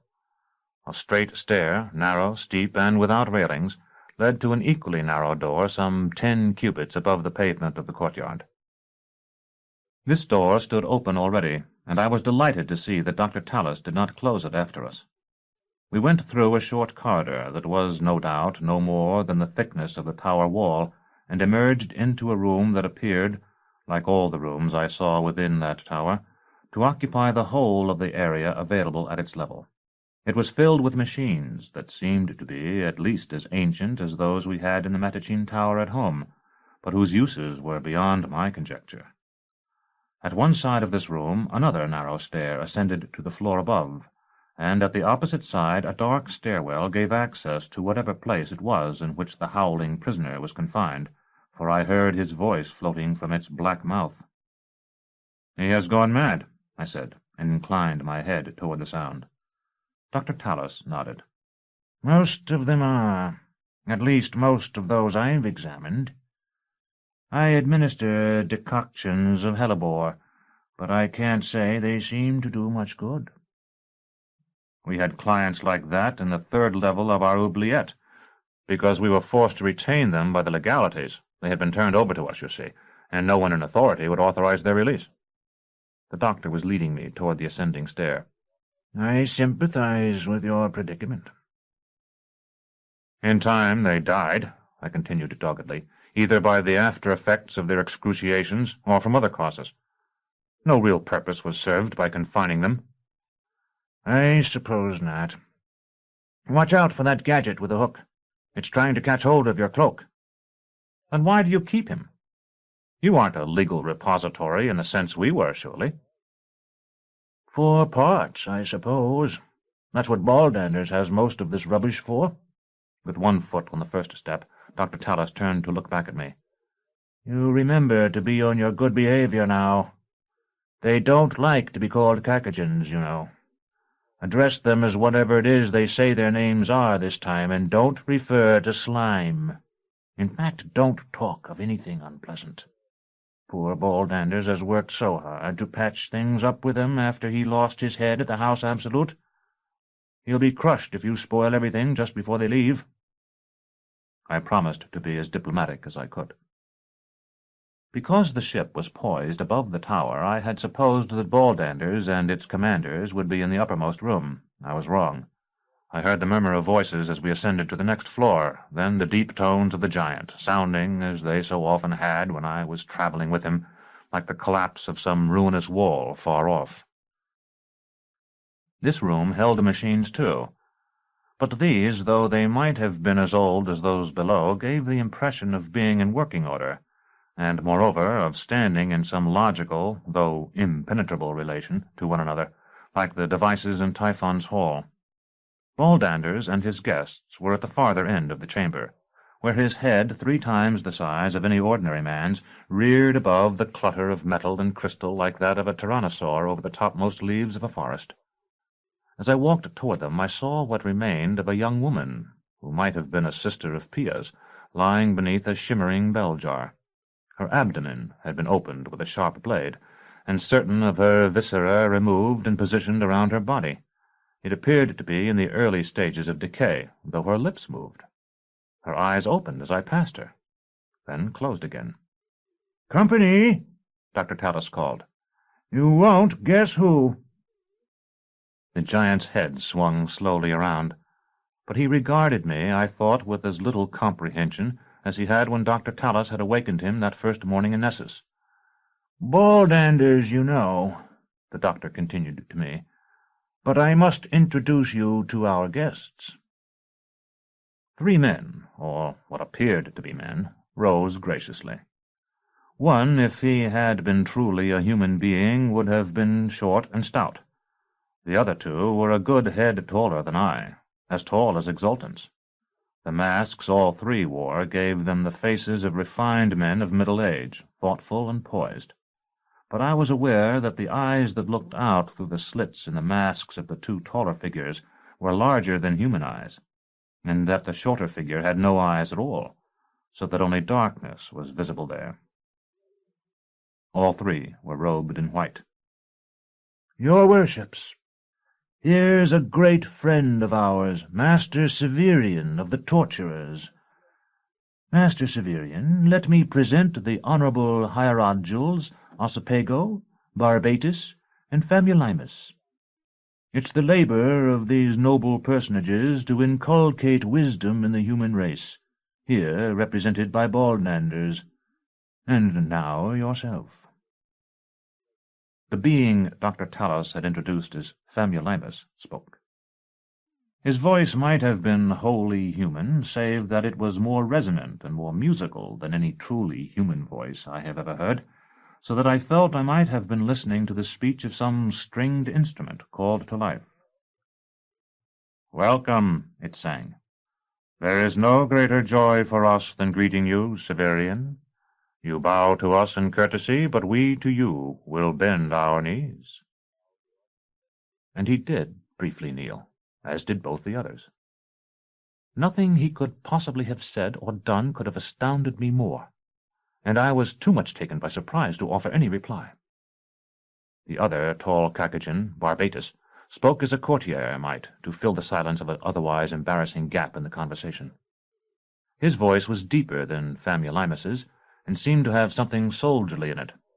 "You are welcome here, very welcome, as my dear friend has said, and all of us have tried to indicate.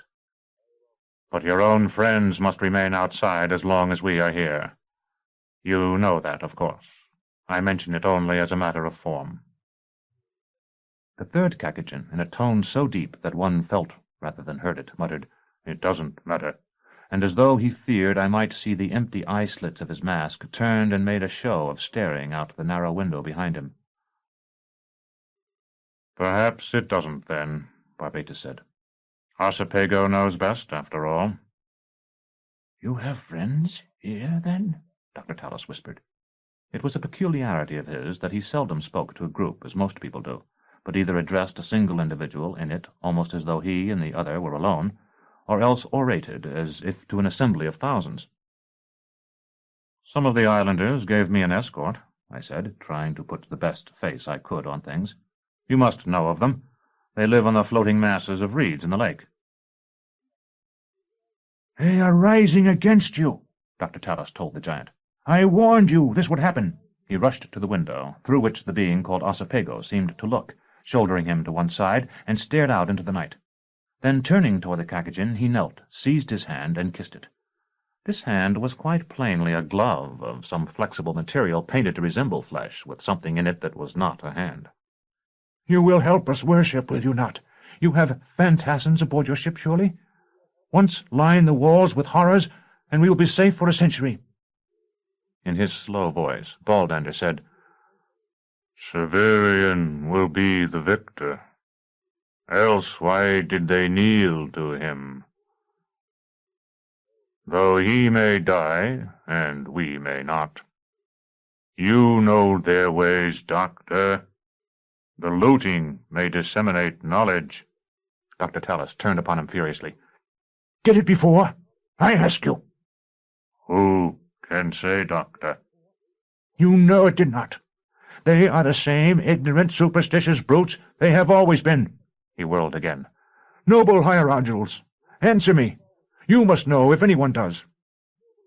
Famulimus gestured, and I was never more aware of the truth behind his mask than I was at that moment, for no human arm could have made the motion his did, and it was a meaningless motion, conveying neither agreement nor disagreement, neither irritation nor consolation. "I will not speak of all the things you know," he said, "that those you fear have learned to overcome you. It may be true that they are simple still. Still, something carried home may make them wise." He was addressing the doctor, but I could contain myself no longer, and said, "May I ask what you're talking about, sir?" "I speak of you, of all of you, Severian." "It cannot harm you now that I should speak," Barbatus interjected. "Only if you don't do it too freely. There is a mark they use upon some world where sometimes our worn ship finds rest at last.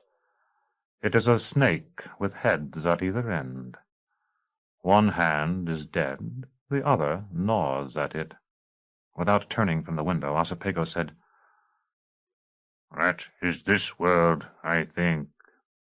"No doubt Kamina could reveal its home. But then it doesn't matter if you know it. You will understand me the more clearly.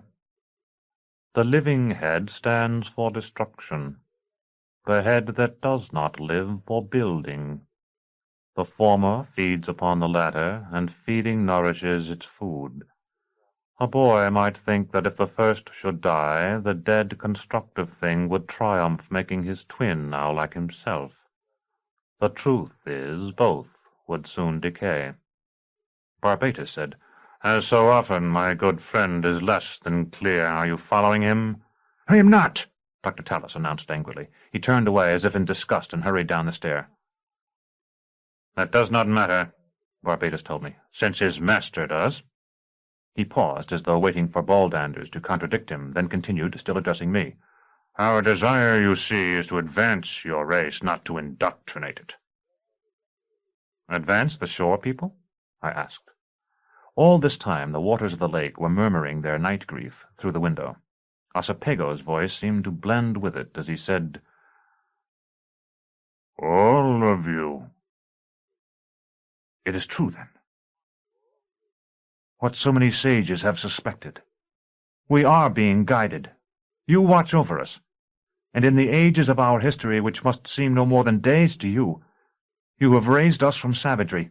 In my enthusiasm, I drew out the brown book, still somewhat damp from the wetting I had given it earlier in the day, despite its wrappings of oiled silk.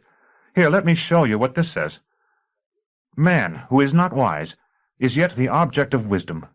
If wisdom finds him a fit object, is it wise in him to make light of his folly?" Something like that. "You are mistaken," Barbatus told me. "Ages are eons to us.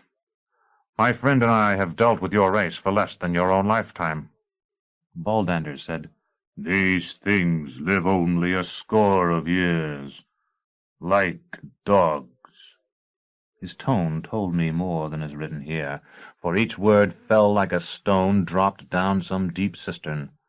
I said, That cannot be. You are the work for which we live, Famulimus explained. That man you call Baldanders lives to learn. We see that he hoards up past lore, hard facts like seeds to give him power. In time he'll die by hands that do not store, but die with some slight gain for all of you. Think of a tree that splits a rock. It gathers water, the sun's life-bringing heat, and all the stuff of life for its own use. In time it dies and rots to dress the earth that its own roots have made from stone. Its shadow gone, fresh seeds spring up. In time a forest flourishes where it stood. Dr. Tallis emerged again from the stairwell, clapping slowly and derisively. I asked, "You have left them these machines, then?" I was acutely conscious as I spoke of the eviscerated woman mumbling beneath her glass somewhere behind me, a thing that once would not have bothered the torturer Severian in the least. Barbatus said, "No. Those he found are constructed for himself. Famulimus said that he wished to learn, and that we saw to it that he did, not that we taught him. We teach no one anything, and only trade such devices as are too complex for your people to duplicate." Dr. Tallis said, "These monsters, these horrors, do nothing for us. You've seen them. You know what they are. When my poor patient ran wild through them in the theatre of the House Absolute, they nearly killed him with their pistols." The giant shifted in his great chair. "You need not feign sympathy, Doctor. It suits you badly. Playing the fool while they looked on." His immense shoulders rose and fell. "I shouldn't have let it overcome me. They've agreed now to forget." Barbatus said, "We could have killed your creator easily that night, as you know. We burned him only enough to turn aside his charges." I recalled then what the giant had told me when we parted in the forest beyond the Autarch's gardens, that he was the doctor's master. Now, before I had time to consider what I was doing, I seized the doctor's hand. Its skin seemed as warm and living as my own, though curiously dry. After a moment he jerked away. "What are you?" I demanded, and when he did not answer, I turned to the beings who called themselves Famulimus and Barbatus. "Once, sirs, I knew a man who was only partly human flesh." They looked toward the giant instead of replying. And though I knew their faces were only masks, I felt the force of their demand. "A homunculus," Baldanders rumbled. Chapter 34. Masks. The rain came as he spoke, a cold rain that struck the rude gray stones of the castle with a million icy fists. I sat down, clamping Terminus Est between my knees to keep them from shaking. "I had already concluded," I said, with as much self-possession as I could summon, "that when the islanders told me of a small man who paid for the building of this place, they were speaking of the doctor. But they said that you, the giant, had come afterward." "I was the small man. The doctor came afterward." A Cacagin showed a dripping nightmare face at the window, then vanished. Possibly he had conveyed some message to Ossipago, though I heard nothing. Ossipago spoke without turning. "Growth has its disadvantages, though for your species it is the only method by which youth can be reinstated." Dr. Tallis sprang to his feet. "We will overcome them. He has put himself in my hands," Baldanders said. "I was forced to. There was no one else. I created my own physician." I was still attempting to regain my mental balance as I looked from one to the other. There was no change in the appearance or manner of either. "But he beats you," I said. "I have seen him."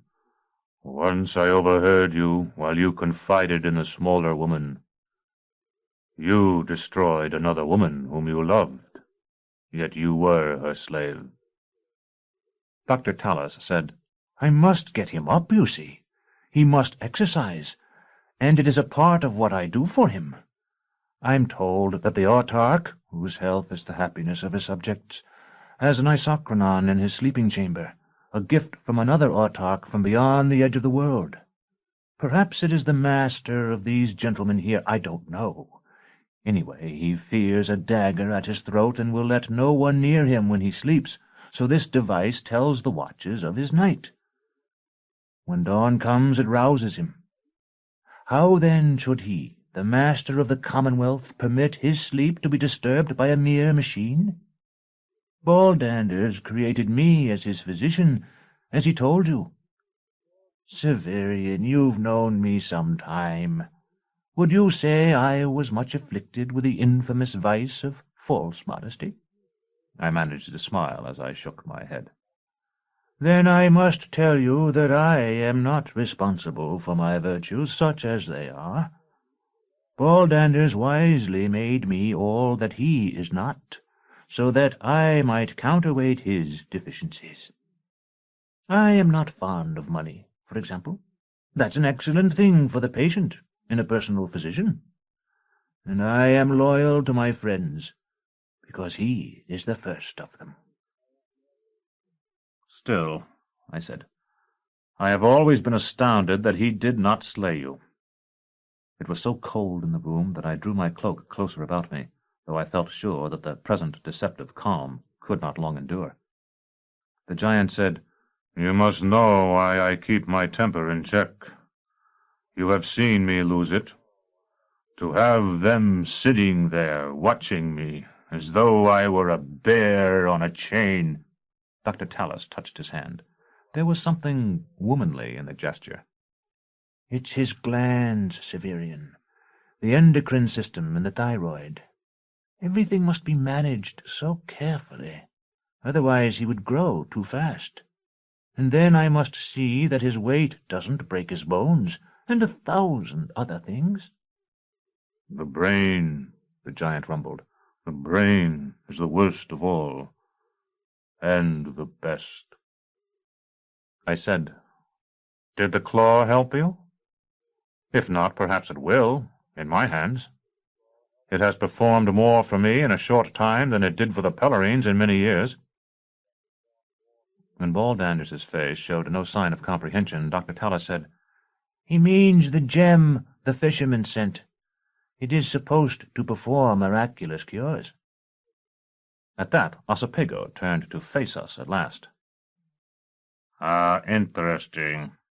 You have it here? May we see it?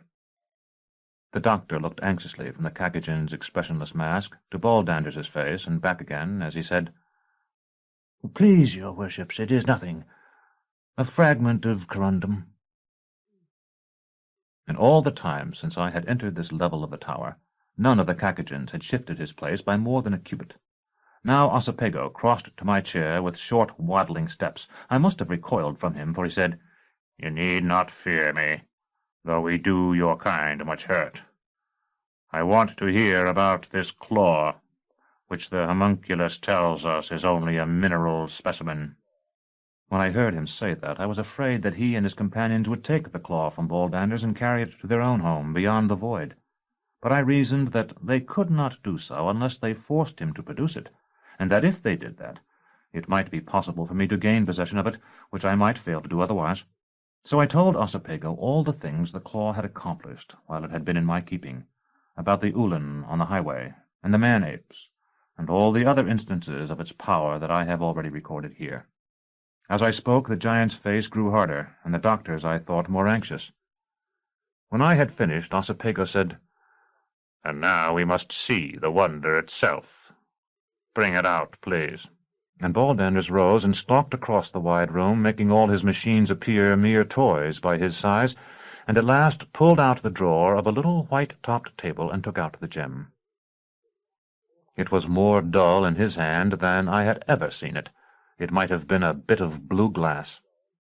The Cacagen took it from him, and held it up in his painted glove, though he did not turn up his face to look at it as a man would. There it seemed to catch the light from the yellow lamps that sprouted downward from above, and in that light it flashed a clear azure. "Very beautiful," he said, "and most interesting, though it cannot have performed the feats ascribed to it." "Obviously," Famulimus sang, and made another of those gestures that so recalled to me the statues in the gardens of the autarch. "It is mine," I told them. "The shore people took it from me by force. May I have it back?" "If it is yours," Barbatus said, "where did you get it?" I began the task of describing my meeting with Asia and the destruction of the altar of the Pellerines, but he cut me short. "All this is speculation. You did not see this jewel upon the altar, nor did you feel the woman's hand when she gave it to you, if in fact she did. Where did you get it?" "I found it in a compartment of my sabretache." It seemed that there was nothing else to say. Barbatus turned away as though disappointed.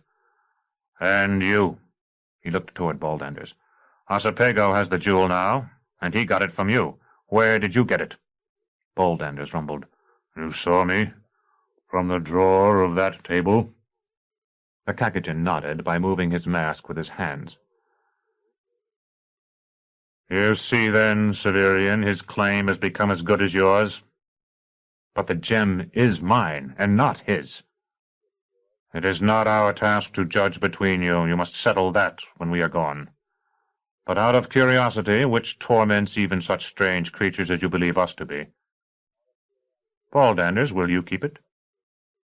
The giant shook his head. "I would not have such a monument to superstition in my laboratory." "Then there should be little difficulty in effecting a settlement," Barbatus declared. "Severian, would you like to watch our craft rise? Baldanders always comes to see us off, and though he is not the type to rhapsodize over views artificial or natural, I should think myself that it must be worth seeing." He turned away, adjusting his white robes. "Worshipful Hierodules," I said, "I would very much like to, but I want to ask you something before you go. When I arrived, you said you had no greater joy than seeing me, and you knelt. Did you mean what you said, or anything like it? Were you confusing me with someone else?" Baldanders and Dr. Tallis had risen to their feet when the Cacagen first mentioned his departure. Now, though Famulimus remained to listen to my questions, the others had already begun to move away. Barbatus was mounting the stair that led to the level above, with Ossipago still carrying the claw not far behind him. I began to walk too, because I feared to be separated from it, and Famulimus walked with me. "Though you did not now pass our test, I meant no less than what I said to you." His voice was like the music of some wonderful bird, bridging the abyss from a wood unattainable. "How often we have taken counsel, liege. How often we have done each other's will. You know the water women, I believe. Are Ossipago, brave Barbatus, I, to be so much less sapient than they?" I drew a deep breath. "I don't know what you mean.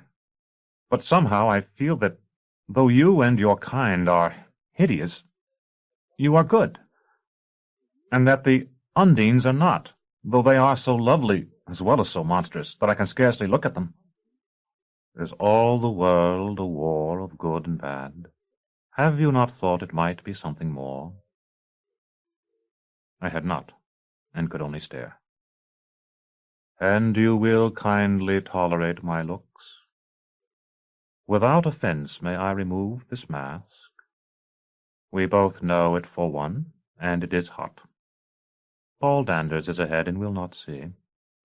"If you wish, worship," I said. "But won't you tell—" With a quick flick of one hand, as though with relief, Famulimus stripped away the disguise. The face revealed was no face, only eyes in a sheet of putrescence. Then the hand moved again as before, and that too fell away.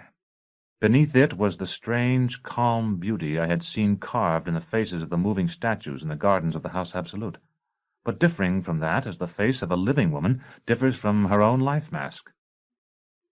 "Did you not ever think, Severian," she said, "that he who wore a mask might wear another? But I, who wore the two, do not wear three. No more untruths divide us now, I swear. Touch these. Your fingers on my face. I was afraid, but she took my hand and lifted it to her cheek. It felt cool and yet living, the very opposite of the dry heat of the doctor's skin. All of the monstrous masks you've seen us wear are but your fellow citizens of Ur.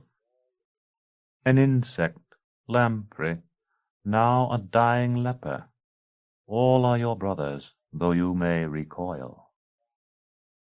We were already close to the uppermost level of the tower, treading charred wood at times, the ruin left by the conflagration that had driven forth Baldanders and his physician. When I took my hand away, Famulimus put on her mask again. "Why do you do this?" I asked. "So that your folk will hate and fear us all.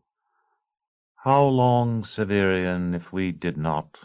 Would common men abide a reign not ours? We would not rob your race of your own rule. By sheltering your kind from us, does not your autarch keep the Phoenix throne?" I felt as I sometimes had in the mountains on waking from a dream, when I sat up wondering, looked about, and saw the green moon pinned to the sky with a pine, and the frowning solemn faces of the mountains beneath their broken diadems, instead of the dreamed-of walls of Master Palamon's study, or our refectory, or the corridor of cells where I sat at the guard-table outside Thecla's door. I managed to say, "Then why did you show me?" And she answered, "Though you see us, we will not see you more. Our friendship here begins and ends, I fear. Call it a gift of welcome from departing friends." Then the doctor ahead of us threw open a door, and the drumming of the rain became a roaring, and I felt the cold, death-like air of the tower invaded by icy but living air from outside. Baldanders had to stoop and turn his shoulders to pass the doorway, and I was struck by the realization that in time he would be unable to do so, whatever care he received from Dr. Tallis. The door would have to be widened, and the stairs too, perhaps, for if he fell he would surely perish. Then I understood what had puzzled me before. The reason for the huge rooms and high ceilings of this, his tower, and I wondered what the vaults in the rock were like, where he confined his starving prisoners. Chapter 35. The Signal. The ship, which from below had appeared to rest upon the structure of the tower itself, did not. Rather it seemed to float half a chain or more above us, too high to provide much shelter from the lashing rain that made the smooth curve of its hull gleam like black nacre. As I stared up at it, I could not help but speculate on the sails such a vessel might spread to catch the winds that blow between the worlds, and then, just as I was wondering if the crew did not ever peer down to see us, the mermen, the strange uncouth beings who for a time walked the bottom below their hull, one of them indeed came down, head foremost, like a squirrel, wreathed in orange light and clinging to the hull with hands and feet, though it was wet as any stone in a river and polished like the blade of Terminus Est. He wore such a mask as I have often described, but I now knew it to be one. When he saw Ossipago, Barbatus, and Famulimus below, he descended no farther, and in a moment a slender line, glowing orange too, so that it seemed a thread of light, was cast down from somewhere above. "Now we must go," Ossipago told the Baldanders, and he handed him the claw. "Think well on all the things we have not told you, and remember what you have not been shown." "I will," Baldander said, his voice as grim as I was ever to hear it. Then Ossipago caught the line and slid up it until it bent around the curve of the hull, and he disappeared from sight. But it somehow seemed that he did not in fact slide up, but down, as if that ship were a world itself and drew everything belonging to it to itself with a blind hunger as Earth does. Or perhaps it was only that he was become lighter than our air, like a sailor who dives from his ship into the sea and rose as I had risen after I leaped from the Hetman's boat. However that may be, Barbatus and Famulimus followed him. Famulimus waved just as the swell of the hull blocked her from view. No doubt the doctor and Baldanders thought she bade them farewell, but I knew she had waved to me. A sheet of rain struck my face, blinding my eyes despite my hood. Slowly at first, then faster and faster, the ship lifted and receded, vanishing not upwards or to the north or the south or the east or west, but dwindling into a direction to which I could no longer point when it was gone. Baldanders turned to me. "You heard them?" I did not understand, and said, "I spoke with them, yes. Dr. Tallis invited me to, when he opened the door in the wall for me." "They told me nothing. They have shown me nothing." "To have seen their ship," I said, "and to have spoken to them? Surely those things are not nothing." "They are driving me forward, always forward. They drive me as an ox to slaughter." He went to the battlement and stared out over the vast expanse of the lake, whose rain-churned waters made it seem a sea of milk. The merlons were several spans higher than my head, but he put his hands on them as upon a railing, and I saw the blue gleam of the claw in one closed fist.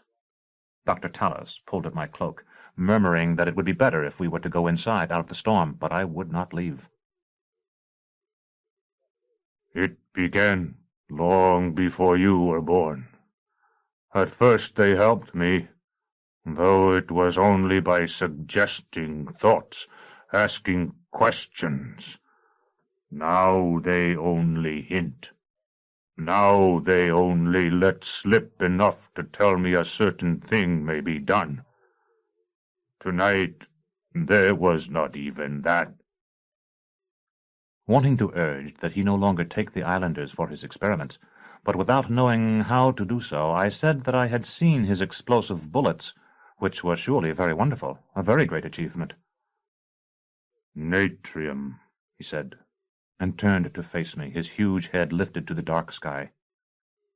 "You know nothing. Natrium is a mere elemental substance spawned by the sea in endless profusion. Do you think I'd have given it to the fishermen if it were more than a toy? No, I am my own great work, and I am my only great work." Dr. Tallis whispered, "Look about you. Don't you recognize this? It is just as he says." "What do you mean?" I whispered in return. "The castle, the monster, the man of learning. I only just thought of it. Surely you know that just as the momentous events of the past cast their shadows down the ages, so now, when the sun is drawing toward the dark, our own shadows race into the past to trouble mankind's dreams." "You're mad," I said, "or joking." "Mad?" Baldanders rumbled. "You are mad. You with your fantasies of theurgy. How they must be laughing at us. They think all of us barbarians. I who have labored 3 lifetimes. He extended his arm and opened his hand. The claw blazed for him now. I reached for it, and with a sudden motion he threw it. How it flashed in the rain-swept dark! It was as if bright Skuld herself had fallen from the night sky. I heard the yell then of the lake people who waited outside the wall. I had given them no signal, yet the signal had been given, by the only act, save perhaps for an attack on my person, that could have induced me to give it. Terminus Est left her sheath, while the wind still carried their battle-cry. I lifted her to strike, but before I could close with the giant, Dr. Tallis sprang between us. I thought the weapon he raised to parry was only his cane. If my heart had not been torn by the loss of the claw, I would have laughed as I hewed it. My blade rang on steel, and though it drove his own back upon himself, he was able to contain the blow. Baldanders rushed past me before I could recover, and dashed me against the parapet. I could not dodge the doctor's thrust, but he was deceived, I think, by my Fuligan cloak, and though his point grazed my ribs, it rattled on stone. I clubbed him with the hilt, and sent him reeling. Baldanders was nowhere to be seen. After a moment I realized that his headlong charge must have been for the door behind me, and the blow he had given me no more than an afterthought, as a man intent on other things may snuff a candle before he leaves the room. The doctor sprawled on the stone pavement that was the roof of the tower, stones that were perhaps merely grey in sunlight but now appeared a rain-drowned black. His red hair and beard were visible still, permitting me to see that he lay belly down, his head twisted to one side. It had not seemed to me that I had struck him so hard, though it may be I am stronger than I know, as others have sometimes said. Still, I felt that beneath all his cocksure strutting, Dr. Tallis had been weaker than any of us, except Baldanders, would have guessed. I could have slain him easily then, swinging Terminus Est so the corner of her blade would bury itself in his skull. Instead, I picked up his weapon, the faint line of silver that had fallen from his hand. It was a single-edged blade, about as wide as my forefinger, very sharp, as befitted a surgeon's sword. After a moment I realized that the grip was only the handle of his walking-stick, which I had seen so often. It was a sword cane, like the sword Vodulus had drawn in our necropolis once, and I smiled there in the rain to think of the doctor carrying his sword thus for so many leagues, unknown to me, who had labored along with my own slung over my back. The tip had shattered on the stones when he thrust at me. I flung the broken blade over the parapet, as Baldanders had flung the claw, and went down into his tower to kill him. When we had climbed the stair, I had been too deep in conversation with Famulimus to pay much heed to the rooms through which we passed. The uppermost I recalled only as a place where it seemed that everything was draped in scarlet cloth. Now I saw red globes, lamps that burned without a flame like the silver flowers that sprouted from the ceiling of the wide room where I had met the three beings I could no longer call Cacagins. These globes stood on ivory pedestals that seemed as light and slender as the bones of birds, rising from a floor that was no floor but only a sea of fabrics, all red but of varying shades and textures. Over this room stretched a canopy, supported by Atlantes. It was scarlet, but sewn with 1,000 plates of silver, so well polished that they were mirrors nearly as perfect as the armor of the autarch's praetorians. I had nearly descended the height of the stair before I understood that what I saw was no more than the giant's bedchamber, the bed itself 5 times the expanse of a normal one, being sunk level with the floor, and its cerise and carmine coverings scattered about upon the crimson carpet. Just then I saw a face among these twisted bedclothes. I lifted my sword, and the face vanished, but I left the stair to drag away one of the downy cloths. The catamite beneath, if catamite he was, rose and faced me with a boldness small children sometimes show. Indeed, he was a small child, though he stood nearly as tall as I, a naked boy so fat his distended paunch obscured his tiny generative organs. His arms were like pink pillows bound with cords of gold, and his ears had been pierced for golden hoops strung with tiny bells. His hair was golden, too, and curled. Beneath it he looked at me with the wide blue eyes of an infant. Large though he was, I have never been able to believe that Baldanders practiced pederasty, as that term is usually understood, though it may well be that he had hoped to do so when the boy grew larger still. Certainly it must have been that just as he held his own growth in check, permitting only as much as needed to save his mountainous body from the ravages of the years, so he had accelerated the growth of this poor boy in so far as was possible to his anthroposophic knowledge. I say that because it seemed certain that he had not had him under his control until some time after he and Dr. Tallis had parted from Dorcas and me. I left this boy where I found him, and to this day I have no notion of what may have become of him. It is likely enough that he perished, but it is possible also that the lake men may have preserved and nourished him, or that the Hetman and his people, finding him at a somewhat later time, did so. I had no sooner descended to the floor below than what I saw there wiped all thought of the boy from my mind. This room was as wreathed in mist, which I am certain had not been present when I had passed through before, as the other had been in red cloth. It was a living vapor that seethed as I might have imagined the Logos to writhe as it left the mouth of the Pancreator. While I watched it, a man of fog, white as a grave worm, rose before me, brandishing a barbed spear. Before I realized he was a mere phantom, the blade of my sword went through his wrist as it might have penetrated a column of smoke.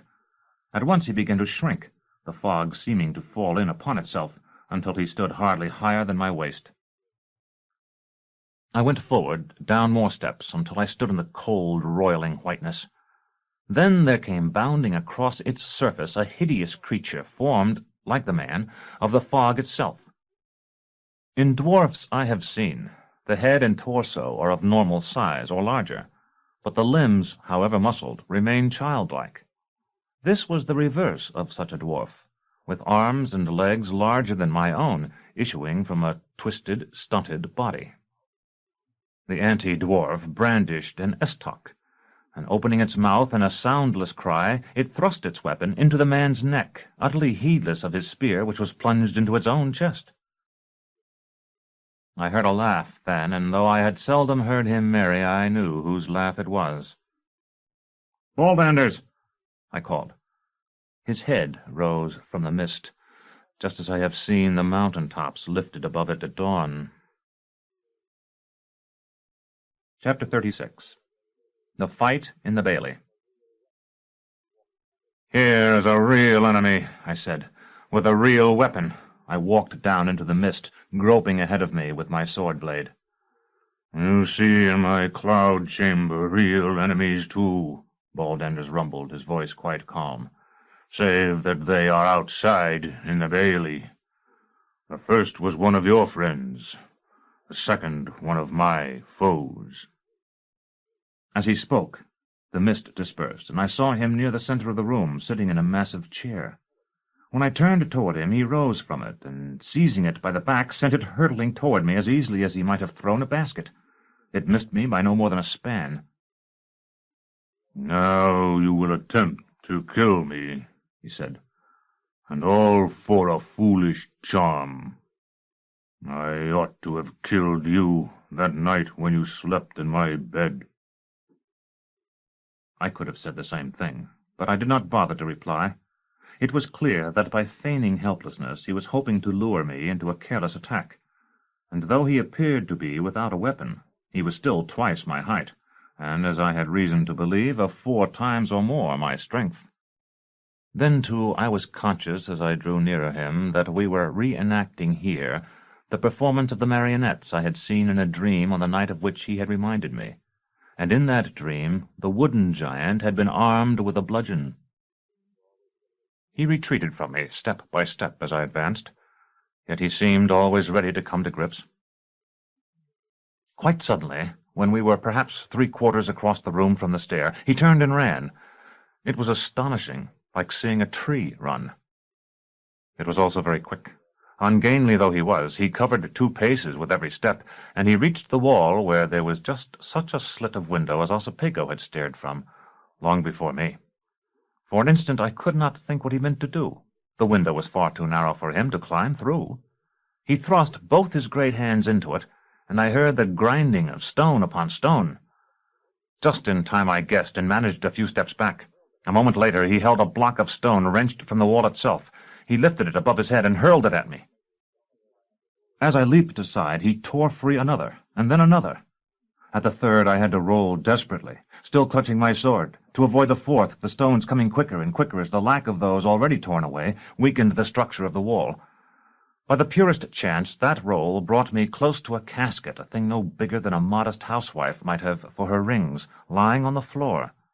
It was ornamented with little knobs, and something in their form recalled to me those Master Gurlows had adjusted at Thecla's excruciation. Before Baldanders could pry out another stone, I scooped the casket up and twisted one of its knobs. At once the vanished mist came boiling out of the floor again, quickly reaching the level of my head so that I was blinded in its sea of white.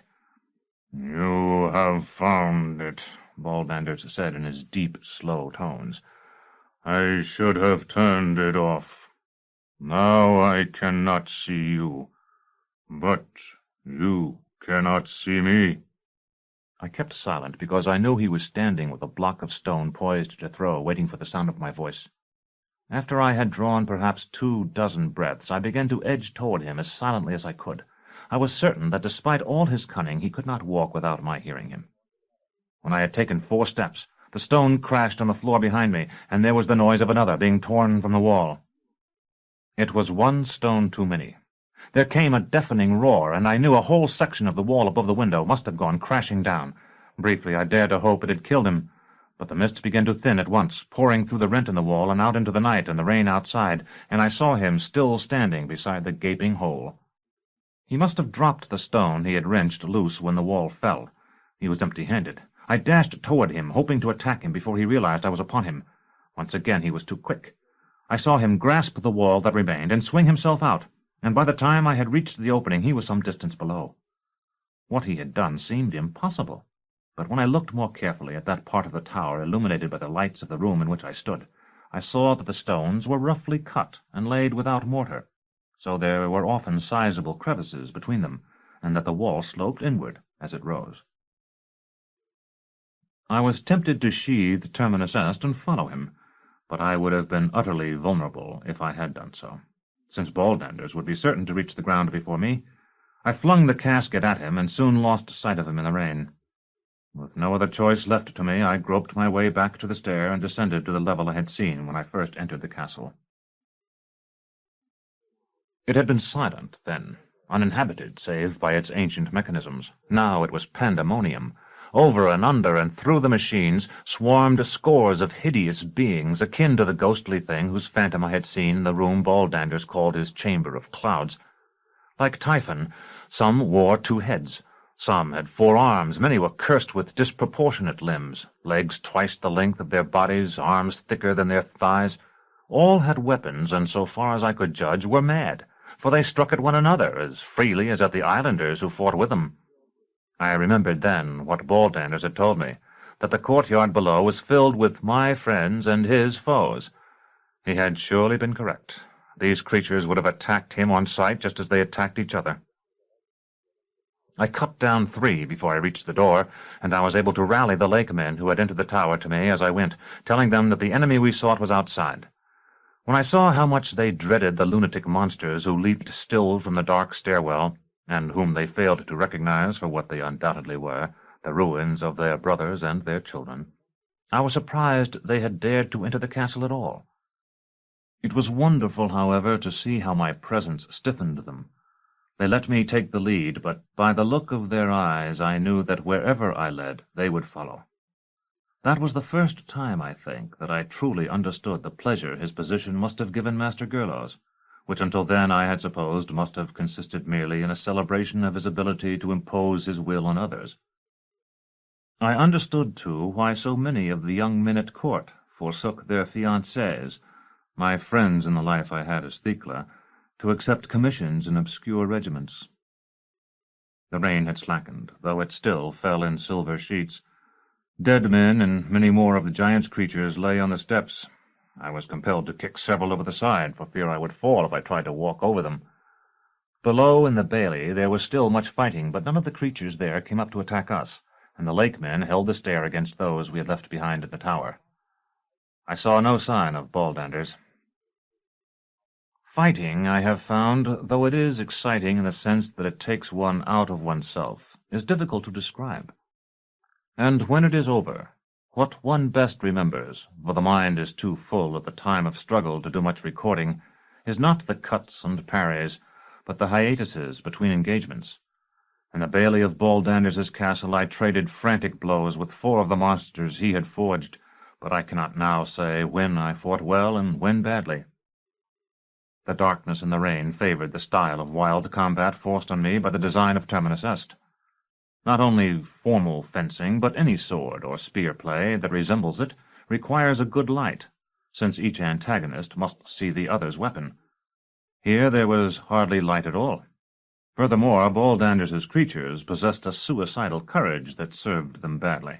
They tried to leap over or duck under the cuts I made at them, and for the most part they were caught by the backhand that followed.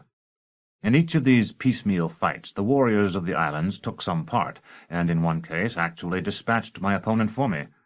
In the others they distracted him, or had wounded him before I engaged him. None of these encounters was satisfactory in the sense that a well-performed execution is. After the 4th there were no more, though their dead and dying lay everywhere. I gathered the islanders about me. We were all in that euphoric state that rides with victory, and they were willing enough to attack any giant, no matter how huge. But even those who had been in the bailey when the stones fell swore they had seen none. Just as I was beginning to think they were blind, and they were no doubt ready to believe I was mad, we were saved by the moon. How strange it is. Everyone looks for knowledge in the sky, whether in studying the influence of the constellations upon events, or like ballanders in seeking to wrest it from those the ignorant call cacagens, or only in the case of farmers, fishermen, and the like, in searching for weather signs. Yet no one looks for immediate help there, though we often receive it, as I did that night. It was no more than a break in the clouds.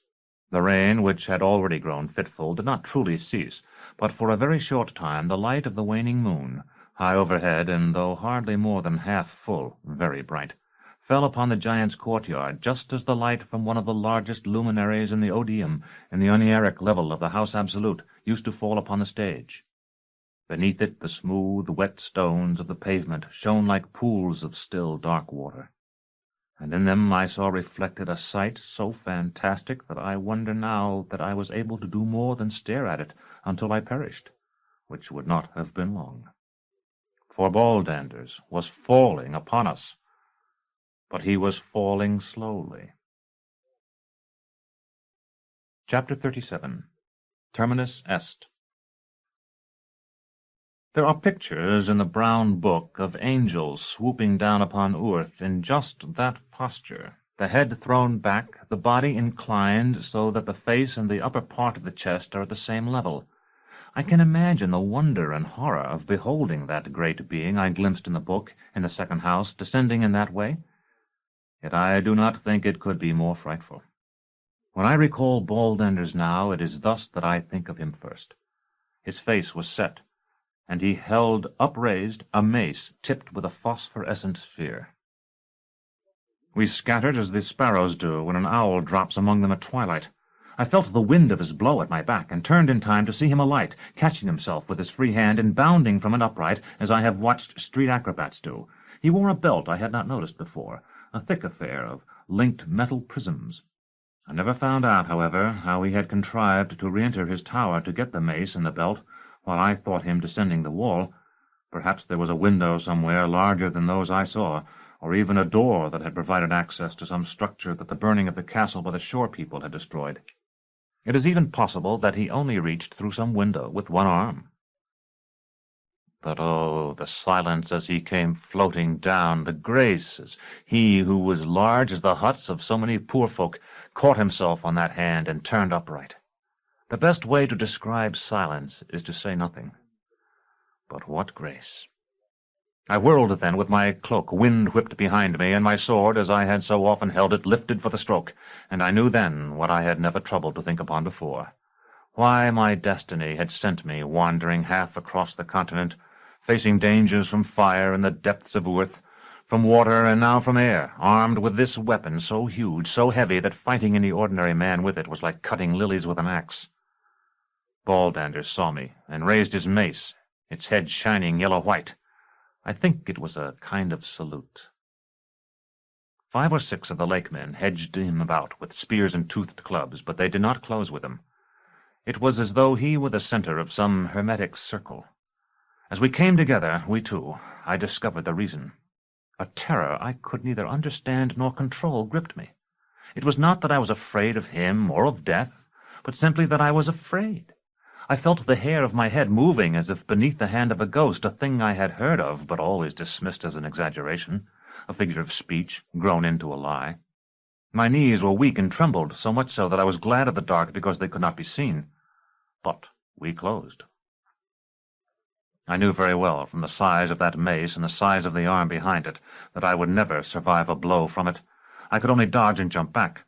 Ballanders equally could not endure a stroke from Terminus Est, for though he was large and strong enough to wear armor as thick as a destrier's bardings, he had none, and so heavy a blade, with so fine an edge, easily capable of cleaving an ordinary man to the waist, could deal him his death wound with a single cut. This he knew, and so we fenced much as players do upon a stage, with sweeping blows, but without actually coming to grips. All that time the terror held me, so that it seemed that if I did not run my heart would burst. There was a singing in my ears, and as I watched the mace-head, whose pale nimbus made it indeed too easy to watch, I became aware that it was from there that the singing came. The weapon itself hummed with that high, unchanging note, like a wine-glass struck with a knife and immobilized in crystalline time. No doubt the discovery distracted me, even though it was only for a moment. Instead of a quartering stroke, the mace drove downward like a mallet hammering a tent-peg. I moved to one side just in time, and the singing, shimmering head flashed past my face and crashed into the stone at my feet, which cracked and flew to pieces like a clay pot. One of its shards laid open a corner of my forehead, and I felt my blood streaming down. Baldander saw it, and his dull eyes lit with triumph. From that time forward he struck a stone at every stroke, and at every stroke stone shattered. I had to back away, and back away again, and soon I found myself with a curtain wall at my back. As I retreated along it, the giant used his weapon to greater advantage than ever, swinging it horizontally and striking the wall again and again. Often the stone shards, as sharp as flints, missed me, but often, too, they did not, and soon blood was running into my eyes, and my chest and arms were crimson. As I leaped away from the mace for perhaps the 100th time, something struck my heel, and I nearly fell. It was the lowest step of a flight that climbed the wall. I went up, gaining a bit of advantage from the height, but not enough to let me halt my retreat. There was a narrow walkway along the top of the wall. I was driven backward along it, step by step.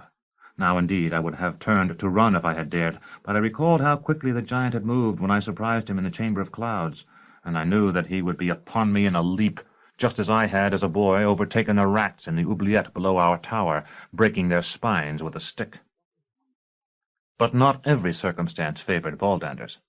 Something white flashed between us. Then there was a bone-tipped spear thrust into one huge arm, like an Elespil's quill in the neck of a bull. The lakemen were now far enough from the singing mace that the terror it waked no longer prevented them from throwing their weapons. Baldander hesitated for a moment, stepping back to pull the spear out. Another struck him, grazing his face. Then I knew hope, and leaped forward, and in leaping lost my footing on a broken rain-slick stone. I nearly went over the edge, but at the last instant caught hold of the parapet, in time to see the luminous head of the giant's mace descending. Instinctively I raised Terminus Est to ward off the blow. There was such a scream as might have been made if all the spectres of all the men and women she had slain were gathered on the wall. Then a deafening explosion. I lay stunned for a moment. But Baldander's was stunned as well, and the lakemen, with the spell of the mace broken, were swarming along the walkway toward him from either side. Perhaps the steel of her blade, which had its own natural frequency, and, as I had often observed, chimed with miraculous sweetness if tapped with the finger, was too much for whatever mechanism lent its strange powers to the giant's mace. Perhaps it was only that her edge, sharper than a surgeon's knife and as hard as obsidian, had penetrated the mace-head. Whatever had occurred, the mace was gone, and I held in my hands only the sword's hilt, from which protruded less than a cubit of shattered metal. The hydrargyrum that had labored so long in the darkness there ran from it now in silver tears. Before I could rise, the lakemen were springing over me. A spear plunged into the giant's chest, and a thrown club struck him in the face. At a sweep of his arm, 2 of the lake warriors tumbled, screaming from the wall. Others were upon him at once, but he shook them off. I struggled to my feet, still only half comprehending what had taken place. For an instant Baldander stood poised upon the parapet. Then he leaped. No doubt he received great aid from the belt he wore, but the strength of his legs must have been enormous. Slowly, heavily, he arched out and out, down and down. 3 who had clung to him too long fell to their deaths on the rocks of the promontory. At last he fell too, hugely, as if he were, alone and in himself, some species of flying ship out of control. White as milk, the lake erupted and closed over him. Something that writhed like a serpent and sometimes caught the light rose from the water and into the sky, until at last it vanished among the sullen clouds. No doubt it was the belt. But though the islanders stood with spears poised, his head never showed above the waves. Chapter 38. The Claw. That night the lakemen ransacked the castle. I did not join them, nor did I sleep inside its walls. In the center of the grove of pines where we had held our council, I found a spot so sheltered by the boughs that its carpet of fallen needles was still dry. There, when my wounds had been washed and bandaged, I lay down. The hilt of the sword that had been mine, and Master Palamon's before me, lay beside me, so that I felt I slept with a dead thing, but it brought me no dreams. I woke with the fragrance of the pines in my nostrils. Earth had turned almost her full face to the sun. My body was sore, and the cuts I had received from the flying shards of stone smarted and burned, but it was the warmest day I had experienced since I had left Thrax and mounted into the highlands. I walked out of the grove and saw Lake Diaturna sparkling in the sun and fresh grass growing between the stones. I sat down on a projecting rock with the wall of Baldander's castle rising behind me, and the blue lake spread at my feet, and for the last time removed the tang of the ruined blade that had been Terminus Est from the lovely hilt of silver and onyx. It is the blade that is the sword, and Terminus Est is no more. But I carried that hilt with me for the rest of my journey, though I burned the manskin sheath. The hilt will hold another blade some day, even if it cannot be as perfect, and will not be mine. What remained of my blade I kissed and cast into the water.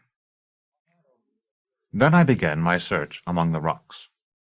I had only a vague idea of the direction in which Baldanders had hurled the claw, but I knew his throw had been toward the lake, and though I had seen the gem clear the top of the wall, I felt that even such an arm as his might have failed to send so small an object far from shore. I soon found, however, that if it had gone into the lake at all, it was lost utterly, for the water was many ells deep everywhere. Yet it still seemed possible that it had not reached the lake, and was lodged in a crevice where its radiance was invisible. And so I searched, afraid to ask the lake men to assist me, and afraid also to give up the search to rest or eat, for fear someone else would take it up. Night came, and the cry of the loon at the dying of the light, and the lake men offered to take me to their islands, but I refused. They feared that shore people would come, or that they were already organizing an attack that would revenge Baldanders. I did not dare to tell them that I suspected he was not dead, but remained alive beneath the waters of the lake. And so at last, at my urging, they left me alone, still crawling among the sharp-cornered rocks of the promontory. Eventually I grew too weary to hunt more in the dark, and settled myself upon a shelving slab to wait for day. From time to time it seemed that I saw azure gleaming from some crack near where I lay, or from the waters below. But always when I stretched out my hand to grasp it, or tried to stand to walk to the edge of the slab to look down at it, I woke with a start and found I had been dreaming. 100 times I wondered if someone else had not found the gem while I slept under the pine, which I cursed myself for doing. 100 times also I reminded myself how much better it would be for it to be found by anyone than for it to be lost forever. Just as summer killed meat draws flies, so the court draws spurious sages, philosophists, and acosmists who remain there as long as their purses and their wits will maintain them, in the hope, at first, of an appointment from the autarch, and later, of obtaining a tutorial position in some exalted family. At 16 or so, Vincula was attracted, as I think young women often are, to their lectures on theogony, theodicy, and the like, and I recall one particularly in which a Phoebad put forward as an ultimate truth the ancient sophistry of the existence of 3 Adonai, that of the city, or of the people, that of the poets, and that of the philosophers. Her reasoning was that since the beginning of human consciousness, if such a beginning ever was, there have been vast numbers of persons in the 3 categories who have endeavored to pierce the secret of the divine. If it does not exist, they should have discovered that long before. If it does, it is not possible that truth itself should mislead them. Yet the beliefs of the populace, the insights of the rhapsodists, and the theories of the metaphysicians have so far diverged that few of them can so much as comprehend what the others say, and someone who knew nothing of any of their ideas might well believe there was no connection at all between them. May it not be, she asked, and even now I am not certain I can answer, that instead of traveling, as has always been supposed, down 3 roads to the same destination, they are actually traveling toward 3 quite different ones? After all, when in common life we behold 3 roads issuing from the same crossing, we do not assume they all proceed toward the same goal. I found, and find, this suggestion as rational as it is repellent, and it represents for me all that monomaniacal fabric of argument, so tightly woven that not even the tiniest objection or spark of light can escape its net, in which human minds become enmeshed whenever the subject is one in which no appeal to fact is possible. As a fact, the claw was thus an incommensurable. No quantity of money, no piling up of archipelagos or empires could approach it in value any more than the indefinite multiplication of horizontal distance could be made to equal vertical distance. If it was, as I believed, a thing from outside the universe, then its light, which I had seen shine faintly so often, and a few times brightly, was in some sense the only light we had. If it were destroyed, we were left fumbling in the dark. I thought I had valued it highly in all the days in which I had carried it, but as I sat there upon that shelving stone overlooking the benighted waters of Lake Diaturna, I realized what a fool I had been to carry it at all, through all my wild scrapes and insane adventures, until I lost it at last. Just before sunrise I vowed to take my own life if I did not find it before the dark came again. Whether or not I could have kept that vow, I cannot say. I have loved life so long as I can remember.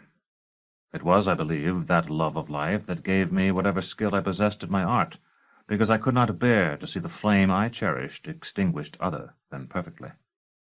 Surely I loved my own life, now mingled with Vincula's, as much as others. If I had broken that vow, it would not have been the first. There was no need to.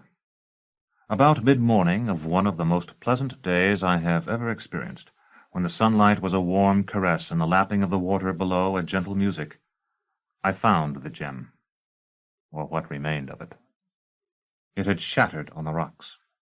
There were pieces large enough to adorn a tetrarchic ring, and flecks no bigger than the bright specks we see in mica, but nothing more. Weeping, I gathered the fragments bit by bit, and when I knew them to be as lifeless as the jewels miners delve up every day, the plundered finery of the long dead, I carried them to the lake and cast them in. I made 3 of those climbs down to the water's edge with a tiny heap of bluish chips held in the hollow of one hand, each time returning to the place where I had found the broken gem to search for more. And after the 3rd I found, wedged deep between 2 stones, so that I had in the end to return to the pine grove to break twigs with which to free it and fish it up, something that was neither azure nor a gem, but that shone with an intense white light, like a star. It was with curiosity rather than reverence that I drew it out. It was so unlike the treasure I had sought, or at least unlike the broken bits of it I had been finding, that it hardly occurred to me until I held it that the two might be related.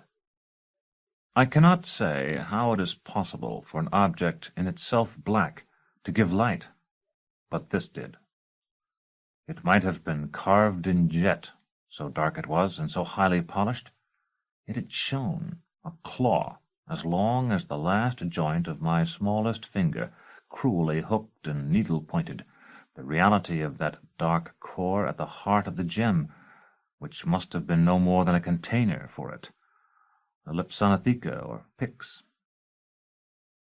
For a long time I knelt with my back to the castle, looking from this strange, gleaming treasure to the waves and back again when I tried to grasp its significance. Seeing it thus, without its case of sapphire, I felt profoundly an effect I had never noticed at all during the days before it had been taken from me in the Hetman's house. Whenever I looked at it, it seemed to erase thought, not as wine and certain drugs do, by rendering the mind unfit for it, but by replacing it with a higher state for which I know no name. Again and again I felt myself enter this state, rising always higher until I feared I should never return to the mode of consciousness I call normality. And again I tore myself from it. Each time I emerged, I felt I had gained some inexpressible insight into immense realities. At last, after a long series of these bold advances and fearful retreats, I came to understand that I should never reach any real knowledge of the tiny thing I held. And with that thought, for it was a thought, came a third state, one of happy obedience to I knew not what, an obedience without reflection, because there was no longer anything to reflect upon, and without the least tincture of rebellion. This state endured all that day, and a large part of the next, by which time I was already deep into the hills. Here I pause, having carried you, reader, from fortress to fortress, from the walled city of Thrax, dominating the upper Asis, to the castle of the giant, dominating the northern shore of remote Lake Diaturna. Thrax was for me the gateway to the wild mountains. So, too, this lonely tower was to prove a gateway, the very threshold of the war, of which a single far-flung skirmish had taken place here. From that time to this, that war has engaged my attention almost without cease. Here I pause. If you have no desire to plunge into the struggle beside me, reader, I do not condemn you. It is no easy one. Appendix. A note on provincial administration. Severian's brief record of his career in Thrax is the best, though not the only, evidence we have concerning the business of government in the age of the Commonwealth, as it is carried out beyond the shining corridors of the House Absolute and the teeming streets of Nessus. Clearly, our own distinctions between the legislative, executive, and judicial branches do not apply. No doubt administrators like Abdiisis would laugh at our notion that laws should be made by one set of people, put into effect by a second, and judged by a third. They would consider such a system unworkable, as indeed it is proving to be. At the period of the manuscripts, archons and tetrarchs are appointed by the autarch, who as the representative of the people has all power in his hands. See, however, Famulimus's remark on this topic to Severian. These officials are expected to enforce the commands of the autarch and to administer justice in accordance with the received usages of the populations they govern. They are also empowered to make local laws, valid only over the area governed by the lawmaker and only during his term of office, and to enforce them with the threat of death. In Thrax, as well as in the House Absolute and the Citadel, imprisonment for a fixed term, our own most common punishment, seems unknown. Prisoners in the Vincula are held awaiting torture or execution, or as hostages for the good behavior of their friends and relatives. As the manuscript clearly shows, the supervision of the Vincula, the House of Chains, is only one of the duties of the Lictor, he who binds. This officer is the chief subordinate of the Archon involved with the administration of criminal justice. On certain ceremonial occasions he walks before his master bearing a naked sword, a potent reminder of the Archon's authority. During sessions of the Archon's court, as Severian complains, he is required to stand at the left of the bench. Executions and other major acts of judicial punishment are personally performed by him, and he supervises the activities of the clavigers, those with keys. These clavigers are not only the guards of the Vincula, they act also as a detective police, a function made easier by their opportunities for extorting information from their prisoners. The keys they bear seem sufficiently large to be used as bludgeons, and are thus their weapons as well as their tools and their emblems of authority. The Demarchi, those who fight in two ways, are the Archon's uniformed police as well as his troops. However, their title does not appear to refer to this dual function, but to equipment and training that permits them to act as cavalry or infantry as the need arises. Their ranks appear to be filled by professional soldiers, veterans of the campaigns in the north and non-natives of the area. Thrax itself is clearly a fortress city. Such a place could scarcely be expected to stand for more than a day at most against the Asian enemy. Rather, it seems designed to fend off raids by brigands and rebellions by the local exultants and armigers. Cyriaca's husband, who would have been a person almost beneath notice in the House Absolute, is clearly of some importance, and even some danger, in the neighborhood of Thrax. Although the exultants and armigers seem to be forbidden private armies, there appears little doubt that many of their followers, though called huntsmen, stewards, and the like, are fundamentally fighting men. They are presumably essential to protect the villas from marauders and to collect rents, but in the event of civil unrest they would be a potent source of danger to such as Abdiisus. The fortified cities straddling the headwaters of the river would give him an almost irresistible advantage in any such conflict. The route chosen by Severian for his escape indicates how closely egress from the city could be controlled. The Archon's own fortress, ACE's castle, the armed camp of the Point, guards the northern end of the valley. It appears to be entirely separate from his palace in the city proper. The southern end is closed by the Capulus, the sword-haft, apparently an elaborate fortified wall, a scaled-down imitation of the wall of Nessus. Even the cliff-tops are protected by forts linked by walls. Possessing, as it does, an inexhaustible supply of fresh water, the city appears capable of withstanding a protracted siege by any force not provided with heavy armament. G.W. End of The Sword of the Lictor, Volume 3 of the Book of the New Sun, by Gene Wolfe, narrated by Roy Avers, in the studios of the American Printing House for the Blind, Louisville, Kentucky, for the Library of Congress, November 1982. For special distribution as authorized by Act of Congress under Public Law 89-522, with the permission of the copyright holder and the publisher, Timescape Books. End of book.